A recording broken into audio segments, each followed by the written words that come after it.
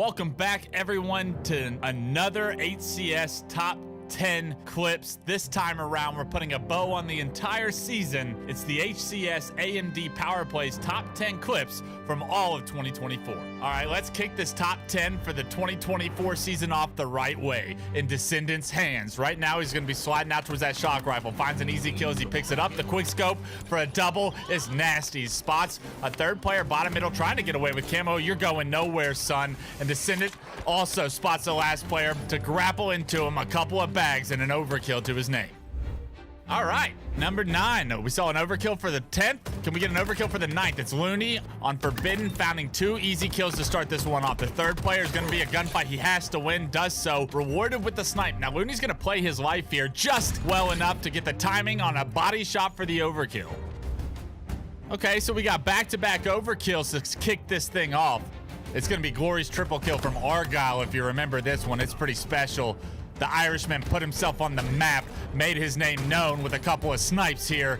As he transitions, the first and the second are clean, protects his flag carrier for the triple, and it's clean from Glory all year long. All right, number 7, Renegade is going to make an appearance here in the top 10, and rightfully so. Renegade is unbelievable when he catches fire. Catches the first 2 kills, not really looking at him. That grenade is perfect to get him the double. Spots his third player, transitions perfectly, cuts out every route for the triple. He's knocked a no shield here from behind. What can Renegade give us? It's an overkill as he trades, and he says, I'll do it myself for FaZe Clan. At number 6, Ryan Noob from Complexity now making an appearance. HCS Arlington against OpTic Gaming, shock rifle in hand and starting to hit shots. The first, the second, the third are so clean. You blink, you miss it. Ryan Noob making sure OpTic Gaming know he's still here to play. At number 5, it's our second European in the top 10. And it's SLG with shock rifle in hand. World Championship, and in World Championship form, SLG starting to take down members of OpTic left, right, and center. The triple kill is clean. The overkill right in front of him wins the gunfight, and it's an overkill against OpTic Gaming for SLG. At number 4, it's about time OpTic started making their names known in the top 10, and they're going to start with Dead Zone. Patiently pops the overshield and picks the thrust back up. Pay attention to that. That's important. Picks up the first kill. It's perfect shots. Dead Zone giving us that all year long. The second player not looking at him. Third player doesn't have a chance. The fourth player that thrusts sideways throws him off for a roller coaster and an overkill for Dead Zone. All right, number 3, Formal from the Green Wall. He said, enough of the clips against me. Let me show you something. To all the Green Wall fans out there, it starts with Dead Zone's point of view. You know how this goes. He's going to get a kill. He's going to be able to try to play his life back towers. Is going to get a melee onto this last player, and pay attention because that's important. Formal just picked up a triple in the feed. Formal just quick scope someone spawning green for an overkill. You spawn dummies, you're dead too. Formal finds a kill tack in the grand finals of a world championship. At number 2, it's Dead Zone with his second clip in the top 10 for the 2024 season, and it's for good reason here. Formal's the perspective we're going to watch and kick this one off with. Does some damage to the player A plat. Dead Zone actually picks up that kill on the camo player. The second player gets quickscope and he tries to transition that ball. The third also going to do the same, a mistake. Jiggle peeking around this pole will get you an overkill as Dead Zone hits the perfect no-scope, lines up the reticle, and makes a play. At number 1, it's Lucid from OpTic Gaming, and probably the best clip I've ever seen at a tournament, and I've been going to Halo tournaments a long time. If you haven't seen this, you've been living under a rock.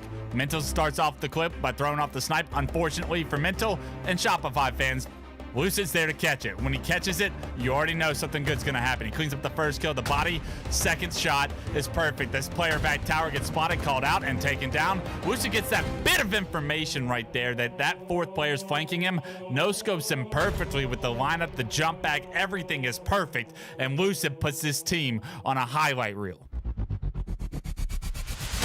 Want more Halo action? Subscribe to the Halo Esports channel for official HCS highlights, behind-the-scenes content, and player spotlights that take you closer to the pros. Stay in the loop with official updates, Halo Esports history, and our HCS and Community Top 10 series. Don't miss a second. Subscribe now.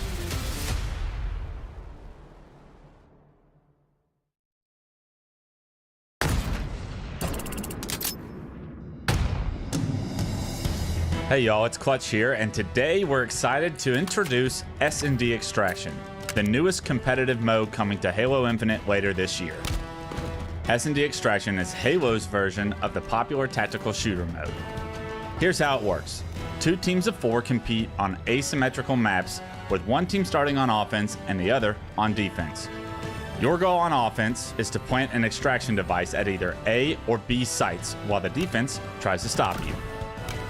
Good news, you don't have to worry about carrying a bomb. Once you get to a site, you'll be prompted to initiate the extraction. Once planted, the defense will have 1 minute to convert the extraction to win the round. Teams will alternate playing offense and defense after every round, and the first team to 6 rounds wins the match. Everyone will start with the Bandit Evo, but at the beginning of each round, you'll have 30 seconds to purchase your loadout. Playing the objective and getting kills will reward you with credits to spend on weapons and equipment each round. We wanted to make sure that all Halo Infinite players felt at home in the new mode, so you've got your normal shields and movement abilities with you for every round. S&D Extraction is a one-life mode, which means once you die, you'll have to watch from the sidelines until the next round starts. That is unless you've got enough credits in the bank to buy back into the round to support your team. It's a big risk. Buying back in the round will have your wallet hurting for a while. Round 1. Today we're also excited to announce that we partnered with Forge Hub to host the official map contest for S&D Extraction. Both parties have contributed $10,000 to give this contest a whopping $20,000 prize pool, with the winning maps also being considered for matchmaking when S&D Extraction launches later this year. Head to forgehub.com to see the rules and map guidelines. Our playtests on S&D Extraction have been epic so far, and we can't wait for you to try it out yourself later this year. Best of luck to all the forgers in the contest, and we'll see you online.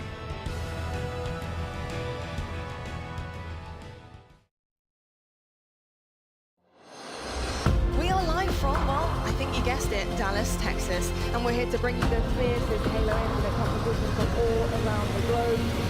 Will connect, but there's no shield APC. Oh! Yes, he can! Absolutely cooking.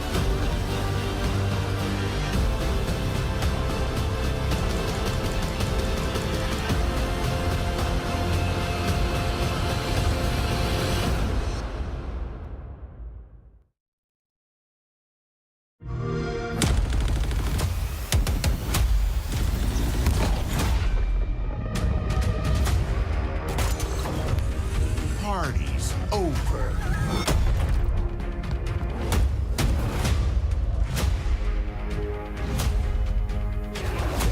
You belong to me. Satisfactory.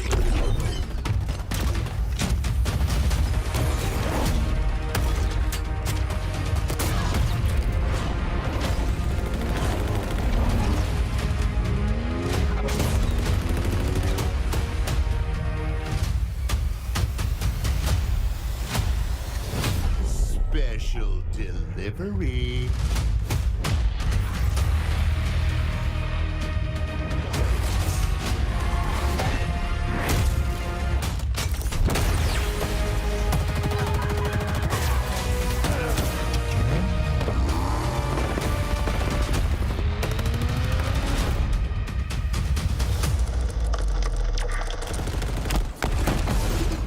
Betrayal.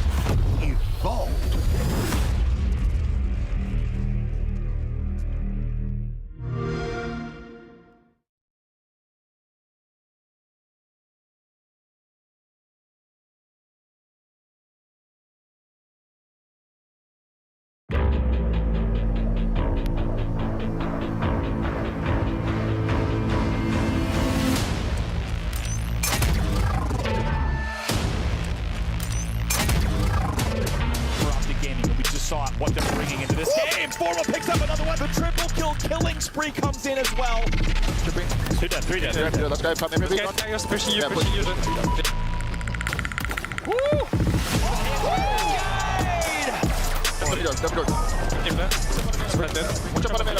It's 19, make it 20! Against his own squad! Oh! Legend is him! But right now, backside guys. Oh, about hits another one. He's hit two though. Oh! My goodness, Bell!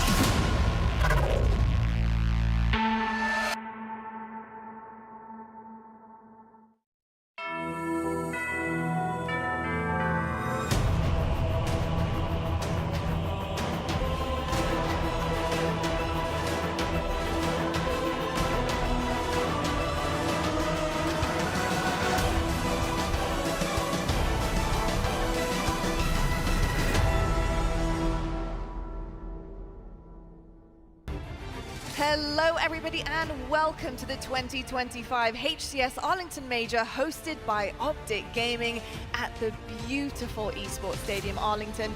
It is a glorious day today in Texas and a glorious day inside our wonderful venue.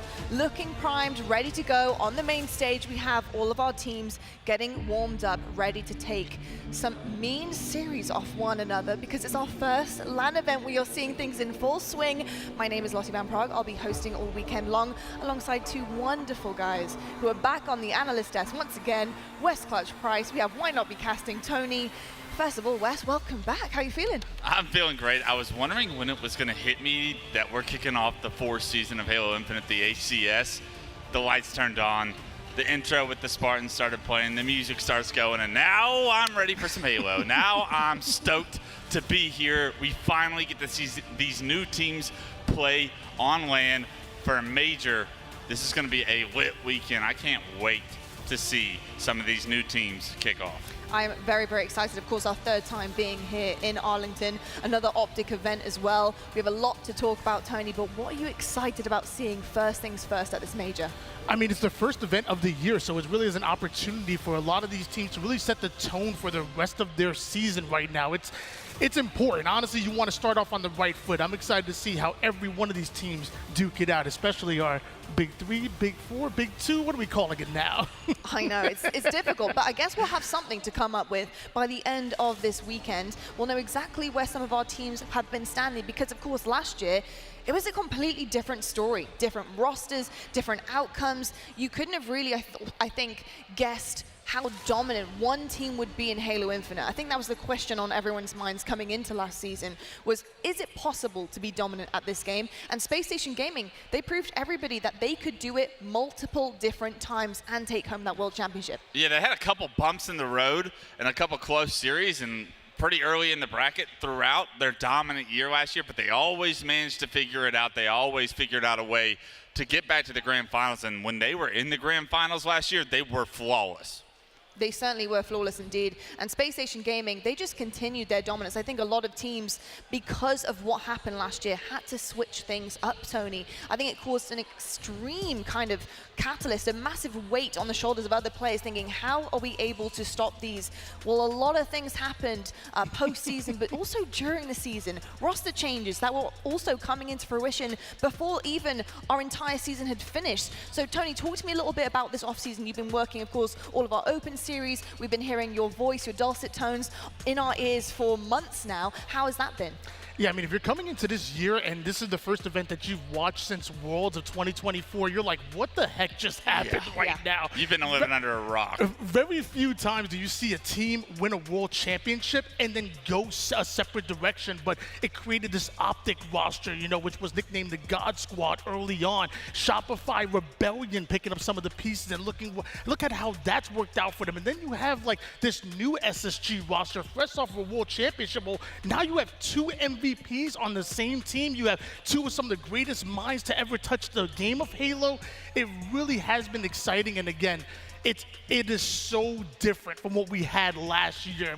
We'll walk you through it. We certainly will walk you through it. I think some of the biggest roster mania news that we have had in the outseason, of course, has to be the complete change, the dynamic switch of one of the best teams that we've had in Halo history, the breakup of Royal 2, Frosty, and of course Snakebite. And that trio being broken up, and I think also if you kind of dive deeper into the duo as well of Royal 2 and Snakebite being broken up, I think it broke some hearts and shed some tears for some of our Halo fans. I know certainly you were very upset about it. Yeah, it broke my heart, man. Seeing those guys being a part of some of their legacy, I thought it would never end, right? It was like they would ride off into the sunset together. Well, I thought wrong.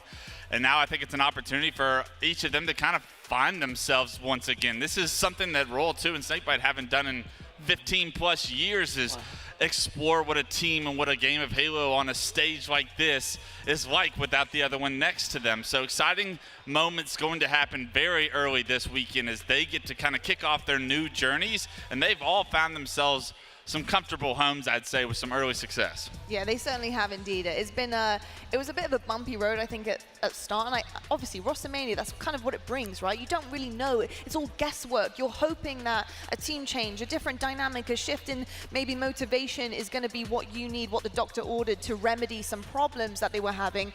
And, you know, so far, Frosty and Royal 2 have found themselves on an absolute super team. There were many kind of rumors of super teams, you know, in the off season, and I did mention that some were kind of being made in the wings of last season, and that is right for OpTic Gaming. When you look at even the podcast and what they talk about on the OpTic Halo podcast, they mentioned that they had a group chat. This was something that was in the works. They were hoping to make a God Squad. And Tony, what do you feel about this God Squad coming into Arlington?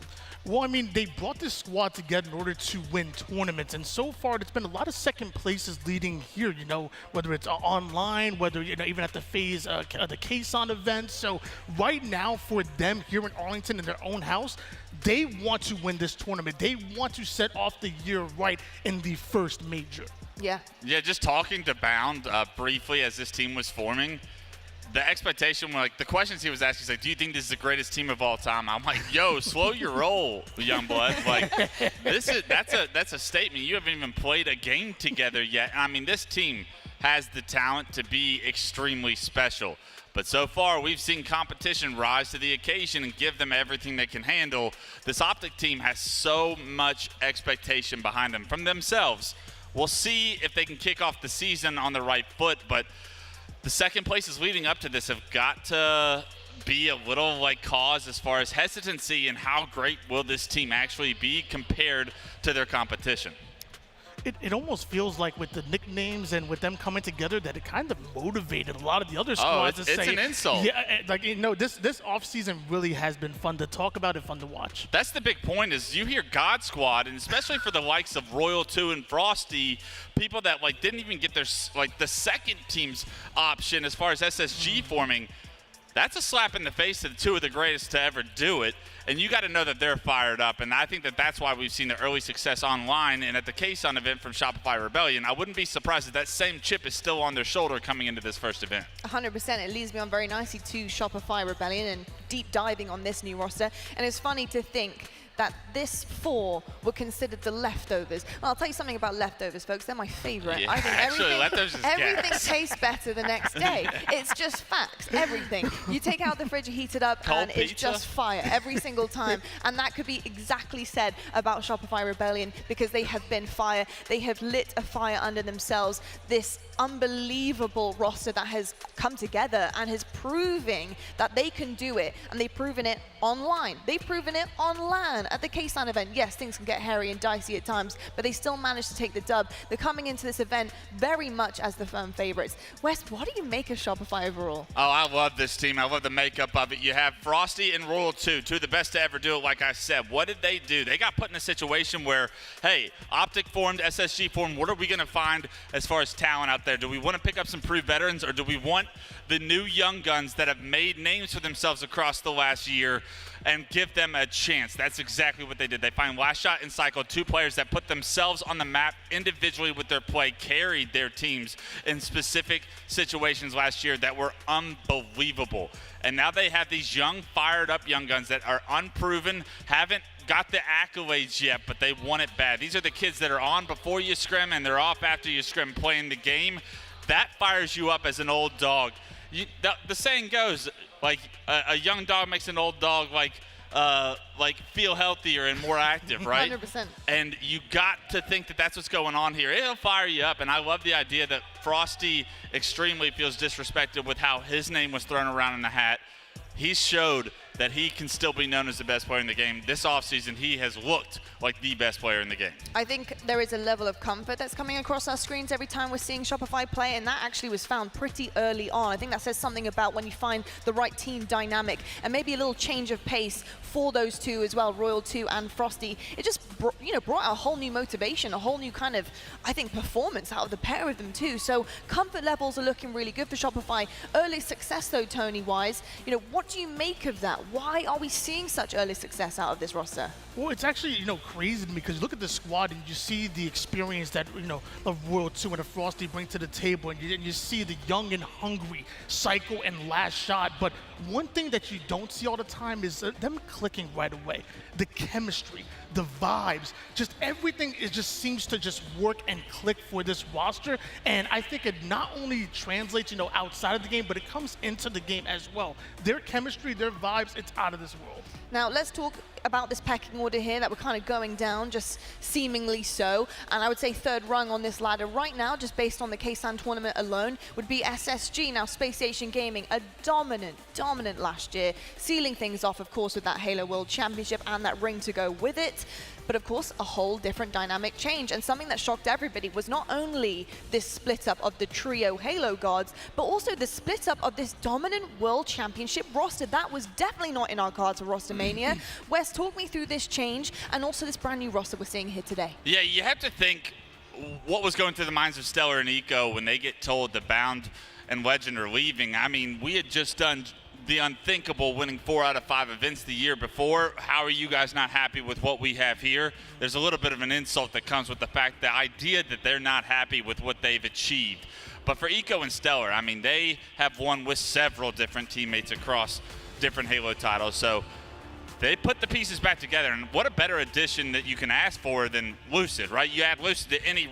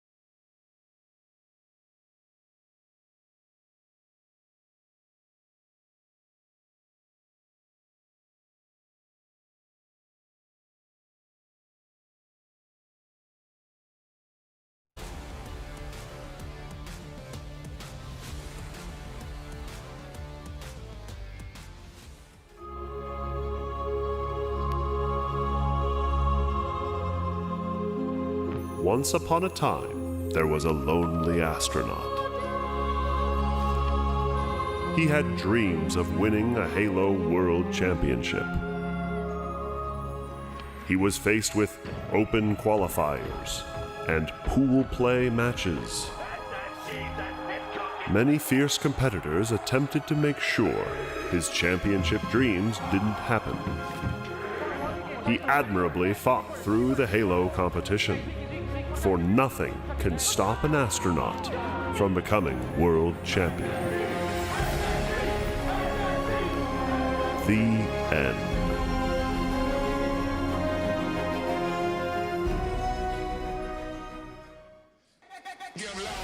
To the moon and back they went. What an astronomical feat for those 4 players. And it's time to honor our defending world champions. Now, to help me do that, we need to honor a world champion coming to the stage. Make some noise for our first Walshy.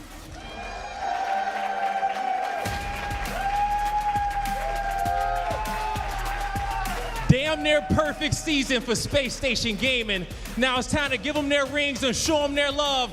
Coming out first, give it up for 2-time world champion, Elamite!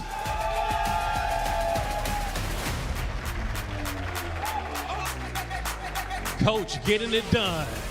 One more time for Elamite, everybody. Coming out next, give it up for Eco!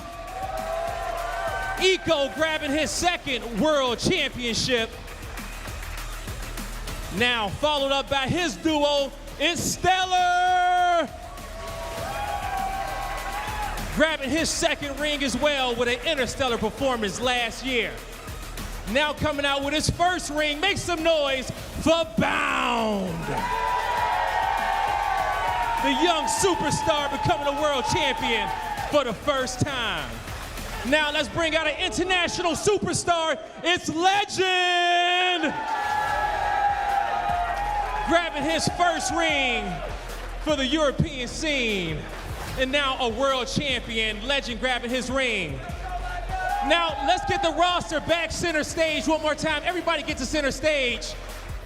Texas, make some noise for the 2024 World Champions, Space Station Gaming.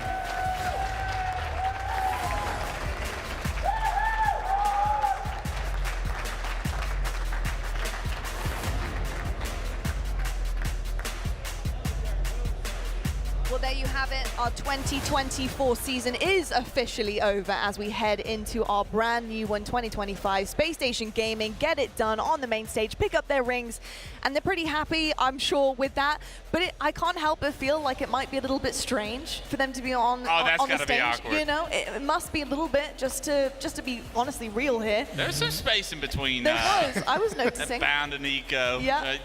You can definitely tell that there's some animosity there, and definitely that's gonna linger. There's gonna be some years that go by, but I think once that happens, they'll be able to have that mutual respect that we accomplished something great, something few, if any, teams have ever done. But for now, there's some bad blood, and there should be, because we have a competition at hand this weekend, and anything to motivate you a little bit more, show you why we left, or show you that you shouldn't have left. Both of those sides are going to be dueling it out throughout all the season, but most importantly this weekend. It's a fresh wound, you know. Honestly, yeah. Worlds really wasn't that long ago, and when we really get to be on the stage with the team that, you know, you kind of split up from. But either way, I think it's still, you celebrate. I mean, they won a world champion, and you see the banners across. I mean, literally, that was a dominant season last year. But now it's time to start 2025, baby. Yeah. It certainly is, Tony. And guess what? I have a schedule for us today, folks. Let's find out what is coming our way on pool play this Friday here at Arlington. Starting things off on the main stage, we have Shopify Rebellion versus Cloud9. Shortly after that, FaZe versus TSM. Shopify follow-up once again. A little bit of a warm-up while FaZe Clan and TSM are doing their thing, and right back to it against Infamous. Now, OpTic Gaming making their first debut here in their hometown versus Gen G. And then Space Station versus Complexity happening on the main stage after. And then finally, to round off your evening, OpTic Gaming comes out once again, going up against European powerhouses Nemesis. Very excited to see all of these happen on the main station. Make sure you're catching all of the action, whether you're in the arena or out of the arena at home, watching on your couch. Be sure to tune in. Well, folks, that is going to do it for the schedule for us on the desk. We're going to head on over to the main stage now to get things going and underway. Your first major here in Arlington starts right now at Shopify versus Cloud9.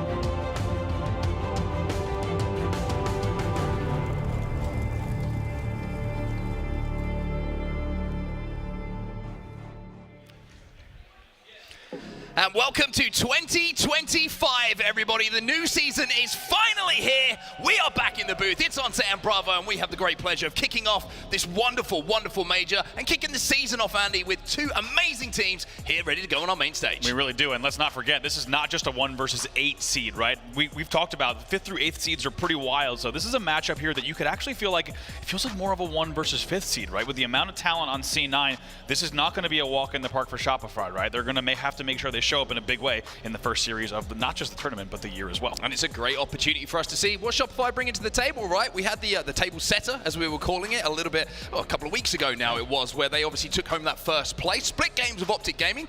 A lot of discussion still about that online, of course, but now we get to see them at the first major, coming in with that first seed, and a first seed that's been earned not just online, but you could say with the LAN performance as well. Yeah, exactly. They really backed it up on LAN. They're going to be ready to go here, but excited to jump into these game types specifically as well. Shopify is very strong up front in these opening 2 game types, but things get a little dicier for them as we head later into the series. The big question, though, as we see the debut for Shopify Rebellion in official LAN play this HCS season, is what tone do they set for this event and the year? It's going to be an interesting one for sure. This is your series layout for our first series of the new season, Shopify versus Cloud9. It will be a best of 5, and we're starting off with something a little bit fresh, a little bit new for this season. We've got some capture the flag on Fortress, and when you look at Shopify and the story they've been writing when it comes to game types, I would say that Fortress has been pretty much the Shopify map. Yeah, they've been really good. Let's not forget, we saw them win 3-1 over OpTic at the Kason Invitational on LAN very cleanly. Next we go to Slayer Origin. Shopify actually taking down both OpTic and SSG, 50-44 in both of those games, so a strong Origin performance, and let's not forget the Oracle of Origin himself, Frosty on Shopify. Will be very much looking forward to that game too. But as we were saying, things get a little different in games 3 and 4. King of the Hill Live Fire, Shopify lost to OpTic 4-3. Oddball Streets, they also lost to OpTic 2-1. So we were talking to Sensor, the coach of Cloud9, backstage just moments ago. He was agreeing, as we get later on in this series, the back half of the series is where there's going to be an opportunity for C9 to bounce back. And that leads us to, if they're able to take, say, those games 3 and 4, a Slayer recharge. And let's not forget, the only time we saw Shopify play that on LAN, it was a very narrow 50-47 win over OpTic on Slayer Solitude. So really everything to play for here. And you can tell that this is a very different, as we said, normally your first tournament match and pool play for a team, especially the 1 seed, that should be kind of a little bit of a warm-up series. Let's get into this, let's get in and out, and let's get ready for the rest of the tournament. Instead, with how close seeds 5 through 8 are, and you could even say the entire top 8, top 12, this is going to be the first test for Shopify. This is not something that you just phone in. They're going to need to make sure they show up, especially with the amount of talent on C9. Yeah, you look at some of the players on this Cloud9 lineup and how close they were to winning some very big, influential series throughout tournaments last season. Always came up just 1 game short, even at times 1 kill short in those series. But you can see in those results and the history that the team has, they are a threat. They are a danger when it comes to this main stage. And I think Shopify Rebellion, probably looking at this series, and it's a good one for them to start off with. It's not one you take lightly. It's one that you know you're going to have to be playing some great Halo to come out with a victory, but I think it's more than coming out with a victory here for Shopify Rebellion. I think they want to make a statement in this first series and say, hey, we know that Cloud9 have historically put up a fight against some of the big teams. Well, we want to win this one 3-0, and we want to really make everybody who sat in the arena, sat at home, and of course sat in the warm-up rooms, backstage ready for their main stage games, take notice of how good we are looking. Indeed, Coach Centra on your screen there, as we had just mentioned, you just saw Coach B-Man as well. You know, both of these guys are going to make sure their teams are locked in for this one. And as you said, if you just took the name Shopify Rebellion and you talked about them playing against players like Manny, Sab, Septipi, and Boo last season, you know, this is a toss-up of a series here. Obviously, with the team changes here on Shopify, things are a bit different in terms of expectations going in. However, it will be not just their first test on LAN, but an opportunity for them, as you said, Mark, to put a stake in the ground. I think OpTic is going to be looking at this series with very closely, right? They're going to be like looking at each other's series, not just this event, of course, but all year, and saying, all right, if these guys go to Game 5 with C9, and then OpTic is on the other side, kind of 3-0ing in pools, could be a very different story. So we're going to put a lot of stock into this series because you could just tell with how close this year is. Every game is going to matter. Every game in pools could really determine where you go in this bracket. And speaking of stock, the stock price of Last Shot has risen exponentially. Should have bought last year. Throughout the last couple of months or so. He has become a superstar. Almost, it feels like overnight, but it's been a much longer story than that. You know, FFA World Champion, grinding through those open brackets, finally gets that opportunity to team with two of the greats. Royal 2 on your screen right now, Frosty on your screen in just a few moments' time, I would imagine, too, and certainly will be on our screens when it comes to picking up that sniper rifle on Origin. I mean, what an opportunity is for him and Cycle. It's been talked about, but now that we're here at the first major, this is where you have to make it count. You do indeed. The young guns, Cycle and Last Shot, now paired alongside veterans in Frosty and Royal 2. They come in with the #1 seed, and this game #1 will be our first opportunity to see them in official LAN play. They're going up against C9. Game 1 starts in just a moment. Capture the flag on Fortress is where we are going to be heading. The first time we'll see Fortress on LAN as part of the new season, the official new season. You're going to have that overshield bottom middle, a couple of sniper rifles to play with as well, and the repulse, which is certainly a useful tool for getting in and around those towers. I mean, such a nuisance if you can overextend and get inside of one of those bases. Absolutely. This one, as we said, have not been more excited for a series in a long time, especially a series #1 of a season, Shopify versus C9. Let's not forget, if you're wondering if C9 can take it the distance, they've taken already SSG to Game 5 in the NA qualifier. We could see this one go the distance without a doubt. Well, this is a good feeling for everybody. It means that Halo is back. We are back here with a new season, with a new game type, and it's time for us to get this one underway. We're going to start off with a point of view of the young man who has impressed so many since he has joined this new look Shopify lineup. It is, of course, Cycle. With the first kill bottom middle registered, the 2025 season is here and underway. Welcome to your 4th year of Halo Infinite, and somehow we have some of the spiciest storylines in Halo history coming in. 2 dead here for C9 off the rip. Royal 2 gets that sniper rifle, already putting it to work. First kill for him. C9 find themselves 3 dead, and Frosty on your screen. We said it wouldn't take long for him to be here. Well, he's got the overshield, but it will be a trade coming in, which means that sniper rifle will not go immediately into the hands of Cloud9, but Royal 2 looks like he's ready for the new season. That's one way to start a season. Nice little no-scope there on the spiral, and I have a feeling Royal 2 is going to be alive in this spiral quite a bit this season with a sniper rifle in hand. Already early control from them in terms of the kills category. Oh, that timing. That timing for Royal 2. He has that scope lined up for so long. Finally pulls out the bandit just as that flies around the corner. He hits a no-scope of his own and will get the double kill as he takes down Frosty. But all of this pressure inside the Cloud9 base. They've done a great job, though. As Shopify actually will go 3 dead. Royal 2 was the first spawner there to clear out their base, and now they can progress to mid-map. Heads-up play from Sab to also know the player was pushing Bon. Royal 2, as you say, slides under the tag, but doesn't live to tell the tale. He'll be taken down, so an opportunity for them to try to get a few more kills on the board as they push forward. C9 just trying to creep forward here. Royal 2 gonna get a clean kill here without taking any damage whatsoever. So there's an out here for Shopify Rebellion, who are under just a little bit of pressure. 2 dead for C9 as the rest of his team do the work inside of their own base to clear it out. And Royal 2 is back to the spiral. Is this officially now known as the Royal 2 spot? I mean, he's been here quite a bit. The season, and I will say, the only time they took him down, right? C9 already had to send 2 players to the spiral just to take him down. This next overshield, of course, is where the eyes are going to fall bottom middle, spawning in 5 seconds. Royal 2 like the overextension from him as well. I think probably a damage call out from his teammates inside of the base, that they could clean up those final members. He could overextend and put pressure on spawners. Frosty there, covering I guess we have to say now the long-time duo. Now that obviously the separation from Snakebite has gone down, but it's Cloud9 who get that next overshield. That's 1-to-1 in overshield pickups. Cycle doing well to melt just about all of it off. Boo Boo will get into the base with just a little bit of overshield to play with. They will also get the first pick. Flag will be moving here with damage on the board. Let's see if they can get here in the ring with no damage. 3 dead. Cycle, last player alive. They already have the flag toss ready as well. Boo Boo will likely run this himself as they look to rotate. The kills come in, and somehow C9 on the board first. And as we said, if you thought this was going to be an easy series for Shopify, I think again it's C9 out to an early lead in game number 1. So much to talk about that was impressive from C9 in that run, right? The recognition that that timing window was there to get that flag moving from Boo Boo, knowing his 2 teammates had a damage advantage in the fights they were taking. He trusts them to run that, to get those kills so he can run that flag. That's exactly what happens. He finds himself as last alive now, but it's perfect objective work coming in from Cloud9, and that's why they find themselves up by 1 here.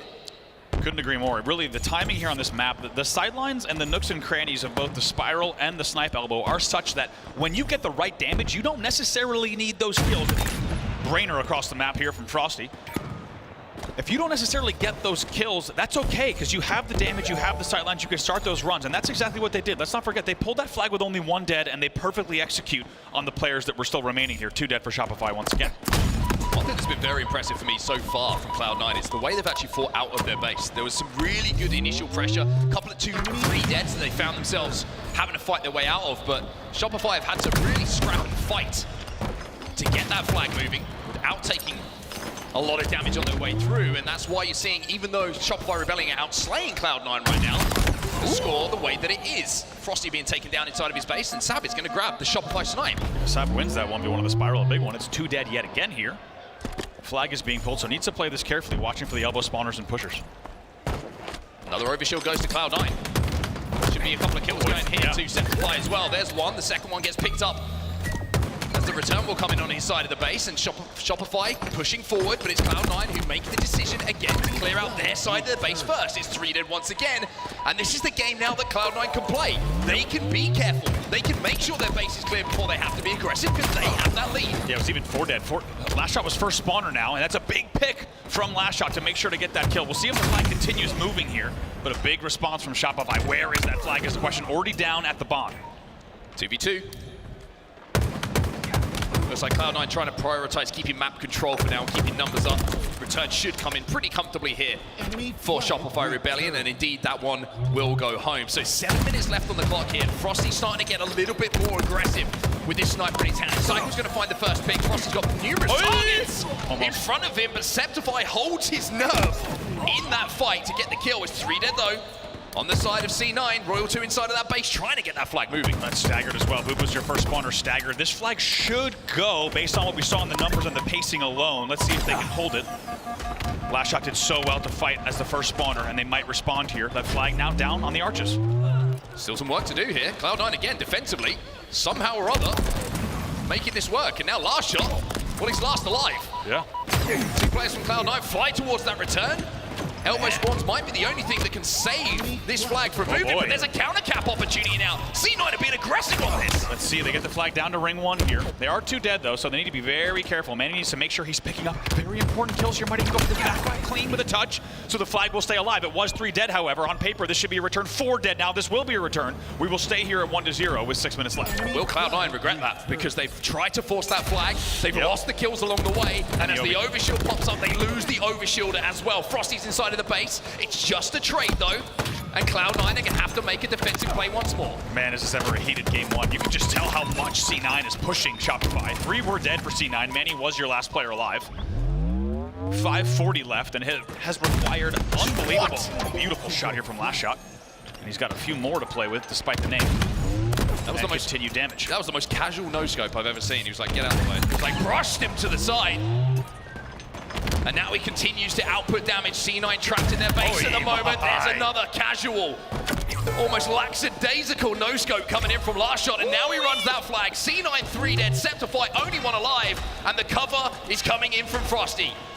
The pieces hadn't quite gone together yet for C9, for Shopify, excuse me, but it's going to be the tying flag in this game as Shopify will put that one on the board, and actually they will go ahead now. Yeah, they're back-to-back there, 2-1 here, beautifully done from the side of last shot. You have to say, the fact that he gets the kills that he got, several, as you said, no scopes and hard scopes on the back spiral and the back of the base, and able to immediately, even though that flag was tucked right below the porch, he hits a pretty flexible G-slide to get all the way to ring one. And you have to wonder, was it just a matter of time until Shopify woke up in this game? It felt like as those flags were moving that was indeed the case. They will lead here just like that, 2-1, and Cloud9 has to be feeling like moments ago, what just happened to our lead? Probably looking back on that decision to try and run that flag that we kind of highlighted. You know, was that the right choice? Gave up that overshield, and that's where that flag pressure has come from. That's why you're seeing this score be flipped. 2-1 in the favor of Shopify Rebellion, and now Frosty will pick up the final kill. It's 4 dead here as he's last alive, but look at the pressure, look at the way he's flying forward. He takes the 1v1 with Manny. Manny gets a little bit lucky to stay alive in that situation, but the space he's creating here means that Shopify will have a lane to this next overshield. Once again, you can see parallels here on this map. You want to get into your opponent's spiral the same way you wanted to get into their hut on Sank. First kill comes in for Frosty very nicely, trades as well. That's a big individual effort from him, 2v2 for this overshield grab. Overshield goes to Royal 2. Can't quite clean up Boo Boo initially, but now sliding out to the front of the base. He's going to look towards those archers and get that kill as well. Now he's doubling back, doesn't get the trade in that situation. So again, C9 hold off the overshield push, but 3 minutes and 35 seconds starting to be somewhat of a concern now for C9 to get into that Shopify base and get that flag moving. It is indeed. You look back to some of the plays we saw earlier where it felt like they should have had the flag absolutely ran and done on paper, but they did not. Good damage from Manny. We'll make sure that last shot's not able to sneak through archers and maybe even stay alive for this one. 2 dead for the moment. Can they get another flag on the board? Only 3 minutes to do it. That's a really big 1v1 there from Royal 2. Wins that one, just stops the pressure, just stops the furthest player from Cloud9 getting anywhere near that flag. And 30 seconds since we last talked about that in-game clock now elapsed. And Cloud9 still trying to get the numbers on the map to formulate and push themselves. This is looking like a little bit of a better situation for them. Royal 2, he's in the death screen. We will find another. That's 3 dead momentarily for Shopify. And Cloud9 have a little bit of map presence. Septify now has a lot of responsibility with this sniper rifle, as it could be one of the last ones we see in this game for C9. Big one-sided push here coming in on tower side. That's a big 1v1. Oh, and massive! It's even bigger. The double kill creates such a clear lane for that flag to move. But one double gets exchanged for another. It's Royal 2 from downtown across map who shuts it down. You saw in the comms right there, if you were watching Septify's player cam, he was terrified that it was Royal 2 who killed him in the spiral, because Royal 2 pops up on the Boo Boo flagpole and immediately hits the brainer to stop that run in its tracks. Everything looked good on paper, but Royal 2 shuts it down. One headshot could be the difference. Septify challenges, Royal 2 accepts. Overshield though, Overshield just got picked up by Sab. Chance for C9 here. 3 dead, again. Double kill. They know that Royal 2 is still in their base, but they've got to go forward here, C9. They have to give responsibility to spawners to get that flag cleared out. Sab has to be aggressive here, alongside Boo Boo to get this flag moving. Time is a factor, 1 minute 40 on the clock. This first pick is massive, as you say. Just under 2 minutes of play. And where these first few kills go, Royal 2's the first to fall. 2 dead here. Can Cloud9 get a pull? Pressure is here. Spawners are starting to group at the back of the spiral in the armory here for Shopify Rebellion. Shopify just not poking, not showing, not giving Sab a clear shot here to create that numbers advantage. Did not go. They had 2 dead, and they did not apply the pressure from the correct angles here. That's going to cost them a lot of time here. They're getting damaged, but still 4 players alive here. 70 seconds left. Got to move forward here, C9. There's a couple players in the base. Can they force these spawns away? Killing spree here for Sab, but what does it turn into? It's 2 dead here for Shopify, and the flag is moving. Frosty will fall as well. Cycle's taking damage, as has last shot. There's a chance here for C9 to tie this one up. Royal 2's going to try to fly here. There's going to be a little bit of overextension, but there's still 2 dead. On paper, this flag should go as well. 47 seconds left. Spawners on the stairs. This should go. This one's going to go home with 40 seconds left on the clock. It's Cloud9 who tie us up. The overshield, the difference maker again. They took their time, didn't panic about the game situation. Wow. And you've got to give a lot of credit to the fortitude we're seeing here from C9. 25 seconds left in this game before we head to overtime. And still, it was 3 dead. Frosty, last player alive. Last shot now going to be taken down. Now with 15 seconds left, we'll see if they can even think about another flag moving. 2 dead. Here comes the pressure. Love this from Boo Boo. Royal2's trying to make sure that he doesn't get that sniper rifle that's coming up. Shopify lose their own sniper rifle. Boo Boo could be a problem. We saw what he can do with some of the angles across map. But we are going to have to go into overtime as we're tied up at 2-2. Cloud9, we said it. Got to be careful against this team. They are dangerous. And let's not forget, as we said, they get stronger as we go later in the series, game type-wise, and Shopify gets weaker. So the fact that we're already seeing this early in game number 1 in the series tells us a lot, as we said, about the resilience of C9. And I think we learned a lot, once again, in just that regulation period, to take the time. They had 1:47 left on the clock to not push it, to not get too aggressive as Last Shot gets his first overshield. Gets the overshield. And it's not looking too good here for C9 because Royal2's on the spiral. Royal2 is sniping anything that moves. And with still some overshield left, Last Shot respects the efforts made by C9, but ultimately it will be Shopify Rebellion in overtime off the rip who put in the winning flag. And what a statement there. We couldn't even really start to tell the Shopify comeback story in regulation in overtime before Shopify has 4 dead and they're running the flag. And you start to quickly realize whatever happened in regulation doesn't matter because it's a 1-0 win on the board in terms of the game, 3-2 in overall flags for Shopify Rebellion. But that's a whirlwind of just mental processing for C9 to go through, right? They were in the leading in the game, then they were in the blender, receiving a double cap, barely stayed alive, perfectly executed a regulation final cap, and before they know it, the game's over. So Shopify icing up in overtime very quickly. C9 story. That's what we're talking about, right? Last year, very, very close games, but just the big moments wouldn't go their way. I mean, is that going to be another one? I mean, it is another one.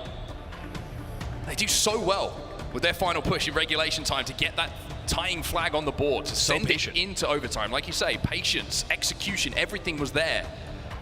But then, 30 seconds later, they lose the opening rush, they lose the opening fight. They've got Royal2 on their spiral with a sniper rifle, hitting headshots, and before you know it, Last Shot's just running that flag home saying, I haven't even taken a bullet. Beautifully done, as you say, with the overshield in hand as well. By the way, Cycle on 8K damage that game, the only player in that time period throwing down that amount of damage. You already know that, as we said, the names Cycle and Last Shot, we were already talking about them incessantly last year, but you start to get the understanding of why we could not avoid talking about those players with the amount of clips they were putting on screen, the amount of damage they were dealing, and also the ways that they were able to stay alive in scenarios. It's no surprise that Frosty and Royal2 wanted to grab them both, and that's exactly what they did. It leads to a 3-2 game number 1 win, and they will head into Slayer Origin with a 1-0 lead. It's so fascinating to talk about the psychology of a series, right? If Cloud9 tie it up in the last second, Cloud9 come out with a win, you head into Slayer Origin, you're like, okay, conversation is we go 2 up here, we're 1 game away. We can do this, boys. Just 1 Slayer. And then, now they find themselves down by 1 and going into Origin thinking, oh, this is a really good game type for Shopify Rebellion. This is one where they've excelled, and we'll take a look at some of the stats here, Andy. What's standing out to you? I mean, Frosty ending that game 27-18 is not just incredible in the stat line, but anyone who was watching the stats throughout the game would have noticed that it was actually Last Shot leading in kills throughout the entirety of the game. Frosty was about 1 or 2 kills away from most of it. There was a point where Frosty had 19 when Last Shot had 20. So, and that was late in regulation. So that tells you just how much Frosty did late in the game as well as in OT, right? Likely a killing spree in end of regulation and or OT to get to 27 and 18 in the way that he did. Wonderful numbers from him. I also want to say wonderful numbers from Cycle. You mentioned the damage, right? Yeah. Over 8K, only player to break that. He goes 18, 15 assists, like slightly positive. Like it's just that perfect Halo stat line that you know you are doing such a incredible role for your team and still managing to stay with that damage output in the correct side of that Posneg when it comes to that KD. A fascinating thing to keep an eye on with him, because I think it's just like synonymous with his playstyle and the way that he goes about playing Halo Infinite. But as we head towards game number 2, we have to talk about how good Shopify Rebellion have looked when it comes to Origin. It's capture the flag, Slayer, whatever it is. We are seeing highlights even before the real season gets underway. We've already seen some amazing moments from these players. We really have, and as we said earlier, they've already taken down OpTic and SSG on LAN with pretty comfortable wins at this level of play, 50-44 wins over both teams, as we said. So the one thing I'm going to be looking at continually is big moments, because I think one thing that C9, as we get ready for game number 2, one thing that C9 has to realize is all 3 of those flags were essentially because of 4 deads they could have avoided, right? There was no consistent control from Shopify. Shopify stole all 3 of those flags with very quick 4 deads, one of them being a back-to-back. Royal 2 also with that game-saving play from the back spiral, hitting us no-scope within only frames of time across the map. Beautifully done. And that's what we're going to expect to see from Shopify once again. Do they get the kills they need in the big moments? We've already seen what they do on LAN with power weapon control on this map. They're going to look to lock it down once again. It's a very simple thing to discuss. It's very difficult to do against Shopify Rebellion. If you want to win Origin Slayer, you cannot let that sniper rifle be dominated by any of the players that are on Shopify Rebellion. It's a case of, if we have it, we think we're going to lose it, put yourself in a position to throw it off the map, because it is the kill swings that really separate them when they get that weapon in their hands. Well, game number 2 is underway. Shopify winning the first one in OT. Let's see if C9 can answer that. Classic sniper opening here. Frosty actually going to go maze first. That's going to leave Sniper 4 last shot. We'll see what he can do.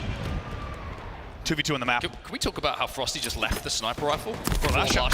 Yeah, I agree. And immediately you can see why. Beautifully done. That's a big decision being made from Shopify Rebellion. And not one that I hate. Last shot trying to escape right now. We'll get his shields coming back, but even though Shopify have got that sniper rifle in their hands, 4-2 is the score. 4-3 now as Frosty will pick up his first. Last shot rotates here. Sab actually going to get the rockets. First one put to use, second one still to play with. Early lead for them, but last shot still up to his usual tricks. He brings the game back within 1. It's like Shopify shape on the map at the moment. They're trying to extend to both elbows to get some angles. The snipe side is completely controlled by Cloud9, and Shopify know that they can't really go in without damage, because they're going to at least have themselves finding 1 rocket at the disposal of their opponents, which is almost a guaranteed kill. There is that guaranteed kill. 2 dead for Shopify once more. Last shot takes a little bit more damage and might go down to that. Somehow survives the grenade and comes out of it with 2. Jeez. 3 dead here for Cloud9.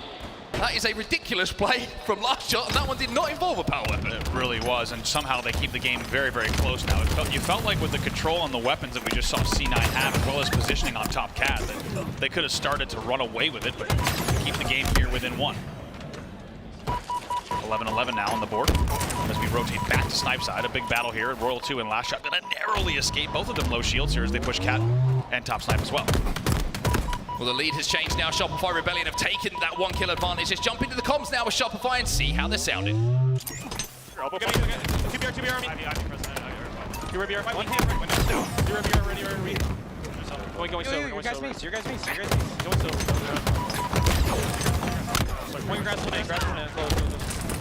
Rockets 15. Yeah, I'm down. Go to the window. Get rid of blue flag AP. Blue flag AP. Blue flag on you. Blue flag on you. 6 shots in. Red trench. In this guy, blue trench as well. Go window. No, bottom it, guys. Top right on you.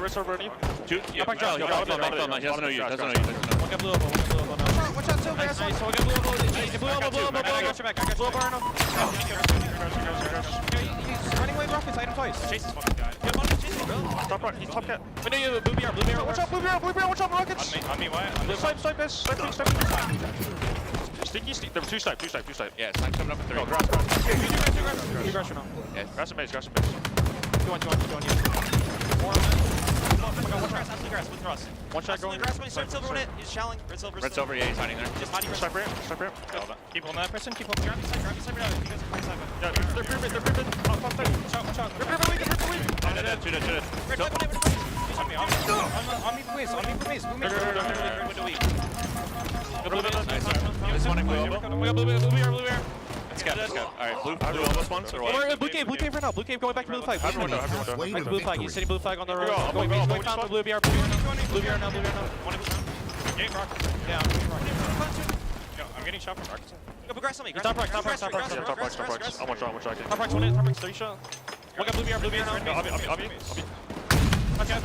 Yo, red type sheet, super weak, go to the top side. guy under blue right now. Responder. Yo, blue sneaky Matt. Blue sneaky literally playing for that snipe. We have to watch this. Blue sneaky. Yeah, I'm so, sorry. low key our kill. This is low key. Go grass. One guy red window. Sniper aim. We went into listening, and it was Cloud9 who were trailing. Shopify just got into the lead, but as we come out, there's almost a 10-kill advantage, which is slowly being cut down here by Shopify into the hands of Cloud9. And the fascinating thing is, the snipe was picked up in all of that play by Shopify, but they couldn't put it to use. Cloud9 played around it so well. They really did. Shopify brought this game back to 24-21 when we saw that sniper rifle in the hands of Frosty, but really impressed with Cloud9's resilience here as they continue to just lay down damage, and specifically the timing of their kills. They're wasting no time. They're making sure when they're pushing out that they're pushing out together. It has earned them now a 33-24 lead. 3 players, no shield there from Cloud9. None of them got taken down, but Frosty has a headache. That shot hit very hard from Sam. Frosty being taken down on his home turf here, of course, on Origin. It was 3 dead yet again, 36-28. And you have to think, as we've seen with Last Shot and the rest of Shopify, you can't count them out. We saw it in the last game, but this one's starting to get out of hand in terms of the scoreboard. It's another rocket grab for Sab. Yeah, this is a really big moment, a really big moment, because the snipe is got no ammo to play with. That's down on the ground. Sab now finds another, and another rocket here will put them within 10 of closing out game number 2. Royal 2, he'll be taken down by Boo Boo, who's 11-6 in this game, by the way, and Sab still has that rocket in the back pocket. Cloud9 might be on the home stretch here. By the way, this is the second time I've been really impressed with Sab's rocket discipline. He's made sure to use them so perfectly and switch back to Bandit when he needed to. That's why he's 11-7 in this game. And now a 12-kill lead for C9 on the home stretch. It would require something very special for Shopify to get back into this game too, Slayer. Well, they find themselves 3 dead, and Septify is doing everything he can just to make them 4 dead. Survives long enough for his teammates to get back on the map. Will be taken down, though, by Royal 2, and all of a sudden, there's a little bit of momentum here for Shopify Rebellion. Boo Boo on your screen right now. Looking dapper, I will say, with the headband on. Haircut looks good, too. Sniper rifle popping up on that snipe side as well. Sab will get that kill. Royal 2 trades it out, but we are getting into a situation now where Cloud9 probably thinking about tying this series up a 1-1 as Septify wins a big 1v versus cycle. Very big 1v1. That could have brought the game within kind of still firing distance, but now with a 9-kill lead at the 46 mark and sniper rifle in hand, these could be your final kills of the game. As he drops the top silver. Man, he can't quite find his forehead this time around. It will now be a case of staying alive for him because his 2 teammates have fallen in front of him. They're trying to shoot this ammo out. I like this from C9, but it also shows maybe a little bit of nervousness that they might have let Shopify back into this game. 47, though, that's a big trade that comes out. Oh, and Sab's back base picks up another key kill, and with the 48th one, these should be your final few. 49 on the board. Obnoxious plays from Sab, just hiding in the back of the base. Puts them within 1. And C9 find themselves on the precipice of sending us to map 3, all tied up. It is 1-1 here between Shopify and Cloud9. And the memories of the overtime that Shopify stole away from them, they're not too worried about that right now. No, I tell you what, I expected C9 to come out hot here based on how that game 1 had went. Both maybe a little bit of frustration, but also a lot of fire and momentum. And what a statement to have Frosty be the last kill on that map. And I believe he even goes 7-13. On that map. We have not seen that, of course, on LAN just yet. And now it's C9 with a comfortable 50-40 game number 2 win to tie this series up 1-1. And you have to think that they're maybe even saying, hey, if overtime goes different, we're leading this series 2-0. And like we said, if you thought you knew how this year was going to go in the Halo Championship Series, think again. From top to bottom, seeds 1 through 8, could not be closer, and that is perfectly told by this story here. The 8th seed takes game number 2, and we are tied 1-1. Some highlights from that previous game. Last shot, the player who picked up the sniper rifle off the starting strategy for Shopify Rebellion, which was somewhat of a surprise to everyone, I'm sure, watching. But one thing that really impressed me was, Shopify got that sniper in their hands a few times, but C9 played the really obnoxious angles, made no shot easy to hit. Jeez. And the big shots like that from Sab, when the pressure was coming in, just kept that lead on their side. A couple of important 1v1s being won, like we saw. Yeah. But it's just the discipline, I think, that was most impressive from C9. No easy picks whenever they didn't have power weapons, and they controlled those rockets so well as well. Indeed. Take a look at these stats, as we said. 15-7 from Sab, 13-7 from Boo Boo. Everyone going positive or even on the side of C9. excuse me, Manny just negged 2 here, but with big assist numbers, double digits for him. And in the end, it's C9 coming out hot, I would say, in both of these games. I mean, yes, we saw Shopify with an unbelievable clutch factor in that first game to secure those 3 flags, but C9 looks strong, and they take down Shopify on what was already one of their best game types. And I have to say, talking to Sensor backstage, he said, one thing we got to do is make sure we don't let them go off a snipe. They held Frosty not just off of the snipe, but to a minimum in that game, which was undoubtedly a key to victory. But let's not forget, Shopify, as you said, did have this game brought within just 3 kills, and Frosty was snipe, and Cloud9 did not waste time. They did not turtle. They made sure to fight battles instead on the Rocket side. You heard Frosty, it's actually perfect timing. We were in the listening. Frosty is top snipe, and he's looking maze, he's looking fountain, and his comms as he has to go sneaky, he's like, I'm getting shot from Rocket side, right? They knew to push out Rocket side, avoid the Frosty 1v1s, and that's exactly what they did. It's a 10-kill decisive victory. And now I want to discuss what you were talking about before this series got underway when we look at this series layout, because Game 1 and 2, we were saying Shopify Rebellion, some of their better game types. If you steal one of those away, then we get into interesting territory, because game number 3, if we look back at the K-San event that we had in the build-up to the season kicking off, this one was one that Shopify lost to OpTic Gaming 4-3. So a little bit of maybe opportunity here for Cloud9 to seize upon that. And then the next game as well also was a loss for Shopify Rebellion when we look at Oddball Street. So there is a lot of potential in this series here if, and it's a big if, Shopify do not play at the level that we have come to expect even before the season has kicked off. Very interesting to me as well, just seeing, again, talking about the psychology of the series. Game number 2 gets won, C9 take their break immediately. Yes. They let Shopify Rebellion sit on that main stage and think about what just happened. Agree. I looked to my left as I saw the team popping off in celebration, and you're right, I saw them immediately exiting the stage. Of course, those of you not familiar, teams do have optional breaks throughout the series that they can take at their discretion. Sometimes you won't see them take it at all. Sometimes you will see them take a water break, etc. So it is indeed kind of a tactical timeout coming immediately from C9. And as you say, Shopify now left on the main stage here in the arena with quite a lot to think about.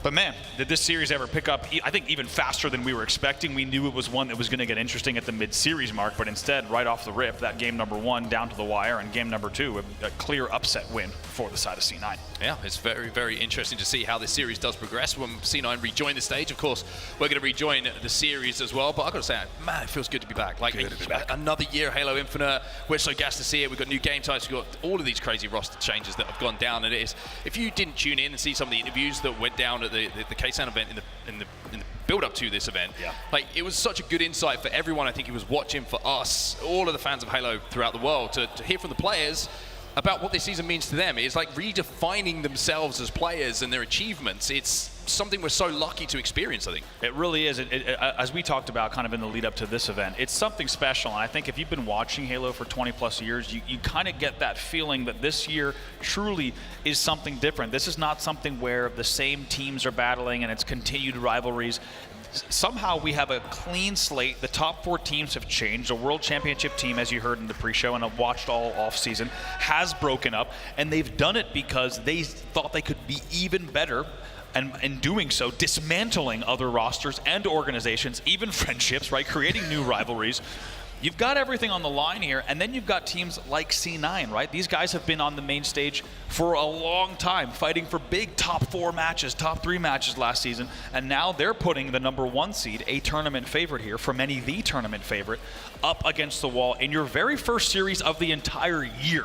And I think that really sums it up. When I've been talking to pro players backstage so far over the past 2 days and getting their read on the season, we just heard it from Jimbo as well. He's like, listen, seeds 5 to 12, like, they're actually, he's like, they're probably messed up for this event, right? The qualifier probably has teams where they shouldn't be, and it's impossible to tell who should be where, but that tells you so much. You've kind of got 2 stories happening here. Yes, you have all the shakeup with the top 4, new rivalries, bad blood, and teams like OpTic who have been assembled to win a championship that they've been just dying to get back to. And then you also have, within the seeds 5 through 12, teams who are going to be pushing them against the wall, because this game just is so damn close in this era and this lifespan of the game. And like we said, it just could not be more exciting to have all these stories not only coming into the season, but to see how they develop as well. Yeah, it's going to be a fascinating, one of the most fascinating seasons I think in Halo in quite some time. And players we haven't even highlighted, Bubu joining this C9 roster in the off season, a lot of eyes on him. What would his trajectory be when we look back at Halo Infinite and we look at this season? Will it be one where Bubu reinvents himself after what I think by his own standards was a little bit of a disappointing season last season? Is he going to be a piece that gets added to C9 that just gives them that extra little thing that they were looking for? Is he going to be able to refine his confidence in those big 1v1 battles that he was kind of broke out winning, right? So I think for players like Bubu and Cloud9, it seems like a good fit. But they just need to get this going. They need to make the most of this situation that they've worked hard to get into. We're tied up at 1-1. This is the go-ahead game in the series, our first series here in Arlington.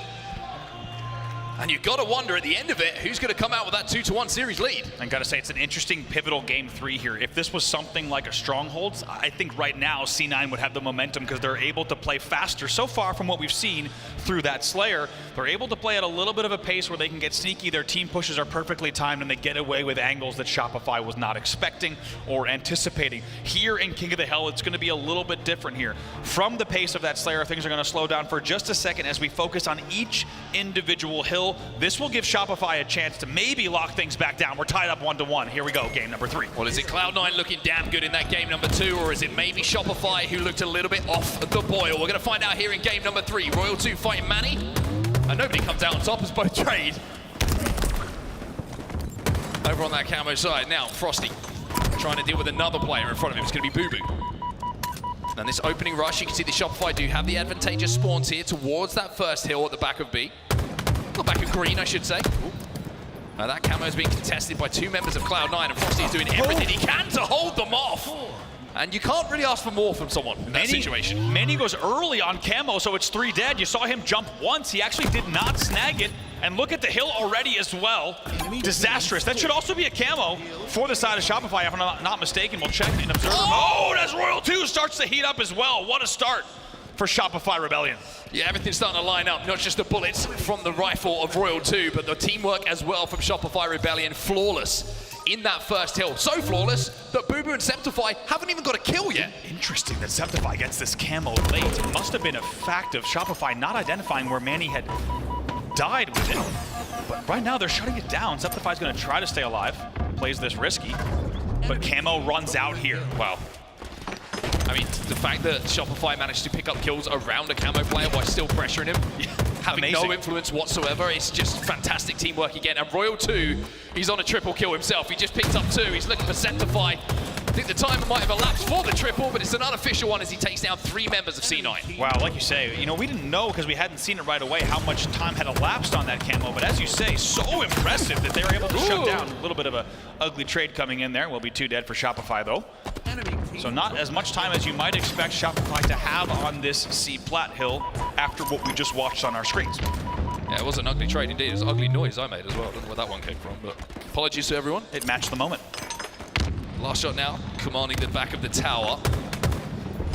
As Shopify seem to be prioritizing just keeping control of these spawns over the tower side before they dip their toes into that hill. A little bit of an advantage for them. They, of course, do have the 1 hill advantage, so they can play this one a little bit slower. C9 who have to make the progress on the map as the camo is coming up in 5 seconds as well.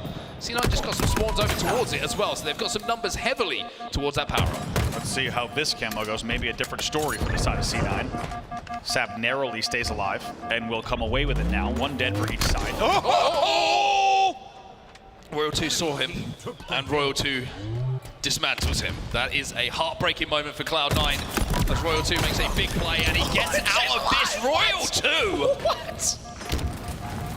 He's kind of toying with Cloud9 in the last few minutes, and that is a worrying sign for them. I mean, you cannot let Royal 2 backwhack your camo guy Keydor, fly to C-Plat to get a free stick, and then somehow pulls out a hovercraft and hovers above that nade in the cuts for just a second, gets some nice airtime.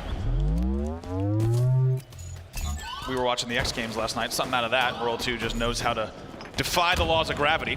But what an interesting second hill. I would say this is undoubtedly one of the least traditional second hills we've seen throughout all of Halo Infinite since this game type debut. Oh, Sap just hitting everything.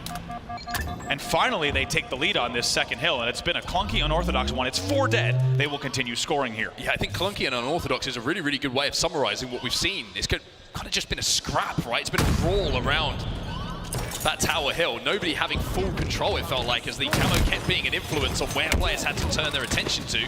But Cloud9, having got that 4 dead, having picked up some kills, have a huge amount of time now. You can see that they're kind of 80-90% of the way to closing out this tower hill. And that will tie the game up at 1-1. They're back in it now. Septify has his toes in it. 2 players going to be flying in to try and clear him out. Cycle's down, though.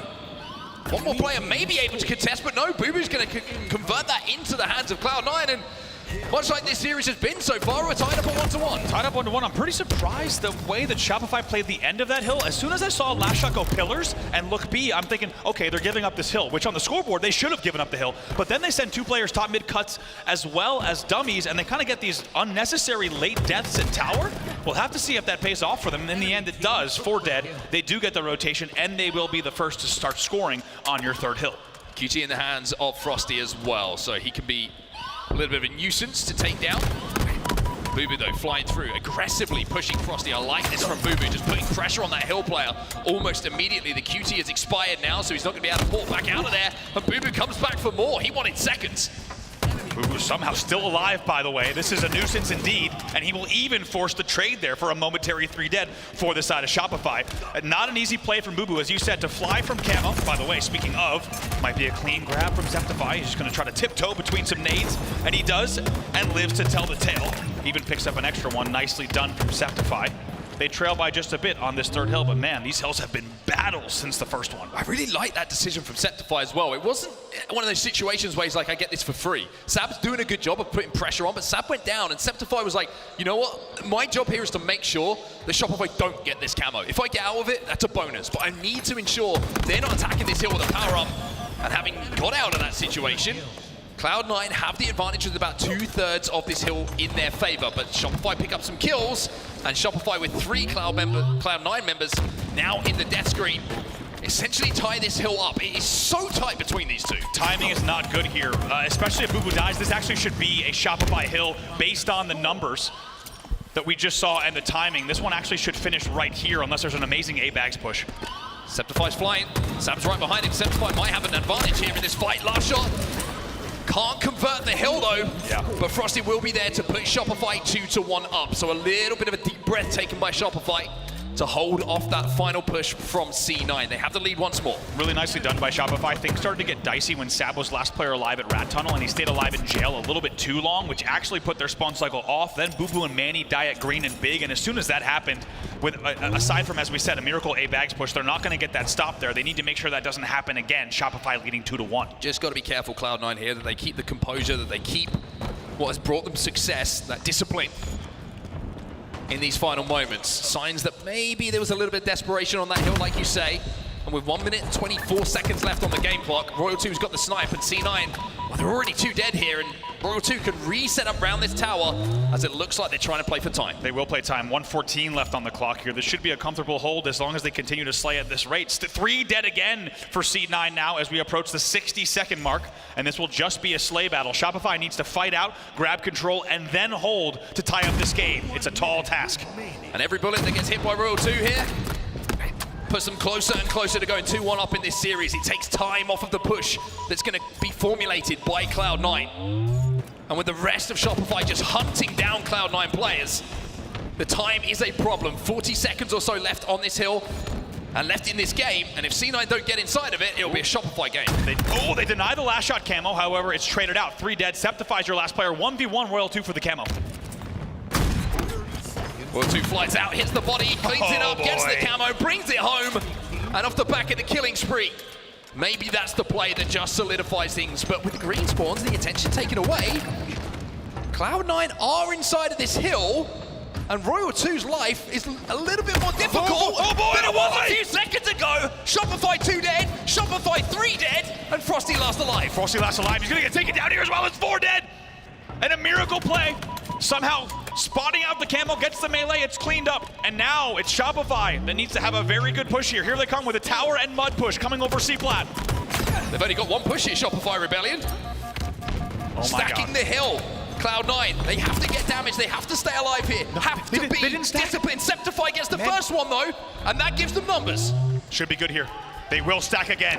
And now, with 21 seconds left on the clock, they will tie the game at 2-2. It was a last-ditch, immediate required effort that needed to happen. And despite you saw Royal 2 with camo snipe in hand, somehow C9 digs deep. They eagle eye the camo, they 2v1 it, and we are now tied here, 2-2.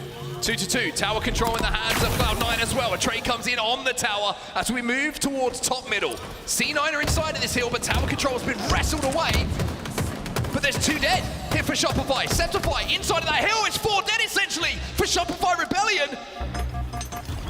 10 seconds left on the game clock, but it's all about staying in that hill for Cloud9. Frosty gets bodied, Septify looking to close this out and turn this game completely on its head. What does Septify do here? It's all A bags and key door pressure coming in from the side of Shopify. Frosty slides past. Gotta stay alive in this situation. We go into overtime, the next hill will win it. And already Cloud9 have almost 2/3 of it in their hands. Look at the progress here. Enemy team took the hill. 2 will fall though. 3 fall, Septify, last player alive here. Need to try to get a kill if he can. Picks up a beautiful no-scope on Royal 2. That is enormous, that is massive, and now the rest of Shopify have to focus on him because he can take Cycle out of this hill as well. But finally, last shot will shut him down, and Shopify break at almost the last second. C9 still holding here up top. 3 dead though. Sab's gonna be your last player alive. Picks up a very important kill.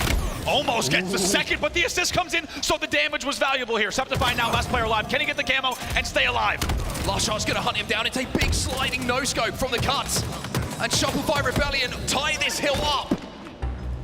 Royal 2 gonna be sat inside of it. Here it comes. Numbers favoring Cloud9, but they're gonna get shut down by the double kill, and it's gonna be Royal 2 who completes the turnaround here for Shopify Rebellion. My word, Cloud9 sent it to overtime, but it's Shopify who turn around that final hill, and my, what a series we have on our hands. 2-1, Shopify Rebellion, but it could have gone either way.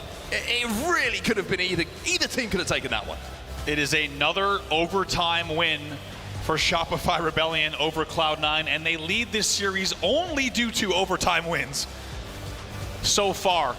By the way, cannot wait to look at the stats. You can just tell on Sab's face that is an emotional heartbreak. To be honest, the series has been an emotional roller coaster already. Take a look at some of the numbers from that game, and we of course want to highlight Royal 2, who I believe has 27 on the board in that game. Unreal numbers from him, and they eke out the win. And this series has delivered. It's another 3-2 overtime win. And C9 has got to be thinking, and I think we just saw it on Sab's face, C9 has got to be thinking we could actually be out of here. We could be on the way to lunch. If just those 2 overtime kills and those single pushes in overtime in each's game 1 and 3 go differently, this is a 3-0 C9 series. But it's not. That's Halo Infinite, right? That's the margins we always talk about. How close it is at the very top of this game. It goes down to those final hills. It goes down to the kills, the millimeters, the inches that separate these teams. And if Shopify Rebellion managed to close out this next game, you look back on it as a 3-1 Shopify win. Yep. That's all you remember from it. You don't remember how crazy close the games were. It seems like a convincing win when you look back on the history books. Those final moments there with Septify, he did everything he could to try and keep his team in control of that top middle hill, but at the end it's Royal 2 with a big double as Cloud9 tried to flush him out in those final moments. That's how we are. That's where we are. That is what we're looking at. It's 2-1 to Shopify Rebellion, but boy, could this series have looked very, very different if not for a few huge moments. And it's unbelievable to think that there's more Halo to play here and more big moments coming in games 4 and possibly 5, depending on what we see in Oddball Streets. It has been absolutely back and forth. What a way to start the season between these two. And I have to tell you what, regardless of how this series goes, there are undoubtedly teams in this venue right now thinking, okay, I don't want to face C9 anywhere in this bracket because imagine being in like not even the top 4 teams at the moment. Imagine being in the 5 to 12 that we're talking about and seeing how C9 are playing. This is you don't want to play either of these teams. Don't play anyone anymore. Exactly. We get to now see more between these two teams, which feels unfair, to be honest. Like, we've earned something we didn't quite expect this series to be this good. I think we were ready for an absolute series that could go the distance, but hey, 2 overtime wins being the only reason that Shopify is leading in this series. It's been amazing so far, and there's more Halo still to play between these two to decide it. Well, we head to Streets, we head into Oddball, which is one of the biggest tests of a full team, I feel like, when it comes to game type. So much of your cohesion, your team pushes, your decision-making is tested in this game type. And will it be one that allows Shopify to find a little bit more rhythm? Or will it be one that Cloud9 will send us to our first Game 5 of the season in our first series of the season? This has been a phenomenal start to 2025. Honestly, could not have asked for anything better here. Shopify now leading 2-1. We'll see which team's able to get the early advantage here. First kills will go to C9. Manny with a little double bonk on the pink street. Boo Boo going to rotate this one back towards Tram, but going to get cut down by Frosty, who has picked up that Stalker rifle onto the spawn. Sab now will be taken down, and numbers falling heavily into the favor of Shopify Rebellion, as that Stalker isn't the only thing that Frosty's wearing right now. Got the camo as well. Really nicely done to just pop shot there, not take any damage, not even get spotted, really. And now to bring this to be rails is going to be very, very important. 3 dead now, Sabler, last player alive. Look at the rotation coming in. Perfect from Frosty. He's just hunting right now. Look at him. Like a predator. Couple of shots onto you. Removes the head from Sab as well. It's just consistent damage output from Frosty. Cloud9 can't even get on the map at the moment, let alone near that Oddball. It's 30 points on the board and rising for Shopify. But Manny's just opened up one lane for them with that kill on the pink street. So C9 can get up the map, force the play ball, which is exactly what they've done. World 2 does get the play ball. He's actually still alive in back C as well, which is allowed now C9, actually I should say force C9 to rotate to a back A hold. With 2 dead though, here comes the pressure. Just wondering where the C9 spawns are going to come in. Do they get PD spawns or is it Tram? It looks like at the moment they can't spawn because they're just dying. He's trying to, you can see why Manny's decision is so difficult to make, like where he wants to rotate into. He's trying to wait for his spawners to come in so that he can decide where to play that ball towards, but Shopify just picking up so many efficient kills that it makes it so difficult for him to do as Frosty steps through the smoke, finds one, and with that battle rifle, turns it into a double. Can you imagine? Septify going to challenge, and Septify gets away with that. Sap last alive here for C9. Nice movement here from Cycle. Maybe steal this camo, what? Somehow stays alive. Last shot picks up a very important kill on Sap in order to allow him to escape with this camo. And just like that, they will have an opportunity for even more time on the board. What a start from Frosty, by the way. Not just 7-2 in the game, but the way he picked up those Stalker camo kills, it was just surgical. And I was just about to say prior to that moment, it felt like C9 had done so well to keep Frosty at bay this series, but already quite a start from him in this game. Well, 36 points on the board as Shopify find themselves 3 dead momentarily. Booby yet to register his first kill of this game. Long way to go, but not going to be this life as he finds himself now 0-6. As last shot just stands imperiously over his enemy and smites him. That's how it felt.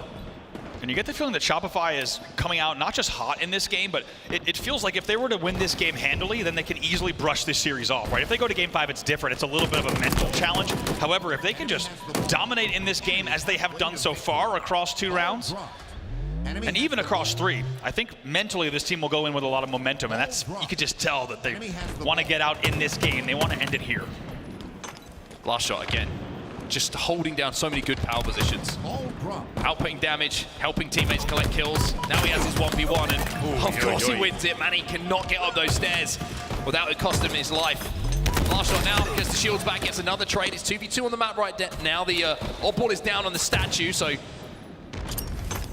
kind of a little bit of a race towards that objective from the spawners of both teams, but it's Royal 2 taking down Boo Boo, who's going to give, again, a numbers advantage here to Shopify. Look at the damage uncontested from Frosty. Just pop, pop, pop, pop, pop, pop. So many shots. By the way, Boo Boo finds himself falling his 8th death of the game. He's 0-8 off the rip. Has not made it easy for the C9 squad to get started. It's on the board. It's on the board. I know how that feels. I know how that feels. Way more than you do. It's fair. 65-13 the score. Shopify have controlled this game for the majority so far, but that's the first 3 dead. that we've seen that Cloud9 have managed to string together, but can't make it 4 as Sab tried to fly in on Cycle, but Cycle wins his individual. And how quickly it goes from a 3 dead to 2 dead for Cloud9 based off of that 1 kill, right? As we said, you've seen it all series long. We don't even need to reiterate it, really. Individual kills at this level of Halo Infinite at this time in the game's lifespan can sway everything. They have done it all series long, and you know this game will be no exception. Septify is such a nuisance, by the way. 3 dead, 4 dead for Shopify Rebellion. Where's that oddball though? In the hands immediately of Cloud9. Good signs for them. And oddball is one of those game types that swings based on momentum. Even though 65 points have already been put on the board, and cannot be removed from Shopify Rebellion, this setup to make this game very, very close if Cloud9 can pick up a couple of consecutive team kills. Now, Manny, he's got that Stalker. Can he do what we saw from Frosty a little bit earlier? It was really nice, staggered 4 dead, then 2 dead. That has led to quite a lot of time here coming in for C9, and they're right back in this game. They were trailing by about 50 earlier, but now just about a 30-point game. Well, Manny managed to essentially break the shields of 3 members of Shopify Rebellion there, but none of them were turned into kills. And the break comes in from Shopify, and now they have the ball in Tram. You can see C9 spawning around the PD, and Frosty already cutting one of them down. Frosty already cutting 2 of them down. Sorry, I corrected myself. Plays the game so fast you can barely finish a sentence before you have to change. I mean, look at he picks up 3, might even get the 4th. He's challenging. Flies back, gets the damage. You know that kill will be cleaned up. There comes Frosty, nearly single-handedly taking down all 4 players. Now here comes the rotate. Beautifully done. You cannot let Frosty do this on the map. 93 on the board. A little bit of comms as well, saying, you've got more shields than me, you go fight. I'll pick up those last few seconds. Can't quite do it though. It's going to be 2 dead on the side of Shopify, but it's 3 dead on the side of Cloud9. No one near that oddball that Royal 2 holds in his hands. And it will be Shopify who look comfortable in that round number 1. Really good. Even though the game started to get a little close, as we said, brought within 30 seconds off of a very good C9 hold. They had 6 straight kills to get right back in the game, but instead it's Last Shot and Frosty hand in hand. They're both 14 and 10 at this stage of the game, leading it. On the other side, Sab's been impressive yet again. 17 kills for him. And it goes without saying, we need a bigger round from Boo Boo here. He put the assists on the board, but 1 and 11 after that first round. I mean, I'm just looking at the... You look at team chemistry, and you can kind of sometimes see that through statistics. Look at Shopify Rebellion. The 2 players who have the most objective time, somehow still positive. Only slightly, but still positive. Yeah, and then you have the other 2 players who are popping off their damage, and Row 2 is just flying at Cloud9. He looks like he maybe is a little bit frustrated at how much of a fight that Cloud9 have put up in this series so far. Beautiful slides coming in from him, just back-to-back, getting to A tower faster than anyone before. Cycle, patient with the camo. Up against Septify, who we saw patient with the camo as well in that last game. Just picking them off 1 by 1. Finally, he's taken down. First few points do go on the board, but essentially a neutral hold here. It was 2 dead for C9 moments ago. Boo Boo now needs to construct a cafe, which will not be easy because the pre-nades from Frosty are just too strong. Does not live to tell the tale. I think that life just showed you maybe what Boo Boo's game has felt like. Makes the play, tries to be aggressive, gets caught by a grenade, and then he's like a blind pre-nade as well. Yeah, now I've got to escape. We've all been there. Those games can happen. Me more than you. Again, fair comment. Septify having to leave that oddball now for the moment. Cycle's going to try and collect it here for Shopify, but again, Shopify waiting for damage. Look how stifling it is. Septify cannot get his shield back at any point. And it's 3 dead again for C9, and it's going to be 4. Last shot flies into Manny, takes him down, and now he's looking for spawners immediately. Look how ruthless they are. It's not just a 4 dead, let's regroup. It's, where are they? It's 4 dead, and they're like, as you said, wandering around tower and laundry and just B and getting super annoying here. They love to OE and overextend and have a roaming Slayer. Whether it's Last Shot, whether it's Frosty, you've seen it all game, and you've seen it across other game types as well. That has now brought them a 37 kill lead. The constant rotate and really just that rotating Slayer is so obnoxious. Look at the damage! Almost a straight 1v2 with that Stalker rifle against 2 members of Cloud9. And I think you're looking at the way that Shopify are playing this, Andy. It's like, wherever we punch a hole and get kills, we'll move the oddball that way. Everyone else go hunt and see how quickly you can get some kills on respawners, and then we'll play off that. 3 dead again for C9. Exactly, it really is key. When you can have the confidence to fly, Cycle's gonna grab the ball, rotate it right back once again to Tram. I love his celebratory H2, H3-esque melee with the ball. Little selling. Tickles me inside, and I enjoy watching it. 46-0 here off the second round opening. Well, 50 points away now, Shopify Rebellion, from maybe just calming the excitement that may have been here for C9. 3 dead. What a cycle last alive, still trying to output damage, just bobbing and weaving. If he had more ammo, he would have probably won both of those. And it's Boo Boo who gets the Stalker Rifle. Much better round from him. Which really isn't saying much statistically, but it certainly is improved. And C9 now have a hold inside of Tram. And this is where we saw them before, and it was almost too easy of a break that came in for Shopify Rebellion. But Septify gets one, which at least can give them a little bit of info on where the Shopify push comes in. Notice how different the hold is, right? It's crumbling at the back of Tram, where every time we see Shopify holding, they're in Fountain, they're in Tires, they're in Cafe, they're all over the place. With the spawners, though, if they're able to keep them at bay for just a second, they will have players coming in from those locations we just mentioned. Important 1v1 back at base. Cycle's going to win it. It's 3 dead again for Cloud9. I feel like that's a sentence probably that's been used most in this game. Cycle collects that oddball. He was going to melee. He was going to melee in a moment. Maybe he's not trying to get ahead of himself. But look how far up the map already for Shopify. It's not one player who's pushing Cafe, both of them. And now they wrap based on the kill. Yeah, this is how you play the game in this era. You do not simply hold back Tram. You do not play it slow. You roam, you get the kills, you identify the opposing spawners, then you start to rotate or play the ball, and it's going to maintain an advantage for them. They have not trailed at all in its entirety of this game for 67-26 now. And guess what, folks? It was 3 dead again for Cloud9. Cycle now rotating that ball. I think we've just done a full 360 of the map with that oddball, if I'm not mistaken. Enemy has the ball. Set to find the ones. Oh, Frosty with the 5s. Beautifully done here. And just continuing to deal damage. Look at this. Not afraid. Flashing shield, not afraid to challenge on that angle. Knows exactly when to disengage here as they hit the 80-point mark. Set to find another 1v1, Royal 2. That's his favorite kind of kill, when he walks at someone who's not looking at him, who Frosty has no shot shields. 6 times. He goes, I got him. Got another kill, guys. Cycle just putting that oddball down as he feels a little bit of pressure coming in from Cloud9. But it's only 11 points now needed. Oh, man, the timing. Look at the timing. Come on. Frosty picking him apart. He's 26 and 18. It's 4 dead. It's 4 dead for C9. The oddball's in the hands of Shopify. And that should be the round here. Cloud9 can't get off the respawn. And even though the series has been a fight, it's been a brawl, the oddball completely and utterly controlled by Shopify Rebellion. They will win here on our main stage, the series 3-1. But C9 showing that there's something to watch as we move through this tournament. In the end, it is a decisive win. And I think that oddball, as we said earlier and alluded to, is a big statement from Shopify. They're able to move forward with their heads held high, knowing that they ended this with a very confident and comfortable and really flawless game of oddball to close out the series. C9 will have a lot to think about in terms of what could have been. I don't think really keeping their, anything to look down upon. Instead, it's what we could have done in that series had a few of those games gone differently. However, Shopify has a lot to be proud of with what they did when they clutched up in the overtime wins and the way that they played the ball. Yeah, it's one thing that we noticed about Shopify preseason as well. Is like, even if they go down in a series, next game always feels like a new game. It's not the hangover from the previous game, where maybe you can look back at that series, you look at the way that Cloud9 reacted to the heartbreaking King of the Hill loss, maybe that followed into that next game a little bit. We'll take a look at some of these stats. I mean, Frosty. Just look at everyone though. Frosty, understandably, 27 and 18. Joint most assists for his team. Exactly. Second most in the game. Not bad. Fair enough. It's a good pick. I'll give you that. But when you're looking at Cycle and Royal 2 as well, and last shot, there's nothing. When you look statistically at that is out of place. Everybody doing their job. Oddball holder, probably less kills, but keeping the deaths down as well just shows that there is so much cohesion and teamwork going on. It's the perfect game of oddball. Also, how about this opening? That set the tone for this game. Frosty just picking people off. It's nightmare fuel. Frosty with the red gun in your fountain camoed while you're spawning. It's terrifying. And we see why throughout this entire game.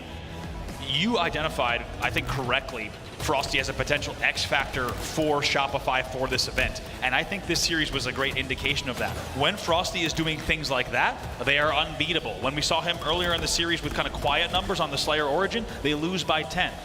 I think Frosty is absolutely an X factor for this team.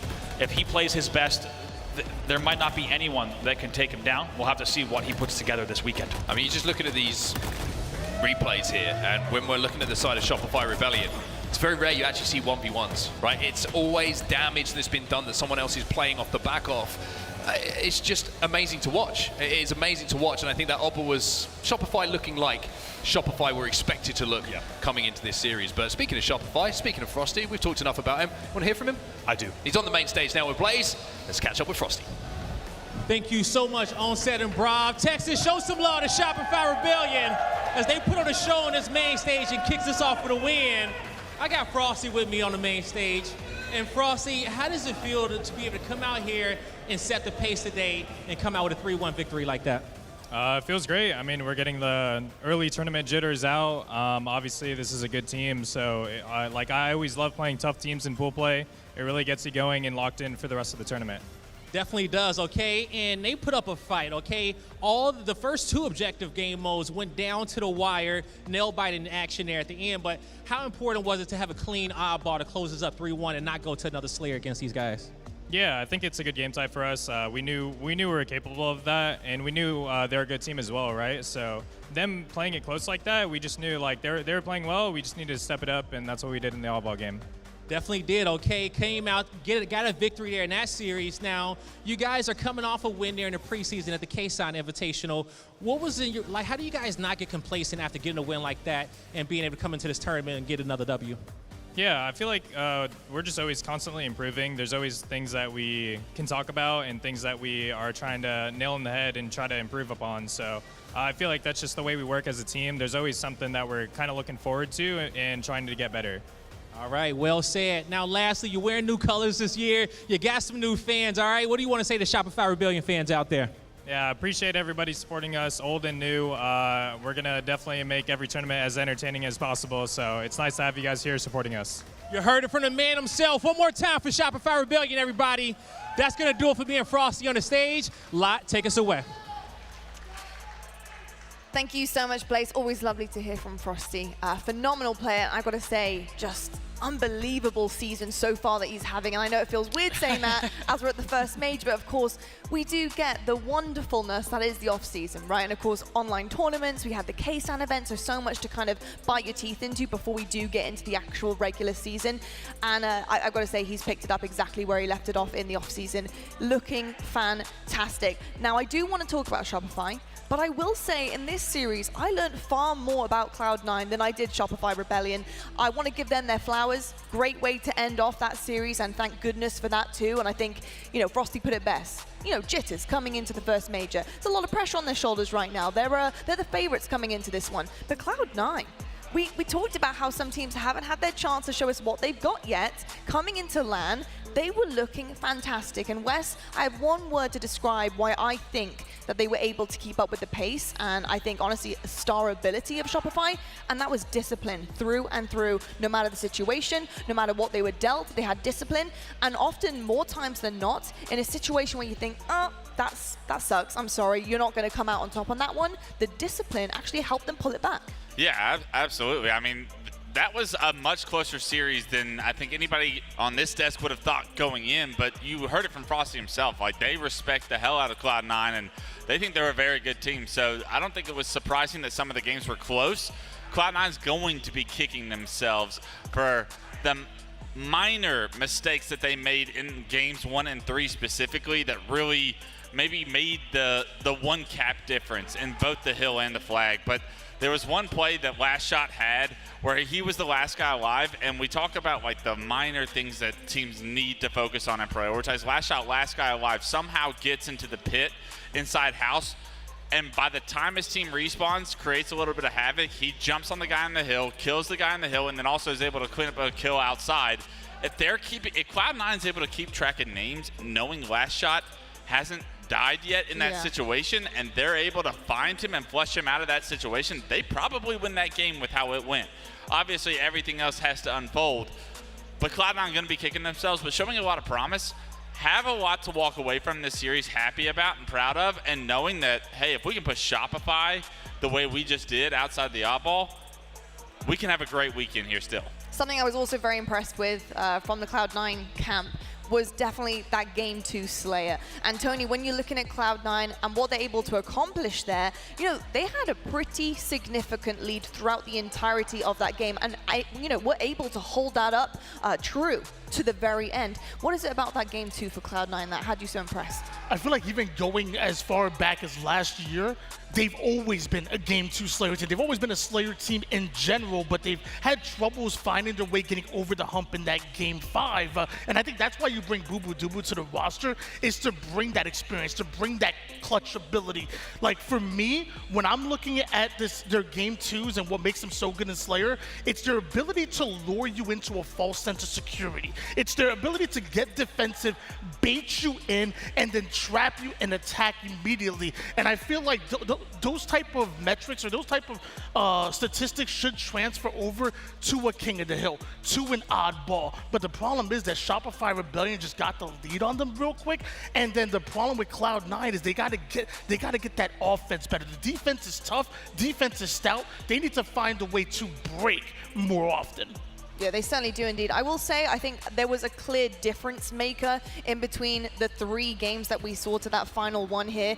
And West, you know, when it comes down to that oddball, a very hot start for Shopify, but Cloud9, they just couldn't find their feet like they had in the other games previously in the series. Oddball's always been the game type that's separated the boys from the men, and I think that's what we saw in that series.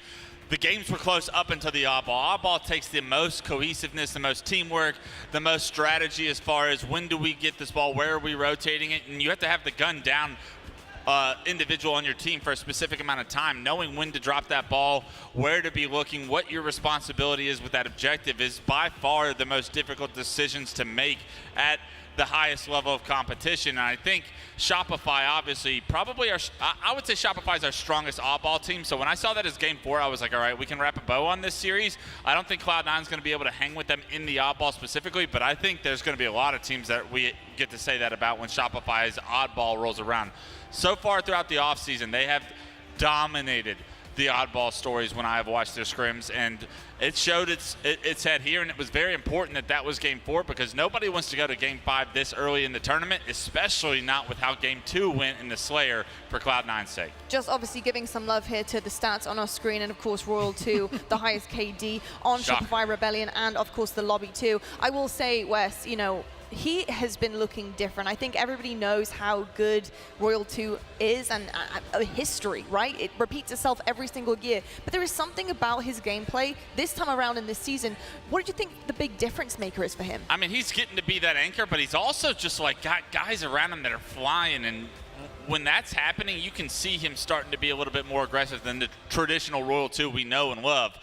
Even game 1 kicks off, and Royal 2 is wreaking havoc in the spiral of the enemy base, and they're having such a hard time flushing them out. That is not traditional like the Royal 2 we think of, but you could see the play styles changing. What sticks out to me when I see this graphic, which is the scariest thing that opponents are going to look at this graphic and see, is the damage dealt, and the fact that Last Shot is last on his team in damage dealt. Last Shot had like unbelievable damage dealt for all of last year with the rosters he was on, and every single time it felt like he was 3-4K over anybody else in the lobby. For him to be even just the last on his team in this series, that's a good sign. That means everybody's shooting, because you know Last Shot, he don't miss. You know what? I just think I finally understood his name, his game tag, Last Shot. And it's not because he's the last in the lobby, it's not because he's the last in the KD, it's because he has the last say in a map. Every single time, every single gunfight, whose name do you see in the kill feed thinking the other team has an upper hand? It's always him. Always him with that sneaky kill, that double kill, that trade, whatever it is to get his team back in the mix. He gets the last shot. I just got it. Yeah. If you get the last shot, that usually means you killed the other guy. I know. Yeah. Wow. That's how that Gosh, works. I give blondes a bad name, huh? Well, I used to, but then I shaved the head. Then you shaved it off. That's smart. I like what you're thinking with that. Maybe you should try. Now I know why you're bald. I get it. I totally get it. Well, guys, that was an absolutely electric first series to start off our major. Absolutely incredible stuff. We do have plenty more coming your way. And up next on the main stage, we do have 2 teams with a bunch of superstars who are ready to get things going on their main stage. And that's going to be FaZe versus TSM. And we'll see you right after this break.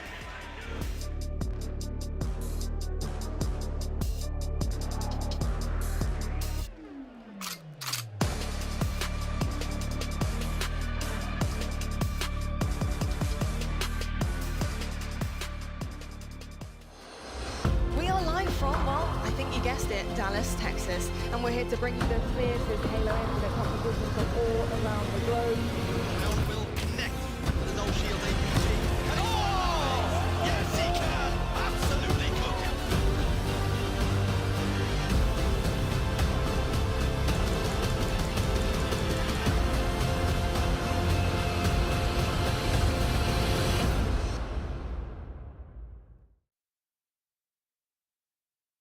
Throughout tournaments last season, always came up just one game short, even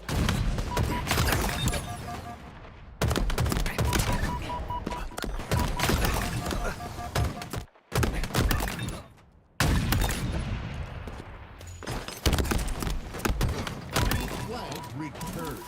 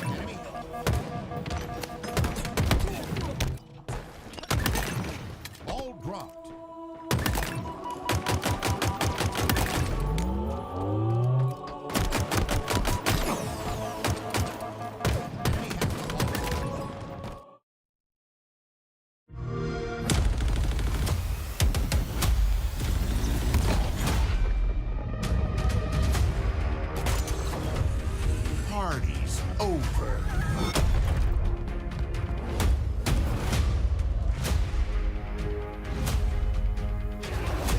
You belong to me. Satisfactory.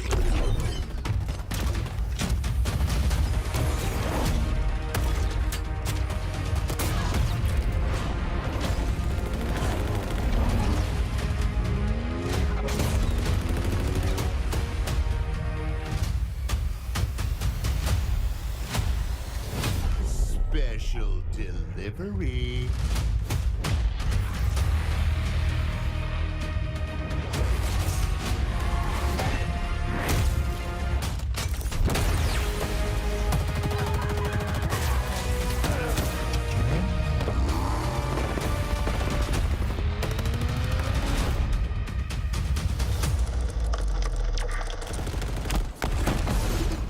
Betrayal.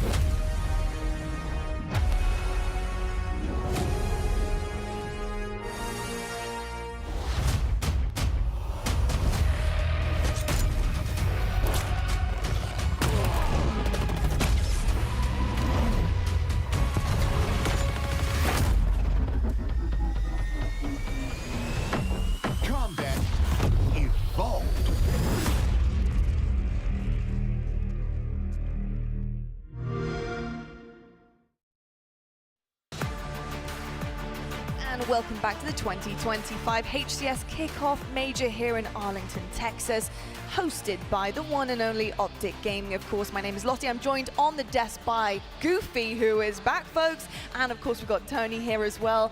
Goofy, is the return of you. It's what, been a year?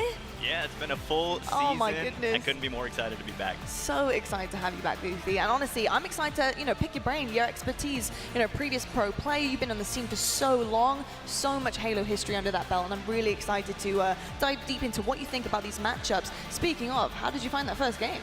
That first series, we saw a little bit of rockiness out of Shopify Rebellion, right? Coming into this event, I think they're a lot of people's favorite to win the whole thing. And Cloud9 making a statement, coming out hot, pushing game 1 to OT, winning game 2.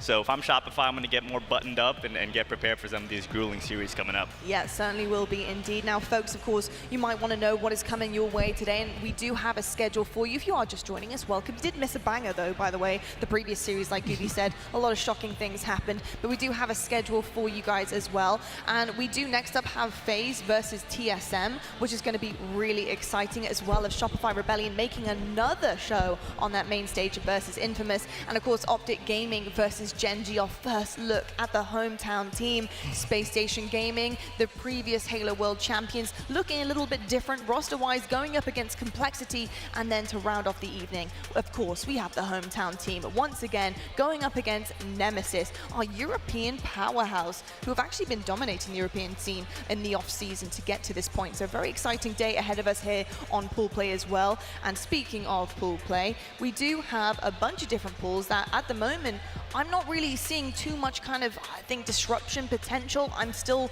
trying to learn a little bit about these rosters and what they're going to be bringing to the table. But so far, looking at Pool A in Cloud9, I expect them to really kind of give a good run to Infamous here, Tony. How are you feeling about them in their Pool A?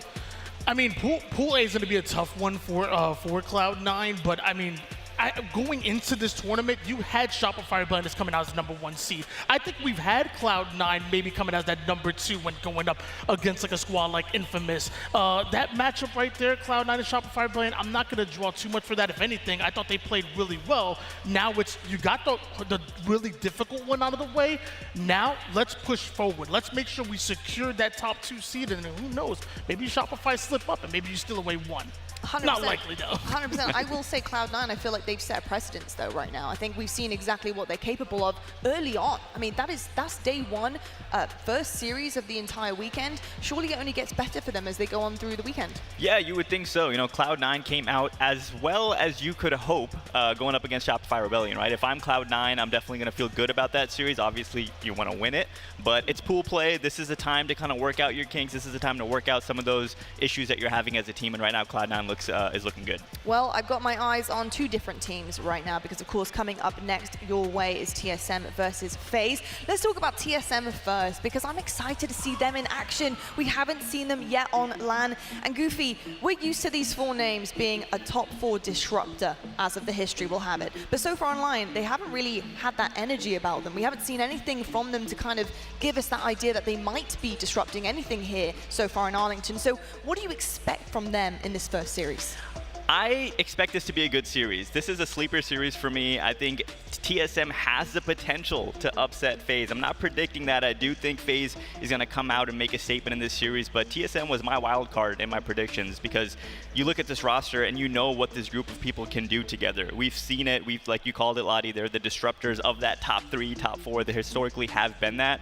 They're the type of players that can win and go off any given series. So I'm definitely giving them a chance against FaZe, although FaZe is looking like one of those powerhouses this event.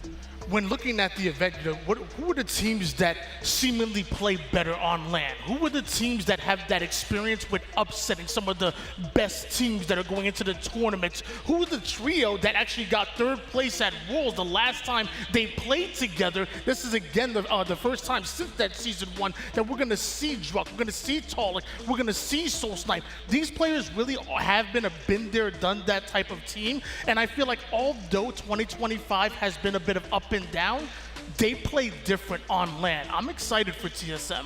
I'm very excited too. I'm really hoping that they're going to come out of the gates super hot, show everybody what they can do, and that really it was just down to online stuff. And you know, it can be a difficult headspace to actually navigate online. I think it's easy to let certain outside factors kind of weigh on your mental, and as players, you know how that can kind of snowball and spiral out of control. This is a time to refresh, reset, and show us what you're made of.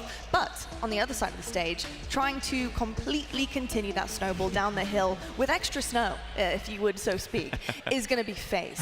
And FaZe are looking to solidify themselves here in Arlington as a top 4, if not the top 1. A lot of these teams are gunning for that #1 position. And Goofy, there's a lot of promise for this roster, of course, but equally questions about how far up the ladder they start here in Arlington post the K-San event. So what are your initial thoughts on this team? I'm a big fan of this roster, and a roster like FaZe, you know, with 2 world champions, you have Falcated and Suppress, these, you know, main slayer, power player type of energy from these guys. I expect FaZe to come out and make a statement this event. I think if I'm them, I'm feeling a little bit disrespected, you know, continuously being that team everyone's putting like, oh, they'll get 4th. When you're a team like FaZe, you're going for 1st, right? So they have some big expectations this event, and I expect big things from them. Although I did have FaZe's 4th place, and honestly, and I said it before, I feel like they can upset anybody in this tournament. Honestly, I'm almost taking the opposite side of that. I'm not automatically giving them that 4th place spot. I think they're gonna have to fight for it. They're gonna have to earn it. There's a lot of teams out there. The Team Nemesis is out there. You know, the Cloud9's out there that are gunning for their spot in the top 4. That includes who's on the opposite side of the stage, TSM. I do have FaZe as the favorites. I think it's a very good chance that they win it, but it's definitely not gonna be automatic. Honestly, I wouldn't be surprised if this goes to a Game 5. Now, there's a couple players we want to highlight here, and that's going to be Trippy and Suppressed. I think 2 players who've really stepped up on this roster and showed us exactly what they're made of. One that I definitely got my eye on is Suppressed. He's got a 1.71 KD right now in Key Slayers, and that's between the K-San Invitational. And something that I love about not just his KD, but just his gameplay in general on this roster, he looks like he fits in so well. He looks almost the most comfortable I think I've ever seen him play on a stage. What do you think it is, Goofy, about this kind of transition on this roster that allows him to just kind of be free-flowing and be the player he wants to be? I think it's the level of skill of his teammates, right? I think this is a big opportunity for Suppress. He has the skill to make it all the way to the top, but he really hasn't had this type of supporting cast around him before to allow him to play the way that we're seeing Suppress play. Suppress, honestly, in my opinion, is definitely an up-and-coming player, or at this point, he's here.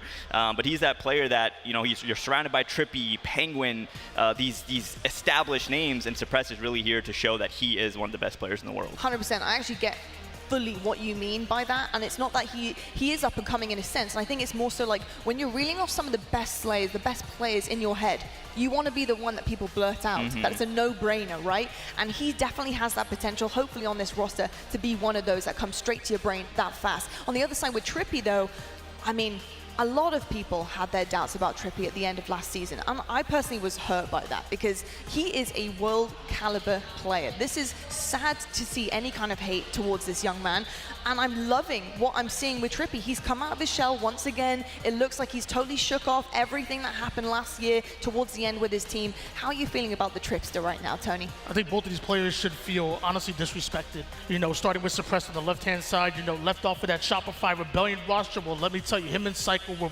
both standout players on that roster last year, the large reason why they had that success. And like you said, Trippy, Formal had his pick of the litter. He picked the exact squad that he wanted and left Trippy off of it. Mind you, Trippy takes that, turns it into some motivation going into this season, and so far in this season, he's been out of this world. I've been a huge Trippy fan on this FaZe roster. The large reason why they got 3rd place 3 out of the 4 online tournaments that have mattered is because of Trippy's performance. He's been incredible. Could not agree with you more, Tony. I'm so excited to see this revenge arc forming for, honestly, a lot of our teams here. But both of these teams, I think, are trying to silence the haters one way or another. And unfortunately, they're going to have to do it up against one another on this main stage, which brings me nicely on to introduce you to your next matchup. It's TSM versus FaZe.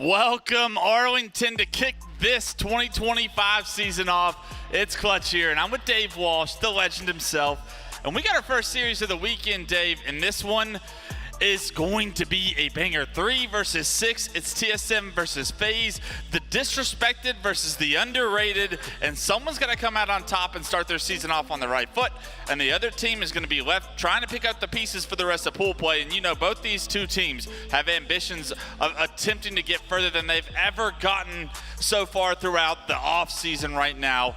And I want to start off the conversation with FaZe Clan. You got 2 world champions that were left off of the OpTic gaming team that moved forward, that basically they had their run last year. Second place, second place, second place. The list goes on with second places. And we start to question these players' abilities. So disrespected is the word that I'm using for this team right here, because how many seconds can you get while also catching a lot of slack? You don't have what it takes. It's like, well, the only team beating us with SSG, everybody else wasn't a problem. Dave, when you're in the headspace of maybe not winning every tournament, but still being able to compete at such a high level, and you hear all this noise that's coming from the fans, what does that do to you coming into like a new season with a brand new team? What headspace are you in? I mean, it's challenging because you highlight these second places as if it's the worst thing in the world, but we've both been there. We've both won tournaments before, and it really does feel like it's first or nothing. Second is the worst. Second is bad, but it's definitely not as bad as when you're going through that 5th or 8th, through that 9th or 16th. Top 12 is also pretty bad. Yeah, those ones can be rough. And so, like, I don't think that these players, yes, they're going to be taking a little bit of a mental beating from time to time, as they're going to say, man, why couldn't we close that one out? Why couldn't we get just one under our belt there that last season? But at the same time, they don't have to change everything up. They're so close. In fact, that #1 squad has dispersed anyways. And so maybe you could almost even look at it and say, hey, if we kept the things going the way they were, could we be now that new #1 spot? But my main takeaway going into this new season with all these rosters is it's proving grounds all over again. Right. Nobody is the guaranteed top dog. Sure, we look at someone like Shopify and OpTic as maybe being the favorites going into this event, but we have not seen a full open event like this just yet in 2025. The belt is open for the taking right now. It's everyone changing teams, and what an opportunity it would be for FaZe Clan to try and find themselves on the road to being able to play in another grand finals for that belt. You switch your mindset over to TSM. All these teams are changing. You keep the 3 core members the same, and you pick up a player with like Soul Snipe, a player that has such familiarity with this roster specifically. Going into the first season of HCS Halo Infinite, it was Soul Snipe that was on that team with Druk and Talik to be able to get top 3 at a world championship. What's it like having that past with somebody and bringing them back into the team? Did you just hit it off like and you never left? I think it is a bit of that honeymoon phase. But like at the same time, if you're making that that relationship analogy, you're sort of like, wait, at some point we broke up for a reason. Yeah, there's gotta be that. Yeah, so you're gonna get back and you're gonna remember things are great. These things are good here, and maybe the second go around and bring the full squad back together is going to work well. But also some of those areas may have not gotten resolved unless they worked on different individual issues on their new teams or relationships. I had a lot of time to grow while I was over on Shopify Rebellion, and I feel like a completely new man.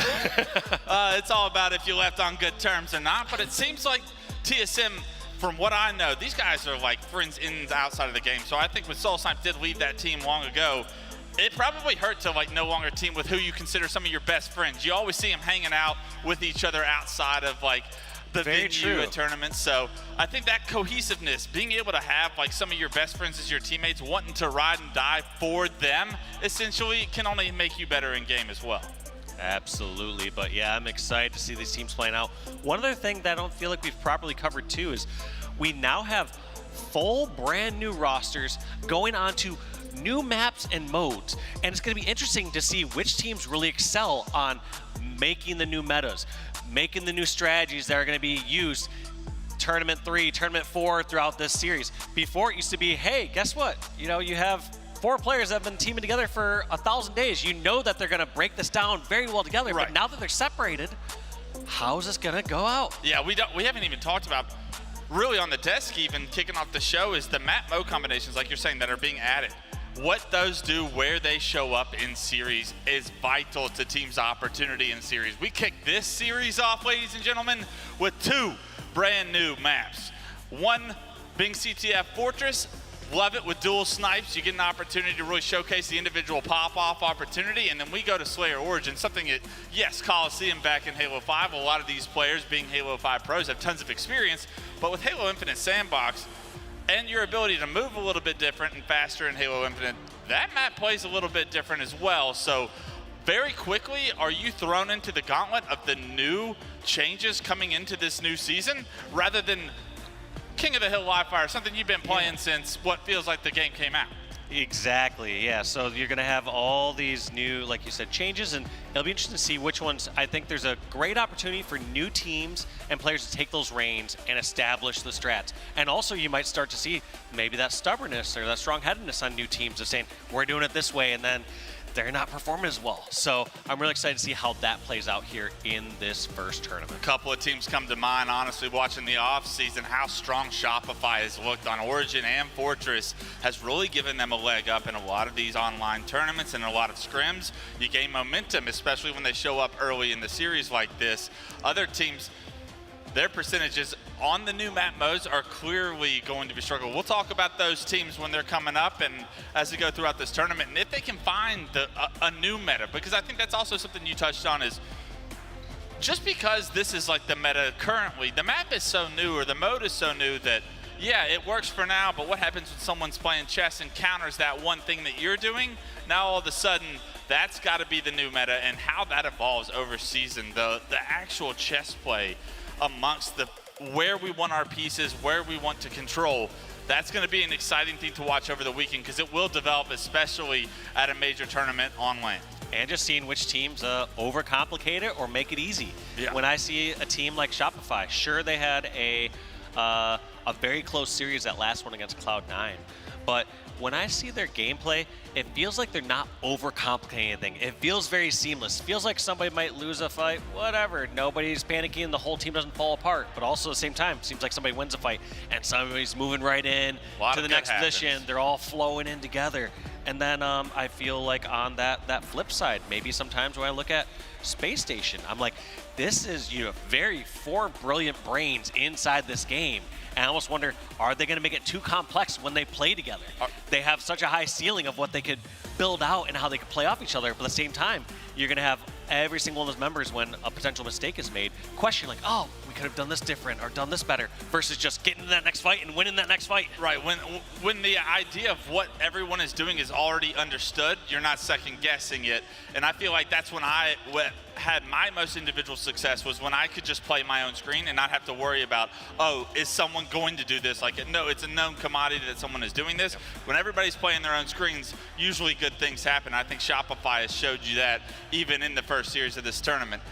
When I look at these two rosters, I want to talk about FaZe Clan because obviously you have Trippy, Penguin. Those guys have had the careers of very few players ever have.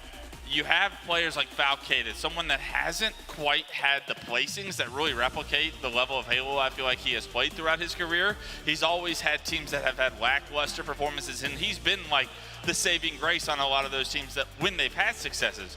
Now he's paired up with Trippy and Penguin. Now he's no longer considered, I would say, the best player, like no doubt, on his team. You're also adding a young gun like Suppress. I call him young. He's been here for a few years to me, now. Halo's like an older person's game. You know what I mean? Like team. to climb to the top in Halo, it is such, we highlight those rare success stories of somebody rising to the top very quickly when they enter the circuit. You think of like a Bound or a Snipe Down or whomever. Like, we highlight those because it's so rare. Generally, you have to get countless years of Halo and competitive Halo under your belt to start to break into that top 8. And players, like you said, like Falcated or Suppressed, they've put their years in, they've put their dues in. The road isn't the same for everyone, and as we wait on the road for this series to start, we're going to go to a quick break, and we'll be right back with the action kicking off here shortly.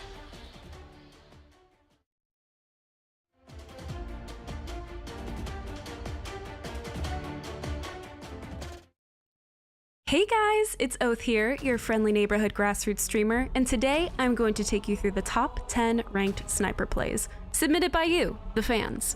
Without further ado, let's get into the goods. Kicking us off at number 10, we have the amazing C4. Their teammate is grappling with an enemy just below, and C4 swoops in with the melee body shot wombo combo.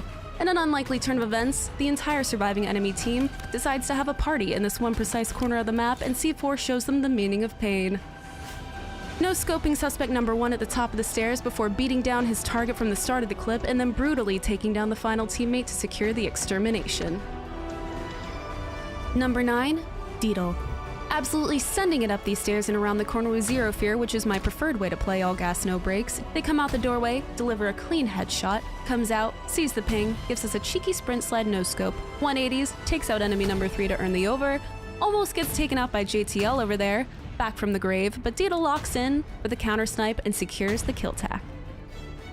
At number 8, oh my god, it's Eli X. I love his girlfriend. That's not the point though. The point is, when you see Eli X in your sniper's lobby, you know you're about to have a terrible time if you're on the enemy team, and that is exactly what these poor souls are about to experience. Is it gonna be a in window, everyone challenging? Eli jumps up to peek window and immediately deletes 3 of the enemy team in the first 5 seconds of the game, earning a triple kill. With half a thought, he no-scopes a sole survivor to get the over and the extermination. I don't think he ever even tries, honestly. I think he just has heat-seeking eyeballs, and what did I tell you? The enemy team is uninstalling expeditiously after that start. Coming in at number 7, we have Moosh SF. Moosh heard about the stunt that Eli pulled in that last clip, so they start off by eliminating Mr. X, before hitting Mint Blitz with the wombo combo for the double kill. They take a moment to regain their composure, but a wild Carson Lute slides in and is swiftly put down with a hasty no-scope. Eli comes back for more, but Moosh is not having it, and shuts him down with the counter-snipe overkill. This is a fitting redemption. Moosh, the previous lobby thanks you for your service. Keep that sniper menace humble. Number 6. Eli X is back at it again, and who's surprised? This guy lives in the Rank Snipers playlist.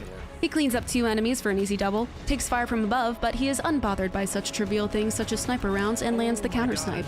He spots the remaining enemy teammate and lands a nasty flick for the overkill extermination. Another lobby shattered. Another 4 players left wondering if social snipers is the safer option. We have number 5 with It's Moose. First enemy pops up and Moose takes the opportunity for a clean headshot, does a little bunny hop themselves, and pops TTV Clappuccino for the double. They're looking for the triple, zoom it around the map at a speed that pleases my TikTok tarnished attention span, locks onto victim number 3, and secures the counter snipe for the triple kill. Moose heads back up to top mid, but their spidey senses are tingling, so they peek back to camo for good measure and flick a headshot to land the over. At number 4, we have Z1 Tyler. Right off the bat, our hero goes mid, peeks an intruder, and cleans him up with a body shot. You are not getting away from Tyler. He checks back through mid, spots another body, and nails the double. Throws in a quick celebratory 360 jump, sticks the landing, 10 out of 10, and then punishes victim number 3 for sneaking up on him during his dancey dance. Tyler's bloodlust can now only be taken out on the enemies pushing OS. Quickly hitting the over, followed by the cheeky kill tack, and the screen is flooded with medals. Good job, Tyler. Number 3, Mint Blitz. Right off the bat, he hits a double faster than I could normally spawn in and blink. Poor chaps didn't know what hit him, and neither did that guy on the stairs, earning Mint Blitz his triple kill.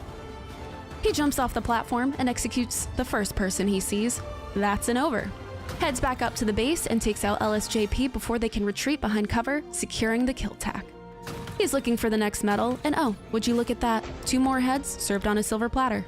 2 more bullets and Mint gets the Jaro, but he's not done yet, and 1 more clean headshot lands him the kill-tastrophe. You love to see it. We are almost to our top clip of the video, but first, at number 2, we have, oh, surprise, it's actually Mint Blitz again. He spots their buddy coming up the stairs, and he too is guilty by association, so he is swiftly put down for the triple kill. Their surviving teammate across the map takes 2 shots for the over, followed up with another cross-map headshot for the kill tack. Mint is feeling confident at the bottom of the map and thinks this is a game, so he bunny hops and lands not 1, but 2 more headshots for the Jaro. Snags the repulse, launches himself into the air, and lands another headshot to take the lead and secure the kill-tastrophe. Truly a rough day to not be on Mint Blitz's team.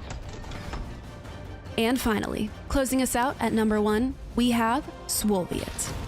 First shot doesn't connect, story of my life, but Swolviet is not like me, and he is a professional.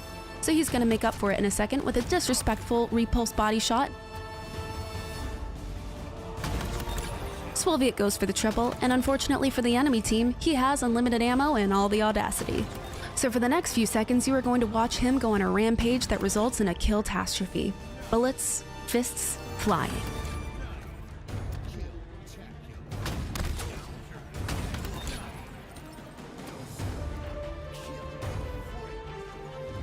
Bravo, Swolviet.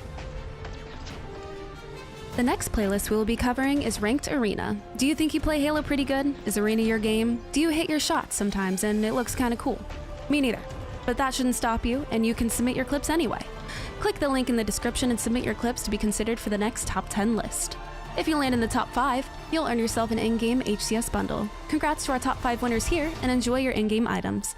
Who doesn't love free stuff, honestly, in this economy? And if you enjoy my ramblings, you can find me over on Twitch as well at ttv/oathxx. Just don't expect anything like what you saw. I am not that guy. See you next time. We're back.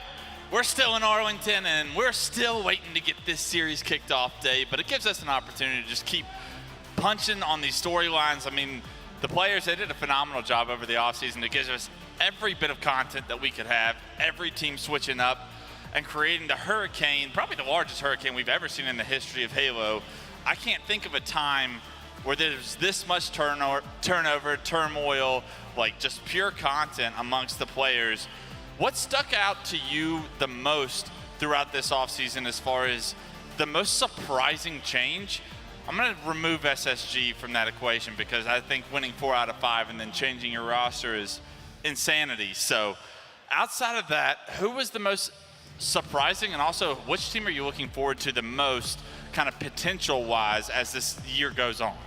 That's a great question. I mean, we haven't seen, you know, you said taking SSG out of the equation, but like we haven't really seen as much changes across like all top 4 teams like that in the past. A lot of times it's like, here's this one player going from, you know, and then second place like team the to one third player place change. team, and yeah, and then there's like a few cascading changes from there, but here's just like a full-on shuffle, you know what I mean? Right. Like there's half of teams, pretty much every single roster swapping out and rebuilding.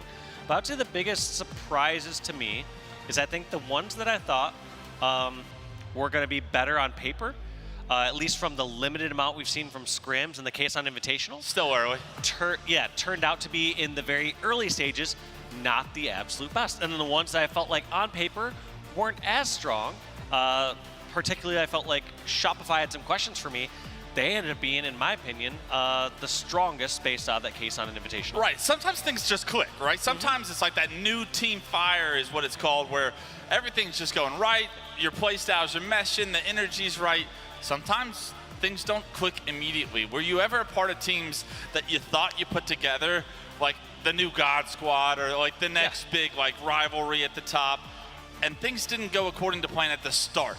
Absolutely, yeah. Had some of those, had some off seasons where we've made a roster change and then even reversed said roster change at times where it was just like, all right, on paper, this seems to make sense. So undoubtedly, like you could watch someone's POV at a tournament and you could say, oh my gosh, you add this to our roster. Right. We're going to be unstoppable. Soviet was but then like one of those guys, I feel. Yeah, all of a sudden, like things maybe just don't fully click with that same roster, or just don't work out the exact same way that you expect it to. And I do think that sometimes that early success within those first few weeks is very telling as to how well it's going to go through. Not impossible to overcome that, but when you give yourself that smooth runway of those first few weeks and things are good, vibes are high, things are just happening. How long like, can we keep it like, up? Wait, we already got ball moving after we got those kills, instead of like having those times like we slammed 2 times. Who's grabbing the ball? Yeah, absolutely. So how are we not capitalizing on these things? Exactly, and so I think that those can be some of the most rewarding or most frustrating periods in a competitive player's life cycle, and we've been through all of those. Looks like we're getting this lobby together, but I do want to follow it up with I need a quick answer out of you. What was something that you did that made, on the teams that didn't start off on the right foot, what was like the one thing that sticks out that made the difference? Was it just time and VOD review? Or what would you say is that thing that some of these teams need in order to make the difference that you would assume that they can already click with? Yeah, for me, if something wasn't clicking, it is focus on one thing at a time. You can't just try to throw every single problem out there and say, why aren't we run the flag here? Why didn't we grab the ball? Or why are we not in the stronghold or hill in this position? Instead say, all right, let's take a step back. let's just check out Fortress Flag. Yeah. What can we be doing different in this situation? So I would, kind of beat to death one of those maps or modes and make sure that you're at least building that repertoire. And then all of a sudden, after you go through that one mode, and if things are clicking, you're like, okay, this is working. However, if you're going through those modes and you're still having all these conflicts and things, you might be overcomplicating, or you might have to just take a different approach with that team through the entire game. 100%. Sometimes making it as simple as point, click, shoot, run the flag after they're dead, it becomes a lot easier of a thought process. It's very easy to overcomplicate things.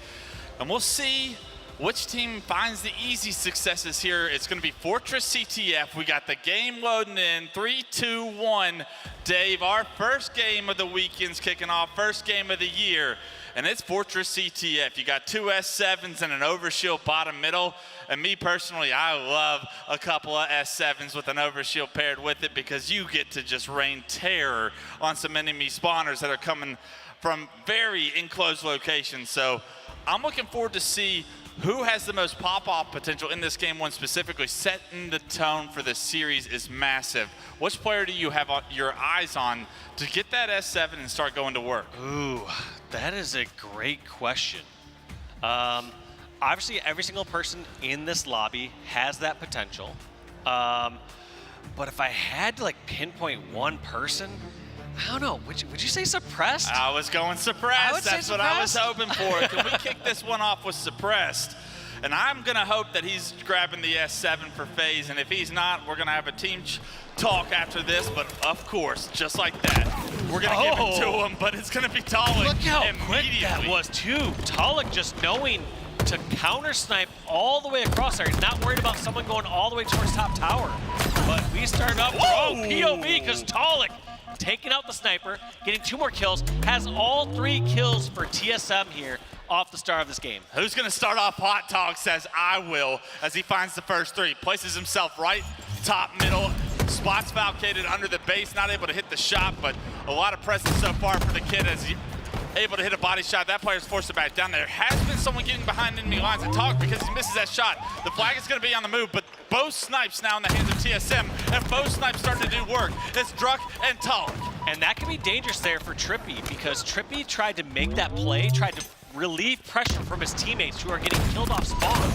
But when the opposing team has 2 snipers there, you're going to get eliminated that quick. So obviously, Druck and Talik just getting so many kills, but in the end, doesn't result in any flag cap or any massive control. Yeah, it works out for FaZe Clan. Honestly, you lose your snipe, you go down that early. I'm assuming TSM also got the overshield at the start. FaZe Clan do a phenomenal job to remove those snipes from the equation, reset the map a little bit. Valkated picked up a triple in the kill feed, and Penguin now with a little bit of control starting to get damage of his own.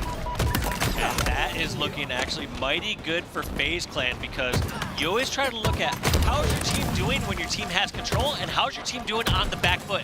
And for their FaZe, they lost both snipers. They didn't have the overshield, and they didn't get capped out. Yeah, you got put in probably the worst position you're going to be put in all tournament, and you got out of it scotch-free. So well done defense on FaZe's side.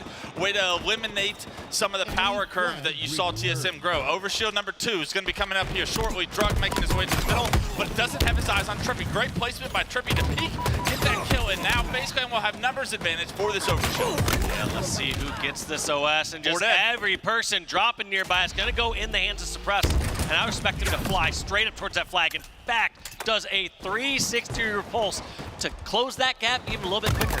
I love this play, though, by Suppressed. First goal here for FaZe Clan and either of these teams is control that BR/spiral side. Get the opposing team to spawn over at sniper or elbow. One more round of slays was needed, and now the flag being pulled. A couple more kills will ensure that this flag is going to go in. Suppressed is going to get taken down in his courtyard right now. Where did the kills go? It's going to be 2 down for FaZe Clan. Can Trippy and Penguin, the OpTic, the former OpTic duo, can they make the play? Penguin's going to go down. Trippy going to have to play his life. The flag gets returned. Great play by Trippy there. people might be wondering why didn't he poke out a little bit harder to contest that flag and see if we can keep it rolling. That flag was dead. At this point, they're playing to stop the counter cap. And so the goal there from Trippy and the FaZe squad is hold down the BR/Spiral side as long as they can. Soulsnipe was the last player alive for TSM after they tried to push right after that. The return does come through, and Soulsnipe buys enough time for maybe a little bit less pressure to be on his respawning teammates right now. Druck is going to have the new sniper in hand, can't hit the no-scopes, does land a body, but it's not going to be enough. Falcon is now with the TSM snipe. It's going to be FaZe Clan to have it's going to be FaZe Clan's turn to have 2 snipes. The flag will be on the move, and let's see what kind of a kill that Falcon can present for this flag run. An interesting run. They're running this towards tower side. You're not seeing this as often, but sometimes you don't get to choose the position that you're in, and you're going to make the most of it. So they decide to run that towards tower side, but looks like it is shot down. Great defense so far from both sides. Both opportunities with both snipes from each team has been squandered, has been eliminated. So great defense. The score remains 0-0, and I believe Overshield will be coming up here momentarily. And with that, another opportunity to get a stronger push rather than just your casual one without the Overshield. It does look like FaZe Clan are positioned well. Penguin finds up a massive reversal kill, and this flag now on the move with Overshield. 3 members dead for TSM has got to go in. Such perfect positioning there by Penguin. Those little close melee fights, all these players, the game's going so fast, they're used to just getting those trades out, especially when it's like players getting 3 shots in a piece, but just backing up, making that player whiff their melee and getting that kill cannot be understated how important that was. Flushes out the enemy base, allows Trippy the easiest run so far of the tournament. 1-0 now, FaZe Clan in the lead, and Trippy starting to heat up. Great job finding the opening pick. Another player, no shield, no problem for Trippy. He finds a double. 3 go down for TSM, and Trippy immediately starts to block the armory side of the map. All right, they're not running down the middle. Instead, taking their time, making sure that they can run this BR or armory side. And just like that, already got through the arches, but here comes all the players coming through. Now Falcated, you almost gotta wonder, he should have probably ran that towards Snipe Basement or just dropped in Slade. Yeah, a risky run for sure. Is that going to punish FaZe Clan as they are starting to come off respawn? TSM will have map control, but nobody quite on the return just yet. It's still down on the brick, and kills still need to come in for TSM to get this return. Trippy not able to pick up a big kill onto Tog. Surely will allow TSM to hop that return. The flag does get returned, and now look at this, a dangerous position for a counter cap opportunity now that TSM has control of FaZe's base. Yeah, look at this, Tolek just in the perfect spot to overlook his teammates over in the basement, just making sure anyone who tries to make that cross from the snipe side, he'll get shots on. As you see, not as worried about the sniper tower or the arch side. His biggest focus is keep his player alive over at the BR. Good shots by Tog. Back down Falcated, even finishes him off, expecting the challenge right there. A lot of history between these players so far after 3 years of Infinite. You're going to know players' tendencies, and you know Falcade is challenging that. Penguin able to sneak bottom middle right now and pick up that overshield. As TSM just had control, they lost control, and this overshield could be a big way to get control back for FaZe Clan. Just like that, Penguin getting some mark assists, pinging everything he sees across the map, moving in right away, but look at this, once again, prioritizing that BR side of the map. Snipes did just come up. Each team going to be able to pick theirs up, and I believe it's Trippy with FaZe Clan's snipe right now. Penguin does get flushed out, but the amount of space and time he just bought the rest of the team, we'll see if it pays off. But Soulsnipe answers it with a double, and this control just gets eliminated like that. Yeah, buying all that time in the world, but Soulsnipe's still going to turn around and hit a perfect 5-shot on his second point there for that double kill. Just being such a difficult kill. Look at all this time that he's buying. Both these players on both sides. One of the biggest difference at the highest pro level is how difficult they make those kills, how much time they're soaking up across the map. The flag is on the move right now, but Tog's forced to kind of slow it down. There was 3 dead, but Tog fumbled the flag for just a moment. Because of that, they no longer have the timing. He's gonna have to drop it, and TSM will need another round of slays before they can continue this. Tog is gonna be playing his life towards the spiral. Penguin spots him out, makes him no shield, and a big kill by Penguin. I love that play by Penguin too, sweeping his basement. I feel like sometimes players go into the basements and it's so difficult to track down where they're at, what they're doing. And it just seemed like such a consistent method we saw there from Penguin, just sweeping back and forth, seeing if he was over towards the front of the base, seeing if he was over under the BR, and then eventually locating that player towards Spiral. So there was no surprises. He wasn't taking any just random 50-50s running around the basement. It's so annoying when you are committing to some of these routes and they're not there, you chose wrong. The longer that player stays alive, the bigger of a problem it becomes.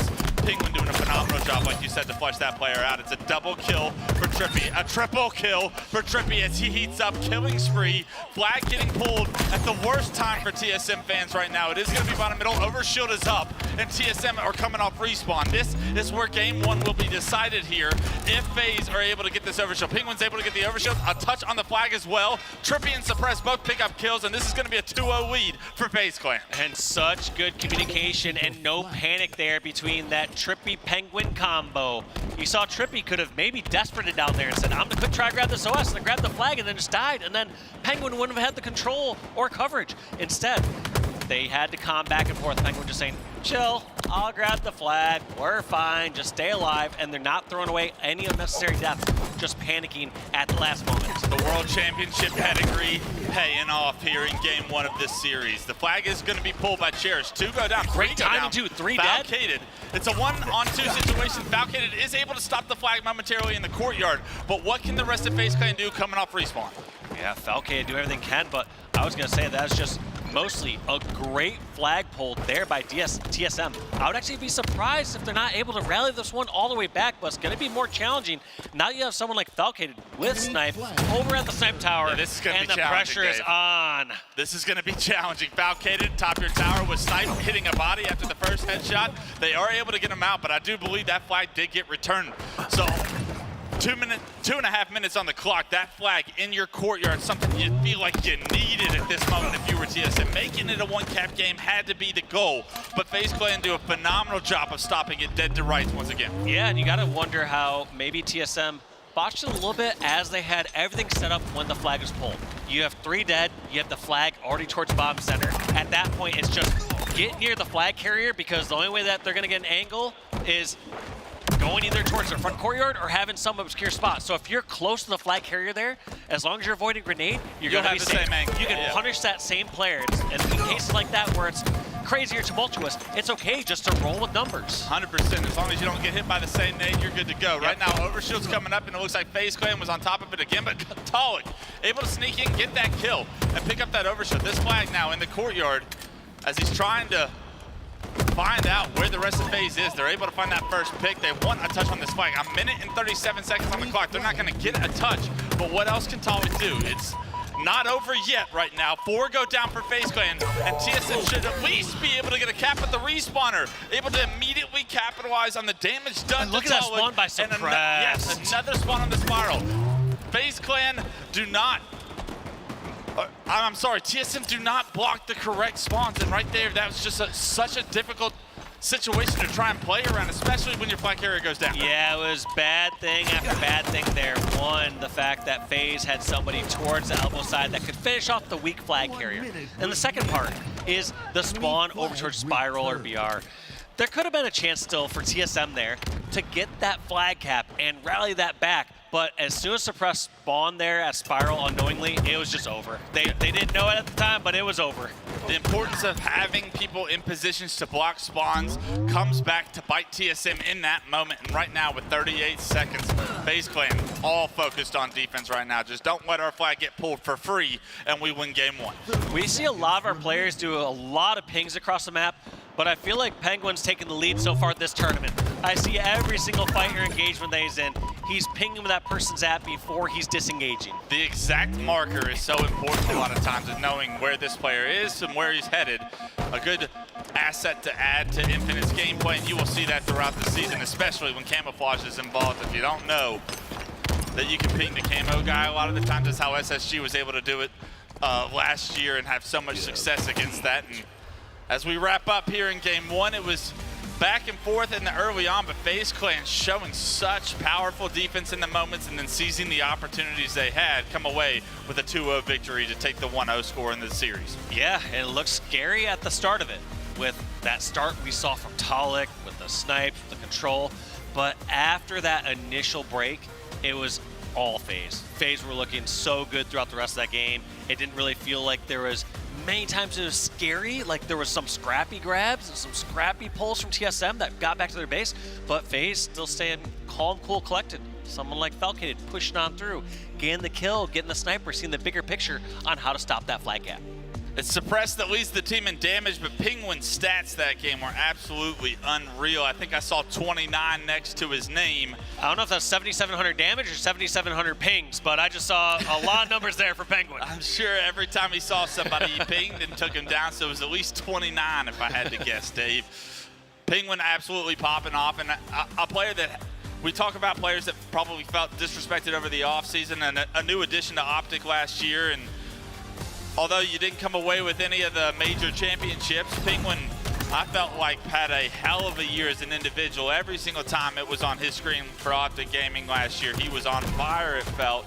Always making right plays, always with the winning piv shots and whatnot. Just a great decision player overall. So for him to land on this FaZe roster, and for the other guys on this team to have someone like him on your team that can consistently just deal a high amount of damage, but more importantly, make the right decisions consistently, I feel like he is a gem and a diamond that this FaZe Clan team wouldn't be nearly as strong without. No, I mean, Penguin's consistently been such a pivotal member for every roster that he's been on. I think he's also kind of historically been looked at as like one of those like support roles for so many years, even though there's times where he has the games where he's going off, where he's the one that's leading, but he's consistently been labeled as that. Like we've seen players do that throughout history, you know, like kind of fills in the gaps. Yeah, just sort of like most people like, oh, these other people maybe get the spotlight a bit more when it comes to some flashier plays or whatnot, but you go and watch his POV and you're like, no, doing so much work, doing so much damage, doing everything right. And the opportunity. Not sure how you just get labeled this way. Yeah, it's like the snake bites of the world. It's like, well, the snake bite I used to know was the main slayer of the team, and all of a sudden now he's filling in like this gap filler, this like he can pick up the snipe like in real time, but like no, he used to pick up the snipe as like the main slayer on his team at the start of games and still pop off with it. I think a very similar role, the Penguins of the world, where, I mean, any given opportunity, they're going to shine. It's just a matter of, like who else is on their team? Do you have the Frosties, the Snipe Downs, the whoever's of the world, the Royal Twos, or, all right, maybe I'm great at sniping, but you're him in the league, so we're going to give it to you. But don't forget about me. Trippy and Suppressed here, Slayer KDs from the Kason Invitational, and FaZe Clan have been dominant in some Slayers, and it's on the back of these two. Obviously, the 171s that's a good number to have. Yeah, obviously not afraid to play quick, as we also saw their kills per minute being #1 and #2 from that case on Invitational. But we'll have to see here on Origin, or Coliseum as many of us know it back from Halo 5. This one has a mix of how fast and slow it plays, with it being just a naturally larger map. You only have you can only make it so fast. There's a lot of other maps out there that can play much quicker, but at the same time, there's so many sight lines across here as you're going across bridges. If you're at top snipe, and God forbid if you're at top rockets for that little bit of time, you might be there for a short period of time, but knowing your timing windows there. Yes. Yeah. Knowing who's got your back, what angles you need to have covered. You can see everything, but also keep in mind everything can see you. Yeah, and sometimes you find out the hard way. We got a lot of information for you guys. Collie's going to be the name of the game for Game 2, and if we saw something from that Kason graphic, it was that FaZe is great at Slayers, and if you're up 1-0 in the series and you know your strength is coming up, that's a good thing to have for FaZe Clan members. Let's see if TSM can ring the answer of the bell right here. We got Rockets to the left, Snipe to the right, Penguin on our screen, and already dealing some damage towards the players over towards the fountain. Looks like early control will be rewarded to TSM as FaZe pick up the first 3 kills. Rockets in their hands, Snipe's still up, but you can already tell FaZe won both. Correct me if I'm wrong, was Penguin making that move towards the Rockets before the kills even came in? Because a lot of times you're waiting until you have that numbers advantage or guarantee for those Rockets, but it felt like maybe he knew they had the damage advantage and decided to go right then and there for those Rockets. 2 well-shot Rockets, 2 easy kills, and that's going to be a 6-0 lead here for FaZe Clan. Full control, bases, Slayer, dominance continuing here at the Major. It's Game 2 of our series, and it's 8-0, Dave. TSM is all goosed so far throughout this game. Suppress was sniped. This is as bad as it could be for TSM fans. I mean, this isn't an HCS rule, but back if you were to land with me and it was 15-0, I ended the game. We'd have to restart. There's a mercy rule if you're in the House of Walsh. I know we don't do that here in the House of OpTic, but there's 1 kill, so we don't even have to worry about that hypothetical here, in this case, West. I'm just wondering what kids you were just so mean to. Oh my God! Suppressed! Thank you for proving us right. We knew you were good with the snipe game 1. You didn't really get the opportunity at the start. You get your head ripped off immediately, but now that you found it in this game 2, you're starting to hit some incredible shots, showcasing exactly why FaZe chose you to be their 4th. Yeah, just look at this. Still holding down the snipe position almost entirely by himself, and he doesn't care. Just gonna jump out towards bridge. I mean, there's so many things that can be said there about that spree from Suppress. Outside of hitting those incredible shots, I loved his decisions on where to push. He knew that he was isolated on snipe side at that point, so he said, hey, guess what? I'm gonna push over towards blue base with the rest of my team. And, you know, it all happened at a ridiculous no-scope on the way there, but he's just giving his team a numbers advantage. So even if he didn't hit that no-scope, he could have hit a couple bandit shots, he could have got a melee in. He just knew that he was going to be with his teammates and isolating all those other members of TSM that were spawning on the opposite side of the map. He said, I'm not jumping off catwalk because I want to. I'm jumping off catwalk because I have to. I have to no-scope this guy in order to stay alive. I want to go into a listen-in with FaZe Clan and see how these boys are buzzing, because they have started so hot in this game too. Blue sticky half. Blue sticky half. Selling. Blue sniper. Yeah, he's sitting blue sticky. There's that blue sniper going up to blue mace. Watch out, blue cap. Blue couch. One shot. Go on blue cap. Rocket's down. Bottom mid, Jay. He's gonna be on him. Rocket's in thrust. Yo, Rocket's thrust going he's going blue trench to elbow. He's sitting blue trench now. He's sitting blue trench now. Watch out, blue couch. Yo, bottom blue guys, bottom blue rockets, blue elbow. Trench somewhere. Blue base. Nice skill. Nice guys too. Where done? Blue maze. One shot maze. Last guy red elbow. Looking to reflect. He was, could be bottom mid maybe, could be bottom mid somewhere. Looking to reflect the cave. We're in our cave now, right cave weak. 2 shots. Red elbow, blue elbow, I'm going blue elbow guys. I spawn blue again. Yo, trap them maybe, trap them. Red elbow. 2 there, both weak, Mike. I'm looking top both weak, one shot. Dead. Nice. Go now, spawn by me, Wait, top rocks in blue window. Blue window going, blue stepper in. I lost the snipe. It's down blue window. Alright, blue maze. Down blue window. Yeah, hold on, blue maze. Everyone put it on that. Watch out grass. Red maze weak, red maze weak, red maze fuck. Watch out red maze, hold Guys, blue. Watch out dead. 3. Wait, blue found? Spawning red cave, guys. I'm looking red window. cave. Window weak. You got me. I'm going blue elbow. I'm going blue elbow. I have your sticky, Mike. I have your sticky. I have a sticky with a snipe. Zero. Grass, one shot. Nice, good shit. Yo, red sniper. Weak, Jay. Top rocks, 2 shots on him. Do red elbow. 2 shots, one shot, sniper. Red pound. One shot red elbow, Donnie. One shot red elbow, 1 shot. 2 there. Red elbow, Donnie. Red elbow, hit me. Rockets over dead. Nice, good job. Red elbow. Look side behind you, Donnie. Red behind me. Red BR going red maze now. He's one. I'm one, bro. Pushing rockets. Bottom mid, shot him twice. He's red trench. Go bottom mid to blue trench. Blue trench, bottom mid. Literally bottom mid. I died at blue side. Yeah, what's over? Rockets inside. Actually, it was red trench. I'm spawning in 1 second now. Short cat. BR 2 shot. Red maze. 2 grass. Look around. Red sniper. What's your maze? Calm, cool, collected, and absolutely dominant FaZe Clan sound right now as they take the lead 42-24. Dave, what stuck out while going in and watching Suppress hit some no-scopes, but the FaZe comms more important? Yeah, I mean, watching is just mesmerizing. It seems like it's just so easy and so routine for someone like him. From the comp side, you can tell that even though it seems like there's some madness and, man, these guys just G-sliding everywhere and hitting ridiculous shots, there's a method to the madness. They're talking about where they're trying to spawn trap on there.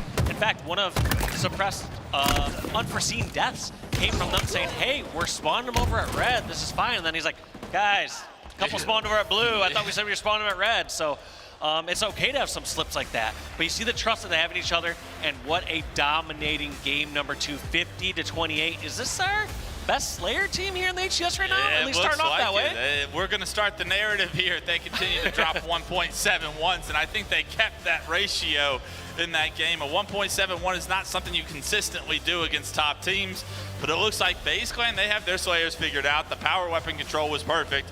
Outside of Suppress just losing that one snipe out of the situation we talked about, I think it was the last guy alive at Red ended up being the nuisance that allowed him into a tough angle. But I mean, everybody winning their individual fights, I think, is the story so far throughout this series, at least in that game too. Every single time it felt like it was a one-on-one, it was one-on-none for FaZe Clan. Yeah, the other part I just kind of take away is just comparing the positioning that FaZe had compared to TSM.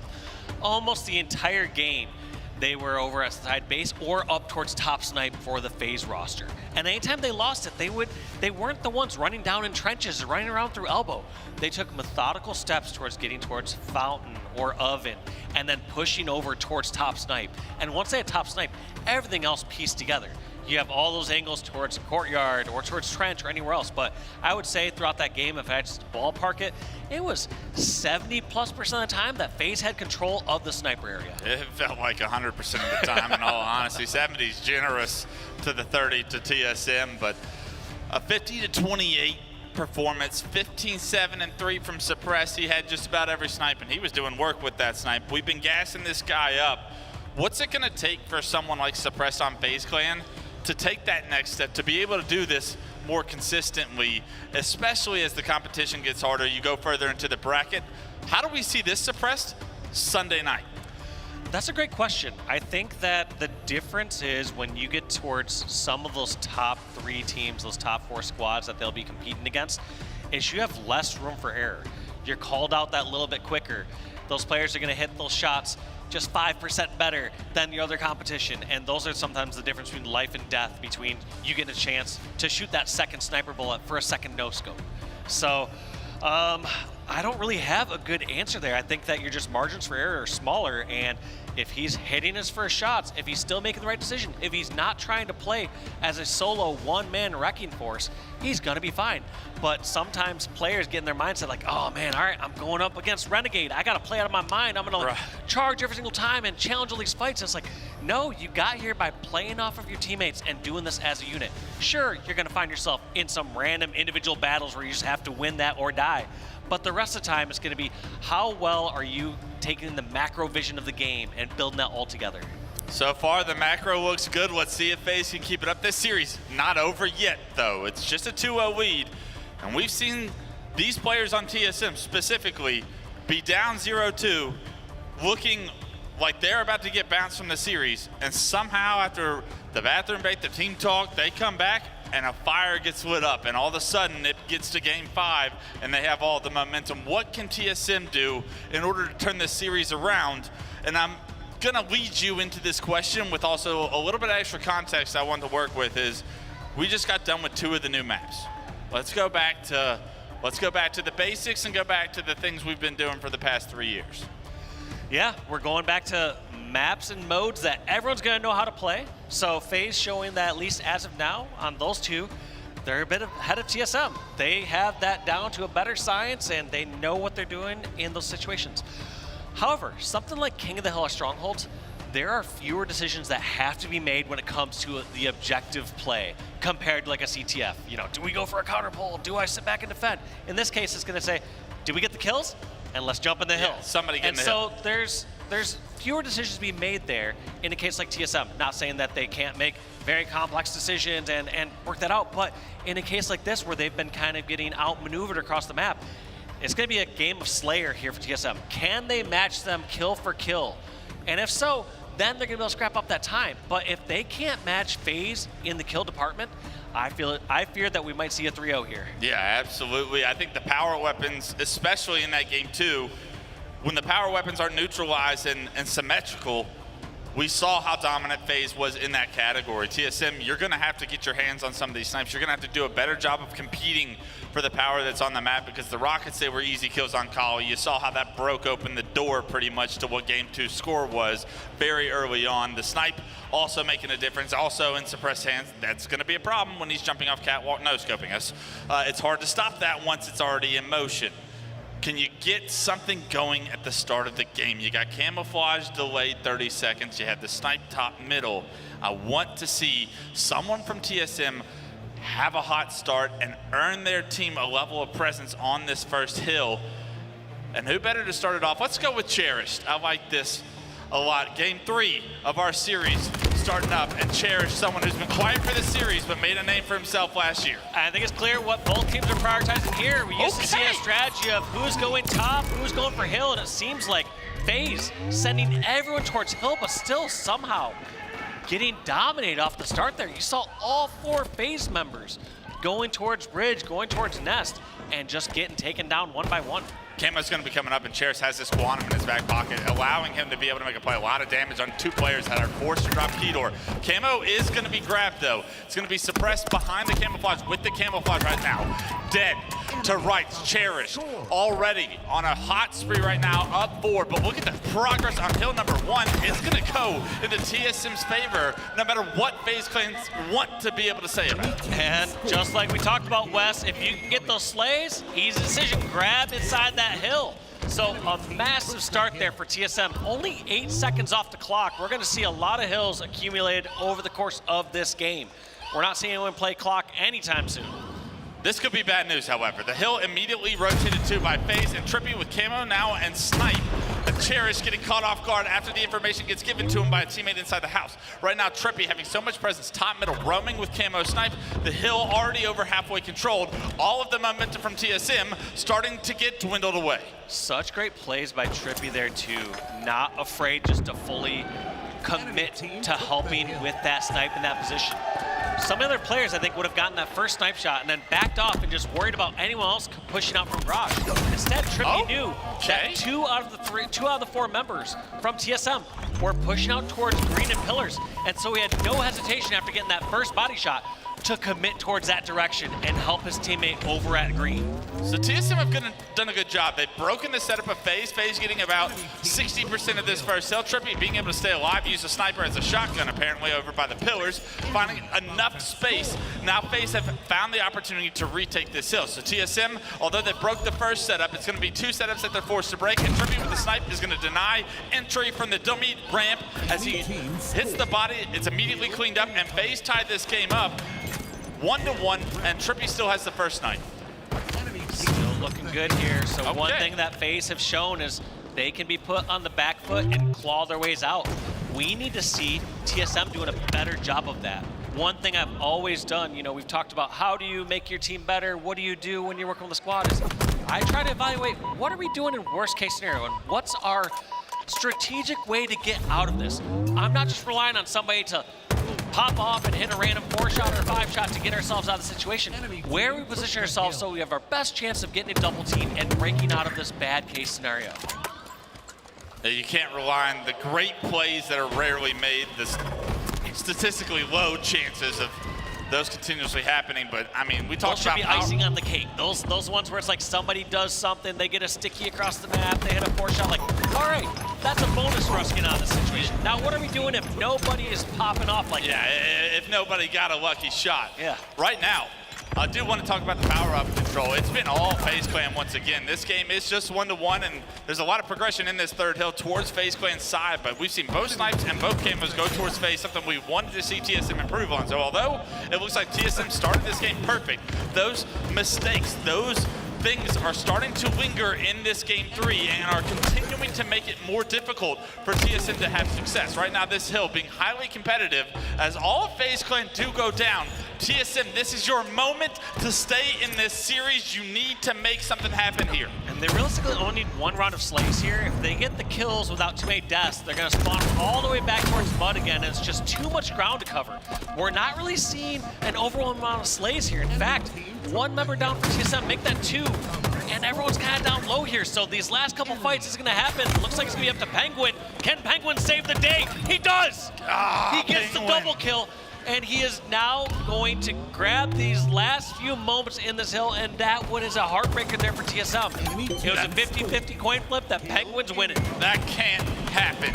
It is a 2-on-1 situation, and Penguin picks up the first kill. The guy no shield on the scoreboard, and then wins his piv in the hill. Penguin doing world championship things already here early in the season. That is a massive 2-piece from Penguin to guarantee his team the lead here, 2-1. 3 minutes and 30 on the clock, so time not part of the equation just yet. But TSM have got to figure out a way to slow the members of FaZe Clan down individually and hold these setups strong. Look at this. I almost am a little concerned or confused there. You saw somebody from TSM in the hill. You saw that Soul Snipe was setting up the trap there towards Big Door. And they're kind of pre-nading, but nobody was even going that direction. I think they just knew people were spawning over towards Garage, but nobody came that way. And so it's sort of like, I'm a little concerned that they are just wasting too many nades or too much time in a spot where literally 0 members of FaZe Clan are, and other members across the map getting caught off guard. It looks chaotic from their point of view if they don't have the understanding of where the other team actually is. It looked like matchmaking a little bit for me right there, where it's just like, oh, okay, somebody's gonna eventually pull out here and I gotta win this one-on-one, but no, if you have a team, like, that person in the hill can clearly see that door and should let you know if anyone's coming out, or 2 people are there. Start spamming nades. Right, and the second you're a step behind, you're a foot behind, you're a mile behind at this level of Halo right now. FaZe Clan looking so strong. TSM, however, almost capping this hill. It does get broken at the last second. To be able to tie this game up to 2 would be everything for TSM, considering how this game and how this series has gone. You got to find a break. They get the back green spawns. A great job by Cherish to stay alive and keep some presence on the map. That pick is exactly what the doctor ordered for TSM fans. Make it 2 for Cherish as he makes his way towards the hill. One thing that was also interesting there at the end is FaZe decide to just jump out of the hill and go for the slays. They realize that you need another round of slays in order to secure this hill. Even though they do that, they end up getting all 4 taken down, lose the hill, and TSM in control. Okay, here we go, 2-2. TSM starting to find their footing here as Soul Snipe with the S7 top tower. Is he able to hit the first? Yes, Suppress goes down, but multiple members in the hill going to be applying a lot of pressure towards him. The nade is a money nade, but you need to figure out a way to finish this kill. He can't find the headshot with the bandit. He's able to drop back tower and find his shields. Meanwhile, the team has got your back, Soul Snipe. 2 go down from FaZe Clan. It's a 3-on-2 situation, and you still have tower control. Soul Snipe, the sole focus here for the FaZe Clan, and still not able to take him down. He read them like a book, getting that first pick on a player, knowing that somebody is going to just jump up that box, pre-nades there, gets those hits on Penguin, and stays alive towards that back tower. FaZe are not comfortable pushing towards this until they deal with Soul Snipe, and he's still over here, finally taken down, but at what cost? Half the hill. Half the top mid-hill in TSM's favor. This is the most favorable position we've seen them in so far throughout this series right now. It's going to go to first of 4 hills, however. The clock is too big for this game to go to time. Camo is going to be up, and Trippy making his way towards that camo. You know he wants it. 3 go down for TSM. His teammate is going to be able to pick up that camo in the back, and all 4 go down for TSM. They're going to be able to match this progress in hill 5. What's Suppress gonna do? I'm surprised he didn't commit towards top tower immediately there. Now kind of stuck in a difficult spot, knowing someone's over at Dice, knowing someone's gotta be near that tower. But Suppress just playing slow and collected. I mean, works out in the end. Kind of playing some 4D chess there. Most people assume, okay, he's gonna go up towards top tower just like I was expecting. But just buying time, having those players get divided, and just playing it cool. Big couple of kills though, TSM somehow. Suppress gets his, another teammate got his over towards the tower, but in the meantime, TSM has found their way to top middle, has found the other kills, able to take down Suppress, and now take the lead 3-2. The hill goes back to green, and TSM starting to heat up. They get 3 down again, so they not only get the hill, they get early control of hill number 6. And right now, Soul Snipe, that trade is massive. You're resetting the map, and as long as you're progressing in the hill, you're winning. I gotta say, TSM looking mighty fine throughout this game. In fact, this game could actually be over if it wasn't for Penguin's double kill over towards the second hill. Yeah. Or sorry, third hill. Would be, could be, should be, isn't, says TSM right now. They got half the way of progress here on hill number 6. And right now, Snipe's coming up. Trippy gonna try and make his way for it. Do we get a hill 7 is the question. FaZe Clan now in control of the hill. Are gonna try and push this to that hill number 7. TSM, you know they want to leave this game with a lot more energy going into a game, potentially game number 4. But right now, Trippy getting a few kills is gonna continue the progression of the hill for FaZe Clan. Soul Snipe eventually getting that pick onto Trippy. Falcated, feeling like he's now spotted, now contested in this hill. God. Somehow hitting shots despite being down so many shots. And FaZe just trying to slowly pick off these kills. That's all 4 down for TSM. This is gonna be the tying hill. All these new members spawning from TSM are just gonna be trying to get new positions and preparing for the camo and new hill. Yeah, look where Penguin is. He's gonna have tower control already, and you see how quickly they're able to rotate. So FaZe Clan not only get that hill, but because they have perfectly timed kills, they're able to get control early of hill number 7. It's up to TSM to see how quickly they can break this, and that first pick is massive. And also the positional advantage. We were talking about this on Coliseum. You saw so many players from TSM were down low throughout so many parts of that game. Throughout those spawns, you didn't have too many players from TSM getting up high, getting up towards sandbags, getting in better position to help contest this tower and this camo. Instead, they're all going through Rat Tunnel, taking down low routes, and because of it, aren't rewarded with camo. They don't have positions to put damage on this hill, and they've already lost half this hill. Yeah, with 2 down, it's a 2-on-2 situation now. Penguin still has camo in the hill, and he has information that Drug just quantum back towards the nest. Drug gonna get taken down, staggering the respawners of TSM. And with this hill so further progressed in FaZe Clan's favor, you have to think these kills are everything to ending this series in 3-0. Penguin dominating the setup of tower right now, showing you how you're supposed to control tower. 3 years of a map mode this kid has perfected, and FaZe will perfectly 3-0 TSM here in pool play. Let's be real, Penguin went +7, and just all of that in the clutch factor. He had a killing spree to close out that game and get that 4th and final hill for FaZe Clan. He had that clutch double kill to secure that 3rd hill, to bring it even to that near overtime situation. So Penguin, going even the rest of the game, but when it matters most, going so clutch and getting those 7 crucial kills. Well, the words of the wise are wake me when you need me, and Penguin, hello, we need you, bud. We're about to go to a game 4 if you don't step up here, and Penguin delivers in ultimate fashion. What a series from him, what a series from FaZe Clan, a team that has been kind of doubted, even though they've had almost arguably as much, if not more success than SSG has coming into this LAN event with the qualifiers. There's the reason they're the 3rd seed.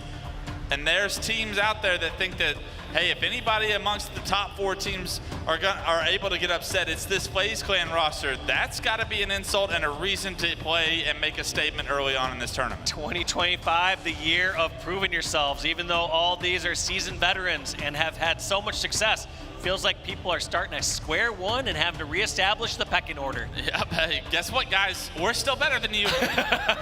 As they move on in this series, dominant fashion from them, 2-0, 50-28, 3-0, everything FaZe Clan fans wanted to see, of course, everything they wanted to present, especially against the next highest seed in their pool, the 6th seed. They make a big statement. Now, if you're a TSM fan and you're a TSM player, that series did not go according to plan. This was not what the doctor ordered. This is not how you wanted to kick off your season, your first tournament, your first major. Where do you go from here? What do you do to rebound after a series like this? You have to take the good with the bad. There were many moments where they're clearly shooting well, they're winning their individual fights, they're hitting 6 shots. And so, sure, that part's going well, but I did feel on the flip side, when they were on the back foot, I didn't see a consistent strategy of how to break out of situations. Those are the times that you saw FaZe Clan going on of, instead of a 4-0 run, ended up being a 7-0 run, like at the start of, let's say, Coliseum. So they need to start to figure out, hey, when things go south, when we're all 4 down, we're getting bad spawns, what are we doing? What's the plan here? How are we figuring out it's just something a little better to work together and make sure we at least get 1 kill? That way, if we are stuck in the cycle, it's now a 3-person full setup rather than a 4-person full setup. Mitigating the damage done and the amount of control that the other team has. Couldn't agree with you more. I've got word in my ear that Blaze is on stage with the main Slayer, the Young Gun, the highest ceiling for FaZe Clan. It's suppressed on the main stage, and we got an interview, so I'm looking forward to seeing what he says about that dominant series. I couldn't agree with you more, Wes. Dallas, show some love to FaZe Clan as they come out on top with a 3-0 victory against TSM. I got Don with me, suppressed on the main stage, and suppressed, man. We kick off that series. We see you get your head ripped off. It looked like it was a tough map 1, you win, but map number 2, you get to snipe, you shut things down. How does it feel to get some payback in that second map and really set the tone of the series? First match was pretty bad, but coming in that second match, as soon as they let me have snipe, it was GG, so I don't know. Yeah, now I know you did your thing, okay? We all know how good you are with that weapon. And, you know, being on a new team, you are their main weapon, their main Slayer. Talk to me about what is it like playing with FaZe Clan, being under that org, and then also, you know, playing with 2 world champions in Trippy and Penguin. I mean, playing with them, they just keep us really composed, saying what we really need to work on. So, I mean, having them just, like, gives us a lot of support in-game and out of game, what we need to work on. So. There you go, okay? And I know it definitely helps a lot in-game right there, because even during that last map, the map 3, you guys were up there, you know, for most of it, but then you started to see that comeback come through. What was they talking about on the comms? What was the game plan to lock in that third map? I mean, our game plan was not to stagger. I mean, that's like one of our biggest problems right now. So, I mean, also staying on death cams as soon as we have comms, wait for the pinch, you know what I'm saying? Playing for the pitcher or pincher, and also just like having a game plan at all times, so. There you go. We definitely saw that game plan, and it came through 3-0. Now, lastly, what I want to ask you is that, you know, what's your goal here for this season, okay? I've seen you on this main stage playing your butt off, okay? You're putting your heart up into the HCS in the season. What's your goal for you, and what do you want to accomplish this season? I mean, for us, I mean, for me, really, I really want to lift the trophy. So, I mean, that's just everyone's dream.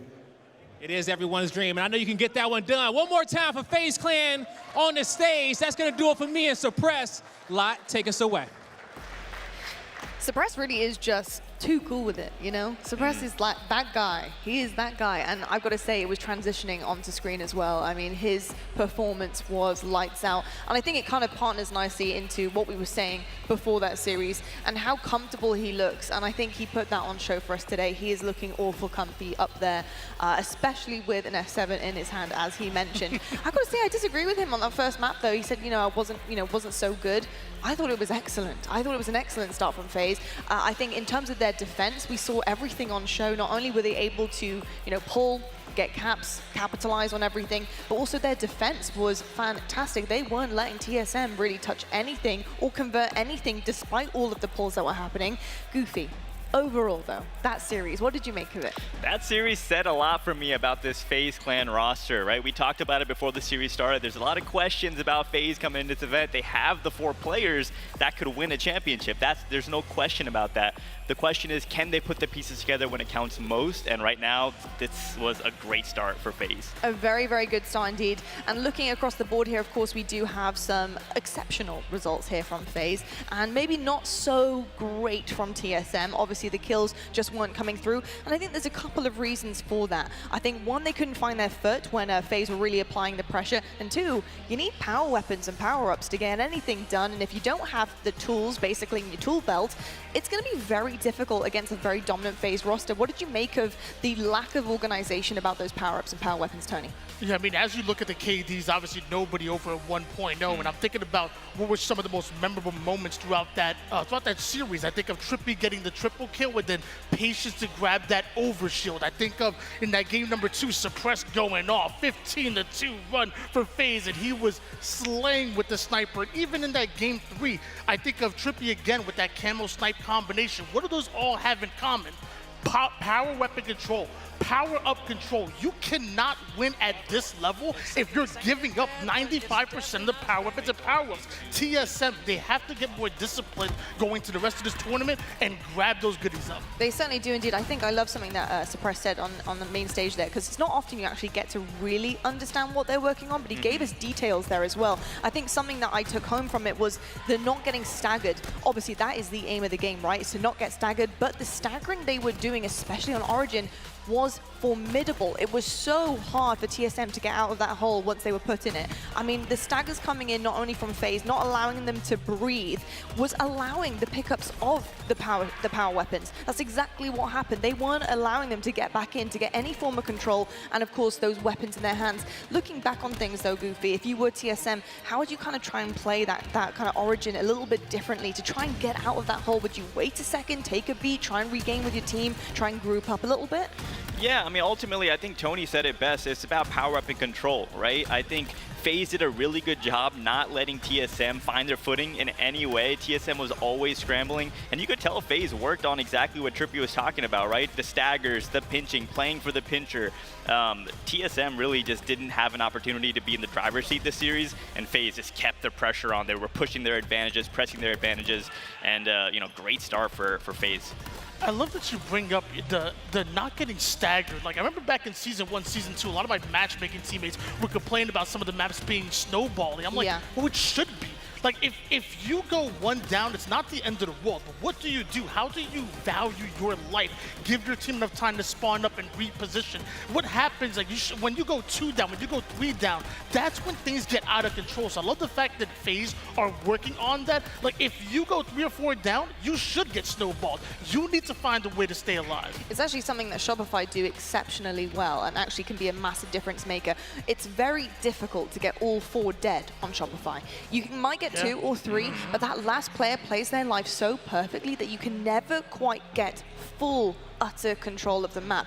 And that one player playing their life, doing the most damage so that when their spawners come up and they are fresh, they're able to capitalize on some of that damage and clean up, and it allows them to get straight back in.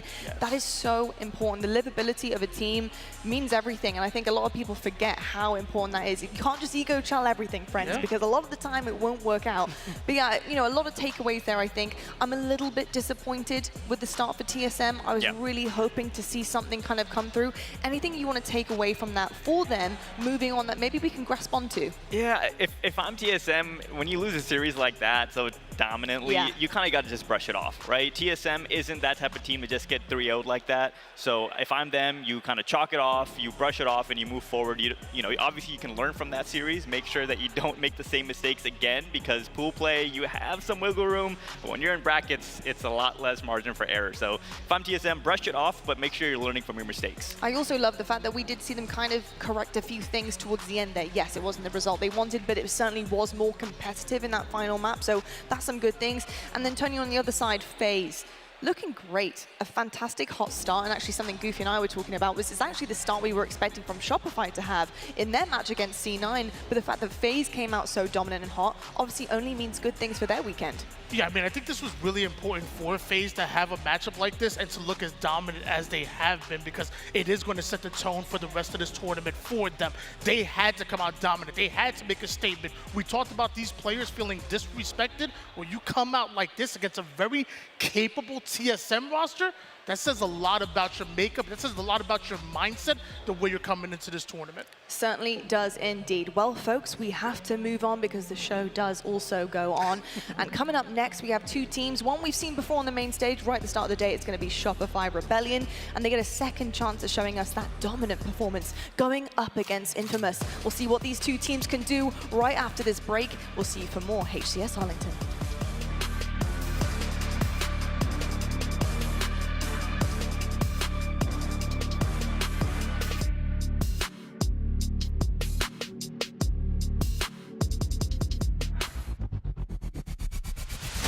Want more Halo action? Subscribe to the Halo Esports channel for official HCS highlights, behind-the-scenes content, and player spotlights that take you closer to the pros. Stay in the loop with official updates, Halo Esports history, and our HCS and Community Top 10 series. Don't miss a second. Subscribe now.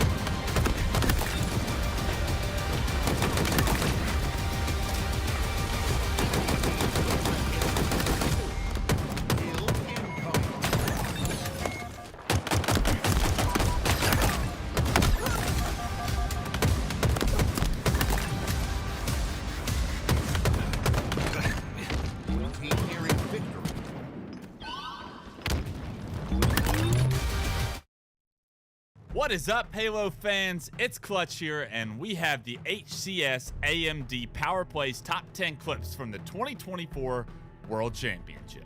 All right, let's kick it off at number 10, and what better way to start it than the 2024 World Champions on their way to that World Championship. It's Stellar with the shock rifle. It's against OpTic Gaming in the Grand Finals, and Stellar gets a killing spree double kill to kick this top 10 off. At number 9, it's Snakebite from FaZe Clan, and Snakebite is on live fire against Cloud9. He's got the sidekick in his back pocket, and he knows how to use it. Rips 2 unsuspecting players for the killing spree off. The one-on-one for the triple is easy slight work for the sidekick and Snakebite. Coming in at number 8, it's Renegade from FaZe Clan, and we're going to be in this same series against Cloud9 here at the World Championship. Renegade on recharge with the shock. You know what's about to happen. The first shot, as clean as can be, the second shot through the shroud. It's a double. Spots the third player. Maybe doesn't hit the shock, but the 2 melees will get the job done for a triple kill. At number 7, Frosty from FaZe Clan, your third FaZe Clan member, and it's against SSG here in the winners bracket semifinals. Legend is trying to run this first fight to give his team a lead.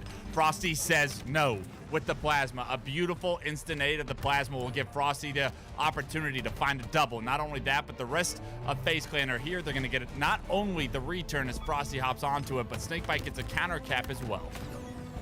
At number 6, Dead Zone from the green wall. He's got snipe in hand on live fire right now against Shopify Rebellion. Shopify's up 1-0. Dead Zone needs to make a play to keep his team in this series. Dead Zone with a quick scope onto the player camo for a double, a killing spree. The body shot is perfect as he picks up a clean triple kill. Thinks he has another bullet in the snipe, but Dead Zone's going to have to settle for the triple kill and camo control. All right, number 5, halfway there, Sab from Cloud9. It's Aqua Slayer, and he's got overshield to work with the first player not looking at him. That's an easy single. Here comes Sab with full overshield, making plays. The grenade does a ton of damage, cleans it up with the bandit. The last player alive, ping 3, and Sab kills all of Native Gaming for the overkill. At number 4, Renegade is back for his second clip in the top 10. He's got camo snipe live fire against Sentinels. The first player not looking at him because he has camo snipe. The second player gets the comms. Third player also gets the comms, but Renegade does not care. He finds 3 kills on Sen as all 4 go down. At number 3, OpTic Gaming in the winners bracket semifinals, trying to find the spot in the winners finals. All you have to do is stop one push. The man for the job, you have the right guy with the right weapons. Formal with the shock rifle, the first player gets taken down. The second with the slide is perfect. The damage onto a third will allow OpTic Gaming's reinforcements to get here. Able to capitalize on the rest of Formal's damage. All 4 down for Shopify, and that is OpTic's ticket to the winners bracket finals at the 2024 World Championship. At number 2, SLG from Quadrant. And this kid with a shock rifle in his hands is a problem for anyone, even OpTic Gaming. The first 2 kills are clean. Smells blood in the water, starts to push. The triple is easy, and the overkill. Norwin, you nasty boy, gets the overkill on OpTic Gaming. And the number 1 clip from the World Championship is brought to you by Formal from OpTic Gaming. Dead Zone on the point of view right now, tracking down a player back tower. Able to play his life a little bit here. Back mud, gets info that a player's pushing him. He's going to get some damage onto him. That's actually important because Formal has just gotten a triple kill in the kill feed. Formal then quickscopes the player back green. Bounds spawns dummies. Bounds immediately removed from the map. And Formal, for the nastiest kill tech of the year, creates our top 10.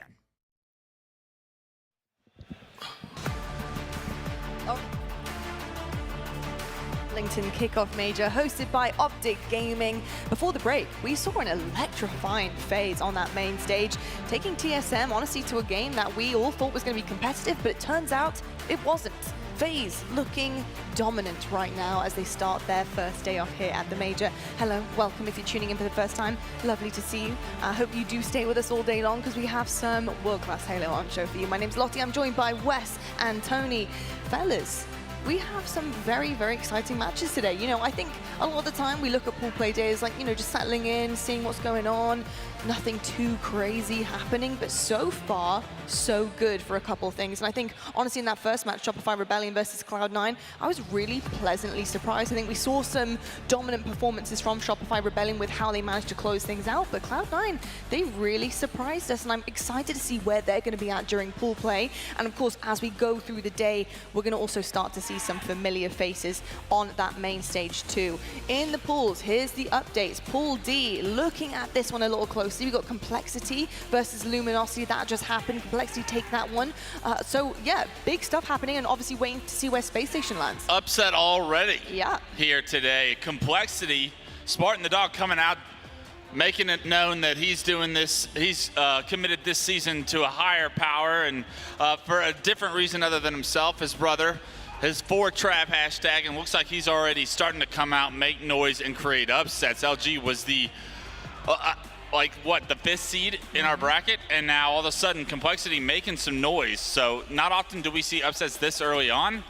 Already something under our belts here to mix the bracket up a little bit, and I mean, even just one upset does a major difference when it gets into bracket play, because all of a sudden people are playing people where they should not be playing them, and LG digging themselves a hole early Friday. Yeah, indeed. I've got to say, very excited about Pool D to see exactly where that one heads. We're also waiting for Pool B to see some results come on in, so I can't wait to see exactly where our teams land there early on, because really that's where the upsets happen, right? It's like, who's going to take that 2nd seed in their pool to move on to tomorrow? How does that champ bracket look, and how does it stack up?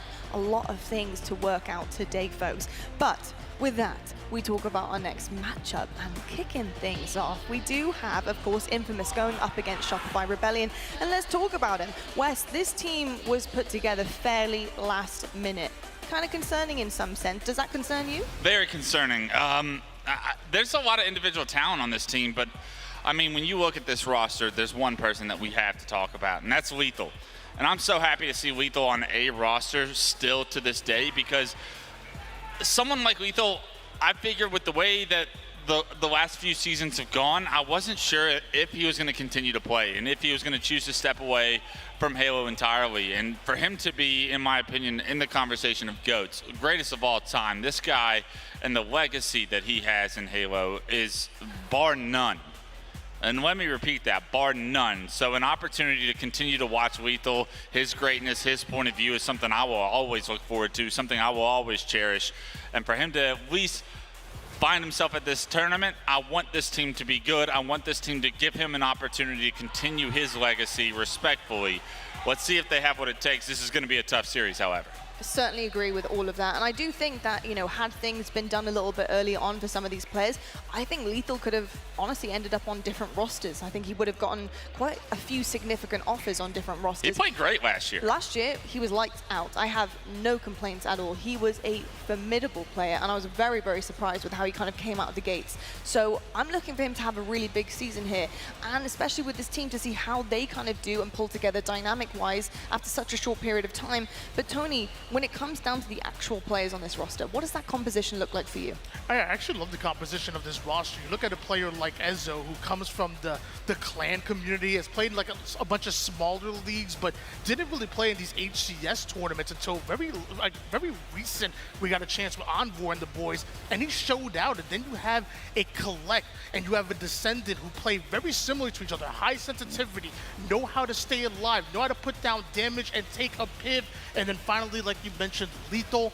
I love what he brings to the table. Obviously brings a national championship, brings experience as well, but he doesn't baby the roster whatsoever. We really trust this team, and I like this Infamous roster. Let's watch them.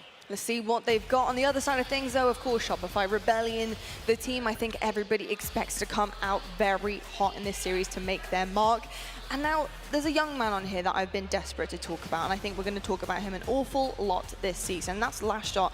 And I think it's nice to remember where Lashot started. I mean, he has been so good ever since his kind of inception into the HCS. I mean, you've got to remember he won things in the free-for-all. He won the World Championship free-for-all. He's been a great individual player, but the fact that he's fit onto a team so wonderfully when he did make his 4v4 debut, there we go, there's some English, you know, was absolutely amazing to watch and witness. And he was a disruptor last year. Now to find himself on this team that is full of 2 vets. We've also got Cycle, who you could honestly put in the same category as Last Shot. It's been amazing. And I also think the support that this young man carries behind him is so heartwarming to see. I actually managed to see a tweet from UNG Esports, which is his collegiate team that he did go and play on as well. They are backing him 100%. And I think it's just nice for young kids to see that you can go to college, you can have it all, you can have success while getting education, joining a collegiate team,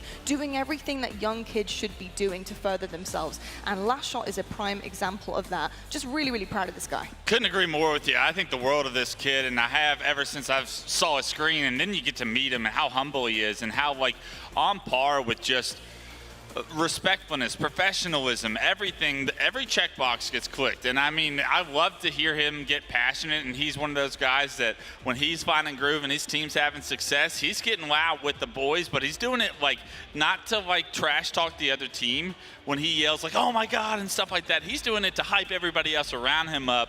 And that is an awesome feeling to be a part of. I had like teams in the past where like Cloud, if I kill somebody and Cloud's yelling, it's a good feeling. Like that amps me up to play even better. So I know like you feed off of that in that team dynamic. I think the Shopify team has been able to do that. I think we saw that at the Kson event, to be able to see them sit next to each other in person the first time. I'm stoked for this team and the composition that they have, because it reminds me so much of the Triggers Down 2009 roster, where SK and Asteria, 2 of the best players in the game at the time, were kind of left out of like the changes at like the highest level, right? In a very similar situation from Frosty and Royal 2 to during this offseason.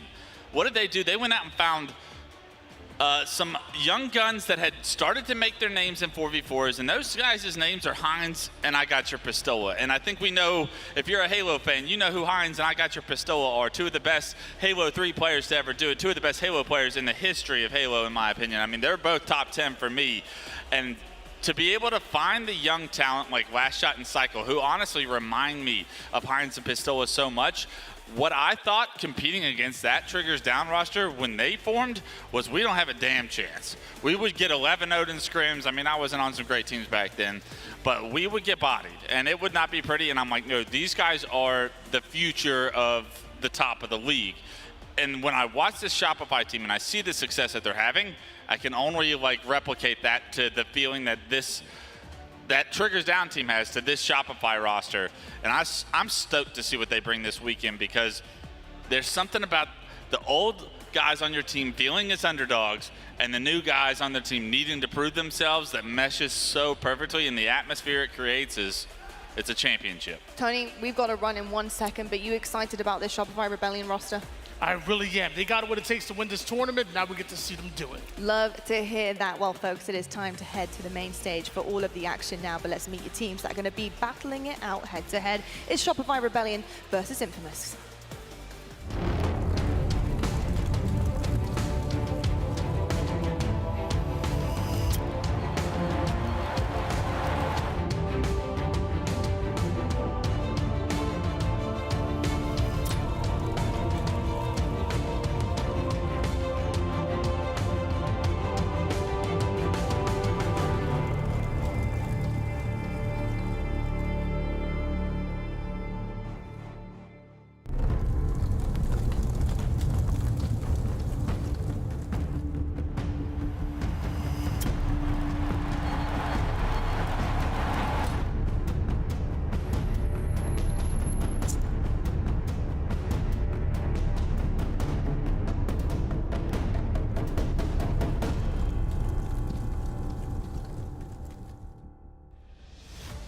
Ladies and gentlemen, it feels so good to be back for another season of the HCS alongside Dan Gaskin. This series, Dan, promises to be a tasty one. It really does. I mean, we got to see Shopify Rebellion already on our screens earlier today. A little bit shaky at times, but as you alluded to, they weathered the Cloud9 storm. And I think that's very exciting for them that they got over those initial jitters, and now they might look like that dominant force that we came to expect. That's very interesting about this Rebellion roster, right? Because they weren't one of the first ones to form. Formal, he happened, he got the players that he wanted. SSG then reacted. Rebellion were sort of waiting to see what they could piece together. And they have found a roster now that have championship capacity. They're championship contenders, and they've already done that in the KSAN Invitational. Well, this is the series layout. We're going to see a different series layout for the first time today. Of course, we already had our first and second series, but we will get to see Assault on our screens on Aquarius the first time in the HCS, of course, officially at an event. Very excited for that. Followed up by Slayer Livefire, CTF Forbidden, Strongholds Recharge, and then Slayer Solitude. This is a fantastic series for Shopify Rebellion. You know I always say those kind of things, Shurs, but I really do feel like they have the advantage when I look at those 5. Rebellion definitely coming into this series as the favorites. Weathered the storm of Cloud9, had a little shaky moment here and there, but with our 9th seed Infamous heading into this, they are definitely the underdogs and need to cause the upset. Dan, as we head into Assault Bomb, what sort of chance do you think Infamous have here? I don't think they've got much of a chance. We know that Shopify Rebellion are one of the better teams we've seen so far when it comes to Bomb. They didn't lose one at the Invitational. I know we only saw it a couple of times when it happened, but they have shown they are one of these teams that have excellent control. Similar to Oddball in some ways, being able to manipulate that map, bully the spawns, and just force other teams into a submission, and then you plant that bomb. I think Shopify Rebellion are going to be one of the teams to watch when it comes to any bomb mode here in this tournament. And of course, Assault has only been introduced this season, so for a lot of teams, they've been putting in the work in the off-season to try and grind, figure out what is the meta on these maps, on these game modes, and Assault being one of those newer ones, some of the fresher teams having to figure out some things that maybe they hadn't had to for seasons 1, 2, and 3, and Assault does play a little bit different to everything else. And of course, we might have viewers that have never seen Assault on their screens. Maybe you haven't played some of the older Halos, you don't know how Bomb works. Well, essentially, there is going to be a neutral bomb, one in the middle of the map where it spawns, and both teams will fight over that bomb to then try and plant it in the opposition base. If you plant it, you get a point. Easy peasy. Sounds it, right? Not so easy when spawns are happening around you. Teams are going to be throwing grenades every single time you're trying to plant that bomb. And of course, then they will try and toss it out of the window in Aquarius. But it's a very heavy bomb, so it's not going to go that far. And something I have to say as well about Aquarius Bomb and about Assault in general, Aquarius Bomb has become one of my favorites to play. I love the Aquarius flag, but Bomb brings just something a little bit different. And for teams that you're going to be looking to try and spawn the opposition in the enemy, in the fridge, and then get your plant on. And I think that that's why I'm interested and excited to see Shopify Rebellion do it, because when I look at this roster and I look at how they've played leading up to this event and so far in their first series, they are a team who does bully. They are aggressive. They love taking 1v1s. They are so confident in their fights. And when you add in something like Assault, an oddball, for example, an objective that can be worked around and manipulated in that way, they become a very formidable force, a team that you should be terrified to go up against because they will always be in your face. They will not allow you to escape, and you have to have a game plan. However, we did see with Cloud9, when they got 4 dead, when they were able to kind of deal with that initial wave, they were able to push back. They had a chance, and maybe that's something that Infamous can take away. Because we've all been talking about Shopify Rebellion, of course, but we have Infamous on our screens. This is the 9th seed in this tournament. We have a chance to see whether they can maybe do something similar to what Cloud9 achieved, but go one step further, maybe get 2 maps, maybe not. Maybe they'll get a series. Well, Infamous did have some scrims in the last couple of days, Dan, as well, and the results didn't really go their way. Do we say them on broadcast, or do we try and give people a little bit of hope and a little bit of chance? Because the scrim against Luminosity didn't go to plan. They didn't win a map against Luminosity, didn't win a map against FaZe over the last couple of days in scrims, but scrims are for practice. It is a chance to try different things, a chance to try and experiment, and perhaps that was the case for Infamous. Even the last time these two teams scrimmed against each other, it was 14-1 in favor of Shopify Rebellion, and that one map is not being played in this series as well. So it is definitely tough to be on the side of Infamous, but it's always that on-the-day approach. Can they do it when they are on the big stage? We load in then. Rebellion looking to put their second win on the board and head towards an unbeaten record in the pools. And for Infamous, it's about trying to upset the apple cart. The first seeded team hoping to take them down. It's shields up, it's weapons hot, we're underway. Boy, does it feel good to hear you say that again. And as we've already alluded to, this is going to be an exciting one to see Shopify Rebellion, how they do on this map with Bomb. Already, it's some camouflage control and a couple of openers. And as I said, they're very aggressive, so this is not a good start for Infamous. And on the desk, you heard Cycle and Last Shot getting a lot of plaudits, and rightfully so. But it has to be said, for Royal 2 and Frosty, Dan, when the team changes were being made, OpTic did what they did, SSG did what they did. Royal 2 and Frosty's phone didn't ring from either of those teams. You've got to know that they are fired up and ready to win some championships, just to prove a point that they still got it. They definitely want to prove a point, but maybe they are going to struggle to prove one in this first opening set, because Shopify Rebellion, they were 3 down for a second, but of course, that regression that I was talking about, that confidence in 1v1s, Frosty shows it just there. His teammates are down, he's out, and Frosty says, I don't really care, I'm still going to take the fight. And he makes sure that Bomb does not move anywhere. At the moment, it's just stuck down towards the P1 area, and it's whether anyone can actually get their hands on it before it resets here. Royal 2 and Cycle combined to get a kill. Royal 2 turns his attention towards top middle and Ezo. Ezo drops towards the front face down to no shield. Royal 2 handles business, but gets traded out by Lethal. Bomb is being picked up and on the move here. Lethal could be and should be about to get himself a kill, and does. Gets a kill, fires out a threat seeker as well, just to pick up a few hits. And Royal 2 now last man standing for his team, and Infamous starting to push that bomb forward. This is very dangerous for Rebellion. And moving it on this car side, and do have a chance to maybe try and force the spawns a little bit, especially if they can catch Royal 2 off guard, which they do, and now they have the advantage to push into the base. How do Rebellion defend this one? Now they've lost 2. Frosty on the shroom stairs, putting down some damage, trying to stay alive. Down to no shields though. Collect the same in the enemy base. Continued to be a nuisance here. Descendant gets that kill onto Frosty, and now it's about trying to kill the respawners over towards that fridge. They have them exactly where they want, but Collect goes down, and he really could have done with staying alive. But notice how Infamous have not been able to try and attempt to plant that bomb just yet. They are just slowly tossing it one step at a time to get closer. But because the spawns are so close on Aquarius, you have to take down everything before you start to arm that bomb. Otherwise, you are just going to be taken down by the spawners, and Rebellion do just that. They will be able to rescue the bomb, they will be able to get it out their base, and now they can start to plan their own attack. Assault really can be a marathon, not a sprint. It's very difficult to do things quickly. You have to get forward dead, move in, slowly start to turn the screw. Rebellion did weather that storm for a moment. 2 down for Infamous. Descendant Lethal in the respawn screen. Frosty last man standing for his team. He manages to get a pick and continues to drive forward. Inside bottom middle now, throwing down some grenades. Ezo's in his fridge, or in his closet, excuse me, but as he doubles back now to try and pick up the tabs here, Ezo in a 1v1. Frosty will win that one and push forward once more. You don't really want to be taking the 1v1s against these boys. That's what they want. That's how they're going to beat you into a submission. Bomb does get reset though, and you can see kills in the kill feed going in favor of Infamous. But again, Frosty is just going to find himself in a spot here to take down anyone who decides to just marauder on their own a little bit. And there's the first victim. Looking at the kills up the top of our screen. Lethal currently sitting with 5, 2, and 6, but it's going to be saying Collect 11, 3, and 5. A hot start for him, and that's exactly what they need if they're going to see success in this game. And Lethal has to play a little bit of defense here. The bomb's not in his territory for the moment, but you can see Rebellion are trying to piece something together here. Well, how many times have we said throughout HCS history, you know, Collect was the difference maker in that series? And granted, sometimes it was series that maybe wasn't on the biggest of teams at those times, but now this is definitely a team that can be up there and competing with the big boys on their best of days. And right now they are going toe-to-toe with the #1 seed. No one been able to really get that bomb anywhere near the plant. I mean, Infamous were the team who got closest, but couldn't even get it armed at all, let alone actually plant that bomb. And it does beg the question, do you want to try and go for something a little bit different if everything right now has just been kind of forcing yourself into a wall of damage coming from the other team? Do you try and go for a sneaky approach? Someone gets it with the camouflage, for example, which is exactly what we're seeing now from Infamous. Collect's going to take his time then with the camouflage.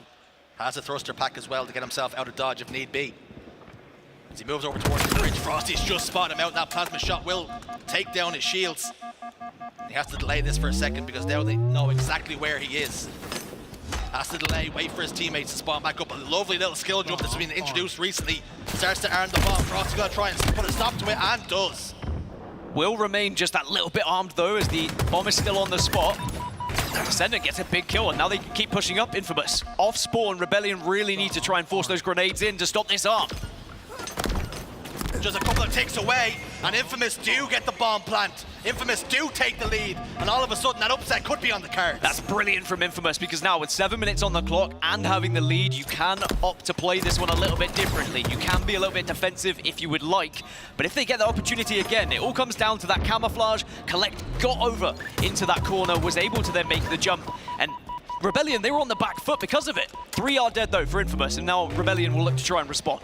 It has to be said, for large parts of this, Infamous deserved that plant. They've been in control thus far. They've been the ones really putting down the damage and getting the kills and really putting them in the Rebellion on the back foot. But over towards the closet area, Royal 2, face to face with Descendant, loses out on that gunfight for now. 3 dead once more for Rebellion, and Infamous looking really good here. They are just going to be throwing that bomb, so then they're going to know exactly where they are, and Frosty says, thank you for giving me that info. I'll take that fight, I'll make sure I slow this bomb down, and he survives. So again, Frosty, as the last player alive, is doing bits for Rebellion to make sure they don't go too behind here.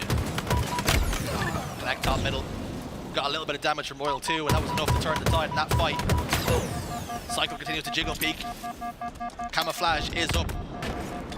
It looks as though Infamous are in the prime position to scoop it up and pop it into their chest. Looks like Ezo might have just gotten it. And it's been popped now. As his shield's recharged, he pushes towards the courtyard. 3 of his teammates are in the respawn screen. He's going to have to delay here. Bomb has been reset at the worst possible time for him, as he will now have to backstab. Royal 2 sitting in fridge. They know this camouflage is around, and they're doubling back for him. Rebellion not allowing him to live. Instead of pushing forward, they're going to deal with the camouflage player and clear him out. Yeah, they could smell him. They knew exactly where he was, and they ensured that he gets taken down. So there's not going to be any tomfoolery from behind. And now they can get control of this bomb and start to move it themselves. Now remember, this is similar to what happened in the first series of the day for Shopify Rebellion. They went 1-0 down in that flag game, but then they were able to wrestle their way back in. Frosty said in the interview they got rid of some of those jitters, but perhaps, you know, those first game jitters are still prevalent here. First game jitters leaking into second game jitters now. 3 dead for a moment for Infamous. Descendant's going to fall. The bomb has been armed. They're all tied up now, out of nowhere. Rebellion get the bomb planted, and all that good work Infamous put in has been undone in a matter of moments. Yeah, just like that, with a little bit of control when they had 3 dead, Rebellion were able to force that bomb in, and it was a simple plant in the end. And all that hard work Infamous have now put in, they have to do exactly the same to try and find themselves ahead again. And it may come down to the camouflage play. I liked it from Collect. I think that that's something they have to be considering, because their camouflage control has been good so far. Killing spree for Cycle. Currently looking at 14, 3 and 9. The bomb's moving in once more. Frosty is taking damage. Royal 2 is going to have to try and provide some sort of cover fire here. Dropping down to help his teammate. Descendant will get the kill though. So now a little bit light on manpower is Royal 2, but he's going to try and aggress the spawns here. 2 players contend with him, and he's done a lot of damage, but nobody on his team there to capitalize. Great patience though from Collect and Lethal, recognizing where that kill had happened and knowing a grenade was very likely going to be joining them as they came around that corner. So they just held back for the extra second and actually saved them from going behind it. Had they both walked forward, that was probably a bomb plan. Just over 4 minutes and change in the clock now. And camouflage the last shot. And he's starting to be an influence. Starting to be a thorn in the side of Infamous. The bomb has been reset, but Collect from nowhere with an elbow to the spine. If I was to tell you that these two teams, when they scrimmed, it was 14-1 in favor of Shopify Rebellion, would you believe it from what you are seeing right now? The answer, I know, would be no. This is so good from Infamous, and this is great character building, honestly. It's going to give them a lot of confidence, not just for the rest of the series, but for the tournament as a whole. They're going to be thinking, all right, well, if we can do this in Game 1, why can't we do it in Game 2, Game 3, Game 4, maybe Game 5? Rebellion must be thinking, this is not part of the rules. You're playing above your station. That's not very fair. That's not what we expected. Infamous really getting that land buff. I also do think that, you know, with Assault being new and with it being one of the most underplayed game types we have in the HCS at the moment, there is always going to be this opportunity for the teams that are maybe on the underdog side of things to be able to take down some of the bigger teams, because maybe they have put extra practice in as 3 down on the side of Rebellion. Frosty puts another one in the grave. Doubles back for the bomb now. Reset in 10 seconds. And you can see Frosty's made a real interesting play here. He's gone to the plasma pistol on a number of occasions now. Killing spree locked in. Threat Seeker goes into the closet, clears that one out. Descendant though, a beautiful bank grenade, spins up, hits the visor of Frosty and takes him out of the fight. Yeah, Frosty is very much going for that plasma pistol often. I think he recognizes how strong it can be and how important it can be for their success in this game.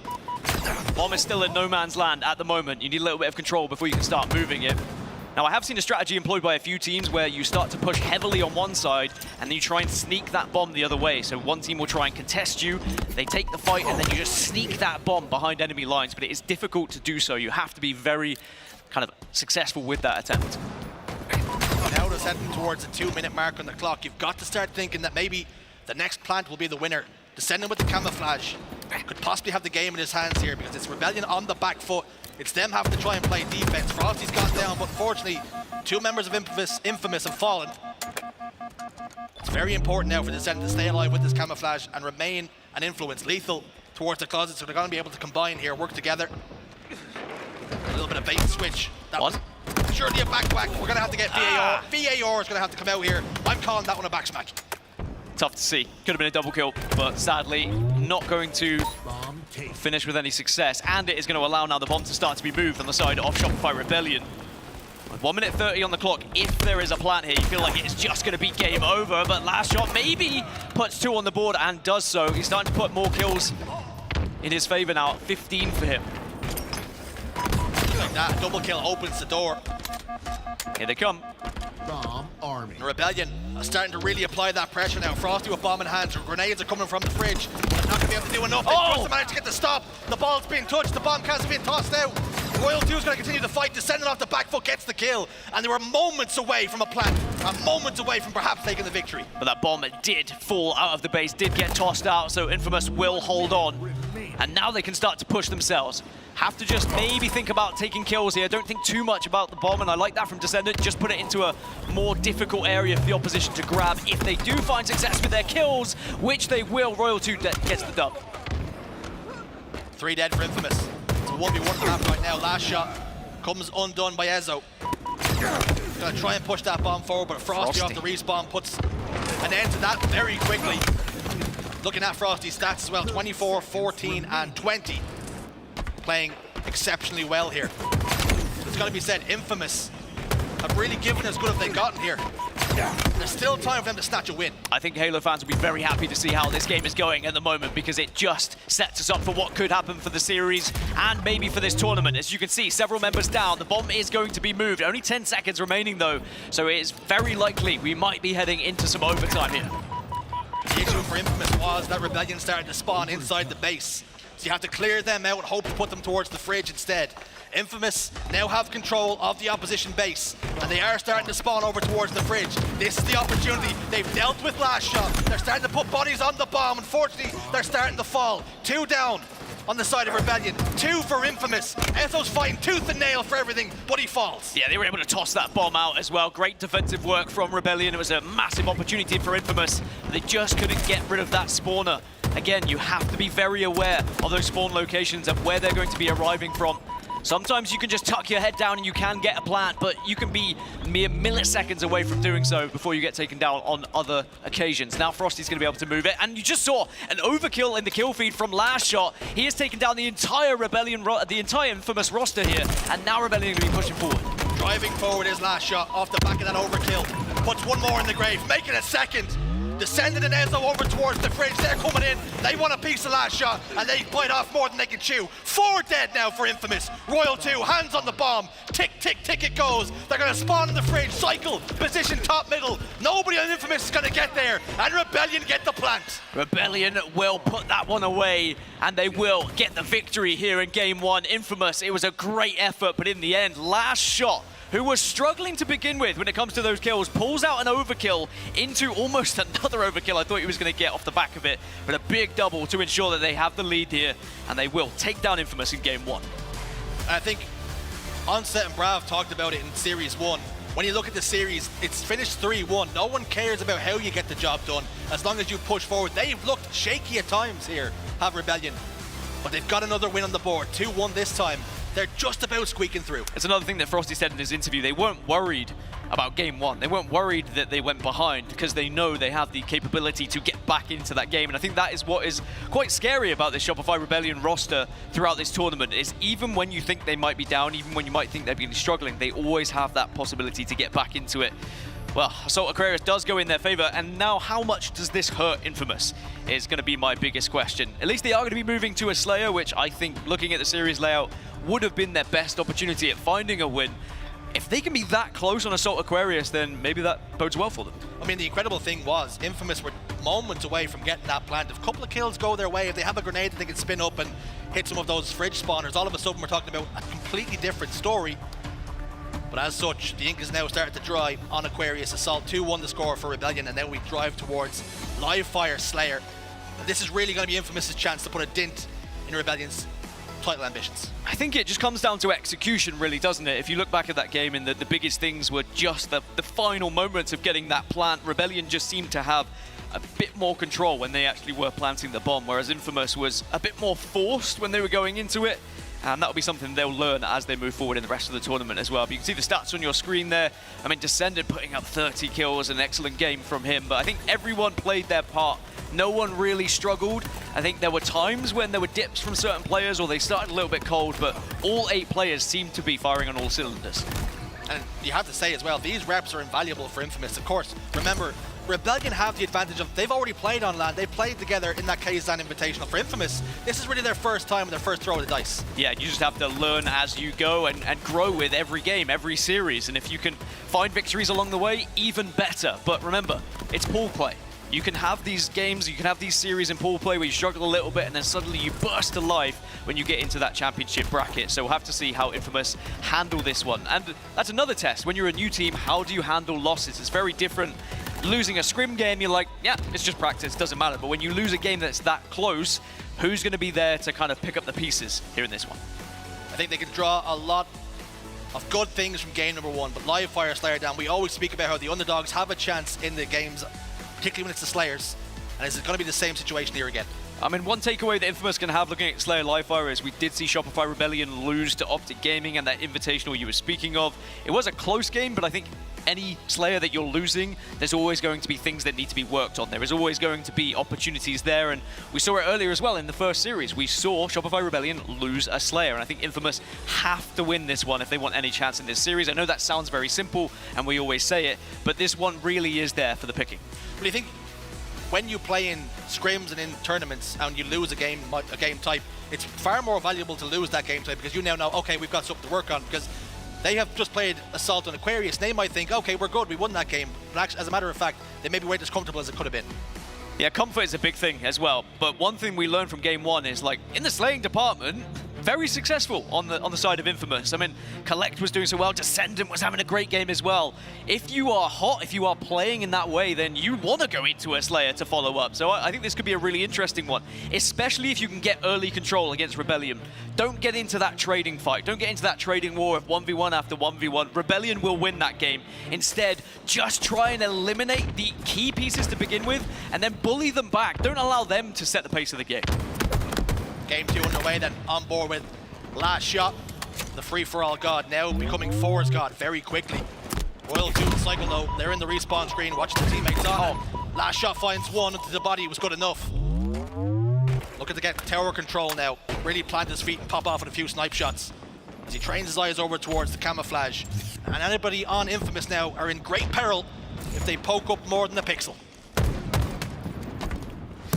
Last Shot got the call, the Collect was weak, and he put his sniper away somehow.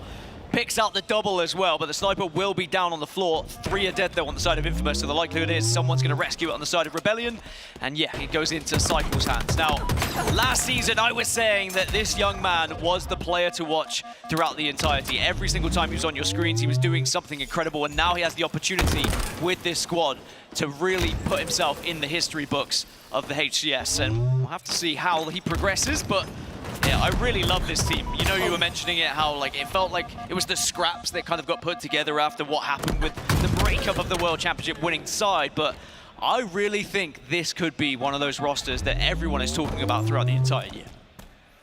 3 dead on the side of Rebellion momentarily, 10-10 on the score now. Ezo's got the sniper rifle, currently sitting at 4-1 and 2, so had a pretty bright start here, all things considered.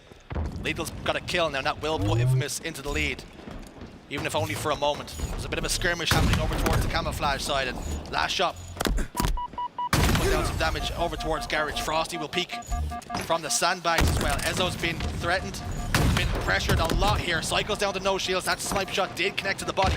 Not enough to get the kill. Teammate on hand, and Descendant will get the pick. It's a 3v3 on the map now. Enzo still got control of tower, although he's trying to clear it out at the moment. Still getting pressured. Camouflage up in 25 seconds. It's got Rebellion over there now, and perhaps they can think about just staying there for the moment and taking control of the map. Just Infamous need to keep up this pace, keep up this pressure. Don't allow those one-shots to be getting away. Last shot, last player remaining. Find him, at least get eyes on him, at least get some sort of knowledge so you can take him out and you can start to plan around that. Don't let him escape and get a route behind, because that's what Rebellion will try and do. That last player will try and get damage, which will then allow the rest of the team off spawn to just suddenly pile into you. But now that's going to be a big kill onto Frosty, and maybe there'll be a camouflage, and yes, Lethal's going to grab it. Couple of shots down on the Royal too. Unfortunately, he was between a rock and a hard place there, was Lethal. All 4 members of Rebellion just sitting there waiting for him, so no clear avenue that he could explore to get himself out of danger. Really tried to make the best of a bad situation, but you talked about trying to make sure you keep on top of things there, but all of a sudden 4 dead for Infamous, and they've really gotten their lead taken away from them. Because they just couldn't find that last remaining player, and sadly then they got pinched by the 3 spawners and Last Shot, who was over towards green. And now they find themselves behind to Infamous. 3 dead yet again, Collect being the last remaining player, and Frosty has a sniper rifle. And I've seen this one before. First shot didn't find a home, second will get the body, and the melee did come out. Landed that Superman punch just to get the kill. All tied up only for a moment though, as Cycle will get the pick over towards Sandbags. So now, sniper rifle still down top middle. Frosty's gonna go back for it now. Halfway to victory. Looking to push forward. Enzo's over towards scoreboard. That pistol doing enough damage to pop the shields. Last shot should be able to apply the finishing touches, and does. And now a 4-kill advantage for Rebellion. Sniper rifle to play with as well, with 4 bullets to work with. Lethal could be about to lose his face, but he thinks differently about going towards tower instead. Backs towards his teammate. Yeah, very important route that Frosty took just to make sure he was covered by someone, but also if he was taken down, someone else would be able to pick up that sniper rifle, and if he had hit that, I might have just lost my mind. But still alive, finally gets shut down at the top of tower. A 4-kill lead still, so they were 3 kills down, a 7-kill swing in their favor. And now the real question is, can Infamous actually get back into this game? Can they find that same kind of success? Because Rebellion have just had so much control at this point that every single spawner from Infamous has walked into bullets from Rebellion, but there's the opener. There's the now extra player on the map, and now you've got to take advantage of it. You've got the opener. Royal 2 has the equalizer, but unfortunately for him, those 2 shots do not connect over the cross of top middle. They were just warning shots across the bow. Now descending in a 1v1 against Last Shot, and he just continues to do that, Dan. He wins his ones. It's not just him, it's the whole team winning their ones. And that's why it's so tough for Infamous. You don't want to take them in the 1v1, so you need to try and send 2 players. You need to play the buddy system a little bit. But then if that goes wrong, if too much damage is done by that individual, then you find yourself on the back foot. 5-kill advantage now for Rebellion. But at least there's a camouflage for Infamous to work with. Descendant's been spotted out though. Last Shot knows exactly where he is. He will be called out. He's just going to wait over towards Dummies, hoping his teammates can provide some sort of distraction so he can provide a backstab or open the door and an opportunity here. Teammates have got to do damage. Last Shot just waiting from top middle, and he runs straight into the blender. Sure you can, they're going to trade it out. They were just waiting. That's one thing I've noticed so far from Rebellion, both of these games, is they've been so aware of camouflages and just knew exactly where each player of Infamous was going to be pushing when they did have it. Infamous do close the gap to 3 though, and Frosty's under a little bit of pressure, so he has to retreat as well. Heads up play from Frosty, recognizing he was down in numbers, seeing 2 players and thought, I do not like that fight. 1v1 with Lethal now. Lethal comes out on top, the fadeaway shot. Royal 2 though gets the kill. A 3-kill advantage now as we head towards the end game. Descendant's position towards top tower. Royal 2 heading up there now. It's going to be a scrap, it's going to be a skirmish. Royal 2 comes out on top. Rebellion's cleanup is just that little bit better than Infamous. As soon as that damage has been put out, someone will be there to finish the job, and maybe Frosty says, I can do it myself with the sniper rifle now. It's a 5-kill lead yet again. 4 now remain, make it 3, and Rebellion, are they about to turn the corner here? Oh! Lands the body. 1 more kill then to double their series advantage. Over top middle he goes. Finds the body, forces that player down bottom. The kill comes elsewhere, and Rebellion do put themselves 2 to the good. It was a great effort from Infamous, but they just allowed Rebellion to get arm's length away, and they held them there. Did not allow Infamous back into that game whatsoever. As soon as there was 1 kill on the board, Rebellion answered back immediately, but then would add an extra on top of it, just to keep them even further and further. And then Infamous got that 1 taste where they were within 2, and then Frosty gets a sniper rifle. It's those fine margins that can really be the difference maker, though, in these games. And again, I think Infamous should be really happy that they are having these close games with Shopify Rebellion, the #1 seed. But at the same time, if this series ends up as a 3-0, no one's really going to remember how close those games were. I think you rightly touched upon it, right? Cause for optimism for Infamous for keeping the games as close as they were. Game 1, if Last Shot doesn't get that overkill, how different could the game have been? Game 2, Frosty takes over with the sniper rifle, just putting breathing room between him and the rest of the enemy. But now, CTF Forbidden on the horizon. Not our newest game type, but one of the newer ones. And of course, all these teams fresh, so have to try and figure out strategies, tactics, how to break and how to hold setups. And maybe this could be an opportunity for Infamous. And of course, a very heavy sniping map. And I think when you've got Frosty, Last Shot, Royal 2 cycle on a team. That's not the narrative I wanted you to push. I wanted you to go the other way. Tough to try and go against Shopify Rebellion here, to be honest. I mean, when they scrimmed against each other on this map, CTF Forbidden, it was a 3-0 in favor of Shopify Rebellion. Yes, that was 2 weeks ago, but that's where you go off just for initial guesses. But I think from what I've seen on live fire and actually the sniper shots that were hit and how prevalent the sniper is on Forbidden, I think it's going to be Shopify Rebellion to take this one 3-0. If you allow Royal 2, you allow Frosty to start to pop off, it's going to be very difficult to defend your flag. Rebellion then one game away from a clean sweep and potentially topping their pool until the open bracket comes in and tries to cause some sort of mischief. But for now, things are looking good, things are going their way.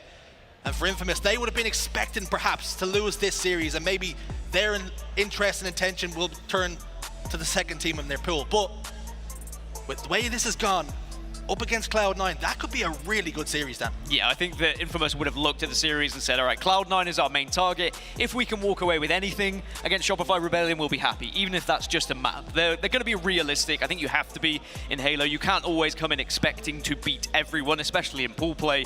You can, of course, say, oh, we think we could win the tournament, but that wouldn't necessarily be from pool play. I think you have to accept your fate in a situation like this when you are a newer side. You need those reps, you need that practice against a squad like this on LAN. But CTF Forbidden, I mean, there's always the chance that maybe Shopify Rebellion don't have as much control. When they're 2-0 up, they might get a little bit dizzy with the situation and say, you know, we're going to breeze through this one and perhaps Infamous can take control. I think I'm stretching a little bit, but I just want to hope for maybe a game on their side. I think it has to be said as well, Dan, particularly how their first series went and their second. It's crazy the difference one kill, one play can make in turning the score of a game and a series in general, because all of a sudden a couple of kills have gone against Rebellion in the first series and now. The whole complexion of their tournament looks totally different. And that's the thing about Halo is you want the superstar, you want the X Factor on your team. And, you know, when OpTic was made, everyone was like, well, you've just made a team of 4 X Factors, 4 superstars. But then you look at the Shopify Rebellion roster, you could say the same thing. Granted, Cycle, Last Shot maybe don't have the same kind of credentials as OpTic Gaming do, but they have shown and demonstrated throughout so many games throughout the HCS, they have the ability to be game changers. You have 4 game changers on the side of Shopify Rebellion who can all pop off at any moment, and the other team is always going to be like, all right, well, we could get 3 down, but then where's Frosty? Oh, he's got a sniper rifle. We have to focus on it, and suddenly a double kill comes out. Suddenly Last Shot gets an overkill, and it's a different story. Now, we always talk about the recipe for success on certain maps, what's the meta, what to expect, and with Rebellion on Forbidden, it's going to be no different. Do you expect the sniper rifles to play an integral part, and that's how they're really going to be the difference maker? Yeah, I think if Infamous allow 2 sniper rifles to go into the hand of Shopify Rebellion, then we're just going to be taking this one off 3-0, move on with our day and start to think about the next series here in Arlington. However, I think if you can take those snipers away from Shopify Rebellion, then that is going to be your best chance. Sounds simple, whether you're throwing up the map, whether you just keep it in your own possession, I think that's going to be your best opportunity. And something we were talking with Clutch recently, and he was saying that how he thinks at the moment, on current form, Frosty is the best player in the game, and he's really starting to show that in some of these games. I mean, hard to argue with it as well. I think the way Frosty's been playing, everyone's looking at him saying that he has awakened a new beast within himself. Halo 5 Frosty, I've heard a few times. I mean, we've got Halo 5 maps coming into the equation now here in HCS as well in Infinite, so I think that is definitely the chance for Frosty to be at the top of his game once more. And you mentioned it during the first game of this series. They have a point to prove. I mean, Frosty Royal 2 probably left like, well, why weren't we trying to be poached? Why weren't we the ones that were being formed on this super team, for example? And I think that they've already started to answer those critics that may have said otherwise. And I'm very excited for how this season's going to go. I mean, we watched what happened in the Invitational. Could you argue that, you know, did Rebellion technically win against OpTic Gaming? Was it left realistically at a draw? I think we come into this event still with the unknown of who is the best team. Yes, Rebellion won the format that was in front of them. Had it been the same format as here, who knows what would have happened. That is the great thing about the KSAN Invitational, because maybe not a great thing for the players because they would have wanted to see who wins outright, no asterisks around it. But as a fan, you look at it and go, we didn't get a definitive conclusion to that tournament. It was left.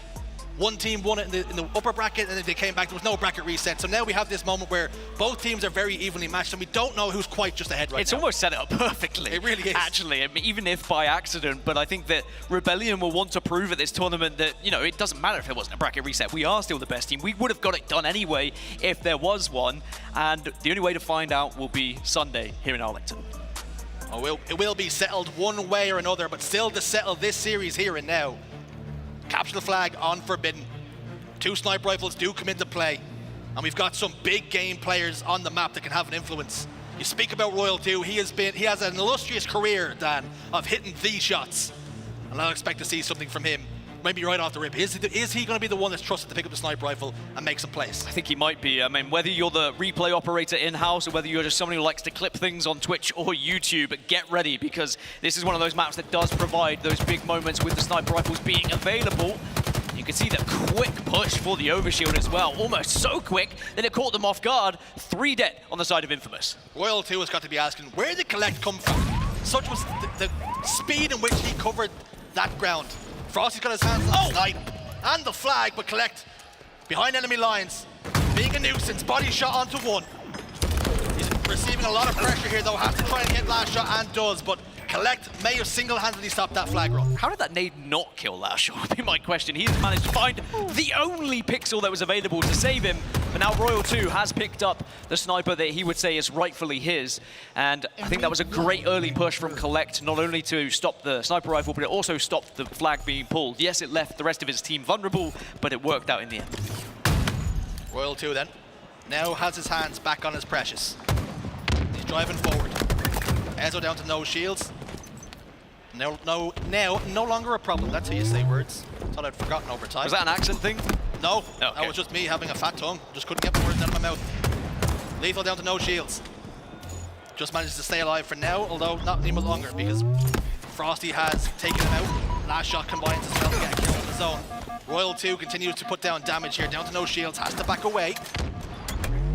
And Collect then is happy enough to allow Royal 2 to stay down here in the bonfire for now, but does double back and get a double kill. So Collect so far putting in a lot of good work, a lot of hard yards. Yeah, and a successful first couple of minutes for Infamous. Not only do they get rid of the first sniper rifle, but they also waste a couple of bullets, and it has not given a first flag capture for Rebellion as well. So if they can consistently find a way to shut down that sniper rifle, it will give them a fantastic chance as well. Ezo, the last remaining player though, and now that will allow Rebellion to start to circle their prey here. And you have to wonder just how important will this first flag capture be? Because if it goes the way of Rebellion, will Infamous start to feel like this series is beyond them? And at the moment, Rebellion are in a lot of enemy territory. But then again, Overshield drops off the map. Royal 2 just couldn't get it into his chest, and Infamous survived for now. Yeah, now Infamous will get the chance to take a little bit of map control here, take top middle, start to move towards the opposition flag. And I think they're trying to find last shot at the moment. He's been pinged a couple of times. Ezo's going to try and get there, but just when you think you found a member of Rebellion on their own, someone else just comes out of the woodwork. It is a danger of trying to traverse so much ground. Because all of a sudden you leave yourself open to some angles and some damage. Last shot's got the flag and he's running it. Down the steps he goes. Cycle providing cover fire here. Collect down to no shields. Did do a lot of damage. Look, he wasn't the favorite to win the fight, but did do quite a lot of damage here. Last shot though has made it all the way up the back ramp through sewers. Is there anyone there to put the stop to it? The answer is no. 1-0 then, Rebellion take the lead. Great setup from Rebellion for that flag as well. Just having Cycle in that position means he can win that 1v1 of the player pushing up ramp, but also does that extra damage on anyone who is chasing that flag where they feel like they have to commit or they are going to have to just back off and let that flag go because of the amount of damage that was coming from top middle. Now Royal 2's got the fresh sniper rifle and they have the lead. This could be the beginning of the end here for Infamous. Untrained. Good enough for a body shot on the Descendant. Trying to predict the drop down, but Descendant's going to stay exactly where he is. Royal 2 then will watch once more.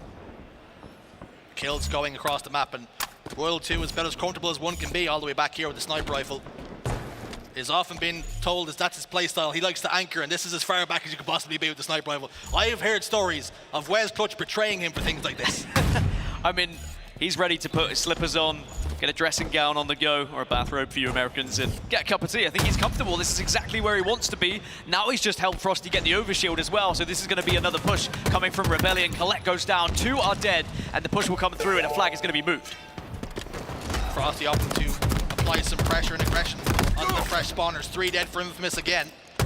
Lethal's the first one and only one standing for a moment, trying to do damage to that flag carrier, but unfortunately for him, last shot's already got it back up the ramp again. It's deja vu, because yet another flag is being ran in, and just like that, it's 2 to the good now for Rebellion. It was the same setup yet again, but this time Royal 2 was holding the position Cycle did previously, but with a sniper rifle, holds even more threat, which makes it even more difficult for Infamous to try and chase that flag, because as soon as you expose any body part, it's probably going to be shot by Royal 2. 2-0 lead, 7 minutes to go, and Infamous really have to dig deep if they want anything in this series now.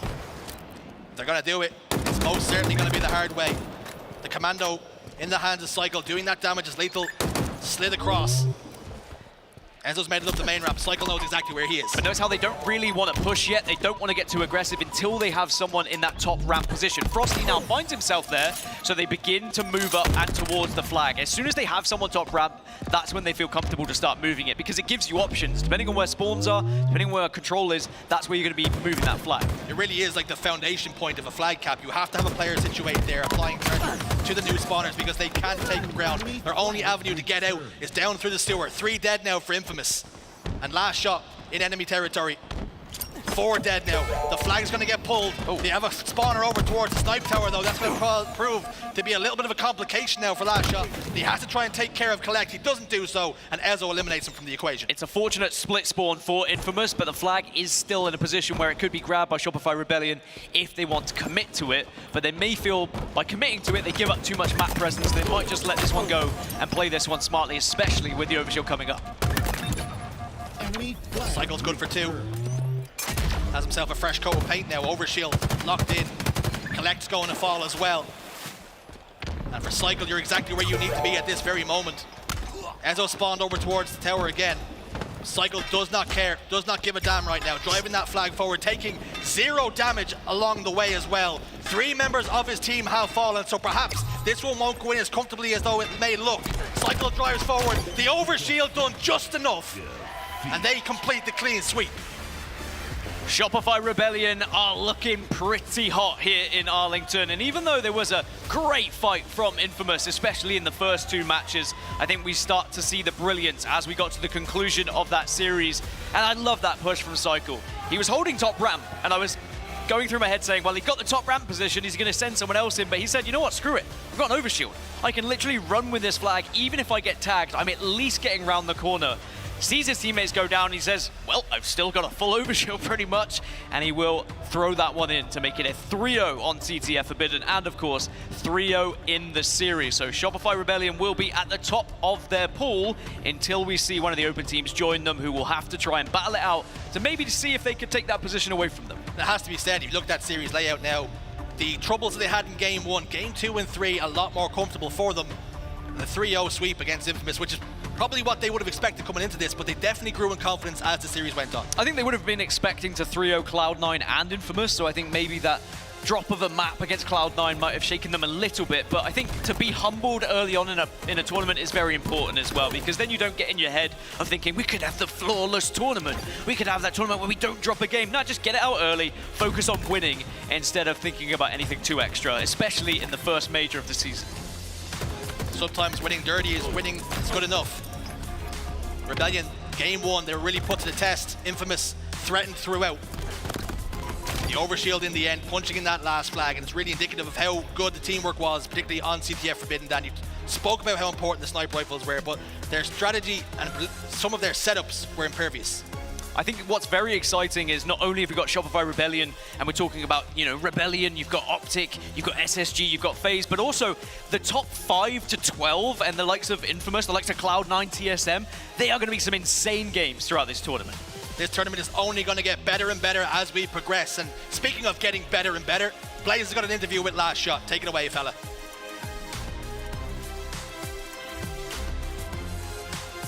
All right, everybody, show some love to Shopify Rebellion. They stay perfect in their pools. I got Last Shot with me on the main stage, and Last Shot, so far, a perfect day for you guys. How you feeling being able to come out with some dominant wins, even in some of these close objective game modes? You guys have been doing really well, kind of closing them out in a dominant fashion. How does that feel? Yeah, it feels good, man. Just get ready for tomorrow. Get some reps in for pool play. Going into the champ bracket tomorrow. Obviously pool play as well, playing the O bracket team. Don't want to underestimate them, obviously, but getting ready for tomorrow. There you go. I love that answer. Getting ready for tomorrow, looking towards the future, okay? Because one thing I know that'd be very important for you, that you'll love, is to be able to come out with a major win this event, all right? Come out, get your first. You know, how does it feel coming off that win at the K-Sign Invitational, knowing how good your team is on land, but also on the same, side, trying to stay cool, calm, and collected and composed this event? We're just going to keep putting our head down, keep working towards our goal of winning the event, and that's what we're going to do. Hey, okay, there you go. Keeping it simple right there. Now, lastly, you're playing with 2 world champions on your team. What is it like to have that duo of Frosty and Royalty on your team next to the slam power we know that you have? It feels good. We have leadership on the team with Brad, and then obviously, the amount of reps they've put in over the years. It's a great dynamic and team we have. It definitely is a great team that you guys have. Texas, show some more love to Shopify Rebellion. That's going to do it for me and the Last Shot on the stage. Lot, take us away. All right, thank you so much, Blaze. I've got to say, comfort is a buzzword that we're using quite often when it comes to Shopify Rebellion. I did notice that Last Shot certainly is comfortable up there, considering he is wearing Crocs. He's donning the Crocs right now. But I did notice one thing about the Crocs he's wearing. They're not in sports mode. I fear for their competitors. The second that Croc gets put in 6th gear, I fear so deeply for them because if it gets better than that, Wes, the sky's the limit for this roster. Incredible scenes yet again. A really nice answer back, I think, from their C9 series, which I think a lot of people were hoping they'd kind of pull out the bag a more dominant win there, which I think says more a little bit about C9 here, but a really nice one to end their day here. Yeah, I think it was nice to get a second opportunity to see them on main stage, on the broadcast, under the lights once again. And you could hear it from Frosty's interview earlier today when he's talking about getting the jitters out. Well, the jitters are still getting fluctuated out, but they're going to look better and better and better every single time we see them. And I think that was a strong case to be made for the second series. Was now that we're a bit warmed up, we're in the atmosphere, we're getting used to this. You're going to see more highlight clips. You're going to see more of the best in the world play the best. Certainly will indeed. Now, on the other side of the stage, I think something that we learned about Infamous is don't count them out. They are willing to go the distance. They are willing to fight for that win despite the odds in that kind of game in the series. How did you make about their debut here in this first major? Yeah, I thought it was really good, especially going up against the #1 seed in a team like a Shopify Rebellion. That game #1 was so close, and game 2, I would say, up until that 30 kill mark, they were definitely in it. Take a look at the stats right now. Descendant was absolutely doing his thing, going off in the KD department. I like the way Ezra was playing, even though not the best of KD, putting down shots, staying alive. But it's Shopify Rebellion. They're that good. They certainly are very, very good at that, just creating space for one another constantly here. Tony, while I do have you, I have to ask about something you got excited on, something that you noticed happen in that series, kind of behind the wings here. Last Shot, we know how good he is, but what you often don't realize is what he's doing behind the scenes for his team and how he elevates his team, and it is significant. Talk to me about the cheeky overkill he managed to get behind enemy lines that none of us caught. Yeah, the play of the series definitely was that game #1. Let me take you back to the last 8 kills of that matchup. Infamous were so close to capping that bomb and ultimately taking that game #1. Frosty with a fresh couple of kills ends up getting kind of neutralizing the situation. Last Shot goes right up the middle, gets an immediate double kill. No hesitation whatsoever. Wraps back towards their util, gets 2 more for the overkill, gets back towards their side of the map, immediately another double kill, and then makes the final 2 players one shot. Literally, those 8 kills were influenced by Last Shot and was almost a kill-pocalypse. It was was easily my play of the series. I think not only is he incredibly skilled, but just the smarts to go with it, the lack of hesitation, the confidence as if he's been playing at this level for years and years and years. That is something that you just can't really, you know, input into a player. They have to just have it, that star material. It's not often we see stars like this, you know, form so early on in their careers, but Last Shot certainly is one of them. What do you make of the kid, Wes? Yeah, I think ever since that series he had last year against OpTic Gaming, where he had 5,000 more damage than the next player in the series, that told me everything that I needed to know about this kid. If he goes unchecked, if he goes unaccounted for, the damage he'll do, the outcomes of games that he will change is unbelievable. He is absolutely in the running for an MVP season here with the team that he has. He's an incredible standout player, and that's very difficult to do along the like sides of Royal 2, Frosty, even Cycle. Like, the fact that Last Shot sticks out so far when you watch his gameplay specifically, the impact on situational like fights is unbelievable. I can't get enough. He's probably my favorite point of view to watch in Infinite at this point.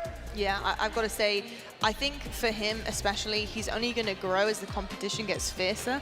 And I think that is something to be said for pretty much every single superstar. You see the best level of Halo going up against the best level of Halo. That is where you start to see what a player is really made of. So excited for tomorrow for Last Shot and his team as well. Something else I'm very excited about, though, is the fact that this room is going to be turning green ever so soon, because we're going to have our first look at our hometown team. The so-called God Squad are going to be on that main stage. OpTic Gaming are going to be gracing this stage here to battle it out against their first opponent, which is going to be Gen G. Folks, you don't want to miss it. Get your bums in your seats. Make sure you're on the couch tuning in, because this one is going to be a banger. OpTic Gaming versus Gen G right after the break.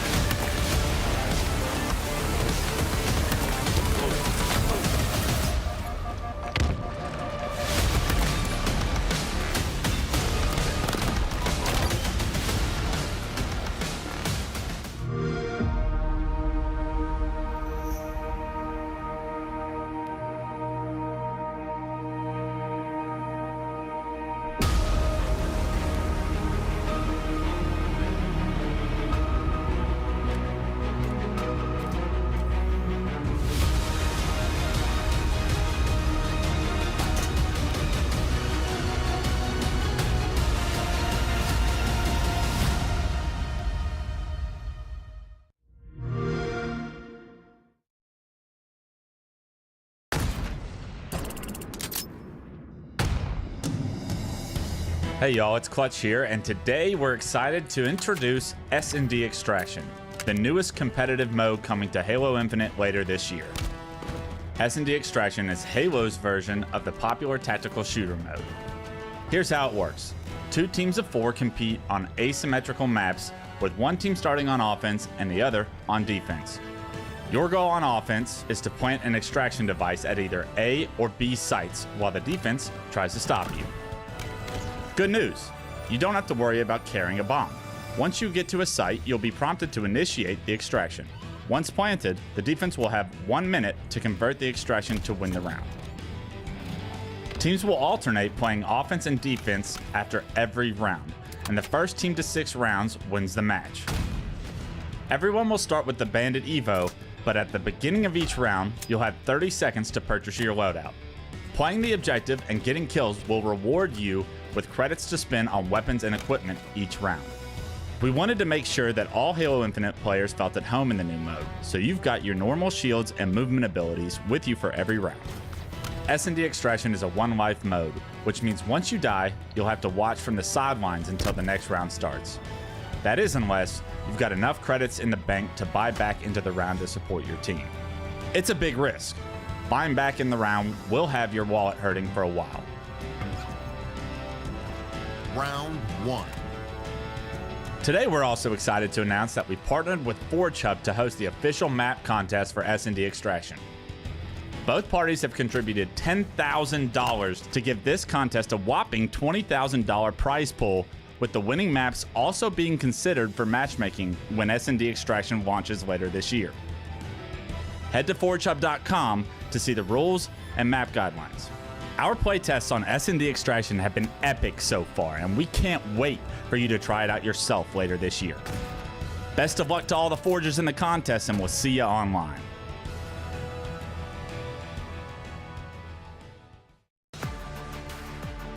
Welcome back, Arlington, and welcome back to the HCS Kickoff Major, hosted by OpTic Gaming. And OpTic is going to be the buzzword in just a moment because they're going to be lighting up our stage soon versus Gen G. I'm Lottie. Joining me, I have Goofy and Tony. Gentlemen, we have the God Squad gracing the stage. Excited to see what's going to happen here in just a mere moments. But I want to know what you thought of the past couple of series, because Goofy, it's been a little break since I last had you on. What did you make of everything that we've seen so far today? Business as usual for the teams that I'm expecting to really be the top teams. Shopify came out with a statement last series after a little bit of a shaky start to the tournament. So, like I said, business as usual for these top teams. Yeah, it certainly is indeed. You know, the schedule has been pretty kind to us so far with the series. We've been in store for some pretty good competitive kind of fight back situations. I think from a couple of teams we weren't really expecting. Cloud9, I would even go as far as and say, you know, Lethal and Co, they were absolutely amazing. Infamous played well. I was really happy with how that, they kind of had that hot start. How are you feeling about Tony, Infamous, and the rest of their journey here in pools? Yeah, I mean, definitely one of the squads that really got a land buff, I would say. I feel like the scrims and even the online performances leading up to this event weren't the best for Infamous, but immediately come in and say land is a different beast. And sometimes you just got to take the online results and say, they don't mean a daggone thing. Yeah, indeed. I've got to say, I think in terms of some of the teams that are really kind of showing us what they're made of, considering we haven't seen them on LAN yet, and some of the other teams we have seen on LAN having like that little bit of an advantage, knowing what to expect from them.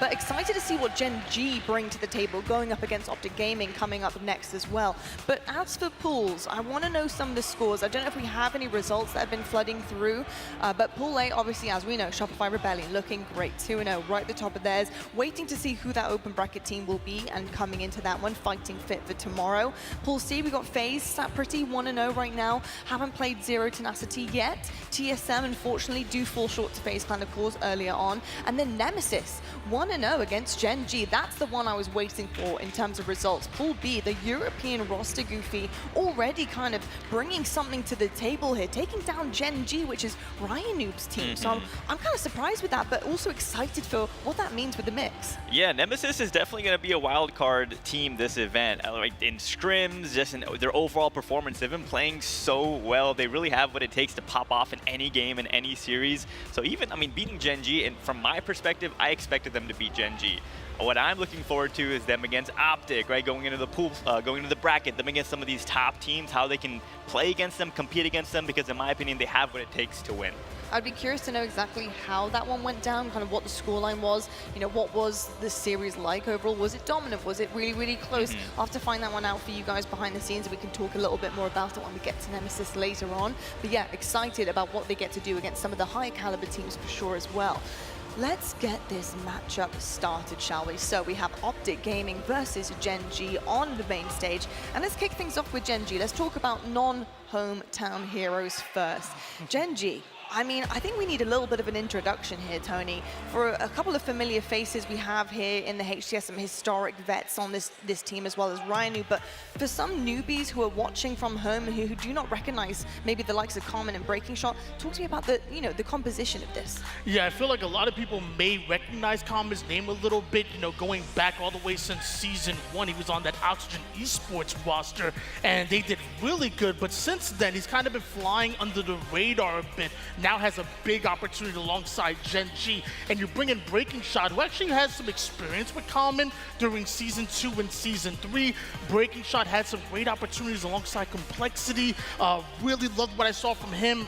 Obviously left off of that roster, but brought on to Gen G to do some big things and bring some big slang. And then, of course, K-Nick. K-Nick has looked amazing during the Bandit meta. Really has made one of the biggest leaps from the BR to the Bandit. And I'm gonna say Ryan for my boy Goof. you know a little bit about him. Rightfully so. I mean, Ryan and you go way back, history, teaming together. You know him in and out as a player. Talk to me a little bit about your experience with him. Yeah, I mean, I've always been a big fan of Ryan Noob and just the play style, the dynamic that he brings to any team he's on. They're always going to be a problem. Ryan Noob is like that thorn in your side that you can never get rid of. And he's just the utmost confident person and player, right? You talk to him anytime, any team he's on, he thinks he has a chance, and I believe he has a chance. Going up against the hometown heroes, OpTic Gaming, I personally can't give him much of a chance this series, but honestly, Ryan Noob, always that player that's going to be making the sneaky plays, going to be really efficient with objective, and always making his teammates better.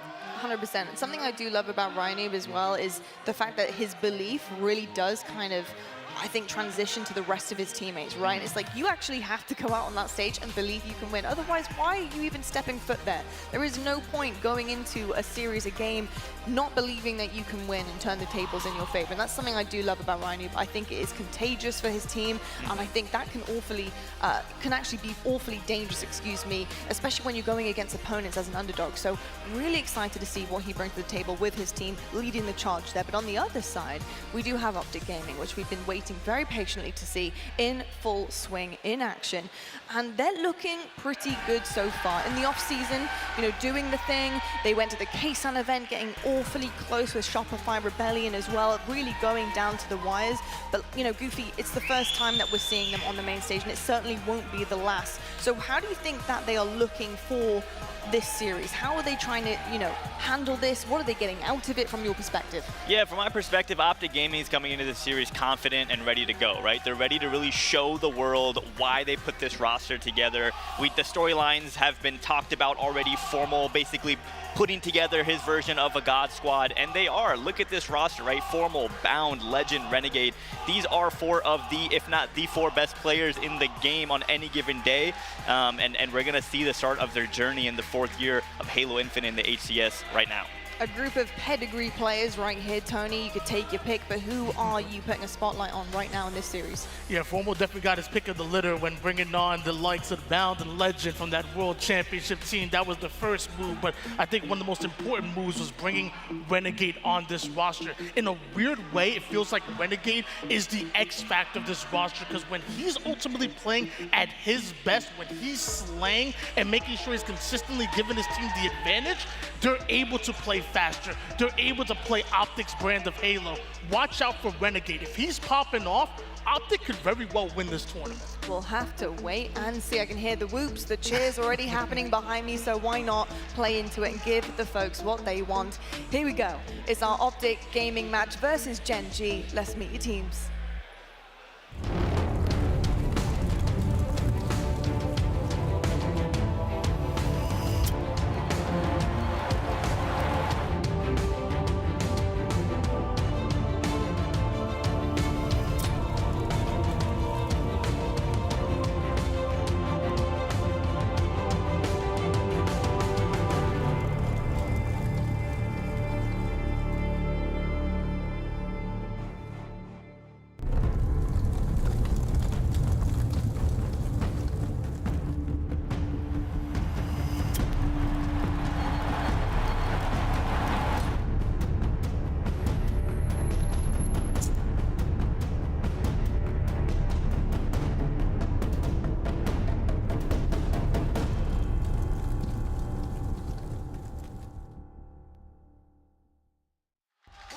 Well, here we go then, everybody. Our next match is ready on our main stage, and it's our first look at the new look OpTic Gaming roster. Gen G going to be their opponents, and we talk about storylines, we talk about all of these things normally just before we get into a match, but we were talking before we got onto the stage, and we were kind of like, there's just one word really to talk about with OpTic, and it's win. That's it. Win is everything for this roster. It was put together for one reason. Winning is everything for them. It really is, and let's not just forget, they didn't assemble this roster to win a World Championship. They disassembled a World Championship winning roster to make sure nobody else won this year. That's what they want to do. We already saw them at the Case on preview, going 6-6 in games up against Shopify Rebellion. Everything to play for, maybe a little bit of a chip on their shoulder as well, coming in second place there despite splitting games at the season preview. So as you say, this will be their official HCS 2025 LAN debut, and we're going to get to see them go up against the artists formerly known as Reversal Perfy, now a part of Gen G. Yeah, Gen G are going to be their opponents, coming off the back of a loss to Nemesis 3-1. I think Nemesis took that series, and Nemesis certainly a shark in the water for a lot of teams when it comes to this tournament, but we have to focus on OpTic Gaming. This is the OpTic Gaming arena. This is their home ground, and they are desperate, absolutely desperate for a championship, and there is no better place to get it done in front of their home crowd, in front of the green wall, and to start the season by lifting a trophy. That's exactly it. And interestingly, the first test here is going to be Bomb Aquarius, and if you listen to the OpTic podcast over the past few weeks, you've heard that those new game types, specifically the Bomb game types, not the strongest in the OpTic arsenal yet. So this is going to be a chance to look at a lower-seeded opponent in Gen G. How do they look coming out of the rip here? Not just their debut on LAN in official play, but also how do they look on Bomb? And also, we're going to keep an eye on their Slayers. As we saw at the Case on Invitational, they allowed themselves to get down in those matches, sometimes down by 8, 10, even close to 15 kills, and even winning some of those. But for OpTic, a key part of their early season will be making sure they are not finding themselves 5 or more down in a Slayer. Keep things within reason, and they have a very good chance to look very strong in these early series. Fascinating series layout as well. That game number 3, Forbidden captured the flag, and we've seen that be a game type that can go one way or the other. Sometimes, you know, you look at CTFs as being maps which always favor the favorite because of the coordination that needs to go into it, but CTF Forbidden, with the pace it can be played at, with the sniper rifles available, Gen G might be looking and thinking, if we can get there with that series still alive, then maybe we give ourselves a chance. But it's a tall order for Gen G. They will know that, and for OpTic, we've already said they have to come out here, not just win this series, but they have to 3-0, and they have to make a statement. And I tell you what, this Greenwall fan base is pretty ferocious here. The second you have anyone from Gen G on the screen, the boos come out almost the same as when they touch either the ball or the puck in professional sports. They don't want to see anyone else on the screen. And I think this Greenwall fan base is ready to go. Well, for Gen G, what can you get out of this series? How long can you send this series? How deep can you send this series? And can you ask the same questions that maybe Cloud9 asked of Shopify Rebellion a little bit earlier on in this tournament? I think it's about keeping those games close, winning those individuals, and I think most importantly, trying to use what's on the map to your advantage. Do not let Renegade get hot. In the same way we were talking about Frosty a little bit earlier. If you can keep a bandit on bandit game type, and keep the power weapons out of the hands of some of the superstars we see on OpTic Gaming, you give yourself the best chance. That's it. And let's not forget, you have to think on the side of Gen G. As you heard them talk about on the desk, these are some experienced players. They've been playing not just Infinite for a long time, but competing in this franchise for a long time. They know that right now might be their best chance to take things like Slayers off of OpTic, right? They are only going to get better as time goes on. This is still early days. They do not yet have an official tournament under their belt on LAN. Maybe an opportunity. If someone's going to steal a game from OpTic, it's a player like Ryan Noob, if I'm completely honest. We've seen it so many times. We've seen it so many times. It's not a surprise anymore. So I think OpTic needs to make sure that, obviously they're going to focus up here for the entire event, but I think they need to focus up on Bomb Aquarius, show what the work they've done on Bomb, specifically Bomb Aquarius.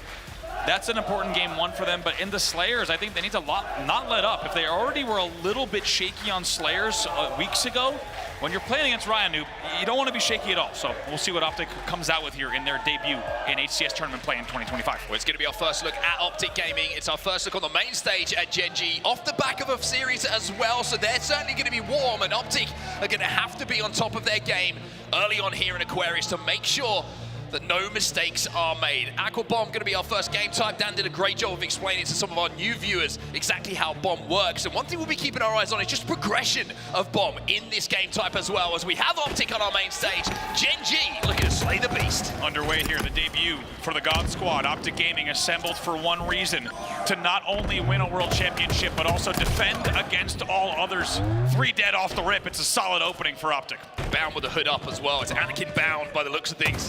He looks like he is locked in and ready to take down as many players in front of him, as he has that camo off the rip. Doesn't even land that melee because the covering fire is coming in from Renegade. This time it's Legend. Everybody look at Bound, keep him alive, and they're doing a great job of it. Oh boy, the thrust comes in as well to stay alive on the util bridge, and here comes the flood from OpTic Gaming. It's been 4 dead the entire time. Bomb is moving into that base as well, and I tell you what, this could be an almost perfect start, and it's looking like it will be a perfect start because 2 players already had their shields taken down. The Bomb is armed, and OpTic, well, that is the perfect start to them. 44 seconds of play, and OpTic Gaming is on the board. If you wanted any indication just how much they're prepared for this year and also the specific game type that they've been working on, let that be the indicator. Early lead here for OpTic. It was flawless off the rip. And this man on your screen, mate, his name is the OpTic Slayer. Back in the Quadrant days, then he got the opportunity on Space Station Gaming, became a world champion, became a season MVP, and now he is one of those players who was handpicked by Formal to bring championships to OpTic Gaming. Again, Bomb progression already in that gen. Gen G got to defend.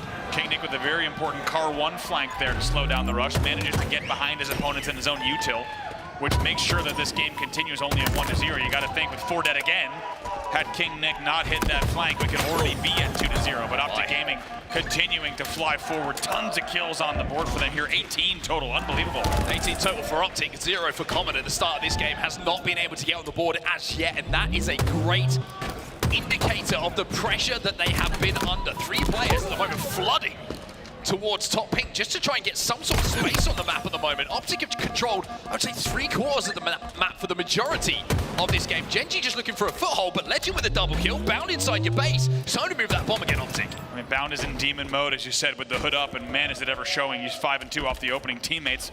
Legend is also 7-2, as well as Renegade 8-2 here. Well, OpTic are moving this bomb in, and I think it was about half a second away from actually being reset there. So Gen G maybe expecting that reset to come in. Not going to be allowed to happen. 2 dead here for OpTic, so not going to be an opportunity here to plant. It will be Gen G who defend. Going to leave that bomb there for a second. It will reset in 15 seconds or so, but that seems like quite a long time. It does, yeah. When you're playing OpTic Gaming, 15 seconds is going to be a slight eternity. Based on the positioning, they should be able to hold that. They will eventually let that bomb reset out. King Nick picks up another car kill. That'll be 2 dead for OpTic. 2 dead for OpTic. Where's that bomb? Is it progressing up the map here for Gen G? The reset does come in. So the bomb is down bottom center on its spawn point. And inside of the base, King Nick is looking to clean up Renegade and will do so very, very comfortably. Has the thrust to play with as well. One more for King Nick to use, and he might use that in this 1v1 battle here with Formal. Doesn't need to. It's a triple kill and a killing spree. Wow. And here comes that bomb. How about it? King Nick showing up in a big way here. He's 8-6 now. Bomb will be armed, and here comes the bridge spawns. 2 dead. OpTic Gaming, it's a desperation play from them. They're not going to get it, and wow. Gen G strike back. And it's all thanks to the run coming in from King Nick. The killing spree, the kills inside the base off the triple kill. And behind that, his teammates run that bomb in. Gen G showing this isn't going to be comfortable for OpTic. Wow, beautifully done here. King Nick, by the way, only 1 kill away from Renegade, who leads the entire game. I think another outlier that's surprising at this stage is OpTic was dominating, but Formal right now only 2-8 in the game. You have to think, if Formal starts to heat up as well, we could totally see a different tier of OpTic Gaming in this game. What a nade that is, by the way. Legend somehow stays alive. Nade comes in. Next focus on the map is going to be for that overshield, but Renegade is going to be about staying alive. He's not going to be able to, because Rhino and King Nick will combine, and Bound finds himself as last player alive. Camo in his hands. And manages to escape, so even as last player alive here, Bound has done a great job of just pulling some of the attention away from the bomb, moving towards the OpTic base. Really nicely done. Very selective discipline there with that trigger, making sure you had the help. Coming off the spawn again, but the help comes in from King Nick. That'll be camo neutralized, 2 dead for OpTic yet again. A little bit shaky, the shots there from Bound. It was one of those situations where I don't think he really wanted to take that fight, yeah, but exactly, yeah. The chances that Common had spotted him with that camo meant he had to engage. Renegade and Legend combined, a couple of kills going their way. OpTic now 4v2 on the map momentarily. Legend gonna try to fight through this. It was 3 dead. Ryan Noob, last player alive, back to the base. Here comes the push up the shroom stairs as well. They should start an arm here once they take down Ryan Noob. A lot of presence inside the base here for OpTic as well. Legend wins his individual fight. Such a difficult fight to try and win, forcing your way back into your base through that pink door from the fridge. King Nick goes down as well, and Legend listening so beautifully to the communication that's coming in, and now turns his attention towards that objective. I don't think anyone from Gen G is in position to stop this, and in fact, Ryan Noob was the only one alive. OpTic will plant that bomb, and they will arm that bomb, and they'll be up 2-1. Really nicely done. Ryan Noob was in the back of the base. It took them an extra second to get the kill, but they flush him out. They also flush out another player on the pink door, and in the end, they have a really nice patient arm. As you say, they lead now 2-1. One thing I think that's been impressive so far from OpTic is when they've been picking up kills, they haven't been stalling and progressing that bomb up the map as well. Sometimes you'll see teams make that mistake. They'll get too focused on those kills, on the kills on the respawn, and before they know it, they've got to give up space to go back and get that bomb, which kind of sets you back a cycle of kills. OpTic have done a really good job of making sure the kills mean progression up the map with that bomb before they plant. Also surprised to see King Nick as one of the last players alive go shroom stairs where the bomb was. I think maybe trying to just get the bomb maybe into his util or further out. Hard to do though to make a meaningful play. I think you're better off looking for damage for spawners there off of that play. It cost him in the end. And now with 6:26 left, a lot of time yet for OpTic Gaming to still get a stand going. But can Gen G answer back? They've done it once before. We'll see if they have more gas left in the tank. Camo coming up as well. Blank coming in. Common probably thought, I got that one, buddy. You didn't need to do that breaking shot. I'm adding that to my +1 at the end of this game. 2 dead here on either side. Legend gets the camo, but can he get away? And he's gone. Where's Legend gone? Can you find a Legend? Yes, he does, but he loses the fight. Common just couldn't get the timing. And finally, Legend will go down. It's 3 dead momentarily for OpTic here. Where's that bomb? It's in the courtyard. Gen G are looking to progress again. Breaking shot still alive on the map, so they're looking to make a play from the pink side, but right now currently trapped, and they're going to continue stacking up these kills as well. Goes for the stick there. Maybe recognizing there was going to be multiple players forcing his way towards the position. Didn't connect, and Gen G now find themselves 2 dead. Formal starting to pick up his pace a little bit with a couple of kills in the feed. Bomb will be reset back to bottom middle. It's going to be pretty fortunate there. Renegade was about to grab and start tossing, and it buys them just an extra few seconds here. But will it be enough as the kills are still coming in for OpTic Gaming? Just over 5 minutes left in this first game. Renegade now off the back of the 2 kills to get picked up, starts to progress that bomb. Again, keep your eyes on teams throughout this tournament. When they get the kills, is there attention towards moving that bomb forward? Sneaky little player in the gen for Gen G. It's Breaking Shot who was being a nuisance. Certainly would have frustrated Renegade with his positioning, but with 2 dead here, Formal has a chance to get into that Gen G base once more. Taking a look here at some of the outliers already in the game. It's Legend 20 and 12. Renegade not far behind him at 19 and 11 with 11 assists as well.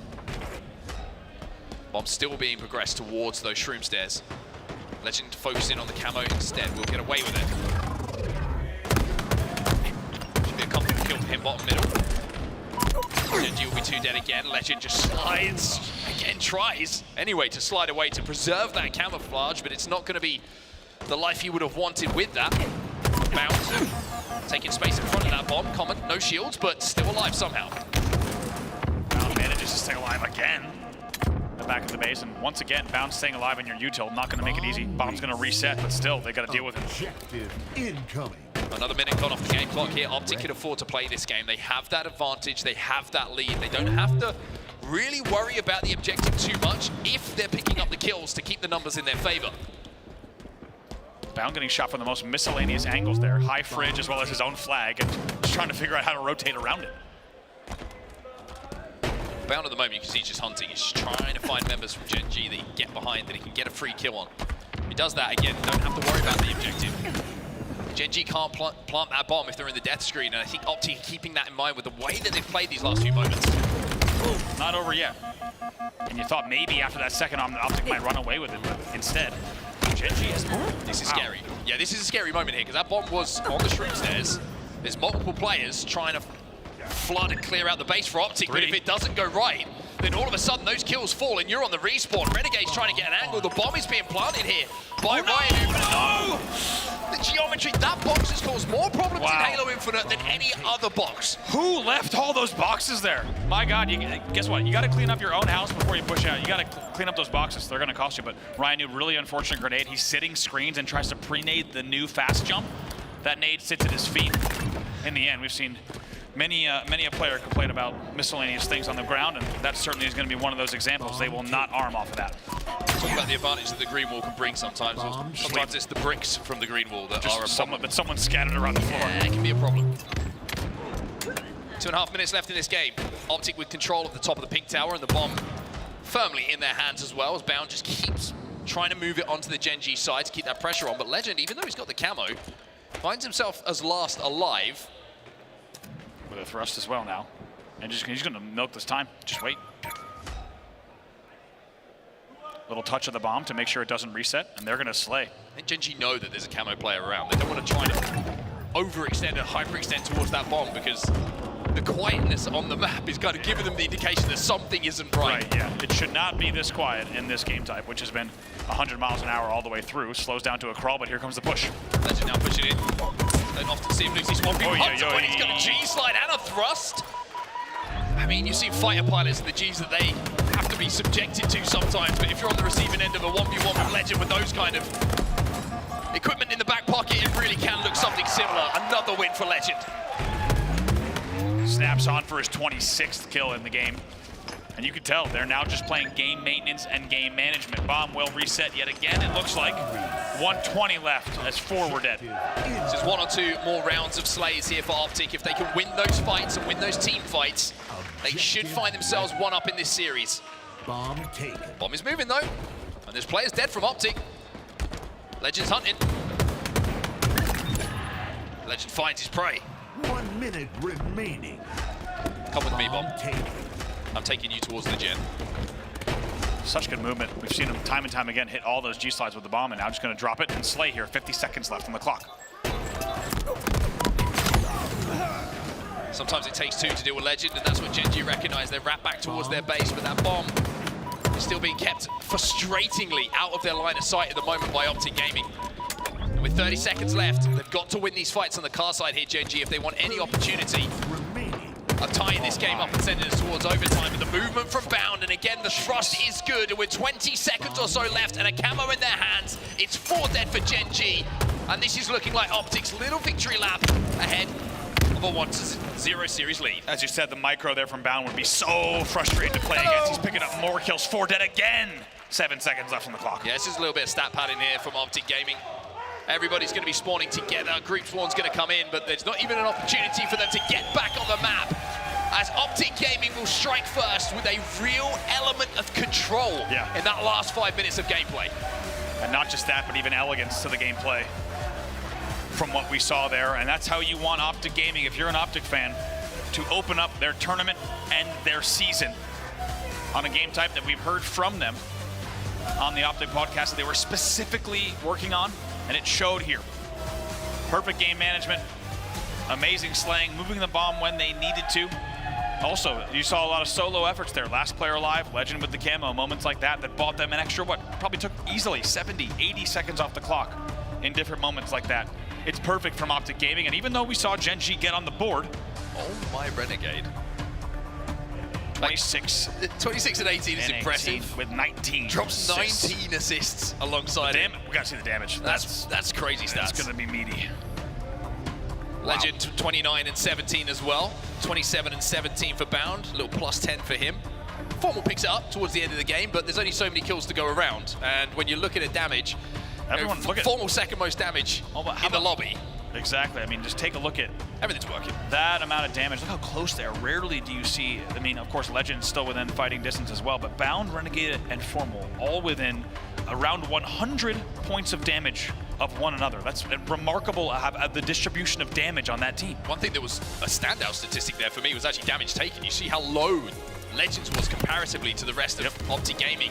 That shows how good he is at playing his life. And how good he is at just making sure that he isn't taking fights he doesn't need to. I mean, you saw him all game. He's G-sliding as he's running bomb, and he's just so selective on the fights that he takes and the angles. And guess what? When he shows up, he wins the fight. Otherwise, you're not even going to see him on the map. I mean, there's a couple of moments there for Gen G that they'll look back on and be like, that's unfortunate. Yep. One big one, of course, where the brick from the green wall fell kindly inside the OpTic base, which may or may not, we don't know, of course, denied a bomb plant opportunity, but they did get that bomb on the board. They're pretty clean by doing so, and they forced OpTic to maybe refocus a little bit when that game was tied up. But ever since OpTic got that second bomb armed and they got that point on the board, the control was very impressive from them. It really was. I think if people were kind of wondering, okay, we've already heard from Formal, we've heard from this team that this isn't one of their better game types and they had work to do over the past 2 weeks. If you saw this, you're probably thinking, okay, I know it's Gen G, I know they're not one of the, one of our top 4 seeds of this event. However, in terms of textbook gameplay, that from Bound, I mean, that is like,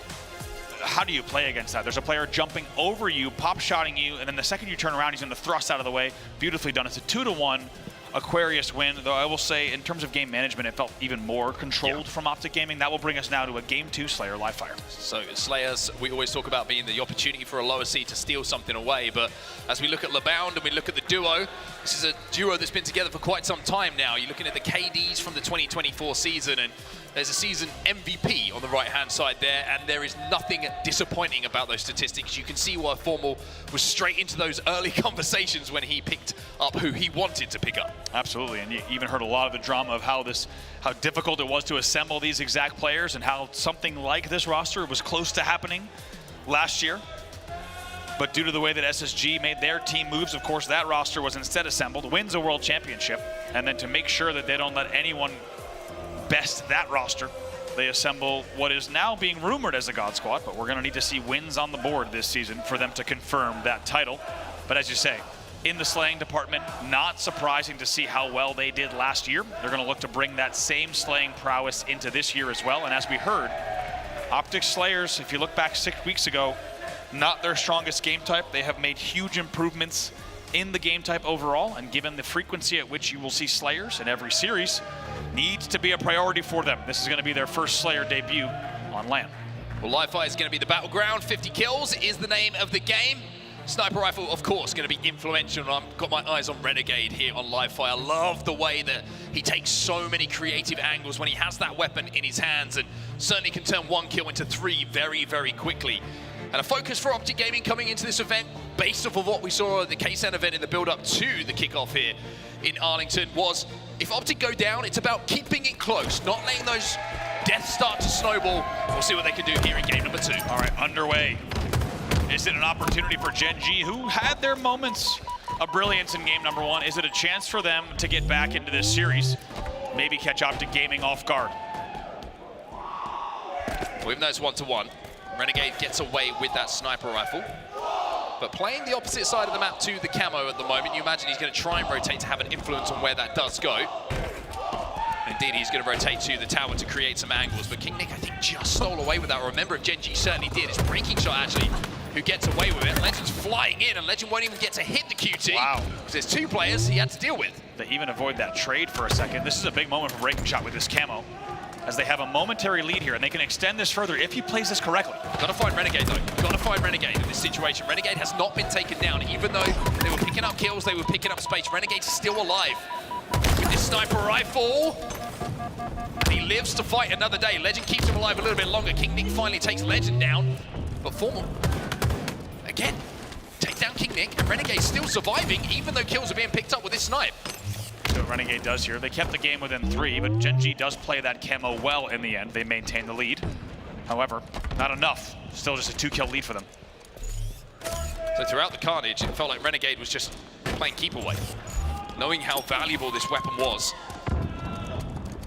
Off the back of the camo. Like you mentioned, it was a narrow lead, but 1 bullet from Renegade ties the game up. 4 dead. Just like that. Just like that. The game turns. Like you said, Renegade keeping the snipe. Not worried about going down by 3 to the camo. Instead, on the next rotation, they hold snipe, and they have a perfect 4 dead to now take a 1-kill lead. This flank has gone as well. Ooh, it's a good trade coming out from King Nick, though. It's only 2 kills with the power weapon in their hands for Renegade and OpTic Gaming. 1-kill advantage on their side at the moment, as King Nick is just going to back up to try and support a teammate, but Formal slides out immediately to find his 4th of the game. 4 and 3 for Formal at the start of this one. What a swing there on these last few kills. Back-to-back, essentially 4 deads for OpTic to just take the lead. Oh boy, Formal might get away with this as well. He gets to stick off the wall with the repulse, making it look way too easy. Thought it might have been a challenge in the window. Instead, it's a 5-kill lead for OpTic Gaming. It's not very often you can say this, but I feel like Ryan just got out-nerded in that situation with the repulse sticky coming in from Formal. Tried to play that obnoxious little corner to look for a beatdown trade, but wasn't allowed to do so. Formal now gets that camo, and off the back of that play and everything that's happened on the map in the last 30 seconds, there is the most distinctive lead we have seen in this game for OpTic. 17-11 they lead. Once again, good trigger discipline here from Formal. Tries to get the kill on Nest, can't just yet, so not gonna get greedy. Gonna just wait till it comes to him. Breaking Shot's going nuts trying to figure out where Formal might be over by Nest.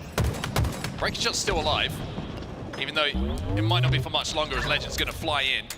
But one thing I love about that play from Formal there is he realized he was isolated, right? Doesn't want to try and put himself in a position where he can get traded out in that fight with camo. Knows the value, so just backs up, waits for a play to be made, and he can react to it.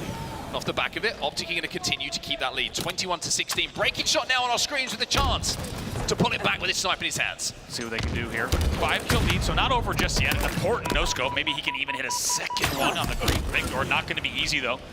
And with 2 dead for each side. And now a 5-kill lead for OpTic Gaming. Let's get to a listen with OpTic.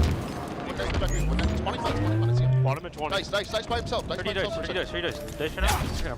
Dice and a elbow or something, dice. I'm hitting elbow. Elbow weak. It could be A plant. They could be coming A plant from white wall. Okay, top third. I'd be behind you, Sad. Be careful. Top third, just got needed. Yeah, kill me top third. Two percent here. Elbow. You lost guy. Tires. Kill. All around.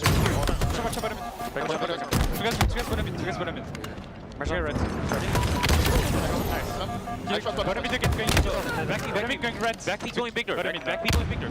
Big. August put him in. And red. Post OP. One again, this time green. Playing towards green here. Training. We're all 4 here. We're all 4.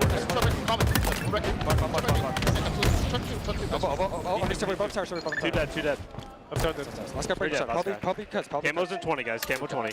Go tower, John. Go tower. I think it's spawning. Main cuts. One spin green. That's spin green. Someone in the very weak. Shit down. Okay, back green again. 2 dead. 3. Go in. 2 8 plant. He's 8 plant. That's last guy. He went top mid. Camo's up. I'm watching your plant. Bottom mid.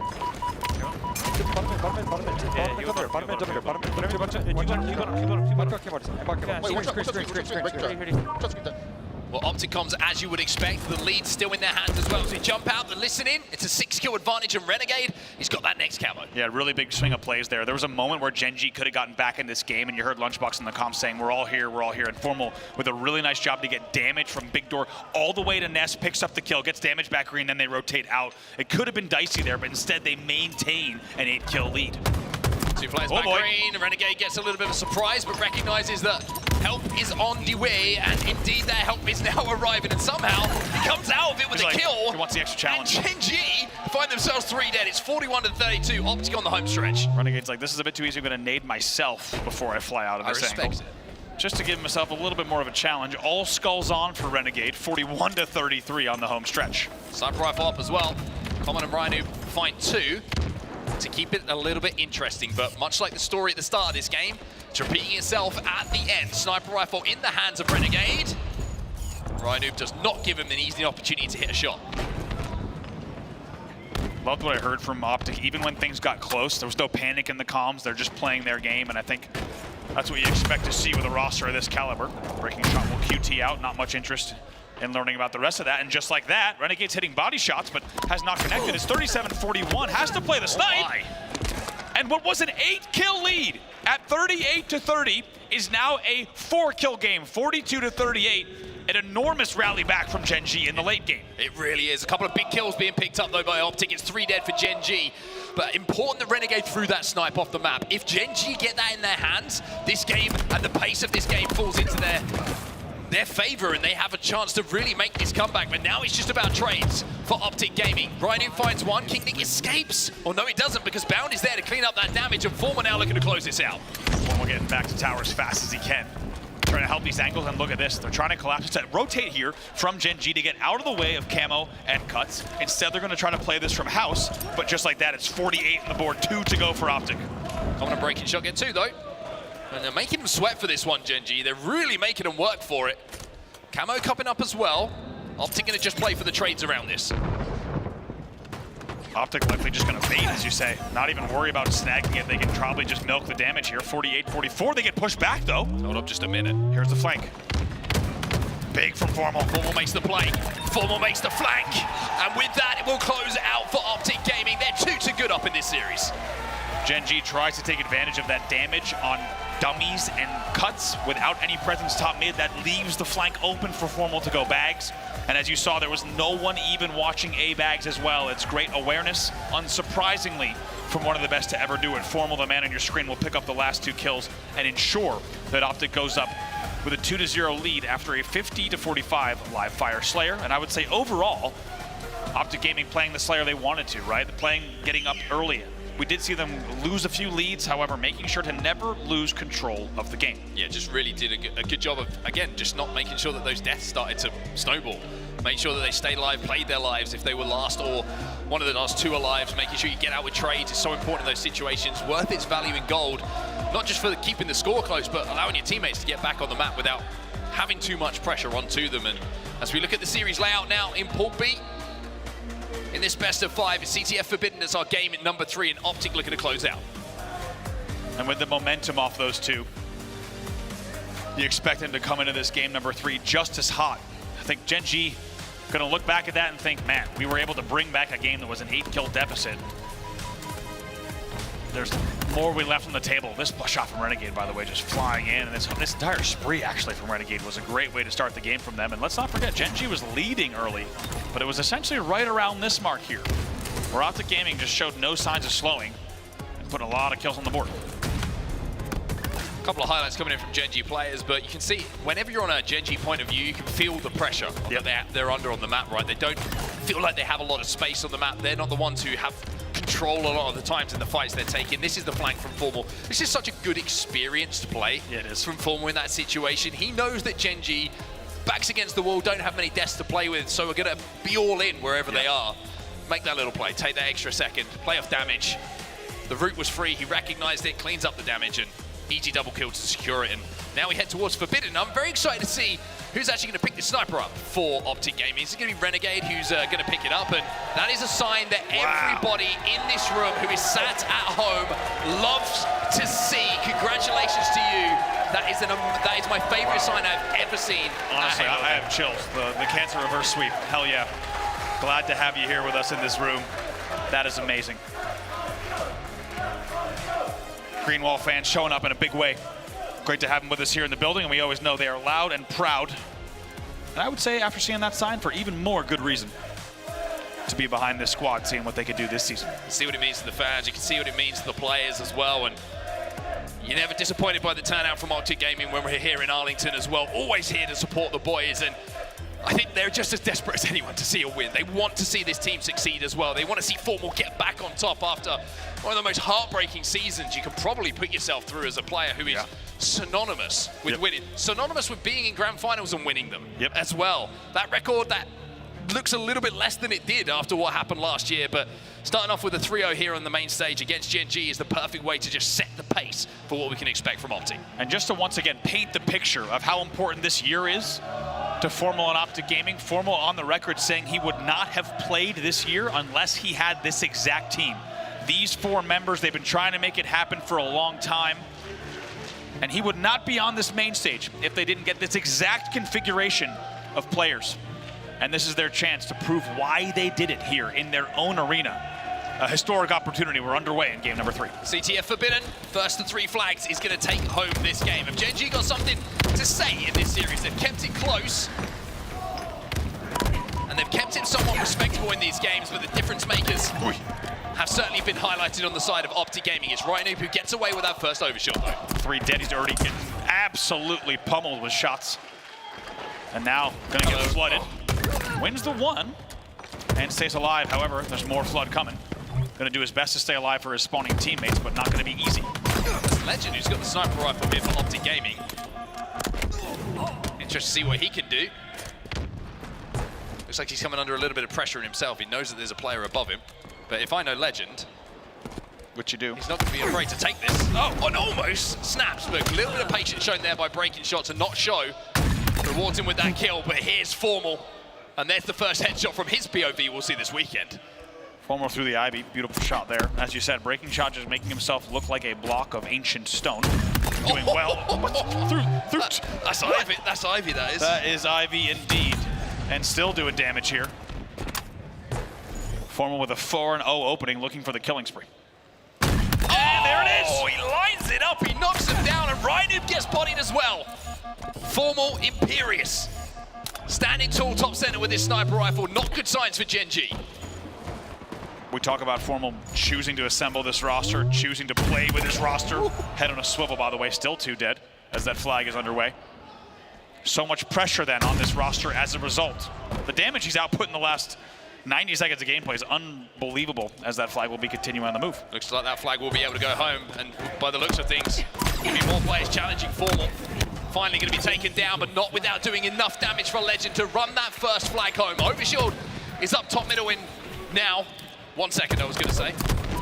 Breaking shot's going to grab it, and now there's an opportunity for Gen G with this overshield, maybe to look for a counter. Well, it's a big trade that does come in from Bound, however, it's still 2 dead. They need to get this kill on Formal. That flag can have very large hitbox when you're trying to shoot around it. Breaking shot is going to start this run, knows he has to maybe turn around and fight Formal here, but Formal being a nuisance. So annoying! This is so annoying!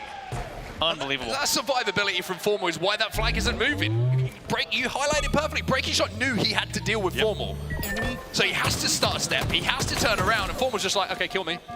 Okay, kill me. Formal just stays there. Are you gonna kill me? Yeah, but while Legend is the one that actually flies up main ramp off the respawn.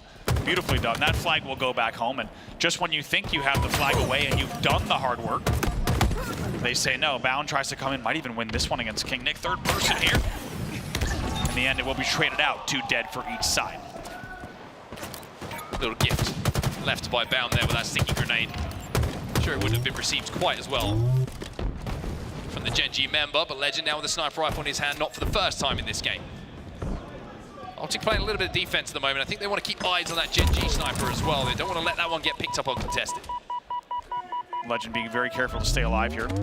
And right now, probably has a little bit of a ring around the rosy with a breaking shot to win. That was just wild from a first-person point of view. 3 dead for Gen G. King Nick was your last player alive. He had a slow start, but now he's actually positive. I believe he was 0-4, maybe even 0-5 at one point, now 7-6, so he has rallied back to apply the pressure. That was an extraordinary zoom coming in from Legend. That was a peek inside Legend's brain. That really was. Renegade trying to hold off the double rat tunnel push actually coming in from Gen G here. It's an unorthodox strategy, but good unorthodox when you're looking at teams the likes of Ryan Newborn is something that we come to expect. But OpTic were ready for it. Still 1 up in this, 8 minutes left. Still time for Gen G as the overshield pops now. Great trade from Renegade there. When you're in the back of your base like that pin, if you can fly out and make sure you force that trade, that's going to just slow down the progress, especially on a map like this where it feels like you need every single piece of the puzzle together and for it to be a Wednesday and the weather to be perfect if you're going to be running a flag. So simply getting the trade in the back of the base is going to slow things down quite a bit. 3 dead. Formal with a sniper in his hands. Last time we saw it on our screens, he was hitting heads, he was hitting bodies, he was hitting anything that was dressed in red. And as a cheeky little flagpole comes in now from Legend, Formal's going to have to hit some more. A couple of players have fallen from OpTic. Oh my! Manages to somehow turn it around on Common. You can't give him that many chances. I was going to say, you can't let him get away with that. Yeah. Because then he does this. You can't give him 3 separate shots and opportunities to disengage, then re-engage. He's statistically, this man's going to hit those, and honestly, even with worse odds, he'd hit them. So you cannot give Formal chances like that to continue running the map. He's going to even pick up more kills, it looks like. Finally taken down, but it took a small army and several dynamos. Yeah, the payload had to be completely used up to take down Formal there. Shot grenades, frag grenades. Here we go, though. But it's working. 2 dead. 2 dead, though. OpTic Gaming might be able to make a last-second stand here. There's somebody being a nuisance in the back of the base, and if I'm not mistaken, his name is Legend. King Nick is now under all sorts of pressure, and what was looking like a Gen G opportunity to cap might be OpTic looking for a counter cap themselves. King Nick has done so well to somehow stay alive on the Mohawk. Just playing his angle so well. He had to guess a lot of that. A lot of that work was blind, but now he knows he needs to flush out this last kill on Legend. is able to do so. But here comes Bound trying to fly in for the re. Where are the respawners from Gen G? That's the question. Someone's got to go for the touch here. It's a big 1v1 win from Bound. It's 3 dead here for Gen G, and he gets that return. It's a big play, and that flag is moving as well. It's actually been sent home, excuse me, on the OpTic side. So both flags back at home. And it's OpTic with the last second stand, but you got to look at the feel for King Nick a little bit there. He did everything he could in that situation. Yeah, he bought a lot of time for the squad. You have to wonder, should he maybe have tried to hug flag side sooner, gotten away from the Mohawk? It's easy for us in the caster booth to ask those questions. I think, as you said, he did all that he really could do to allow his spawning teammates to help apply pressure, but in the end, OpTic's pressure on the main ramp side, of course, was perfect, and we will stay here at 1-0. So Gen G showing that they can not just get the flag off the stand, but get it back. They've now got 5:30 left to get something else going. King Nick picks up 2 in the feed. If I'm not mistaken, Breaking Shot actually got the last overshield, but he was dealt with pretty handily by OpTic Gaming. So that over's not going to be too influential in the next few moments of gameplay. It's going to be more about the brute force and the plays that are coming in from Legend, who is behind enemy lines, winning his ones, and now trying to formulate a sneaky little flag route, but for some reason, Ryanoo's down in the rat tunnel. Renegade tries to stay alive, but a classic battle, Ryanoo versus Renegade. And this time, Ryanoo will grab that snipe. Also has 1 thrust that's going to help him get out of dodge. Here comes the pressure. It was 2 dead for OpTic Gaming. Nice shot from Ryanoo. Wow. Nice cleanup from Ryanoo as well. Doesn't let the damage go unrewarded.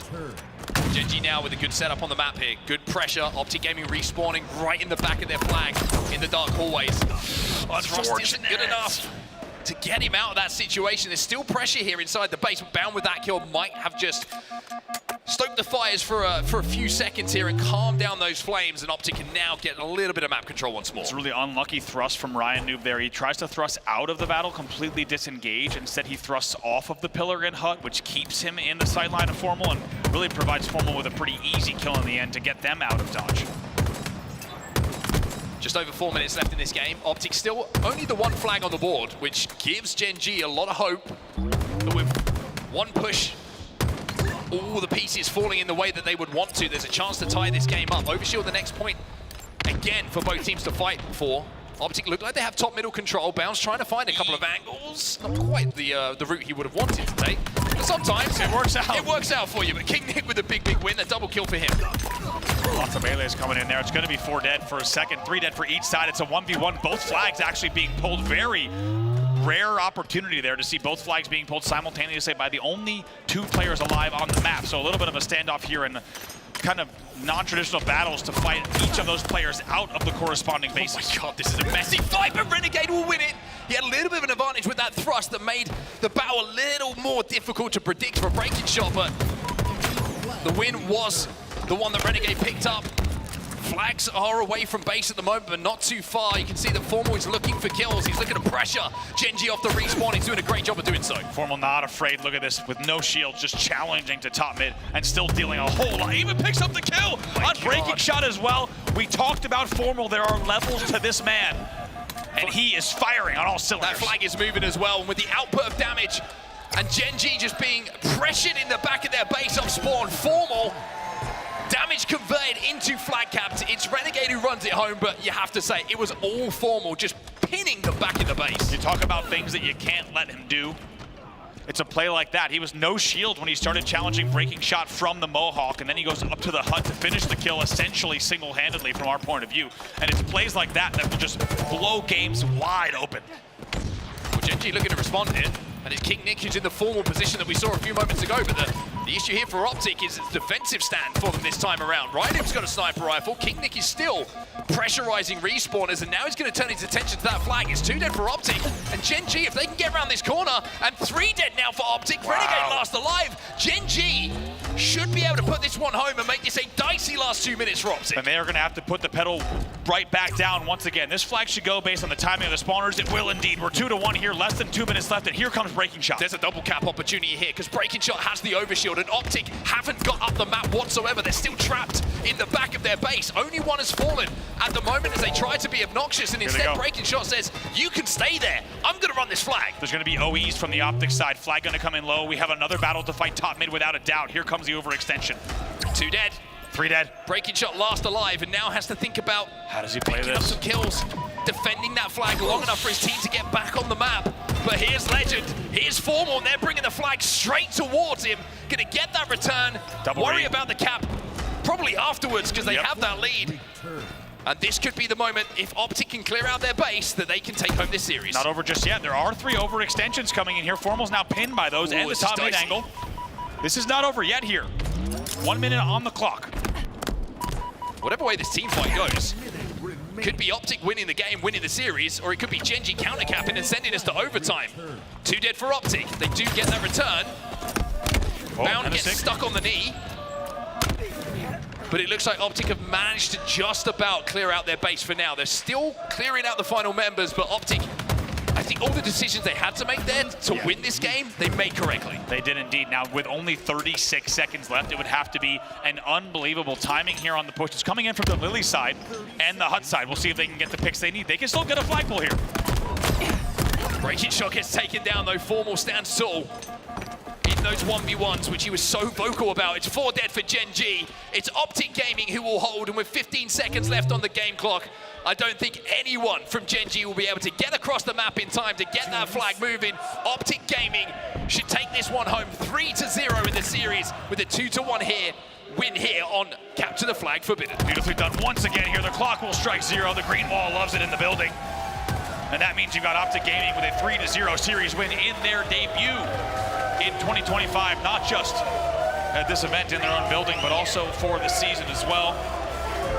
And OpTic Gaming fans, they waited all day in this arena to see this series, and they're very happy with the end result. I believe it is once again a story of game management from OpTic Gaming. It's just a 2-1 win, but they did it with elegance and style.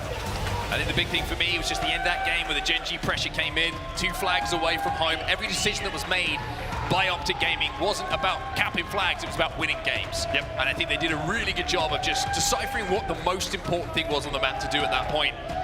And by doing so, they close it out. But like you say, you look at the series score, it looks close, but there was an element of control for OpTic in all of it. I think anyone who maybe is only catching the tail end of this series, first of all, shame on you, you missed a good one. How dare you? But seeing 2 2-1s and a 50-45, you're probably thinking, Gen.G really pushed them against the wall. I think in terms of the way that OpTic played every single game, it was actually the opposite. I don't think OpTic was at any point across these 3 games shaking in their boots, worried about the gameplay. I think each time we heard listen-ins, they sounded calm, they sounded good. In the end, we're taking a look at some of these numbers. Renegade 23 and 21. Legend there with 15 and 15. Interesting stat line for him, but all that matters at the end of the day is the 3-0. And OpTic Gaming will have a very strong opening performance of the 2025 season. And of course, up next for OpTic, a little bit later on, it's going to be Nemesis, who took down Gen.G 3-1. So, if you're looking at the scores, that could be a good series to keep your eyes on a little bit later. For Gen.G, certainly some good signs in that series, good moments for them, but I think it's understandable. OpTic just never really felt troubled where in any of those games they were at risk of losing them. I think, it's all the decisions down the line, right? If you look at the domino effect of everything they were doing, they always set themselves up for good positioning, not just in terms of the gameplay, but the scoreboard, right? They got early leads in all of these games, which gave them kill cushions, flag cushions, opportunities to make sure that even if they go 3 dead, they can bounce back from it. And we saw Gen.G, let's not forget, get on the board here. They also had an opportunity for the double cap, but OpTic defended that so well. Yeah, like you say, game management, right? You let that first flag go. Think about the score. We've got 2 flags, they can have 1. Let's defend our base, let's fight back out. We know they have an overshield, let's use our numbers, the 3v4 that we have while that flag's being run to try and deal with the overshield and keep our base safe, and that's exactly what OpTic Gaming do. That's your series layout, that's how things went. 2-1 Assault on Aquarius, 50-45 Live Fire Slayer, and a 2-1 win on Forbidden CTF. Got Blaze here on the stage with one of our OpTic Gaming players, and I think it is one of the new additions that we'll hear from in just a moment after a great series from him. Without a doubt, it's going to be Blaze with Bound. Let's throw it over. Thank you so much, Brav and Onset. Texas, show some love to the hometown team. We got OpTic Gaming coming out with a big win, and I got Big Bound with me on the main stage. Bound, you start the day off hot fire, you get a 3-0. How do you feel off that initial start for you guys? I mean, first up in front of the green wall, walk out, it's your crazy chants out the fans. Very exciting. Very exciting. Had to get the jitters out. That was a great series, and I'm excited to play on main stage more. There you go. And we still got another main stage match coming up for you guys. But you know, that kind of leads me into my next question, because you come out here today, you get an amazing ring, we do the ring ceremony, you get the cheers, but now you officially play in front of the green wall. What is that like? Because I know you've been waiting to do that for a while. I don't know, it's weird, like I'm getting kills and people are cheering. I was used to the opposite. It's a great feeling though, great feeling. I love just hearing the green wall, green. All right, you're not the villain anymore. You are the hero here in Texas. There you go. Now, here at this event, you know, even though you guys are the hometown favorites, you're looking good up here, easy 3-0. Not everybody is predicting you guys to win. Now, how does that feel? Does that light a fire up under you? Definitely motivating, definitely motivating. I mean, I'm just gonna stay humble about it, and hopefully we can just prove our game. I love that from you. Stay humble. We know what Bound can do on this main stage, Texas. Give some more cheers to OpTic Gaming. That's going to do it for us on the stage. Lot, take us away. Thank you so much, Blaze. I think Bounce just got a taste of the magic of the green wall and what that can do for you as a player. I mean, they really are the fifth man up there with you. They are cheering you on through the good, through the bad, through the ugly, and certainly through the wins. And a dub that was on our main stage. What a series out of this OpTic Gaming roster. You can't ask for anything more for their LAN debut, in Arlington. I mean, I know that they have the K-SAN event. I know it was a LAN, so to speak, but of course you don't get the same level of competition. You have to really battle your way through pool play, and it's a long endeavor coming into an actual major. But OpTic looking lights out to start things off. Goofy, how do you feel like the green wall did? OpTic played really well that series. I think there's not a question about the skill on the roster. For me, it's more so how cohesive are they? How much of a unit are they? How fluid are they? Right. And that series, they looked really fluid. They looked like a unit, and that's the OpTic Gaming we all want to see this weekend. You know, the hometown heroes. We're here in Arlington, Texas. This is OpTic's event, and if they keep playing like this, everyone else should be pretty scared. Indeed, they should. Tony, you did put a spotlight on Renegade in that series. How do you feel like he played? I thought Renegade was actually great, but for me, who really stood out to me was really formal, I think, and not so much in the kills department. I don't think it's going to reflect there, but for me, it's the plays that don't show up on the stat sheet. His discipline, his putting down damage, but not chasing kills, trusting his teammates around him to get those cleanups. Actually, in fact, I'm looking at the stat sheet.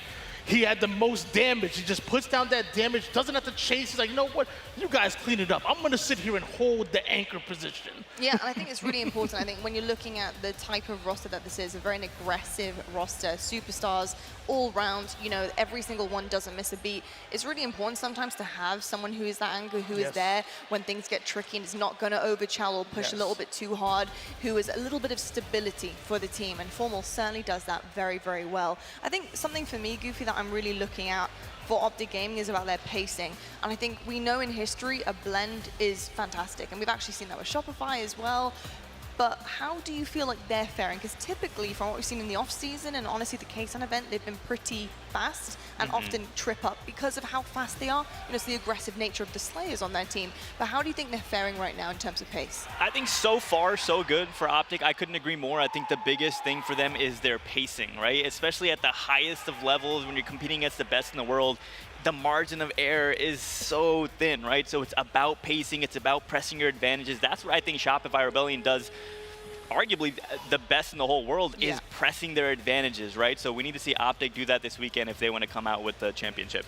You know, I looked at that series and I love the speed that OpTic were playing with, but I also will say, you know, Gen G right now aren't in the best position coming off of fresh off a loss to Team Nemesis, and right now their best hopes of staying in this tournament is through the lower bracket, where I want to know what that looks like against a FaZe, against an SSG, against a Shopify Rebellion. I love the way that OpTic Gaming roster looked, but now I want to see a little bit more from them. 100%. And Tony, you know, you mentioned Gen G there. What do you think was lacking on their behalf in that series, especially going up against OpTic? And maybe we didn't obviously get to see, we weren't privy to the Nemesis series either, but might have been lacking in that too. What did you notice? Well, one thing I noticed from me, I like the way Common was playing early on in the series, now, but as it got longer, it felt like maybe the KD got a little bit lower. I thought King Nick actually played really well. When I was looking at the stat sheet, King Nick actually was up there, maybe like secondary Slayer in the entire lobby. So that's something that's great, but it's really tough. You're 0-2 in pools right now. Your only hope ultimately of staying in this tournament is in the lower bracket. Whoever comes out of open is going to be hungry and they're going to look to make a name off of your back. So Gen G, again, I can't say enough. You were in a tough situation. Good luck. Yeah, and I think, you know, Goofy, we kind of circled back to what we were talking about on the desk earlier, but Ryan, you know, you've teamed with him, you know, before, and you've been through kind of turmoil with him and success. So what do you think he's going to be saying right now to these guys behind stage? Obviously not a great start here, but you know him very, very well, especially with his mentality being so strong and so kind of like wall-like, you know, nothing's going to let him crumble. You know, what's the plan for him now? Yeah, just really quick, honestly, I think Gen G, unfortunately, they caught a bad break, right? Yeah. Against Nemesis, the games were close. I think they won the game 2 in the series, lost game 1, won game 2, and then lost close games 3s and games 4 against a really tough Nemesis team. And even against OpTic Gaming, it was a 3-0, but it was close, right? Gen G was in it, King Nick was frying, so shout out to King Nick. He definitely played really well that series. If I'm Ryan Noob, I'm like, hey, obviously, we're not in a great position, but we're still in this tournament. To Tony's point, they're probably going to start off in the lower bracket, depending on how the pools shake out. But yeah, I mean, they're not out, right? Nope. Pool plays are for correcting your mistakes, for realigning. So if you're Ryan Noob, you know, you're that veteran on the team. Kind of give your team whatever pep talk, whatever motivation you need to give them, but essentially you need to come in tomorrow locked in. 100%. Pick up on the small dubs that you had in that series, the moments that you want to continue moving forward and things that you want to change. Hoping for a big day 2 from Gen G, but I'll tell you what, big day 1 is what OpTic delivered, especially to their fans here in Arlington at the first major of the season. We're going to head to a quick break right now, but when we come back, we have plenty more action for you on the main stage. We've got Space Station taking on Complexity right after the break.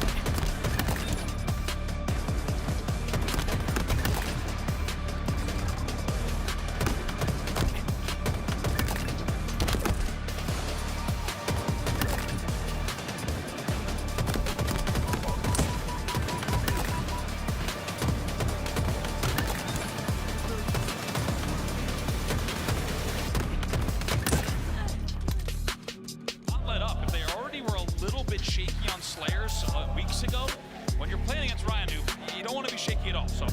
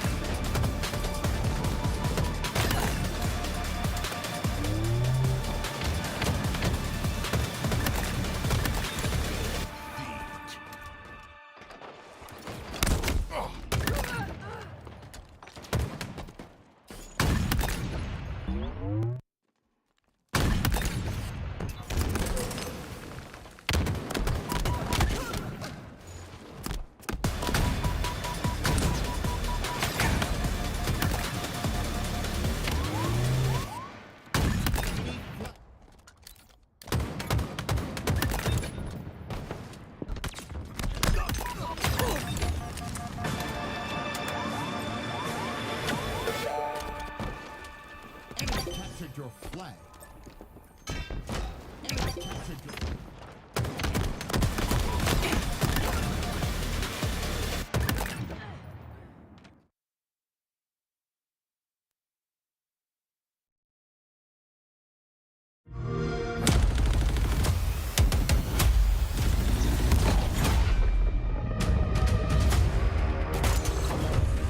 Party's over.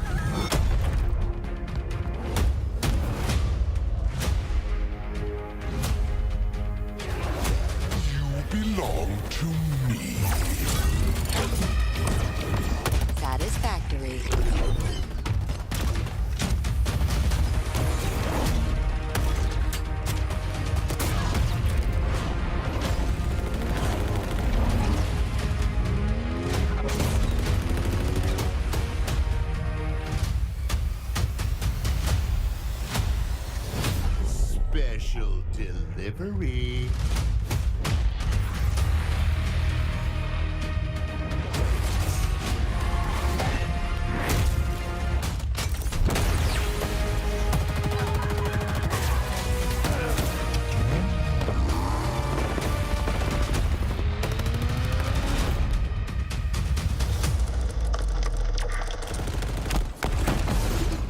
Betrayal.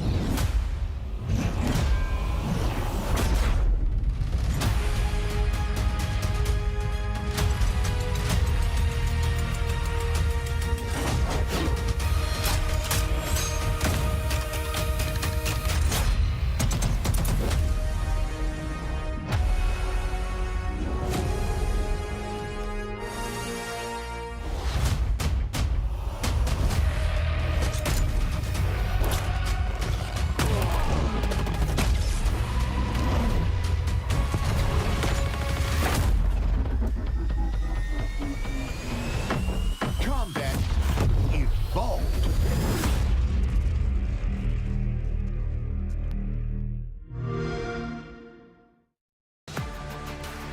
Hello folks and welcome back to Texas. Here in Arlington we're hosting the HCS Kickoff Major with OpTic Gaming, and it's been quite an exciting day so far. Usually pool play, I think people turn up and they're like, oh, well, these games are gonna be kind of fun, I guess, a little bit. I'm hoping to see my team win and kind of getting to the champ bracket with ease, but today has been a little bit mixy, and I think we probably had a feeling this might happen just based on the roster mania that we had right at the beginning of this season and seeing the level of competition come out. It was funny how we've kind of gone from a big 3 to potentially a big 4 and so on. Question marks on that one as well, because who knows how many big guys are going to be coming into this one and doing the thing.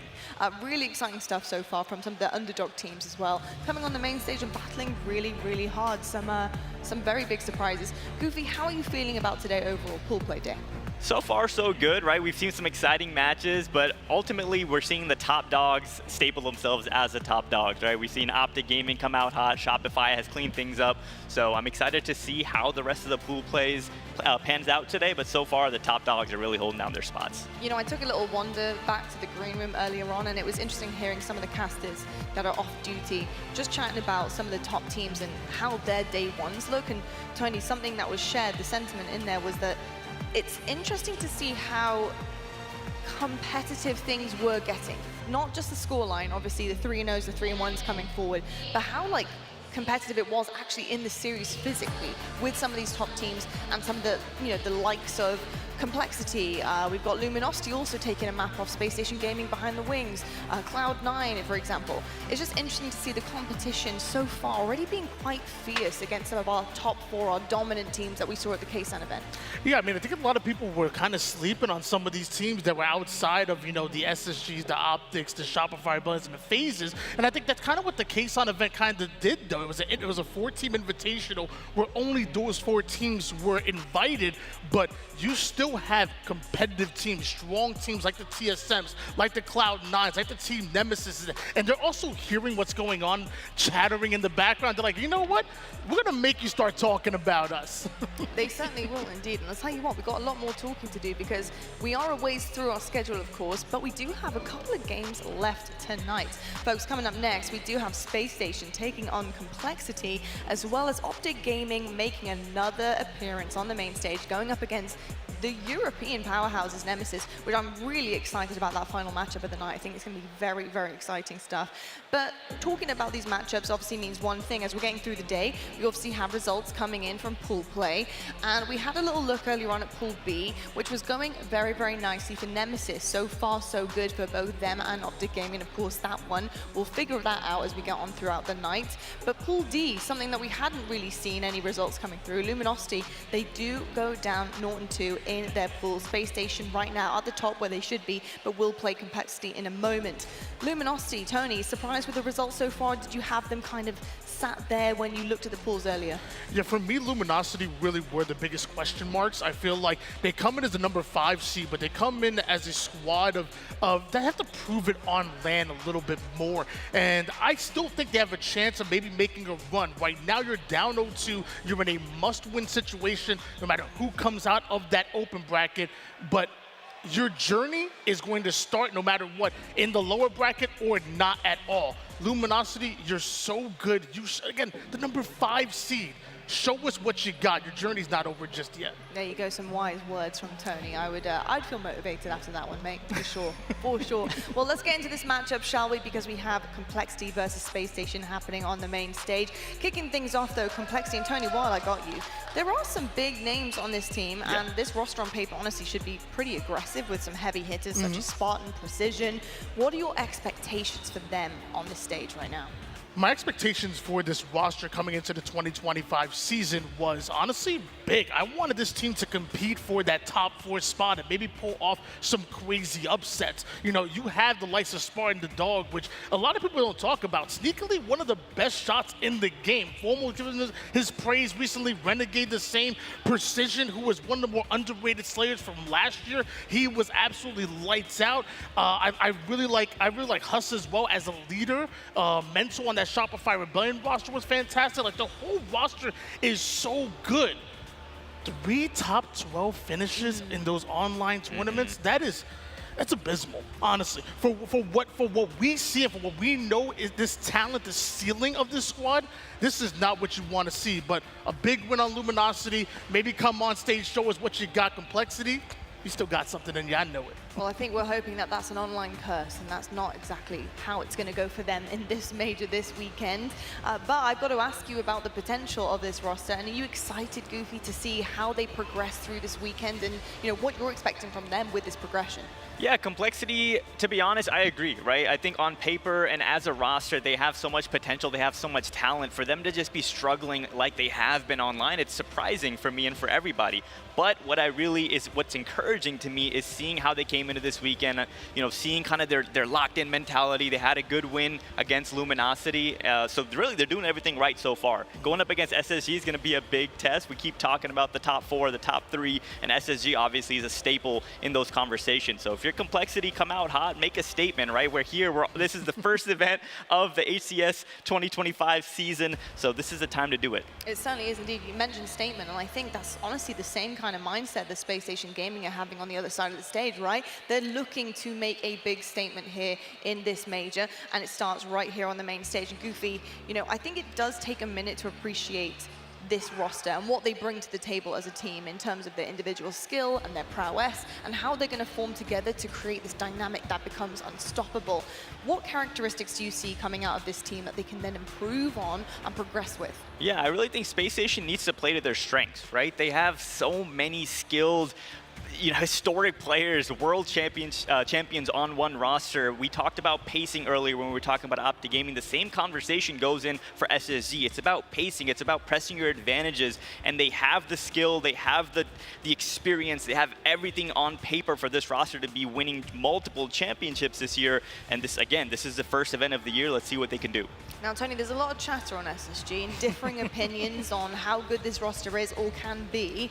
How do you feel about them personally? I mean, I like Space Station Gaming a lot. I mean, I feel like before the season started, we kind of knew that, you know, we're not going to judge this team on their first tournament of the offseason. We're going to give them time because one thing they have shown is their versatility and their ability to turn weaknesses into strength. And we're starting to see that early on. You know, didn't start off so hot where like a Shopify Rebellion and OpTic, they came out hot. But slowly but surely, event after event, even at the K-Son, they showed us a bit more. And now I want to see that same versatility in game. This team has the ability to adapt on the fly, and when things start going maybe the opposite way, how are they going to respond to that? That's how SSG are truly going to be tested. For sure. I think there's been a major clash of playstyles coming into this team, and I think it's taken a lot longer than most to progress to a kind of situation where they're a little bit more comfortable. I don't think we've seen that pure comfort level yet. I think it's going to get there. I think this is going to be a great way to find out how comfortable they truly are on land with one another. But progress is honestly the name of the game for this team, and I'm excited to see how much they have got done in the off season. And without further ado, let's head into our matchup. We have Complexity versus Space Station Gaming happening right now.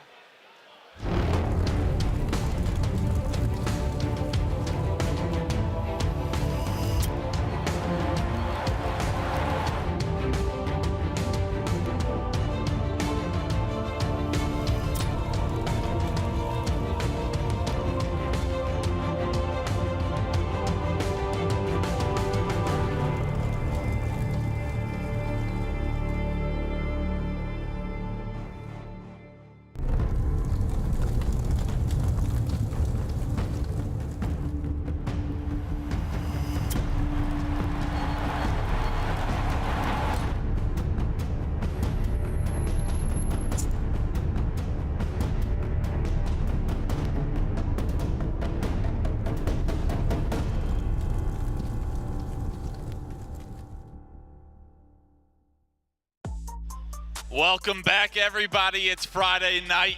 We're getting matches underway, and this is our first time to get to see Space Station live here at a LAN tournament. And I couldn't be more excited because we've seen Shopify, we've seen OpTic. It's now time to see the next of the big three in Space Station Gaming. What are you expecting going into a series against Complexity, who's already created an upset against Luminosity Gaming earlier on in pool play? I was just going to say, based on paper, you'd say Luminosity is going to be the harder match in this pool. Complexity already taken on Luminosity, so now they're the new number 2, at least on paper. Right. But paper doesn't matter here at the event. We're here live on LAN. So. We get Spartan the Dog back in action. It's been a while since we've been able to see him. You know he's capable of making plays, getting loud, getting his team fired up. And on a team full of veterans, honestly, in Complexity, you do not expect this to be a pushover and not the easiest pool play match we've seen amongst the big three so far throughout this tournament. Yeah, and I mean, clearly Space Station has to be the favorite here. But like you said, you have this roster of players here in Complexity that can catch fire. And I do think that watching Space Station play at their previous event, play throughout some of the opens, I think that they're not fully there to their potential yet. I feel like they, in some cases, like I said, when I think of from the outside, I think that they might be overthinking things. I think of them having like so many big brains in one team, right, without like, in my opinion, maybe one clear leader, because they all have, in their own rights, are strong leaders. Right, they've all had success on different teams to where now it's like, well, on my team we used to do this, and on my team we used to do this. So figuring that out has definitely been more rugged of a journey than we've seen the likes of OpTic or we've seen the likes of Shopify. Complexity, is that what you see as an opportunity to jump on a team that isn't at their ceiling yet? 100%. Like, I wouldn't want to put it like the overthinkers versus the underthinkers, but I would say that, like, Complexity, if they catch fire, I think they could put Space Station in a difficult spot this earlier in the season. Whereas I do think Space Station, in my opinion, when it comes to them breaking down this game, breaking down the tactics, their positioning and the strategy, I think that they could be the most well-oiled machine by the end of this season. Yeah, at the end of the season is the key point. Yes. And this weekend has a lot to do with how that journey goes. So looking at Space Station to figure it out throughout this weekend is the big test. As we look at the head-to-head, we have a man that needs no introduction, especially in front of the Green Wall fans in Lucid. And then on the other side, we have Mental, a man that has done it across several different titles, even outside of Halo, and still comparable numbers. One thing also to keep in mind is that these stats are very comparable because guess what? These are Arlington stats, and they both played the exact same opponent. So you're looking at Luminosity. These two are neck and neck right now when it comes to the stats that they're putting up. So I would love to see if these two match up near equally when it comes to firepower, because those are my favorite matches. When you have two teams around even slain and seeing who's being more objective efficient. Right, and I think it tells the story of that they probably handled Luminosity in similar fashion. I didn't get to see either series so far. We've been working on the main broadcast, but what's happened on off screen is that Complexity probably handled in similar light LG that Space Station did, and that's got to give you a little bit of confidence if you're Complexity saying, like, we handled our business to the degree they did, so are we as good as them? Basically, A plus B. Yeah, the transitive property. If A is greater than B and B is greater than C. during class in school, so I didn't know the name of it. But one of those properties, but yeah. Somebody owned it. Doesn't exactly apply here, like as we see, because you also have the rock, paper, scissors mentality. There's times where A can beat B, B can beat C, and then C can take out A. So that's what makes these pools so interesting and intriguing, but they are generally a good barometer. You start to see if one team has a clean 3-0 against a squad and the other team struggles and gets to game 5, it's likely a sense that the 3-0 team is going in as a heavy favorite and going to do work in that following team. And sometimes it'll come down to map mode combinations as well. We kick this series off. It's going to be Aquarius, Neutral Bomb, and that's going to be an exciting opportunity for maybe Complexity to have some strengths over a team like SSG, because we talked about it in our first series, Dave. These new map mode combinations are going to allow opportunity for teams to create meta, to set a different pace, to throw a wrench in the strategy of SSG. Maybe you don't have it all figured out. We've been keeping this under our belt over the offseason, waiting for just this moment. Is this the map mode combination you think Complexity wanted to see, or is this something that you think plays to the strengths of SSG, actually? I think that this plays more on the strengths of SSG. When I start to think of like Aquarius Assault, I think of the game being a bit more methodical. Sure, you have to get the slaves. We have to decide who's bringing that bomb up. When do they bring it up? Is it going to be the person who's second in line or second closest to the front line? Is it going to be your last player bringing that up and potentially gets killed as a straggler? So those small things here and there of knowing how and when to bring that bomb up can be crucial. I think that complexity, if I'm trying to break this down and set that theme, would love to have something just a little bit quicker. Throw in a strongholds. Let's get this game going, have a 4 or 5 minute game where they can go around slay and have the objective doing the work for itself. The difference between an oddball and a flag or something, like far less decisions need to be made. Let's just gun up and see if we can outgun these guys and outposition ourselves that way, not with the intricacies that come with the dynamic of juggling an oddball or an assault or a bomb, for example. So as we take a look at the series layout here, Dave, live fire Slayer is going to be game 2. We know how crucial Slayers can be for an underdog staying into a series. When you think about the players on complexity and the opportunity that they'll have with the S7, if they can keep it away from likes of Stellar, the likes of Lucid, Spartan the Dog has been known to make plays and create separations and score with that weapon. A player like Mental as well. How important is it for complexity if things don't go well on a strictly bandit map that Aquarius traditionally is played as, to bounce back and prioritize those power weapons and put them to use? 100%. Yeah, it's going to be controlling those on those following maps and modes.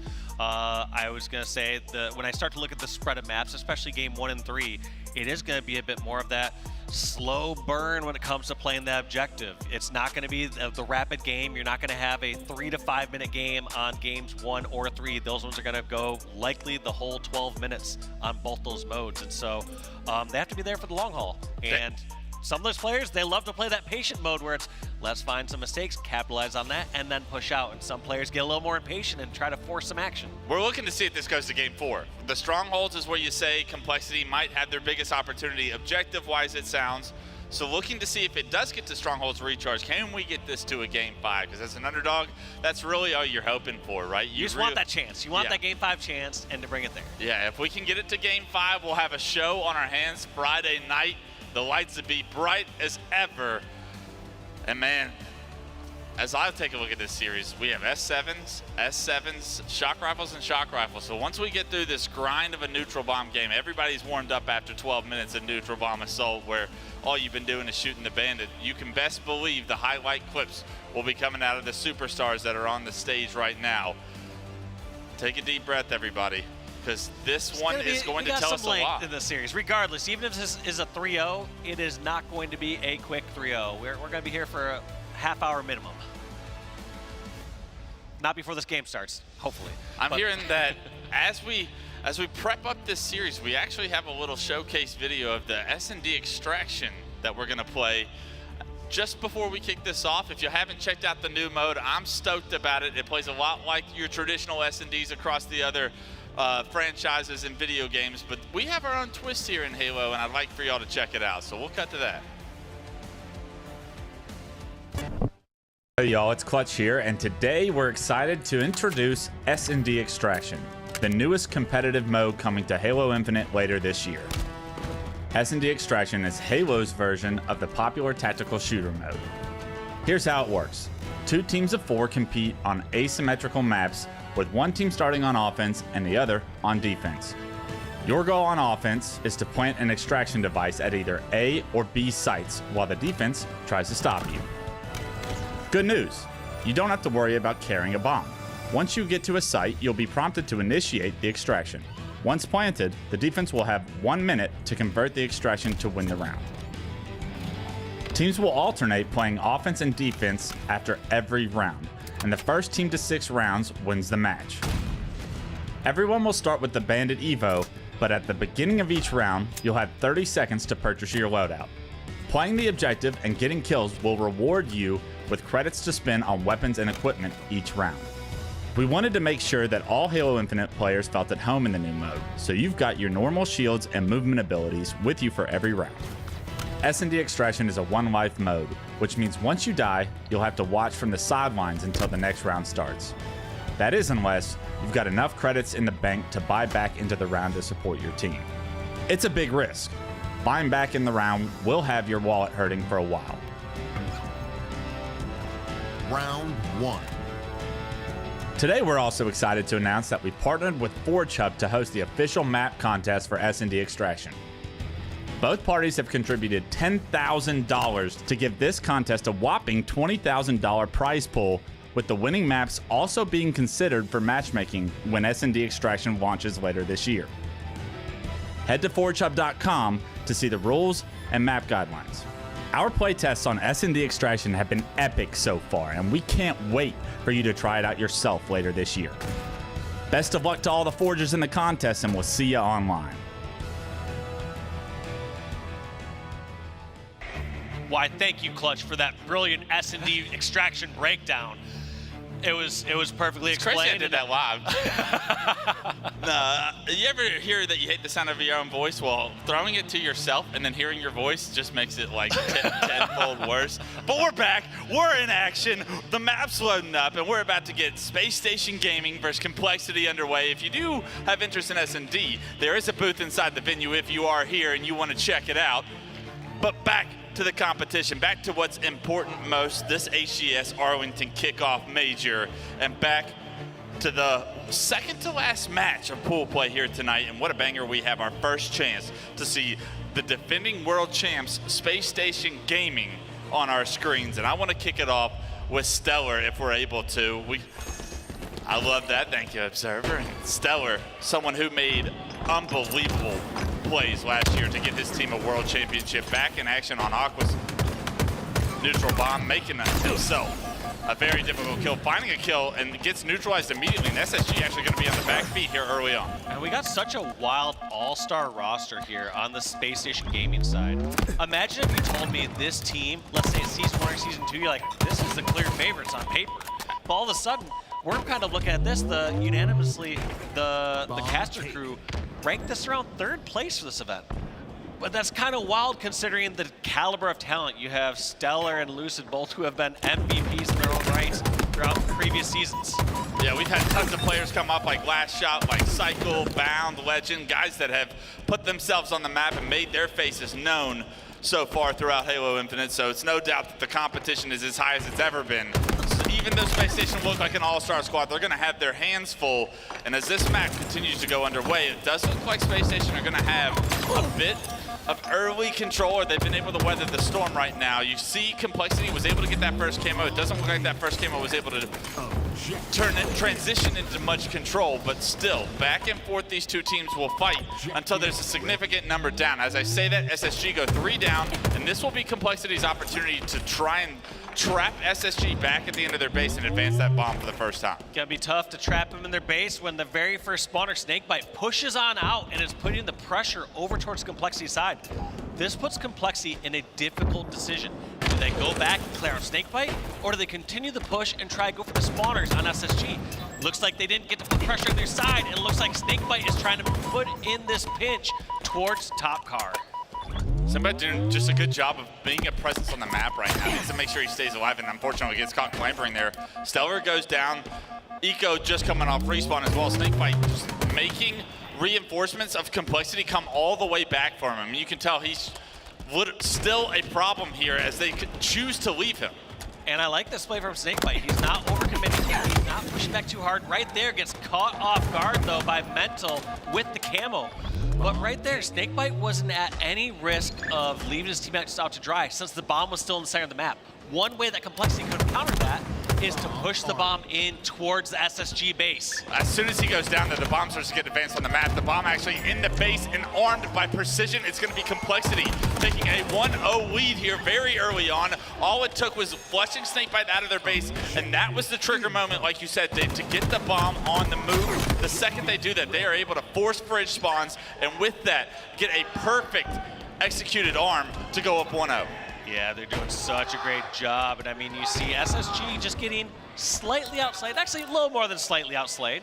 They're definitely getting outslayed here at the start of this game, but for Complexity to take advantage of that slay lead and get that first arm just speaks volumes to how strong they're playing on this map and mode. And look at that stat line, though, from Sparty McFly. 10 kills, 3 assists, and 3 deaths to kick off the first 3 minutes of this game. Welcome back, Sparty, making a statement here with your first couple of respawns on the main stage. 10-3-3 against a team like SSG is exactly what Complexity need in order to create an upset of this magnitude. They've started off hot, they've got that first arm, but this is SSG's real first opportunity to have map control.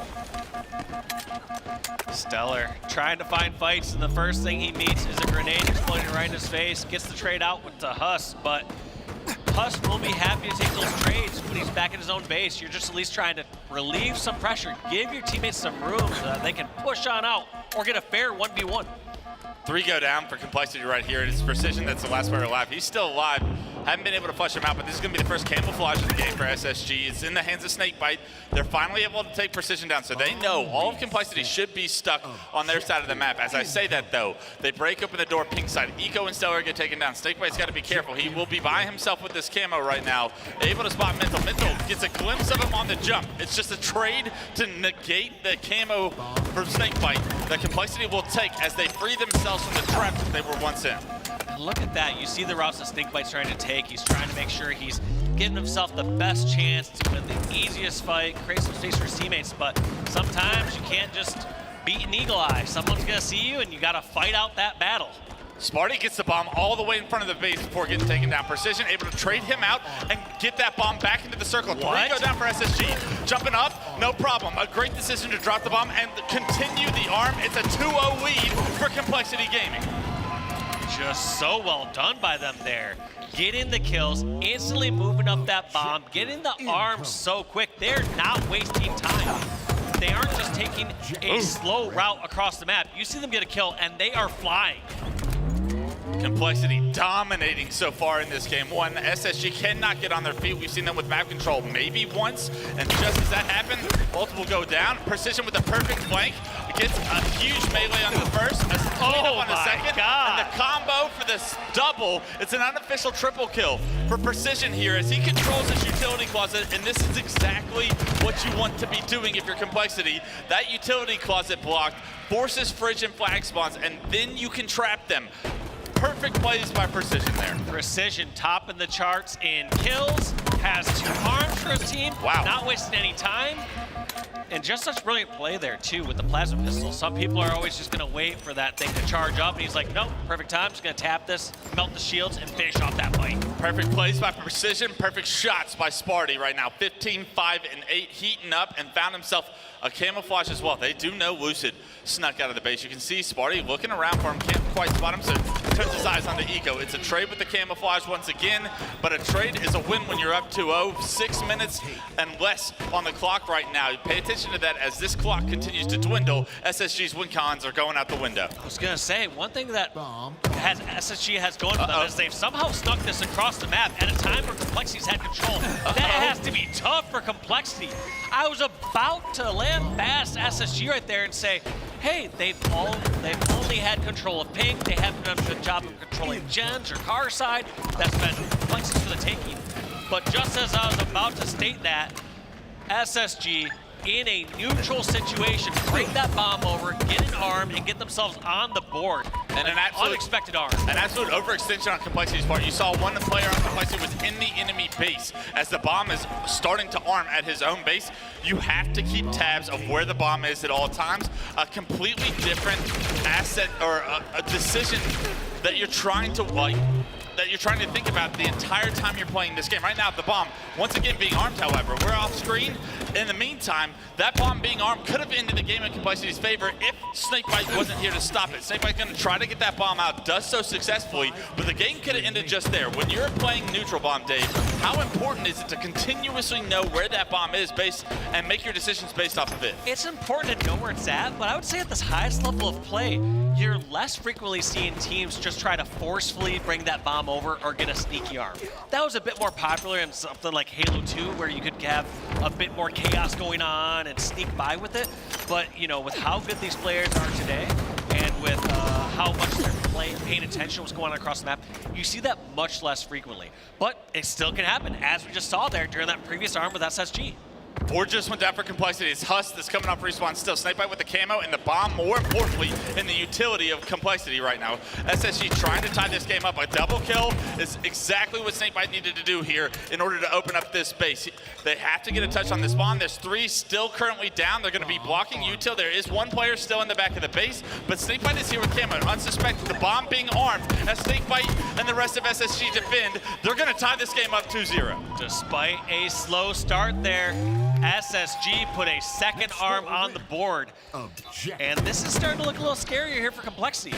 They were up in slays, but the moment that SSG start to match that slaying power and get a little control across the map, now we're seeing what SSG can do when they have control of car side. When like Complexity spawn in the fridges and running through pink. Feels like all the momentum Complexity once was running with is now starting to be deflated, is now gone. Now all of a sudden we're at even footing. 3 minutes on the clock, but the next arm will win this game, no matter which team is able to do it. Snakebite still, since that second arm is in the base of Complexity, finally flushed out, but not without being an absolute nuisance before getting taken down. No, he saw Sparty warping in right there. He's like, I gotta get out of here. This is not too thrilled about that spawn.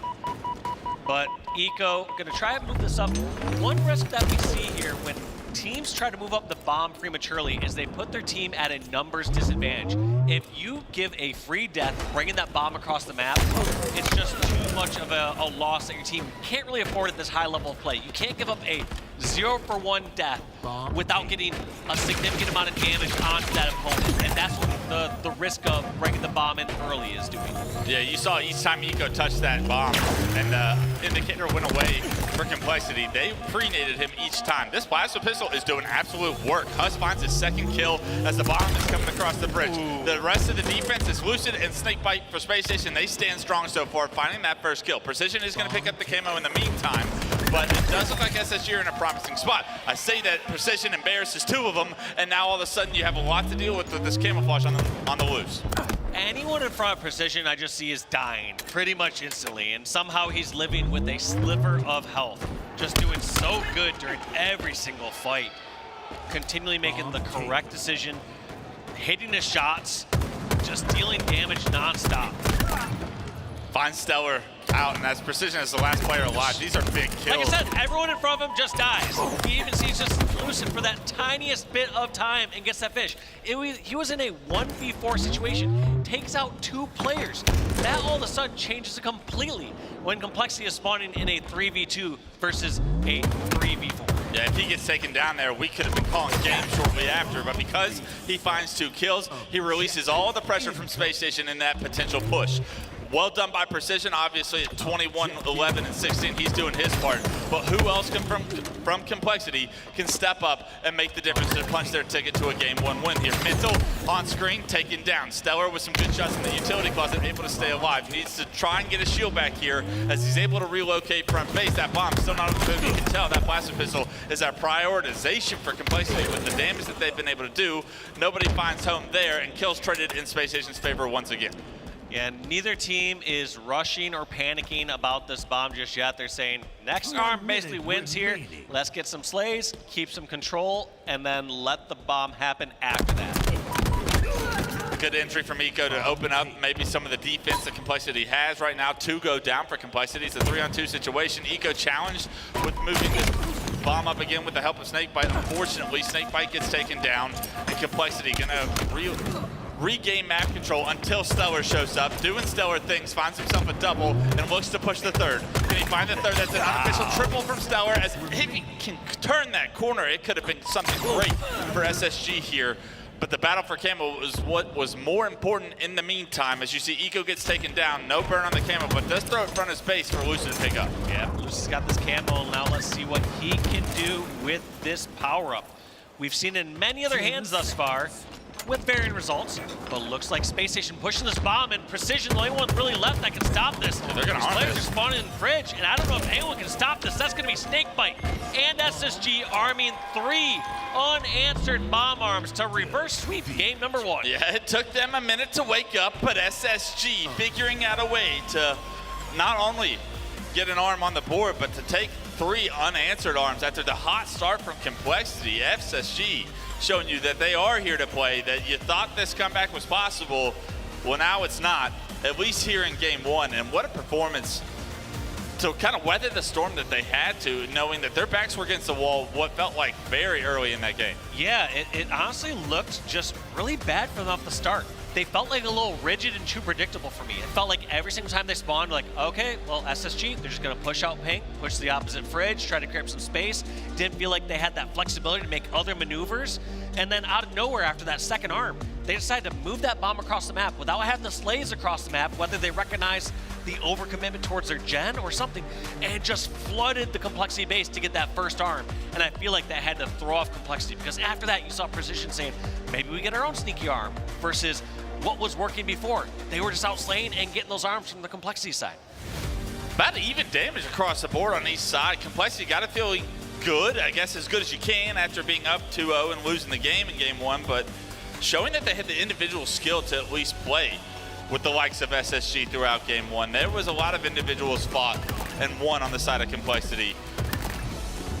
Maybe more individual fights fought and won on the Complexity side. With how that game one went, do you think Complexity feels okay about where they are, or do you think that there's some like derogatory or like negative feelings coming away with we just blew a 2-0 lead? It's hard not to have those negative feelings after having such a strong 2-0 lead. I mean, they had a 2-0 lead with around 6 minutes left in the game, and then end up getting, you know, essentially reverse swept with this bomb move. They were up in slays. They were playing better. They were just kind of doing everything right. So they have to shake that off. I mean, we're no longer in the era of Halo where you just have people who have zero mental game and can't bounce back after a loss. The game is so competitive. You're going through scrims where you have a win one game. Of these. Yeah, we've been through these situations before, and so I'm not too concerned from them bouncing back, but there's no denying it. It hurts. That has to hurt. Complexity saying they got the start they wanted and then didn't get the game one finish that they wanted. When I look at this Complexity roster and I see the names on it, Precision's the most excited that I get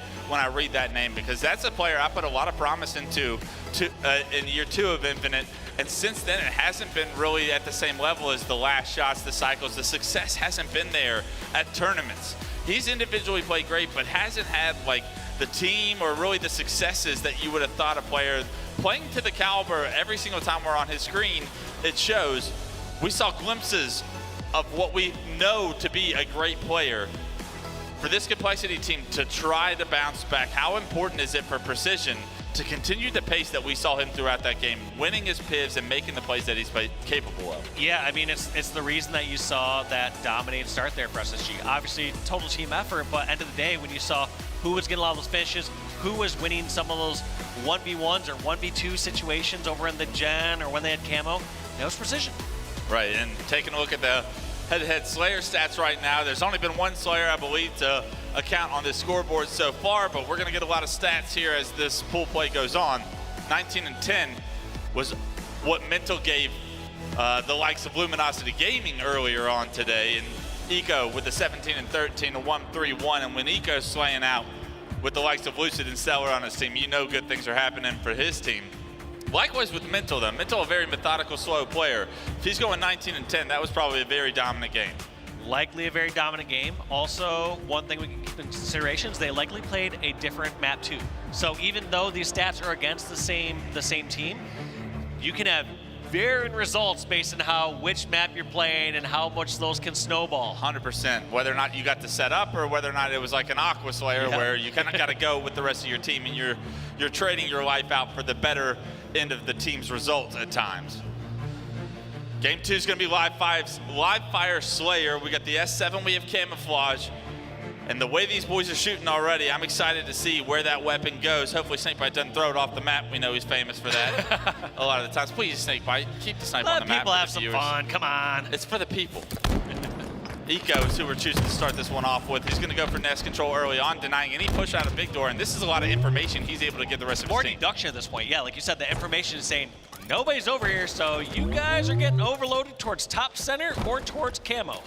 Looks like Huss was the one that got away with the snipe at first, and an interesting strategy for Complexity to rotate towards Big Door right now, because Camouflage will be coming up here in about right now, honestly, and it looks like all of Complexity have opted to not play for that camo and just play around Huss with this S7. And it looks like they are opting just to give that camo up. They're already set up all the way over at green. They're not just going to try to force their way over 5 seconds before camo and just give a couple free kills up. They will contest where it's possible, but these teams know 5, 10, 20 seconds beforehand whether it's just one that they're going to give up this go around. Honestly, a mature decision. I'm not sure if it's going to work out, but this is where this is the play. Well, we'll find out if it works out. Eco gets behind enemy lines, able to clean up the damage on the player A plat, and now these players back green are about to get collapsed on. Eco waiting on his teammates' help, and the second he sees his teammates here comes the push. Yeah, in the end, did not pay off. I think there's a difference between not contesting the camo and not taking up just a little bit more space. You could have pushed on over and towards the garage, or maybe taken up a little more space towards pillow or at least rat tunnel or something like that, just to give some more breathing room. Yes, you want to slow it down and give your sniper an opportunity to get some picks across the map, but you're not going to give your sniper the best opportunities if you don't have multiple angles across the map. Look at that, Eco throws Stellar the snipe, knowing what he can do with it, and already starting to put it to work. Finds Sparty bottom middle, another player back green. He does have a teammate, I believe, back green to potentially try and help him. Maybe that's an X though. That teammate already erased from the map. Stellar, the last guy alive with this snipe in the backhand. I believe he's going to be out of ammo, but just like that, SSG's control gets taken down. Got him in zero shield. So even though that was actually pretty wild, we did see the Stellar get that melee off, and you thought just kind of going down for nothing. But that second spike grenade that he threw that was trying to go for that stick at the very end, those spikes blew off that back side wall nest and got that player to absolute zero shield. Nobody, unfortunately, able to clean it up. 15-11 right now. Space Station still in the lead, but I guess if you're Complexity, giving up camo and put in the situation you were back green, a dangerous spot. Stellar trying to use that combo himself. Huss saying, no, no, no. That's a weapon we use to success. Second camouflage of the game is up, and Complexity do have a numbers advantage momentarily, but Stellar's going to spawn inside screens right now and allow reinforcements for SSG's side of things.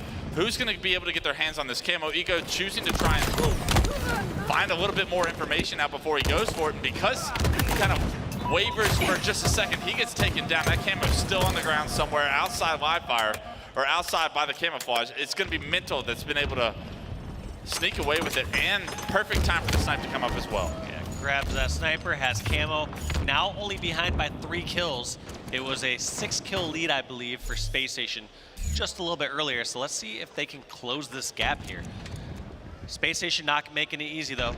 They're hiding, they're making that camo player go around the corners to get some information. In fact, Sparty's gonna be the first one to find where these opponents are at. Good route by Mental, able to get a back shot onto the player A plat, finds himself a double as well, but kills are being traded right now. That's not bad if you're Space Station, but the rest of this snipe could be where Complexity finds the difference in these 3 kills. Now we're gonna find out, does Complexity have the same strategy as SSG? Are they gonna pass the snipe off to someone else, or just leave it in the hands of Mental or whomever picks it up first? I'm usually a big proponent of, if the game's going a little bit faster, you gotta keep in the hands. You can't just try to hand it off every single time, give players chances to shine. But if the game slows down enough, you gotta go with your top ace. You gotta pass that over to your player who knows the best positions and knows how to get those picks in those standoff situations. I feel like it's so difficult on a map like Live Fire to find those opportunities to not give up so much space in order to do so. So Mental gonna be able to at least keep this one in his hands for now, and he can go off with the snipe. He's a great stalemate sniper, so you almost want to slow this game down and allow him to do his thing. But the battles is consuming a nice body shot cleaned up onto the Quantum player. Lucio can't get out of there before he gets taken down. And Mental doing a phenomenal job of rotating perfectly around where SSG has been on the map to where he hasn't been a hyper-focus at any point in time throughout this life. Camo is coming up, so he doesn't want to be the guy in front. It's 15 seconds, and Mental waiting for his teammates to push in front of him before he re-engages with this combat. I like that play, though, from Complexity. Instead of just stopping at the camo and trying to get control of it, they tried to take up more ground over at the scoreboard and push on through. Fortunately, it doesn't pay off as Stellar gets a flank, gets a kill and stream, making a double kill, and camo is popped. It's gonna get burned for sure. Precision gets taken down. I love that play by Stellar, however. It was Complexity not being able to keep tabs on SSG right there, Dave, because they thought if they pushed in front of the camo that SSG would be all in front of them. They thought they'd outrun them, and then SSG at the same time like, well, guess what? We're doing the same thing. We're flanking over at C. Right, it's chess, not checkers, ladies and gentlemen. SSG showing you that chess right now is up 5 kills so far throughout this game to a comfortable lead, but it's been teetering in this 5-3 kill margin for so long. It just takes one set of slays for Complexity to get back into this. We're gonna have to see what's happening with this next round. Obviously, you see all these players from Complexity clumped up over at Tower. I think it's totally fine to have those players there as you find someone from SSG where you go around and finish off a kill. But one of my critiques earlier from Complexity is as they got that first sniper, they're all consolidated just at green. You need more separation across the map so that you have people that have angles to finish off kills, or you have different areas to run away to. If you're all stuck in one corner, there's nowhere to go. This is the moment. Spartan the dog with a full sniper in his hand. We have seen what this young man can do. And now it's his opportunity to keep his team in this series right now. It's a 3-kill game, and unfortunately Sparty only gets one shot off, gets taken down, can't do any damage, and that could be where the dominoes start to fall against Complexity. SSG now sniping the hands of Lucid, and we've seen highlight reels from him as well. Can't hit the body shot with the snipe, but easy teamwork makes the kill and gives them a 5-kill lead once again for Lucid and co. Yeah, but now with this 5-kill lead, this sniper, Lucid can not let get in the hands of Complexity with much ammo. These are times where it might feel counterintuitive, but I don't hate wasting 2 bullets. Just fire a couple on the ground, and then if you ever get that pressure from the opposing team, you can fire off the rest of that clip and make sure they have nothing to really swing them back into this game. Strategically, you're right, Dave. As a fan, I just want to see headshots with this sniper. Too much to ask. Lucid not choosing to waste ammo does put the first bullet to work. Unfortunately, he loses 2 teammates, so this game's still a 4-kill game, making a 5-kill game. He should rip Sparty's head off. It's Camo coming up, and that's the pick. That's the pick you need. Lucid's got so much pressure, though. The rest of Complexity are out by Camo. He's able to stay alive. 1 bullet in the snipe, but that Camo has got to be Complexity's after they have forced Lucid off the angle. Never mind, Lucid's back with a headshot. Eco finds a double in the feed, and the last player alive, bottom middle. Can't land a stick either, so there is still a player for Complexity competing for this Camo. Trades coming across the board. 48-44 all of a sudden. Complexity, yes, they've gotten kills competing for this Camo, but what damage has been done? It's a 3-kill game. Yes, 2-kill game, but SSG need 2 more kills to end this one. Was that just a Camo snag? 48-47. Camo was snagged.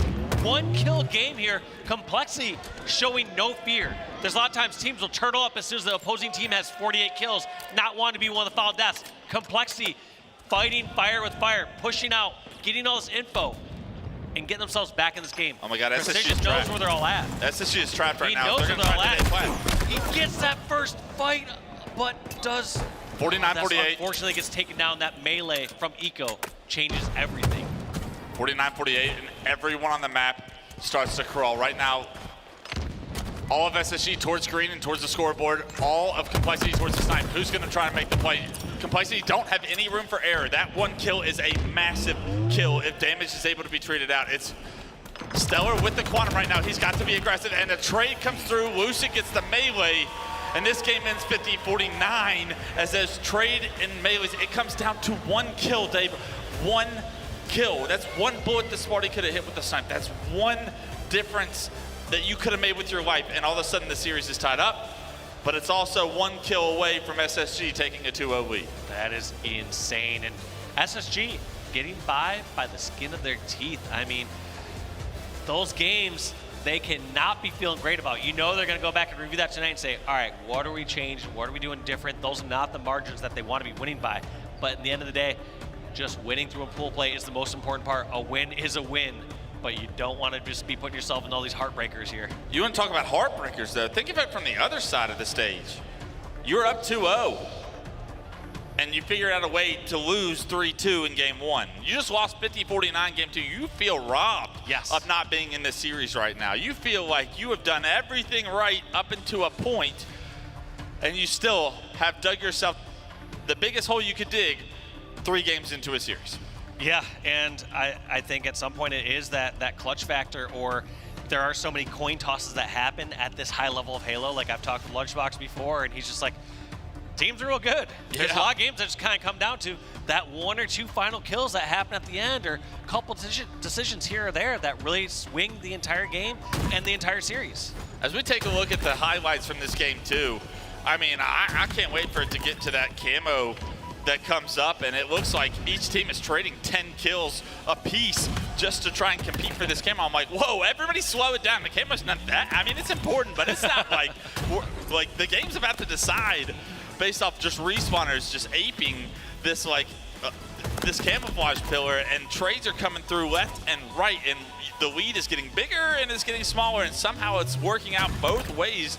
Both teams convinced that they can like capitalize in this moment. Lucid doubling back and hitting that shot's insane. That play by Precision, you think he could get away with maybe more than one if he plays it a little bit slower, but you also don't, you gotta get He saw the picture in his eye, and he was like, all right, I'm gonna get this couple shot melee and then turn around and fight the one-on-one. And you know, the second that Eco was able to trade out that melee, that changes that entire scenario. That went from being the game winning to play to all of a sudden being a 49-48 game. Doesn't get much closer than this. 3-2. Game 1, 50-49, Game 2, and we go and set our eyes on a Game 3 CTF Forbidden, a game that caps can happen very quickly, especially if teams are able to get both S7s in their hands and pair it with an overshield. That flag will be run immediately. And from the superstars on the east side of the stage and the talent that's here, when those S7s get in control, this is a map where you better start wasting ammo or you better throw the snipe off, Dave, because this is a map that can get ugly quick if someone like Lucid and Stellar both find themselves in power positions with power weapons. I like how Lucid just completely proved my point wrong, because they ended up needing all those kills during his spree. I was like, at this point, you're more so worried about a swing of 5 or 6 kills in another direction. But Lucid having to get that killing spree or 6-kill spree to eventually lead to a 50-49 victory. Yeah. It's a different game, old man, is what Lucid's singing in his head. We learn something every day. And when you can hit shots like the one he hit coming out of dummy door on the guy sliding behind camo, I mean, that reaction time was insane.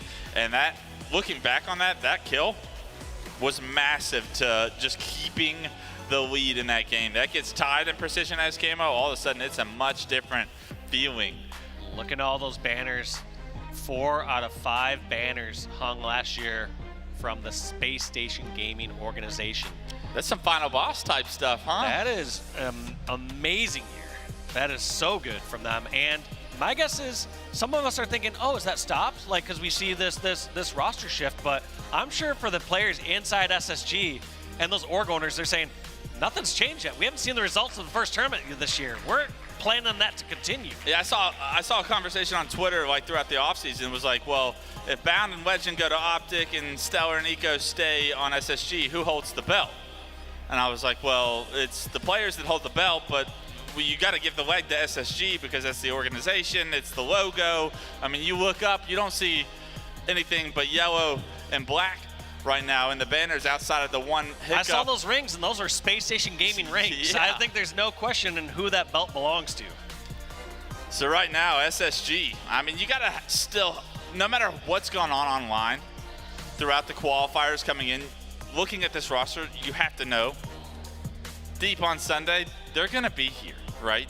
There's no doubt in my mind, at least when you're talking about the top 4, like going into like at least the elimination finals. I'm expecting deep Sunday, but from what I'm seeing here late on Friday, I am not seeing the same caliber of results as we're seeing from some of the other top 4 squads. So you think this is, so far throughout this series, yes, it's been as close as it could possibly be. Yeah.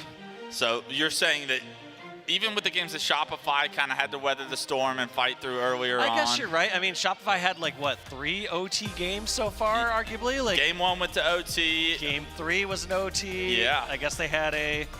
I think it says more about our top 12 teams, or like the 5 through 12 teams, that like there's talent out there. And in any best of 5, these guys can get pushed to the limit, especially in individual games.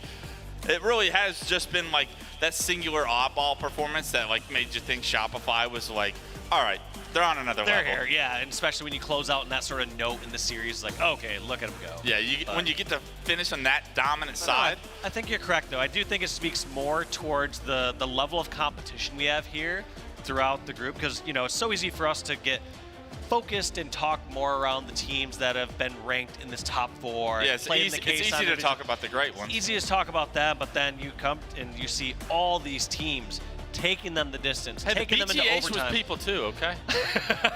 We might not have been winning all the championships, but we showed up. Created some upsets throughout the years and whatnot, and that's what teams like Complexity are capable of. Like, it's a best of 5, 2 Slayers. Like, who's to say Complexity couldn't be up 2-0 in the series, obviously. Losing a 50-49, that hurts. Losing a bomb, being up 2-0, that hurts. Yep. But you still are in this series, and if you can get on the right foot in Forbidden CTF, push this to a game 4 where we were talking about strongholds as a game type that Complexity might have the best opportunity objective-wise. And that was also me just like kind of spitballing, saying, hey, hypothetically, this is how I'd see these teams potentially play out, as we've seen historically when we have a lower seeded team versus one of the top squads. Right. But that was even proven wrong in the first few minutes of the Aquarius bomb game, where it was Complexity just dominating the first 6 or 7 minutes in a game mode that I said, hey, this might be a bit more challenging for them. It's year 4, and if we learned anything about years 1, 2, and 3, competition gets stiffer, and these teams become more competitive with each other, and underdogs will have their time to shine. Will we see Complexity fight back in this series and push it a little bit further, get that to a game 4, and then we'll start talking about, can we get it to a game 5? But until then, we have Forbidden CTF game 3 kicking off for you. And let's kick it off with Stellar. Surely, he's the man of the day going for that snipe here on Forbidden. And what we know from Stellar is that he hasn't made that shining play so far with the S7. And I'm looking forward to seeing what he does. And we are going to have a momentary restart. All right. Let the players build up some adrenaline, let that adrenaline cool off, then build it back up. It's some mental warfare we're playing over here. Catch your breath. Forbidden can either be a very long game that goes down to overtime, or it can happen very quickly depending on the level of control a team can get. I guess you're right. Yeah, you can have those snowball ones, but I'm still so used to Forbidden just kind of going more of the distance. You just have so many times where teams clash in the center of the map, you have a kill go back and forth, and then go back to the center of the map, or they hold down their snipe hut side, and it's just really tough to really, unless you get a clear sweep somewhere in that neutral game, it's tough for that team just to take off and go grab that flag and get the route that they want. It's one of those game types I always feel that if you go 4 down, that's a really bad sign. If you can manage to be the last guy alive and stay up long enough for respawners to like compete, then you can extend a lot of these situations. But the second you're like, oh, there's 4 dead, I can just like G-slide and quickly get to where I need to be, that's where you run into problems. That's where flags get pulled, and all of a sudden you don't really feel like you had an opportunity to defend it. So making sure when you do lose the first guy or the first 2 guys, you make sure that you play your life and that you do not become an easy kill. We'll see how well that's able to be performed here, but it's a lot easier said than done, especially when you're staring down the barrel of an S7 or you have a flying Stellar or someone like a Legend running at you. At that point, you're not staying alive for long. Yeah, it's easy to have that strategy, harder to execute. But still, end of the day, even though it's a flag game, to get to those flags, you need those slays. And both these teams have so much slaying power on both their sides. We're going to see which ones can snowball that lead a little bit more. And unlike some of those other maps like Aquarius and such, this one can be very punishing when your team gets the positions that they want, gets the lead.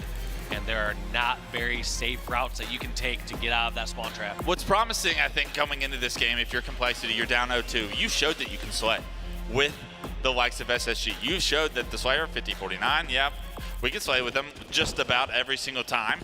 And then in game 1, it felt like they overslayed or outslayed SSG. Stellar finding himself that thrust before he goes for the S7, going to use it to thrust back, get an idea of where Spartan's going for that snipe. Can't hit the easy shots on a Spartan, loses 2 members as well, so Overshield actually going in the hands of Mental. And now Stellar, one of the last 2 players alive, needs to be careful. Oh my God. Spartan makes him pay, and this is what I'm talking about, Dave. This could be an opportunity quickly for Complexity Gaming. This is looking so good for Complexity. I was going to say, the amount of respect that Stellar had saying, I missed these couple shots, I'm not going to give him the chance just to hit this shot here from Mohawk back at me after I've missed a couple. And then for Sparty to come flying out like that, pinpointing his exact position to get that pick and open the opportunity for his team to get this flag.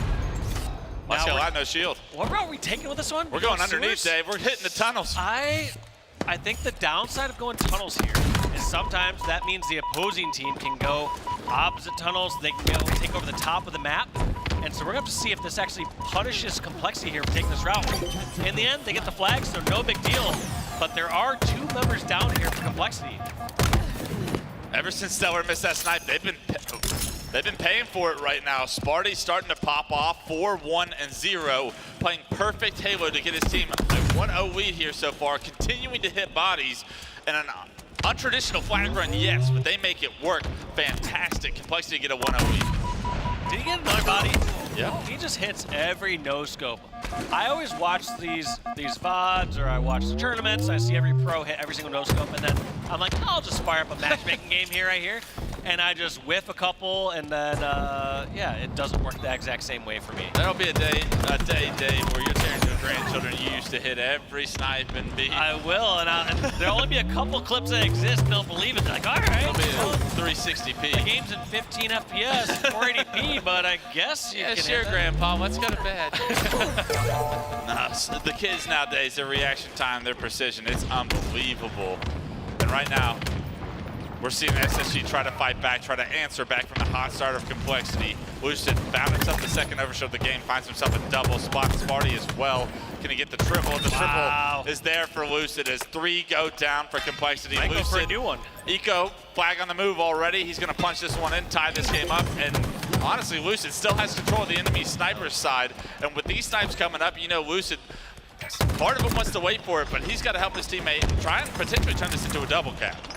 Yeah, now they have to decide if they want to just sit back and grab the snipe. It looks like they both push forward for this fight. Snakebite and Lucid both getting taken down. And that's going to be Sniper in the hands of Complexity. It's going to be Precision starting to show us what he's capable of, and this young man can pop off with the snipe if given the opportunity. On the other side of the map, SSG cannot get their snipe just yet. Mental able to take down Eco. There's another member of SSG over towards that snipe. It's going to be Lucid, but that snipe not being in the hands of SSG gives Complexity a lot of control of this map. Precision's going to take his time here. He's on an island by himself, top their plat. Knows he needs to play his life. There is going to be a member of SSG that we see from the observer mode that has snuck through to the enemy snipe. So Precision actually reads this and is trying to make sure he doesn't get flanked. Yeah, they know that players behind. Looks like Mental and Precision able to take on Stellar there. But this is going to be a tough spot for Space Station. 2 of them are down. They have a sniper in their attic. Spartan has another sniper. Let's actually go to a Space Station listen and see how they're going to break out this spawn trap. Main ramp. Hear that. T-choke. One shot, top right. Here. Yo, top right. Two shot. He's one shot top right. Our sniper should kill me. Still sniping top right. I'm just trying to guard our flag. They're gonna have it. Yo, we gotta stay alive through this OS, okay? We're gonna try to pull this, by the way. Yeah. He's going. He's trying to go. He's almost out. One shot long. Above us. 3 shots up back. One air back. One in. On my X. Literally on my X. One in. There's another guy out somewhere. Yes. Keep staying alive. Watch flag. Another one's got shots on him. Nice, two dead. Yo, last two. Our street and... Stay alive, guys. They're trapped here. One red pistol. And somewhere in the brick. Yo, same tree. Yep. He backed up. Top left. There's 2. So. Two on me. Stay alive. I'm gonna die. I have your stickies. Who killed you? Yo, our hut. One shot, Tommy. Dude, yo, stickies again. Yep. Still one red side street. One shot or back up. One shot low hut. Our low hut. One shot. Hey, still blinking. Tommy. Here, that. Pretty good. I can pull this. He's on the brick right here. He's weak, Kevin. Do that. Is he on me? He's one shot. Back. Our window. He's dead, guys. Look there. See that? Stay alive. Coming, top mid. You're good. He's on my X weak. He's in the pistol. On my X though. One shot touch. They're flag. They're flag. Running our flag. Two dead. 3, 2 dead. You guys should kill spawners. I'm going back to our hub with Braden. We saw Complexity with both snipes, both Precision and Spartan ripping the faces off SSG, but unbelievable kill from Eco and some damage right after it stops this game from ending in Complexity's favor. He stops the run almost single-handedly, and now it feels like SSG finally have some ground. Yeah, difficult position to be in there when you have snipes on both sides, towards attic, towards opposite snipe. You almost even heard them. It's not as much as let's kill the snipe. They said snipe's got to be running low on ammo. They've been counting how many of their bodies have been falling to the ground. Sure and as then hell also hope keep so. it back on that overshield, saying we're trying to take this on his team. He can't have as much overshield left. So even though Precision got that sick double kill towards the back, Like you said, that heroic play by Eco to get that stop onto Huss and help get a little damage onto Precision before that flag got far and away to Attic. The other thing I really liked during the listening is once they knew the last two members are on Snipe Bridge, they said, we can just hold them off here. Don't panic, don't go flying towards the flag, play your life. Nobody is at risk of grabbing this flag right now. We know where every other member on the opposing team is. And that's what these top squads do is they keep track of where players are at, and they're gonna know when they only know where 3 players are at. And that's a time where they're saying, there's a potential flank, there's a potential something going on. Pay attention, watch your backs. What an odd situation we just saw come in place. It was Complexity with Overshield pushed into the flag, and it was so quiet. SSG played towards the snipe side of the map. They were able to get a couple of kills in their base, but somehow, some way, Mental and the other member of Complexity able to get this flag on the move. Turns the corner, actually. Here's that snipe shot. Thinks he's close. He's actually not. Lucid falls off the map, and Mental running this flag up the ramp has the opportunity. Stellar, the last player alive, not in position, and Mental will cap the flag, and Complexity will win game 3 and answer back to push this series to a game 4. Complexity just in control. I would say, what, 80, 90% of the time with those snipers, it felt like any time that SSG got a sniper, it wasn't held for long. And there was someone from Complexity quickly ready to scoop that up, get Crossfire going, and then also capitalize and turn it into a flag cap. There's something different besides just getting kills, and then it's more important to get those kills that transition into a cap. Yeah, and it was Overshields also that played a massive piece to the puzzle in a lot of the success we saw Complexity have. So many Overshields going into their hands, and with those Overshields, they're able to get those flags on the move. Even though the Overshield player gets back whacked there at the end, it was like so much presence that that Overshield player forces from SSG's side that it's easy kills now being distributed amongst Complexity now that they've overextended for this Overshield player. Complexity, I mean, we couldn't have written the script any better than that for that game 3 with the amount of power weapon control they had. We said, what will happen when a team gets both snipes, gets the Overshields? The level of success that we see the players, the caliber of players throughout the top 12, you give anybody that level of control and bad things are gonna happen to the team that's on defense there. Absolutely.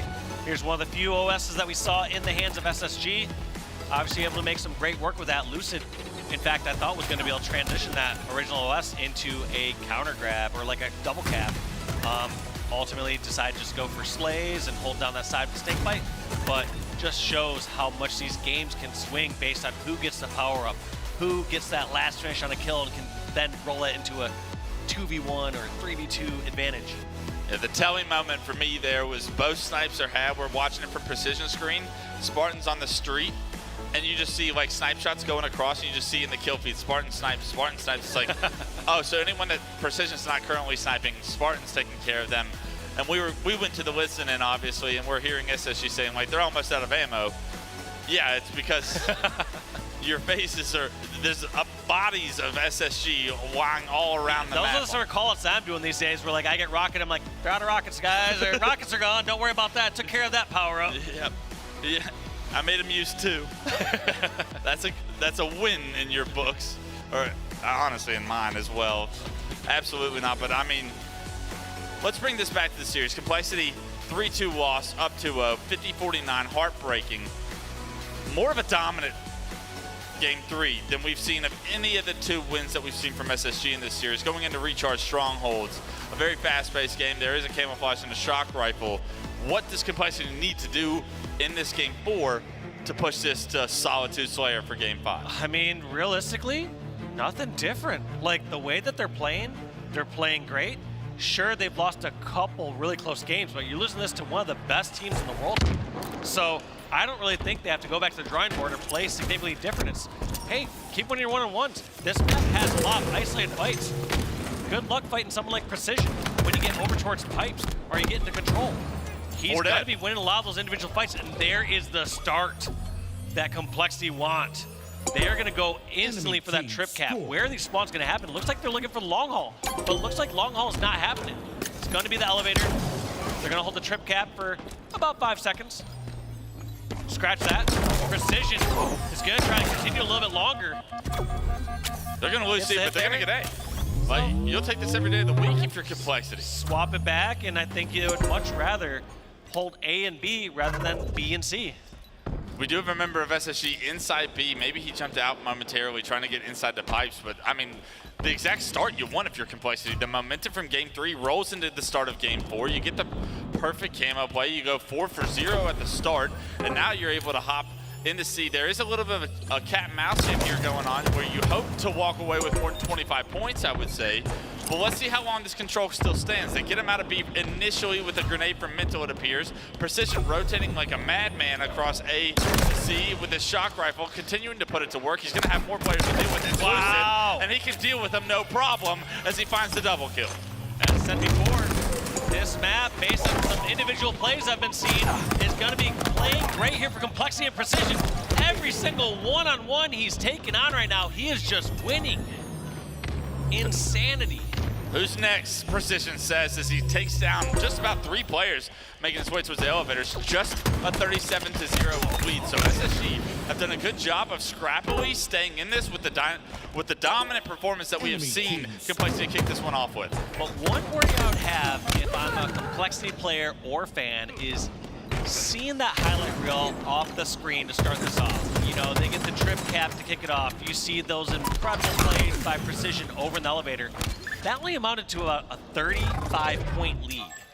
You want to see your team go to a spot 70, where you see 80. someone making plays like that. Yeah, they're going, you're up by 70 or 100 points. Yeah, something else has got to be going on outside of this for Space Station to stay in this game. Actually, just about to take the lead. Snakebite has camo, gets some information on Sparty. That's a free kill on the Sparty. They keep it at a 2-2. A third player goes down. Snakebite's going to hop into B and immediately continue transition of control of the map for SSG. This is perfect strongholds play and a trip cap now in SSG's hands, and SSG have the lead. All it took was the second camo coming up for SSG to all of a sudden start to build what is a more significant lead than Complexity ever had at the start. Yeah, and we were on Precision's POV throughout the majority of that start, but looking at this scoreboard, looking at the KDs, Snakebite 8-2 to kick off this game. So different story being told from Snakebite's POV. Oh my God. Look at that. Just as I say, Precision ain't losing a one-on-one, we go on Snakebite's POV and he hits those perfect shots and takes over the elevator. You mess with a snake, you get the bite. 10, 1, and 2, and he is woken up here in game 4. The stats game 3 throw him out the window. He's more focused on ending this series before it goes the distance. 91-37 and climbing. It's a trip cap for SSG, and they're making Complexity pay, unlike Complexity was able to do against SSG here, and a stick on his way out. Just like that, baiting the player over to charge him into the elevator, and just like he got hit with earlier, you saw on his death screen maybe 60, 90 seconds ago, Snakebite getting stuck at the elevator, he returns the favor back to Sparty. This is a big moment right now. Complexity had 3 down. Lucid was the last player alive. He was able to stay alive inside of pipes. Now Lucid waits for respawns. They're able to get a pick and able to get back into B. They're not able to get B though. Lucid with a bit of an overchallenge. Stellar goes for camo. They don't end up double capping that. They lose the camouflage, and Complexity will keep control and continue to score. And they get the reset onto B. The battle for B commences, and it looks like Snakebite able to pick up a couple of kills. Mental trying to back down Snakebite from being able to do any further damage or make his way into B, able to take him down. But Complexity continuing to keep control here. B is eventually going to go in SSG's favor, but now they have to transition to C, where Complexity have their eyes on now. Yeah, Complexity, they're going to have to get something rolling in their favor again. Part of that's going to be shutting down Snakebite. Part of that's going to be just stopping the bleeding like they have, putting a few points on the board here. But you know, you can't hold this A plus C setup for very long. They're going to have to trade off one of those strongholds and try to get B. Looks like the decision might be made for them. Looks like they're going to try to go on and take towards B, but Precision, only one left in pipes. Can't really take B all by himself. Yeah, Lucy's going to have that information. They're going to want to get Precision out of these pipes. Such a vital place to control here. Unfortunately, Precision not able to get taken down there for SSG fans. He's able to stay alive and create so much havoc here. You saw SSG try to push him out. Because they're not able to, they go for dead. And now Complexity, once again, with a trip cap. This time, can they make SSG pay for it? Immediately coming off spawn, 3 kills go in SSG's favor, and that's going to lose all control of the momentary trip cap you just had. Look at this. Stellar, uncertain where the pressure's going to come from. You know, he knows to be pushed at some point. Somehow, they get that reset. And I was going to say, some of the most unforgiving resets or most swingy battles you have here as far as strongholds goes happens here on recharge, whether it's at the elevator or towards the batteries. Those ones can be devastating as you get the hill to 99% and someone just picks you off, resets it, and goes back into pipes. We haven't seen complete control held for too long here, and you're wondering when is going to be that breaking moment, because so many trip caps back and forth these two teams are fighting. It's a grapple of the camo for Hust. He's going to end up burning that one, and that's going to be numbers advantage for SSG. It's a 3-on-2 on the map right now. C and B controlled by SSG. They have their eyes set on A. There is going to be a player that hops into B off respawn for Complexity, but I don't think he's going to be able to get B by himself. SSG going to opt to get B up as they try to assist each other over at A. They win the fights over at A, and now it's an AC hold for Space Station Gaming. And as we said before, the AC hold, that also applies to Space Station Gaming. They're not going to be able to hold this for an extended period of time. At some point, Stellar or Elevator will be overloaded. So they need to, at some point, pick their battle, choose what they're going to give up, and try to take batteries during this battle. Stellar gets a ton of information, spots two players going bottom, middle, C flat right now, able to also help on the play with the grapple, and also handles his business as well. A massive double kill, but if you look at the scoreboard right now, it's just Stellar and Precision on the map, and Precision able to get great damage, denies Stellar from going towards B. That stops SSG from being able to trade A and B right there, just by Precision having the angle. Yeah, and it looks like you did see SSG trying to take batteries, but like you brought up, that angle so crucial. And the whole point of that strat, like I said before, is during that AC setup, the entire end goal is how do we end up with B and still keep one of these strongholds? In the end, weren't able to transition that, and that Space Station was stuck with C. And now they're in panic mode because it's going to be a trip cap for a short period of time. They get a couple of kills. That's going to allow them to at least get A, but the battle gets won by Mental and Pipes right now. You see Eco trying to capitalize on Luce's damage. He's able to do just so. Opens up a little bit of space for SSG coming off respawn. They are able to hop in B as well. There's going to be multiple players trying to compete for this. One already snuck into Pipes from Complexity. He is able to get in B behind enemy lines, able to get the reset. How many times have we seen this? Precision gets the kill into B off screen, gets the reset, and what a frustrating moment, just tippy toes away from being able to capture that B stronghold, which is such a pain in the rear to try and successfully do. In the meantime, though, throughout all of the chaos, Snakebite is snucking away with camo once again. Yeah, if you have B already and you have camo, you don't have to worry about that stronghold too much. Teams would be playing too risky just to jump in there. And throughout that power-up control, we're going to see a trip cap coming out of Space Station. Still, this game's anyone's game. We're not yet in the position where Complexity have only one charge yet. If this trip cap goes on for much longer, we will be in that position. Yeah, though. they need to run. They're taking a bit of too long, in my opinion, to push and out and put pressure towards either side. They gave up around 30, 43 points. Almost gave up a full entire push. Woo. They need to run to the slaves, and they needed it now. Right now, 224 to 140. All of a sudden, you're getting to where you have one life, one more mistake, and this series will be over. SSG with B and C control, but it will go to Complexity's hands momentarily. How long can Complexity hold this? They need to have perfect Halo from here on out. I hate using that term, but right now it is absolutely necessary. One more slip up, one more 4 down, this game will be over. 150 to 232, climbing. Snakebite has all the time in the world right now, needs to make sure whatever happens results in a kill. Complexity got trip capped. They spawned long haul and decided to make their play all the way towards elevator. They better not lose that elevator stronghold the rest of this time because they banked their entire game on getting that elevator back.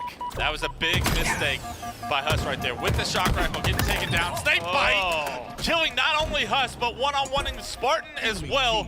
Creates the opening for B to be taken over. They get him out of C even, and they're going to get the reset. 240 and climbing. You have one push, and Complexity will not have all spawners to even try to compete for these strongholds. Now it's just a game of defense. I believe that was Eco going inside B to make sure that does not get converted. Just has to hold on for a few more points. Somehow, Complexity make their way in towards C plat. They get not into C. over just yet. They get into C, but Snakebite's here to try and reconvert it. It's going to be resources being stretched left, right, and center for Complexity. They had 2 members down. 1 member was able to transition B, however. 2 members immediately go down, make it 3. Precision was the last guy alive. Snakebite had eyes on the camo, 247 to 178, but Complexity can't even focus on the camo. They need to get feet and strongholds now. They are going to be able to get in C, but Space Station in the meantime is in B. Let's see what Snakebite can do to get them out of C. It's a shock rifle that narrowly misses that keeps Complexity scoring for now. And just a little panic set it in here. Snakebite, 1, got called out by that predictive nade. And then 2, misses that shot towards C plat. Here comes the pressure. They know they want to take out this camo player. Pressure gets put on. Precision knocks out Snakebite. 3 dead. Complexity in this game, but with 3 dead, 1 stronghold converting, what can Stellar do here? They only need a couple points on the board. 247 to 208. They have to go to B now. Respawners are spawning elevator. They have to go B. The Flyers are in B. Mental's going to have feet. Sparty also going to have feet. 1 player in pipes is got to drop down. Eco gets taken down for pipes. 2 more players to deal with in batteries. This one-on-one in batteries able to be won by Precision. He's going to be able to convert it. He's going to be able to convert it. It's a trip cap now for Complexity. B and A now going in the favor of Space Station. Unfortunately, too many resources here for Complexity for SSG to convert B. It's going to still be a hold for now. B and C, Complexity continue to score and stay alive. This is madness. You thought that Space Station just had to hold on for just a second here. But all of a sudden now, Complexity somehow getting that trip cap. But B is where it's going to be settled. And Huss, are anyone getting an angle? Answer is no. Mental Can gets over to A. A different conversion. Looks like Mental is combating A, but there's going to be too much pressure here. One more here. Eco and another member. That's going to be 2 going down. That's going to be 249, 250. Space Station closes out another close game against Complexity. I mean, Jesus Christ, I switch over to play-by-play, and this is what I get put through. Color is so much easier, ladies and gentlemen. Let me tell you, that was an unbelievable roller coaster. Complexity fighting tooth and nail to keep themselves alive in this series, to push it to a game 5. Everything they could do to keep scoring, but eventually SSG had just enough map control, enough presence, won just enough one-on-ones to get the job done. But I am so impressed by this Complexity roster, especially how that game ended. To be able to think on your feet in every single situational second and continue to be right, to like continue to stay alive. That is so difficult. But eventually it's not enough, Dave. I mean, walking away from this series, you got to be proud of what Complexity showed you. Is it more of Complexity saying that they can compete with some of the world's best, or are you expecting better Halo out of SSG in some department? I would say Complexity competing with the world's best. I think that it's a tough one to be in Complexity's shoes because you lose, and I've been in these situations before where I talk to my team and I say, like, what do we do different? It's like, to be honest, keep playing how we're doing. We got to make minor tweaks, but do not do any massive shifts. Yeah. We're right up there with the best of them. And if we play like this, we're going to make a deep tournament run.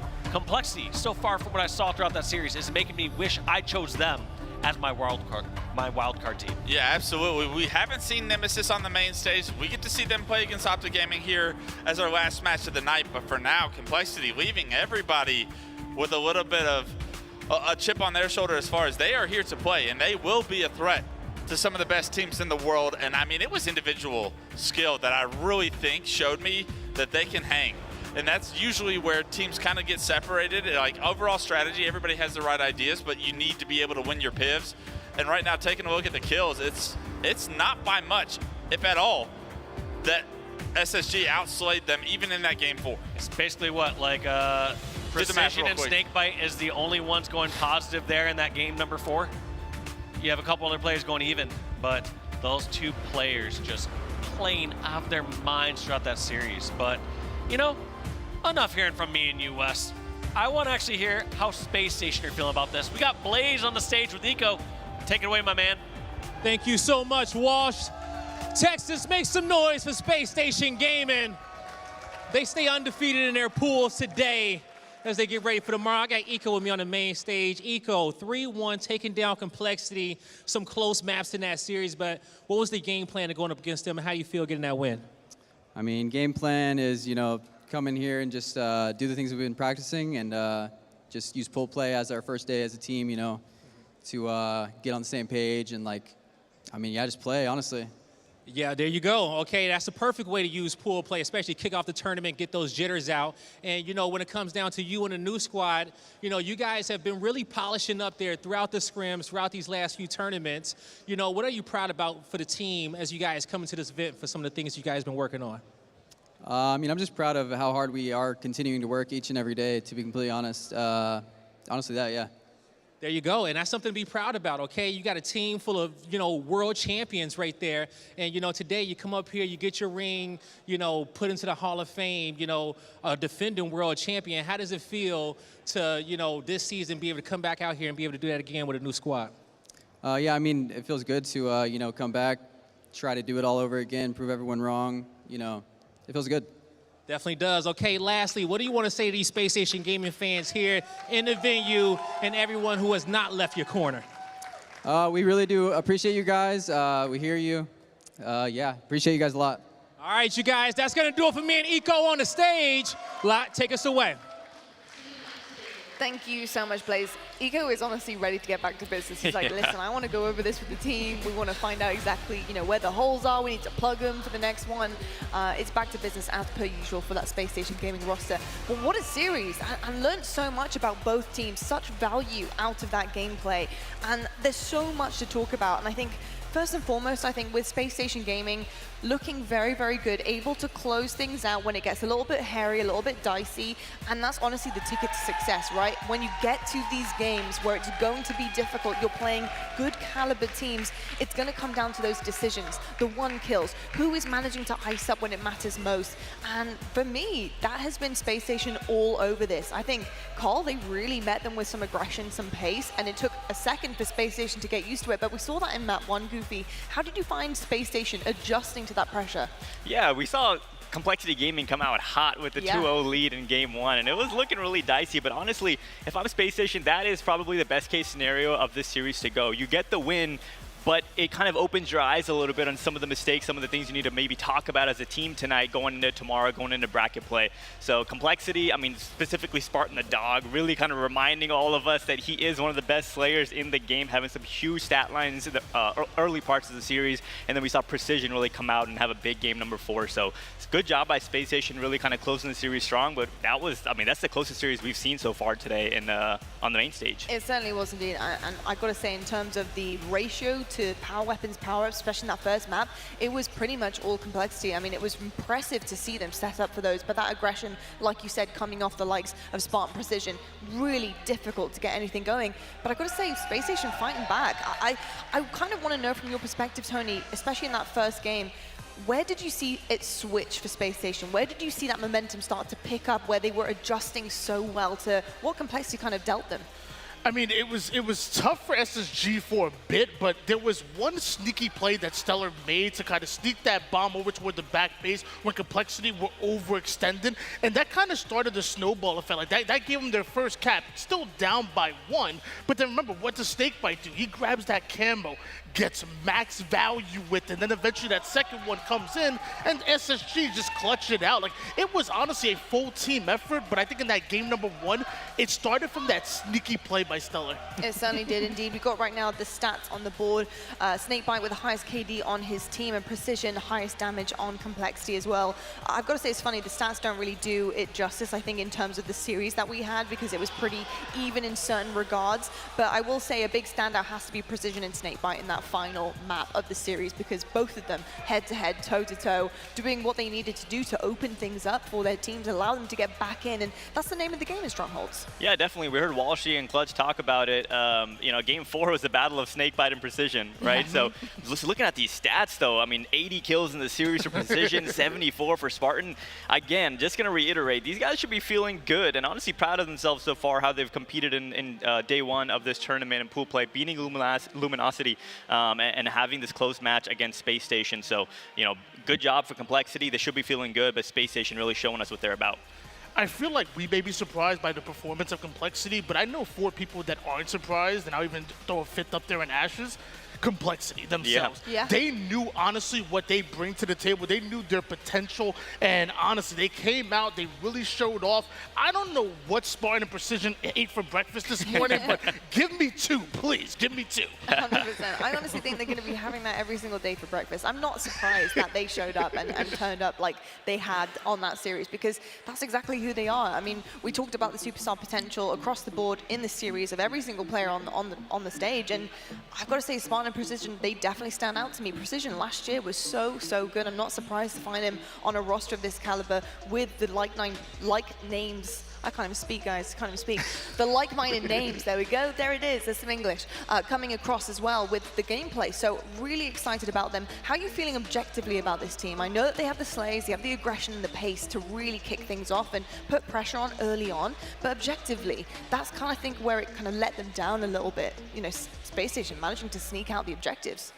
Yeah, I mean, Complexity really, again, we talked about it in this whole segment, how much they're slaying power, how impressive it is, how many kills they're putting on the board, but that's what really separates, you know, these top-tier teams from the teams trying to fight for that 4th place, 5th place spot is objective efficiency and overall gameplay efficiency, right? So Complexity, again, for the 3rd time, feel good about your performance today, but you have some areas to improve, specifically in the objective efficiency field. Fantastic stuff. Well, I'll tell you what, they're going to get their brains going, churning backstage, I am sure, because they have a hefty day 2 to go into as well. But, folks, we're going to head to a quick break. When we come back, before we get into a match, we have something very special for you. I'm not going to spoil it, though. So we're going to head to a break. When we come back, a special guest joins the desk. Tune in to find out who.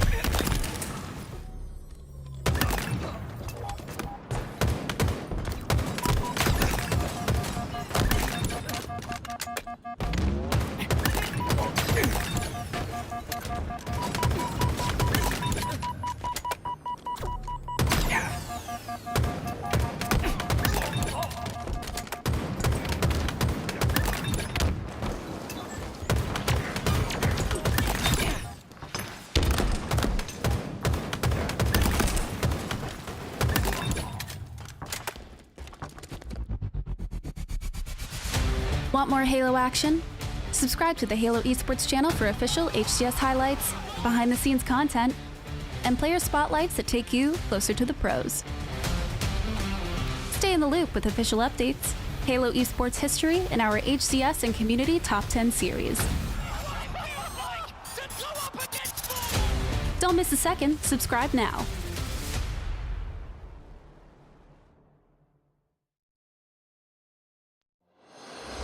We are live from, well, I think you guessed it, Dallas, Texas. And we're here to bring you the fiercest Halo Infinite competition from all around the globe.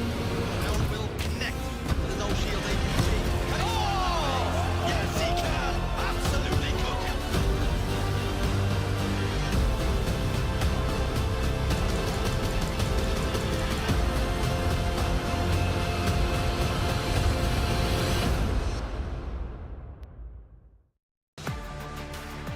Hello, Halo fans, and welcome back to the HCS Arlington Kickoff Major hosted by OpTic Gaming.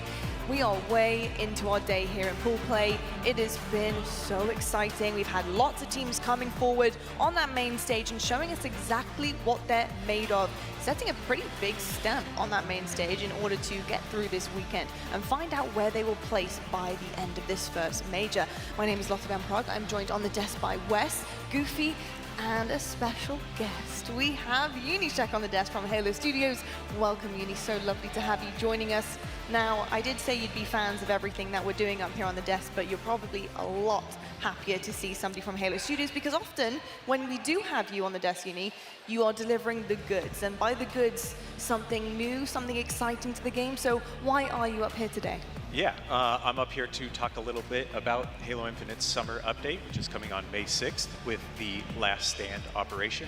I was able to sneak away a few little teases of what's coming with that update. So I've got 3 little hints that we can take a look at together here with the audience. So I'm excited for it. I am very intrigued indeed, and I'm sure you guys are at home. Now, I understand actually a few of these updates are actually fan requested, so tell me more about that.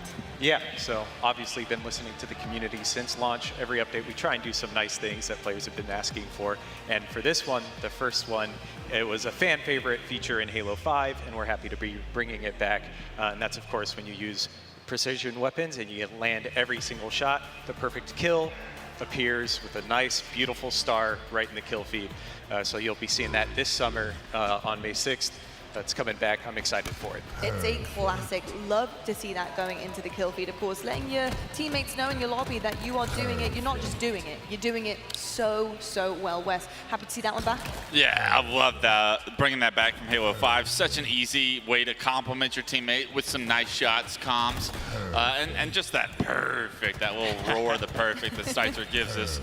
Unbelievable, as the kids say, dopamine plus feeling that you get when you hit those perfect shots, and couldn't be more excited to just like be able to have that as more information to what's going on the map. You know your teammate's on fire if you start seeing stars pop up left, right, and center from their kills. Yeah, indeed. I gotta say as well, if you're getting multiplier kills as well, you're getting a double kill, it's also letting your teammates how you're doing that. You know, if you get 2 perfects on a double kill, you're popping off. You are shooting straight, Goofy, and that's what matters most. Yeah, like Wes said, that dopamine is different when you see that star in the kill feed. Halo 5, definitely one of the, you know, the memorable moments from any Halo 5 is seeing that little star in the kill feed. So for me, it's really big, even for just knowing that your teammates see it, right? It makes a big difference. A small change that makes a big difference. So I'm so excited to see it implemented in Halo Infinite. Love that. It's definitely an old but a gold one for sure. Now, Uni, what else have you got for us? Yeah, so another like fan requested thing that will reward some really sharp shooting. This one's going to be sniper rifle ricochets are coming back. So if you're using a S7 sniper or a flex fire sniper, you aim at the ground, but line up and do the math properly. You'll now be able to get a bank shot and be rewarded with that bank shot medal. It's going to be awesome to see. I'm excited for the montage players, like the montage makers, to just go off with this and get some really, really cool clips. This is incredibly cool, and I'm honestly shook by this, because I think being rewarded for the physics in a different way that you could use that sniper rifle and get something that honestly just makes you pop off in general is really cool. I was wondering about the physics, Wes. Can you do this on the walls too? You can do it on the walls. It's just specific material types, and yeah, I'm excited for this new addition. Back from Halo 3, where you used to see people on the overshield ramps try and Ricochet out of sightline player and end up getting the kills. Those were always pretty exciting. And honestly, I'm just super stoked that like Tony's average snipe damage will go up by like 25% because he's known for aiming at floors. Surely he's able to find somebody if he can wind up just in the general direction now.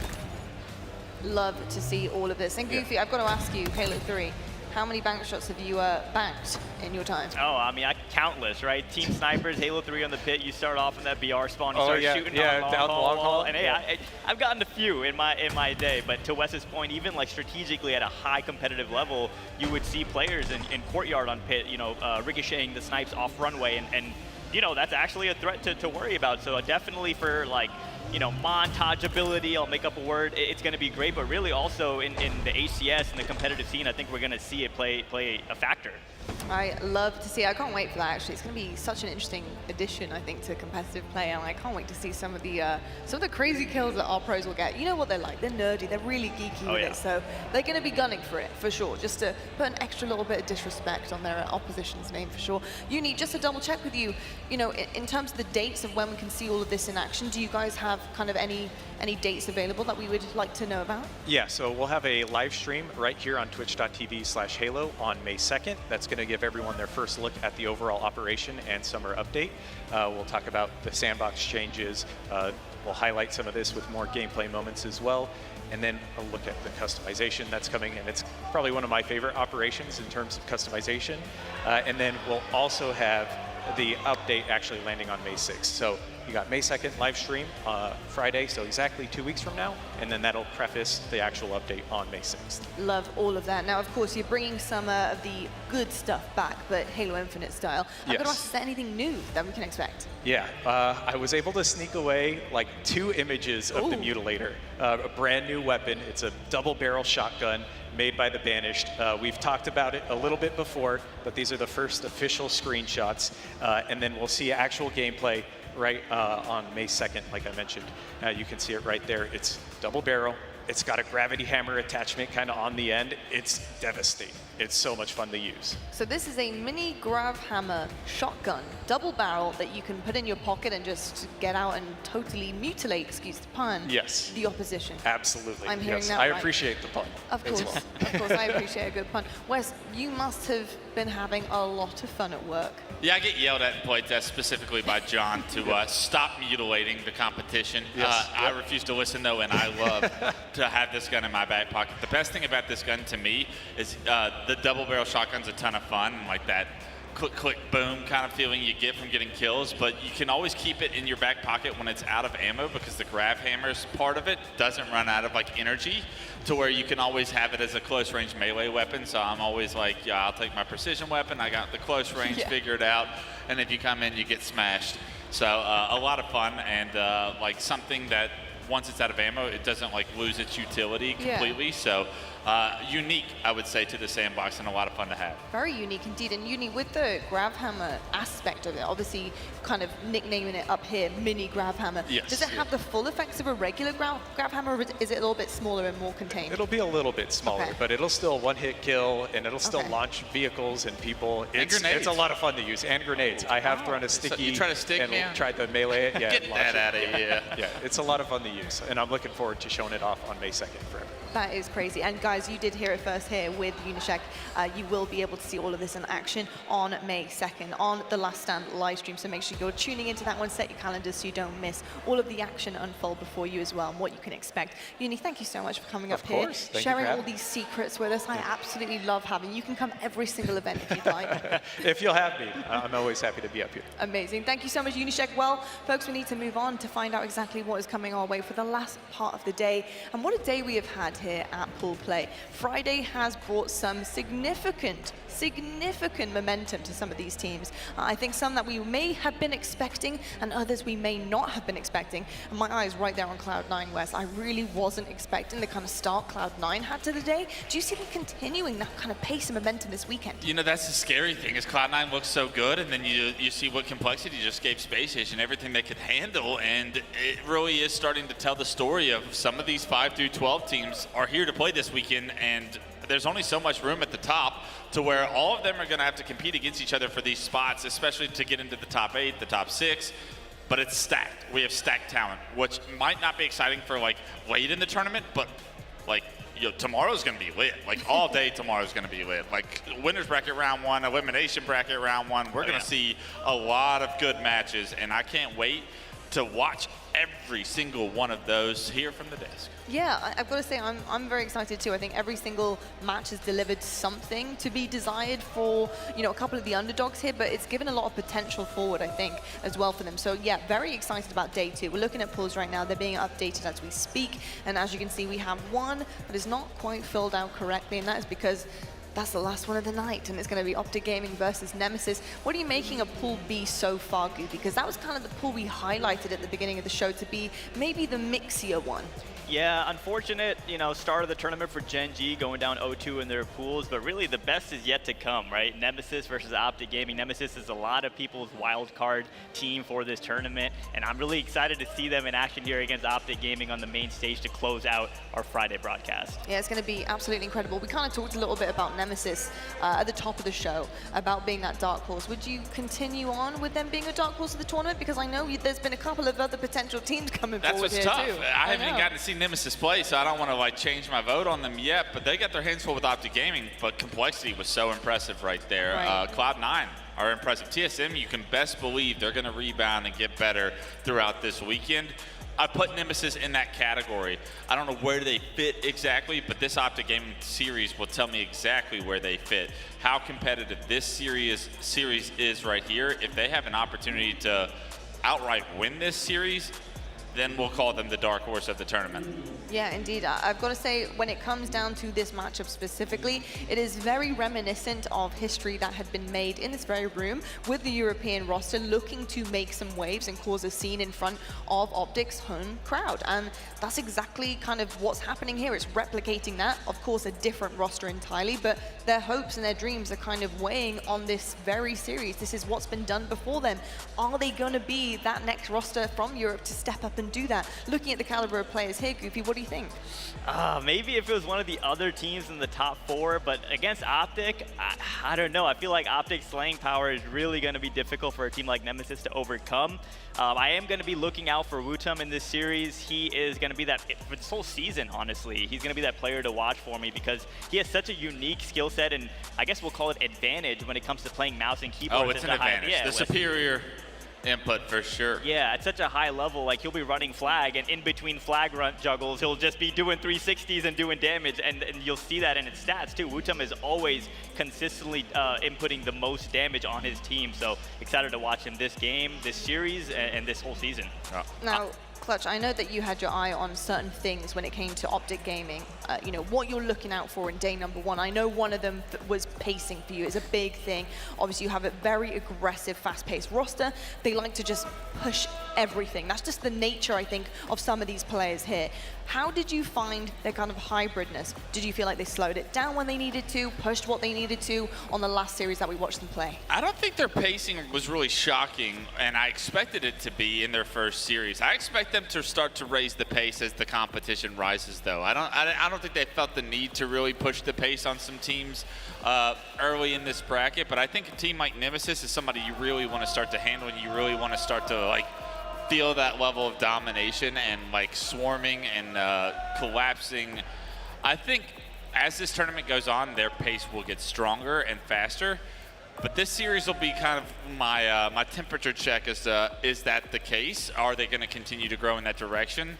Or is this LAN team, this made-up players of very fast-paced players, actually going to be able to slow it down and play a little bit more of what we know high-level Infinite to be, rather than set the bar, which is my expectation? 100%. Well, Bounds on the stage looking like a Kermit meme right now, and you know what that means. It is demon mode time. He is ready to go, the alter ego, to take down that team against him. Very excited to see what this OpTic Gaming roster can do, as well as Nemesis. Let's see if they can push Europe's hopes and dreams forward. Let's meet your teams. It's OpTic Gaming versus Nemesis.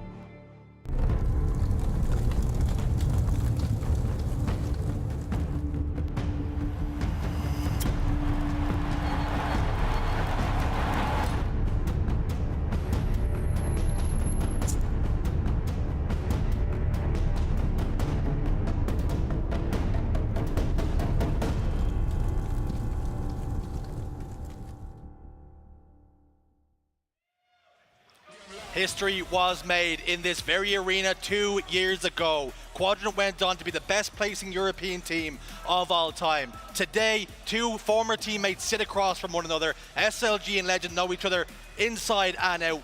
This series is going to be an absolute banger. Yeah, a lot of history, and of course it was OpTic Gaming who fell to that European side, but now they have a European of their own just to make sure that they can combat any European luck that might be on this main stage. But I think there is more to that with this story, right? You've got an OpTic Gaming, a team who want to prove a point, to prove why they are the best team in the world, why they have built this team. But then on the other side, you've got arguably the strongest European roster we've seen in a couple of years, purely based off their domination in the region.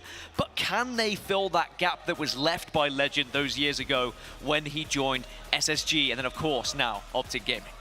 It's the green wall up against the European heavyweights, and there is the series layout. CTF Fortress, Slayer Origin, King of the Hill Livefire, Oddball Streets, and then Slayer Recharge if required. Dan, tell me something that people need to know. I think OpTic Gaming have looked a little bit shaky on CTF Fortress from what we've seen in their last few games on it, and especially in CTF in general. They have struggled, especially the Invitational. They've lost 2 of their last 3, so maybe that is the perfect opening for this Nemesis roster. If you want to take down OpTic Gaming, you feel it has to start here.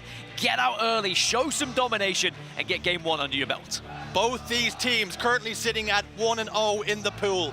This one is to top it for the night and remain unbeaten on Friday. We have had huge games all day long, and we're ending with a banger here. OpTic Gaming up against Nemesis, Europe's heavyweights, ends up against the green wall. It's shields up, it's weapons hot, and we're underway with Renegade. And of course, a lot of responsibility comes down to the sniper rifles once again, and there is plenty of players on this stage that can use those snipers to full advantage and to put themselves on a pedestal, but the opening comes from Sniper onto former teammate. Legend knows every single one of these players. He's played with them, he's played against them for many, many years. Sniper and Glory have got a couple of kills. OpTic Gaming have got to mind their P's and Q's here, because if they leave too much on the board, Nemesis will snatch it. Early pressure coming from the side of Nemesis here. Formal tries to just overextend here. He managed to get away with his life, but Legend and Renegade are in the respawn screen. Both sniper rifles in the hands of Nemesis. This is a great start if they can get a flag moving. Yeah, they're going to have a lot of control now, but it's just about finding those heads, or at least the bodies. SLG should be able to pick up the pieces and will do so, but now it's about surviving. You don't want to give these snipers away, but as he goes for the flag, he will do exactly that. Sniper Jones, the wine cellar, he's been cleared out. It's 2 dead on the side of OpTic, 3 for Nemesis. Glory last man alive for his team. Up the spiral staircase, he tiptoes. Just trying to delay the inevitable here, it would seem. A lot of pressure coming his way. He's finally cleared out. And the flag was pulled on the other side, but has it made any inroads? The answer is yes, as Legend has already got the flag well and truly on its way. Snipe Drone is in hot pursuit, but unfortunately for him, Bound's already providing the cover fire. Legend heads up the L stairs. Is there anybody on hand to make the stop, to put the damage in? The answer is no. 1-0 to the green wall. Starting off quite similar to what we saw in scrims between these two, but that was about 2 weeks ago. I think it was online scrims, so you've always got to take that with a pinch of salt. But it was 13-2 in favor of OpTic Gaming for those scrims. And Nemesis just weren't really able to find the games. They lost 3-1 in this particular map in both when they went up against each other. But Nemesis have been out here. They have been boot camping, had some successful results against the likes of FaZe, for example.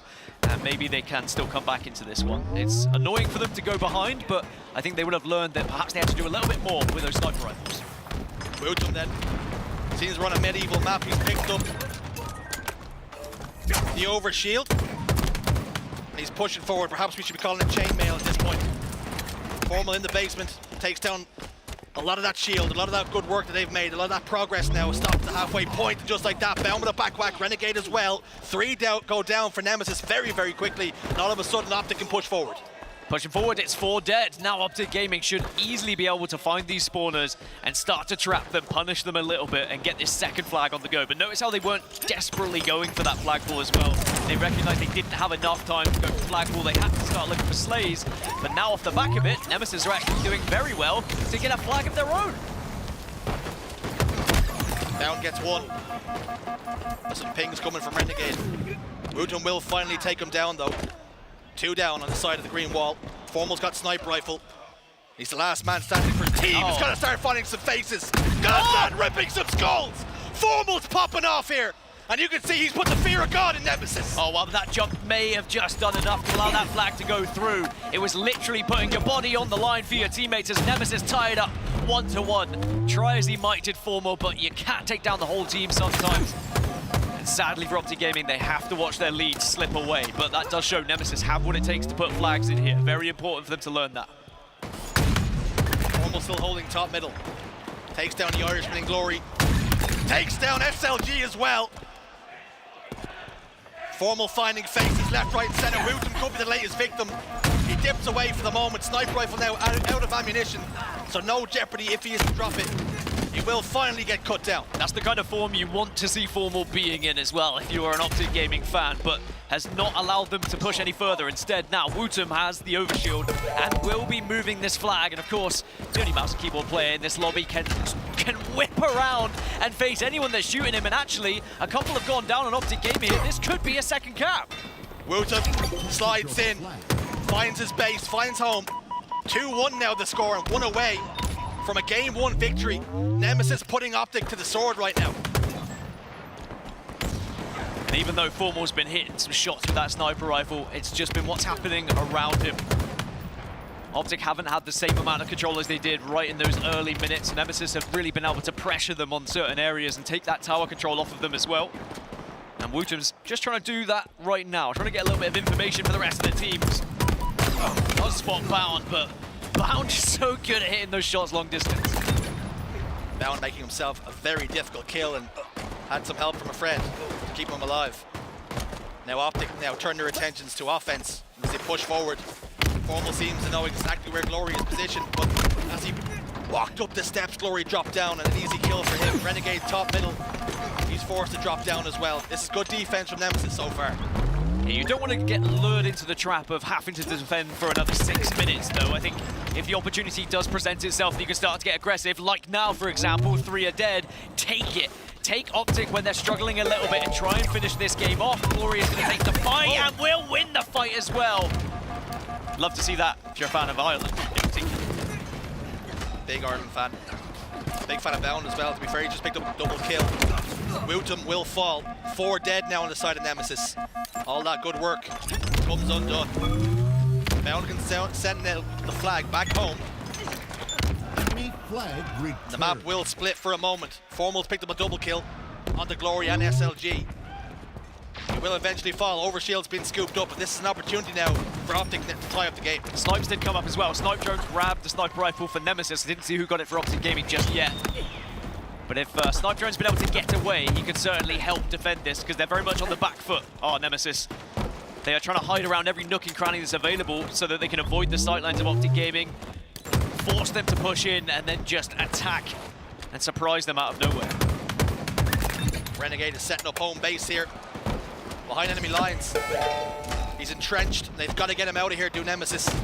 He's causing all kinds of trouble here. Snipe Drone down to no shields. Renegade tried to apply the finish touches to get that kill. SLG's down there too, and here comes Renegade. The Frenchman just about does enough, but 3 dead for Nemesis. SLG was the last man standing.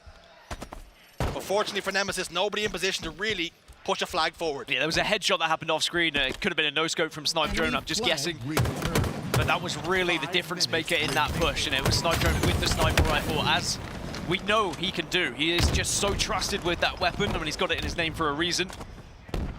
But now he's going to get aggressive here, and he's going to be actually in a position to pull this flag, and if he wants to, which he decides not to, maybe because he got a bit of a communication there that they were under some pressure. Down here's his footsteps. Big fight. He's clumping and clumping around the place. He has fallen. Snipe Drone would like to have that play back. Unfortunately, that's just not how this game works. Bound in the courtyard. Sniper rifles ringing out. It's popping off. His body shots being connected with Legend and Renegade. Clear 2 members of Nemesis now. The Frenchman can pull the flag and get it driven forward. Snipe Drone's again in the same position though. Lost his initial 1v1, which has put them in this spot. He has to make up for it here. He's going to be the first one to come, and he does arrive with a grenade, and now has the chance to maybe get a return here. How quick are OpTic Gaming? 3 are dead, so this should be a return. That is a good play from Snipe Drone. A very risky one, but it has worked out for them. Redemption for the last life for Snipe Drone. Would like to kill the Bound. Fortunately for him, unable to do so. Flag's been pulled though for OpTic Gaming. 2 dead, Legend and Renegade. As Formal and Bounder forced to overextend with so much pressure being put down. 4 dead for the green wall, and Nemesis take the game 3-1. Put themselves 1-0 up in the series. Will history repeat itself? Is there just something special about this main stage and European rosters? Well, that's certainly the way you'd want it to start if you are a fan of European Halo, and I'm sure there's going to be a lot of European fans watching at home, staying up late to support the best team at the moment in the region. And what a way to start. I mean, looked a little bit dicey with that opening flag cap going in favor of OpTic, but it was the response, and actually it was the sniper rifle control that did come through. Not just from Snipe Drone, but I saw Glory as well picking up some big kills when they needed it. Just when OpTic were able to get 2 or 3 down, suddenly that headshot comes through and it just stuns any push that OpTic were going to try and make on that flag. But Nemesis were ruthless. When they had that a chance to be aggressive, they ran that flag so quickly, but then they also were fighting alongside the flag. It was excellent. It's just crazy how much of a difference hitting that one headshot can make in just relieving pressure on your team. When you're 2 dead, you have the sniper rifle. If you can find that face, it just puts a stop to any aggression that OpTic Gaming were trying to put together. And I think you said it right. Glory was hitting the shots. You've seen the stat line. He's 19 kills for the game. But something that they've done extremely well, Nemesis, was send an overextender, and OpTic just didn't deal with it. Yeah, I think Snipe Drone took that risk initially, right? And we saw how it can go wrong for your team. He went behind, he didn't pull the flag, he got in a fight, he lost the fight, and then they were down. But then because of his delayed spawn, he was able to avoid those sightlines off spawn and do the same thing again. And he was rewarded with it on the second time. It's not an easy way to play Halo. It reminds me of actually the Halo 3 style, right? That you're going to have someone who is capable to flank around and be confident to take those fights. You can punish your team if it goes wrong, but Snipe Drone is probably the one player who you will say, all right, Mike, we'll allow you to do it. You're very good at 1v1s, and it did pay off for them in the end. So Nemesis take a 3-1 lead and will take the first map. So Slayer Origin is where we head for map number 2. Very excited for this one. It is one of the only Slayers that is practiced in scrims at the moment because it is the newest Slayer edition, of course. So both these teams have played against each other. It went in favor of OpTic Gaming. They won it 50-38 in scrims, but again, I'll caveat that with it was online. How much work have Nemesis been able to do? Of course, they were boot camping here for over a week, so a lot of hard yards were put in, a lot of grinding was done, and you can see it's paid dividends for them here. Oh, I mean, it's without a shadow of a doubt to go 1-0 up against OpTic, especially if you look back at the scrim results as well. It shows that they've been having those improvements, and they didn't look like they were struggling at any point. Didn't look nervous. They didn't look like the moment was getting to them or anything like that. So I think that this Nemesis roster, I mean, there's been a lot of talk about them and their chances of breaking into the top 4, doing similar things to what Quadrant were able to do on this turf as well. And there's always going to be those doubters that are like, you know, it was just a one-time thing. You don't have Legend anymore, yada, yada, yada. But you have to look at this team and what they have built and the style of play that this team likes to go for as well. They have all the right pieces, and when they do connect, they're a very terrifying force. And I think SLG, one of the key reasons, but also you have to look at Wootem. I mean, mouse and keyboard players rise up. I know we don't have many of them in the HCS, but those ones that do feature, they're either winning open bracket and get qualifying into pool, or they are right here on your main stage. I think you make a great point as well. You speak about Legend and maybe the hole that was left in Europe, the firepower that left them. And then you see Europe was trying to recover, trying to figure out a team that could then pose a threat to North America. And you see almost the same situation with TSM. They lost last shot, they lost that presence on the map, that damage, and it can be very difficult just to find an answer. And I do think that, you know, they went through a phase where they didn't have much competition in the European scene until we finally saw the roster actually get built on Z10.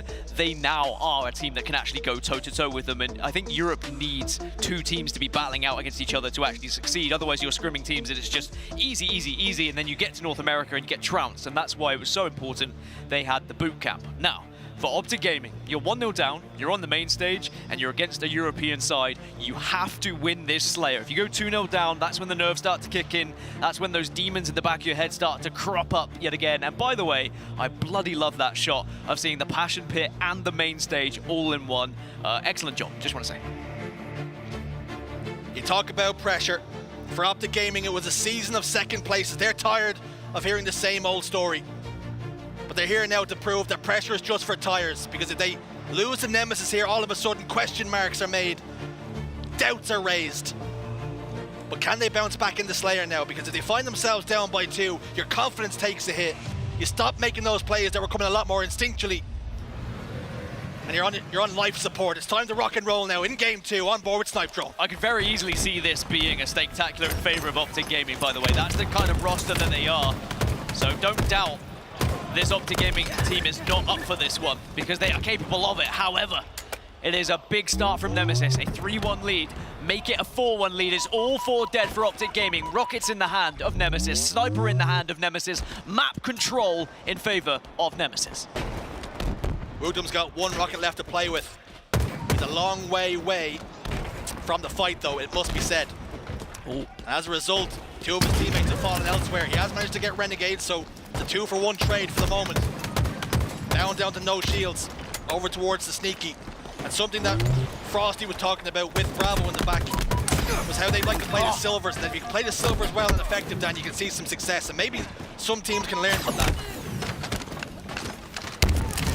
I think everyone knows how to play this map. It's just a matter of, are you allowing the other team to do it that little bit better? And also, who has that star power? Who can hit those shots? Because there is, of course, the sniper rifle. No one's really been able to get going with it just yet, but maybe Renegade could do so. Thought I was setting up for a headshot there. Let me down. You did all you could. It was on him to hit the shot. Still has the sniper, though. Whoa. I tried it again. Tried it again. Tried it again. Let's stop. I'll stop trying. Let's see if it comes naturally. Down falls, though, as does Renegade.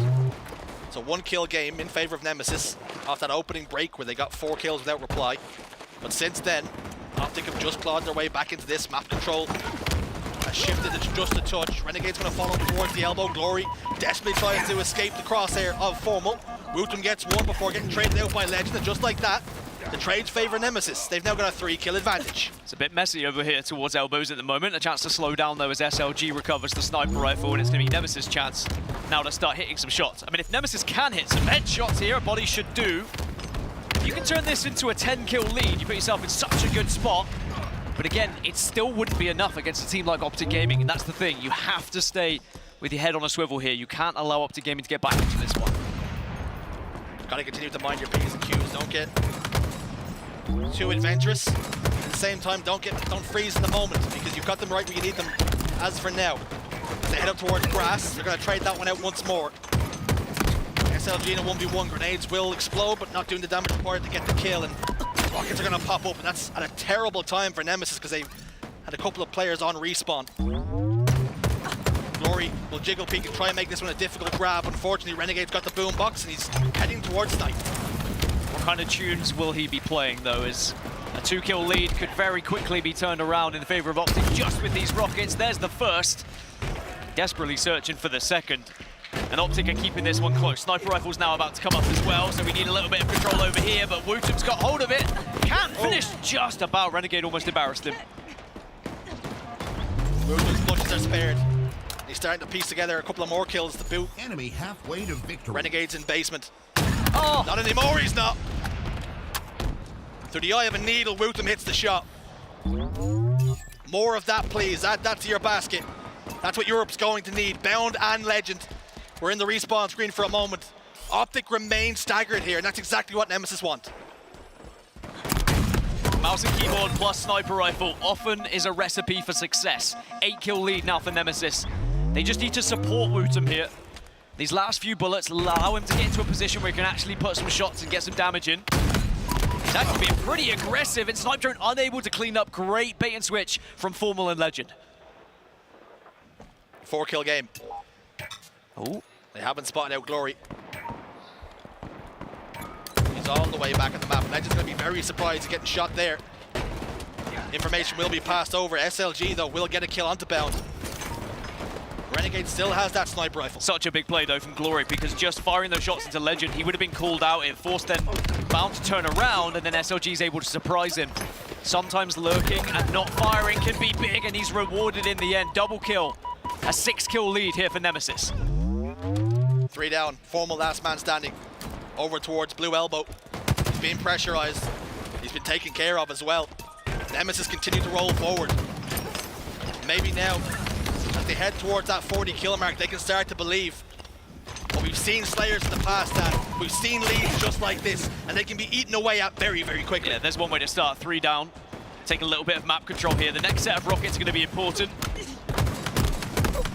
But if you're Nemesis, can you maybe speed this one up? Can you get there before the rockets even spawn? But Renegade is pushed in, and now the pinch does come through, but what a hold that is from Glory. Snipe drone will fall, though. Those rockets are up. Formal's over on that side, as is Bound. So it favors an OpTic grab for now. Glory's over towards the elbow. Bound's down bottom lights. Bound gets taken down. It appeared as though he just ran out of bullets and his magazine was starting to reload. But Glory tiptoes over towards top rockets now. That's going to be a rocket grab for Nemesis, sparing a miracle play from somebody. Glory fires one. Doesn't find a home. Has got one more for redemption, though. As he clambers over towards top snipe. Renegade's in cave. Does he see him? Does he know he's there? Does he have the info? He's suspicious of something. He smells some danger. Couple of shots into Formal shields. Backs away. SLG is there. 2 kills required for Nemesis to go 2 to the good. But it doesn't matter if you hit the rockets, miss the rockets. You just got to keep the rockets away from OpTic Gaming. 2 more kills now for Nemesis, and they will have a 2-0 lead against OpTic Gaming. 1 required then. Legend over towards cave. Down to no shields. The collapse comes through. And Nemesis, 2 games up over OpTic Gaming. Well, well, well. You have to ask just what is going through the minds of the OpTic Gaming players as well, and most specifically, Legend. This is going to be the toughest for that young man on the stage, to be 2-0 down against former teammates, especially when you are on this powerhouse of a roster and in OpTic's home turf. But still 3 to go, and still a reverse sweep could definitely be possible by this OpTic team. But at the moment, it feels like this is just Wootem's world and we're just living in it. That boy just went off in that game. 17 kills. Mouse and keyboard players rise up, as I mentioned earlier, but everyone played their part, whether it was baiting, whether it was lurking, whether it was just making sure you take those power weapons away from OpTic Gaming. Assess the strengths. What are OpTic good at? Controlling power weapons at times, playing fast, getting in your face. Well, how about if you slow things down, if you hide away from them, if you catch them from behind? Nemesis are doing everything right at the moment. It's very interesting as well, because you look at the way OpTic played previously with the previous roster. They were very much that team who would slow things down. They would wait for you to make mistakes. They would capitalize on that. And all of a sudden, they're seeing it being done to them. Formal's been seeing his own playbook being used against them. Well, how many times did you see OpTic players stuck at elbow and suddenly they were being pinched by 2 players, one flying either from bottom middle or from rockets, and the other one coming from a base? Nemesis just seemed to have it on lock, that they were able to expose one player from OpTic and then just bully him, and then have the player advantage to take a 4v3 fight elsewhere on the map. An excellent game from Nemesis. I mean, seeing Origin added into the pool is always going to be an exciting one for any fans of Halo 5 or any players who played a lot of Halo 5, and of course we are seeing a lot of them on our screens right now. But for Nemesis, this is a huge moment to be 2-0 up against OpTic Gaming, and with the chance to lead the pool going into Saturday, and of course, bearing any changes that happen from the open bracket team, the opportunity to take away essentially 2nd seed in this tournament. That changes your bracket completely. Now bear in mind, if Nemesis were to lose this against OpTic Gaming and they were to go into the bracket as expected with their current seed, they would probably play a team like maybe FaZe or Shopify Rebellion a little bit later. They will instead be playing, you know, like a TSM, for example, a Complexity, maybe a Cloud9 in some of those earlier games, and that will do wonders for their chances of progressing to that top 4, which some people think they might be able to achieve. Series layout on your screens, and I've got a question, Dan. You spoke about how they scrimmed it 2 weeks ago. You spoke about how it was 13-2. My question is, where games 1 and 2 that they won?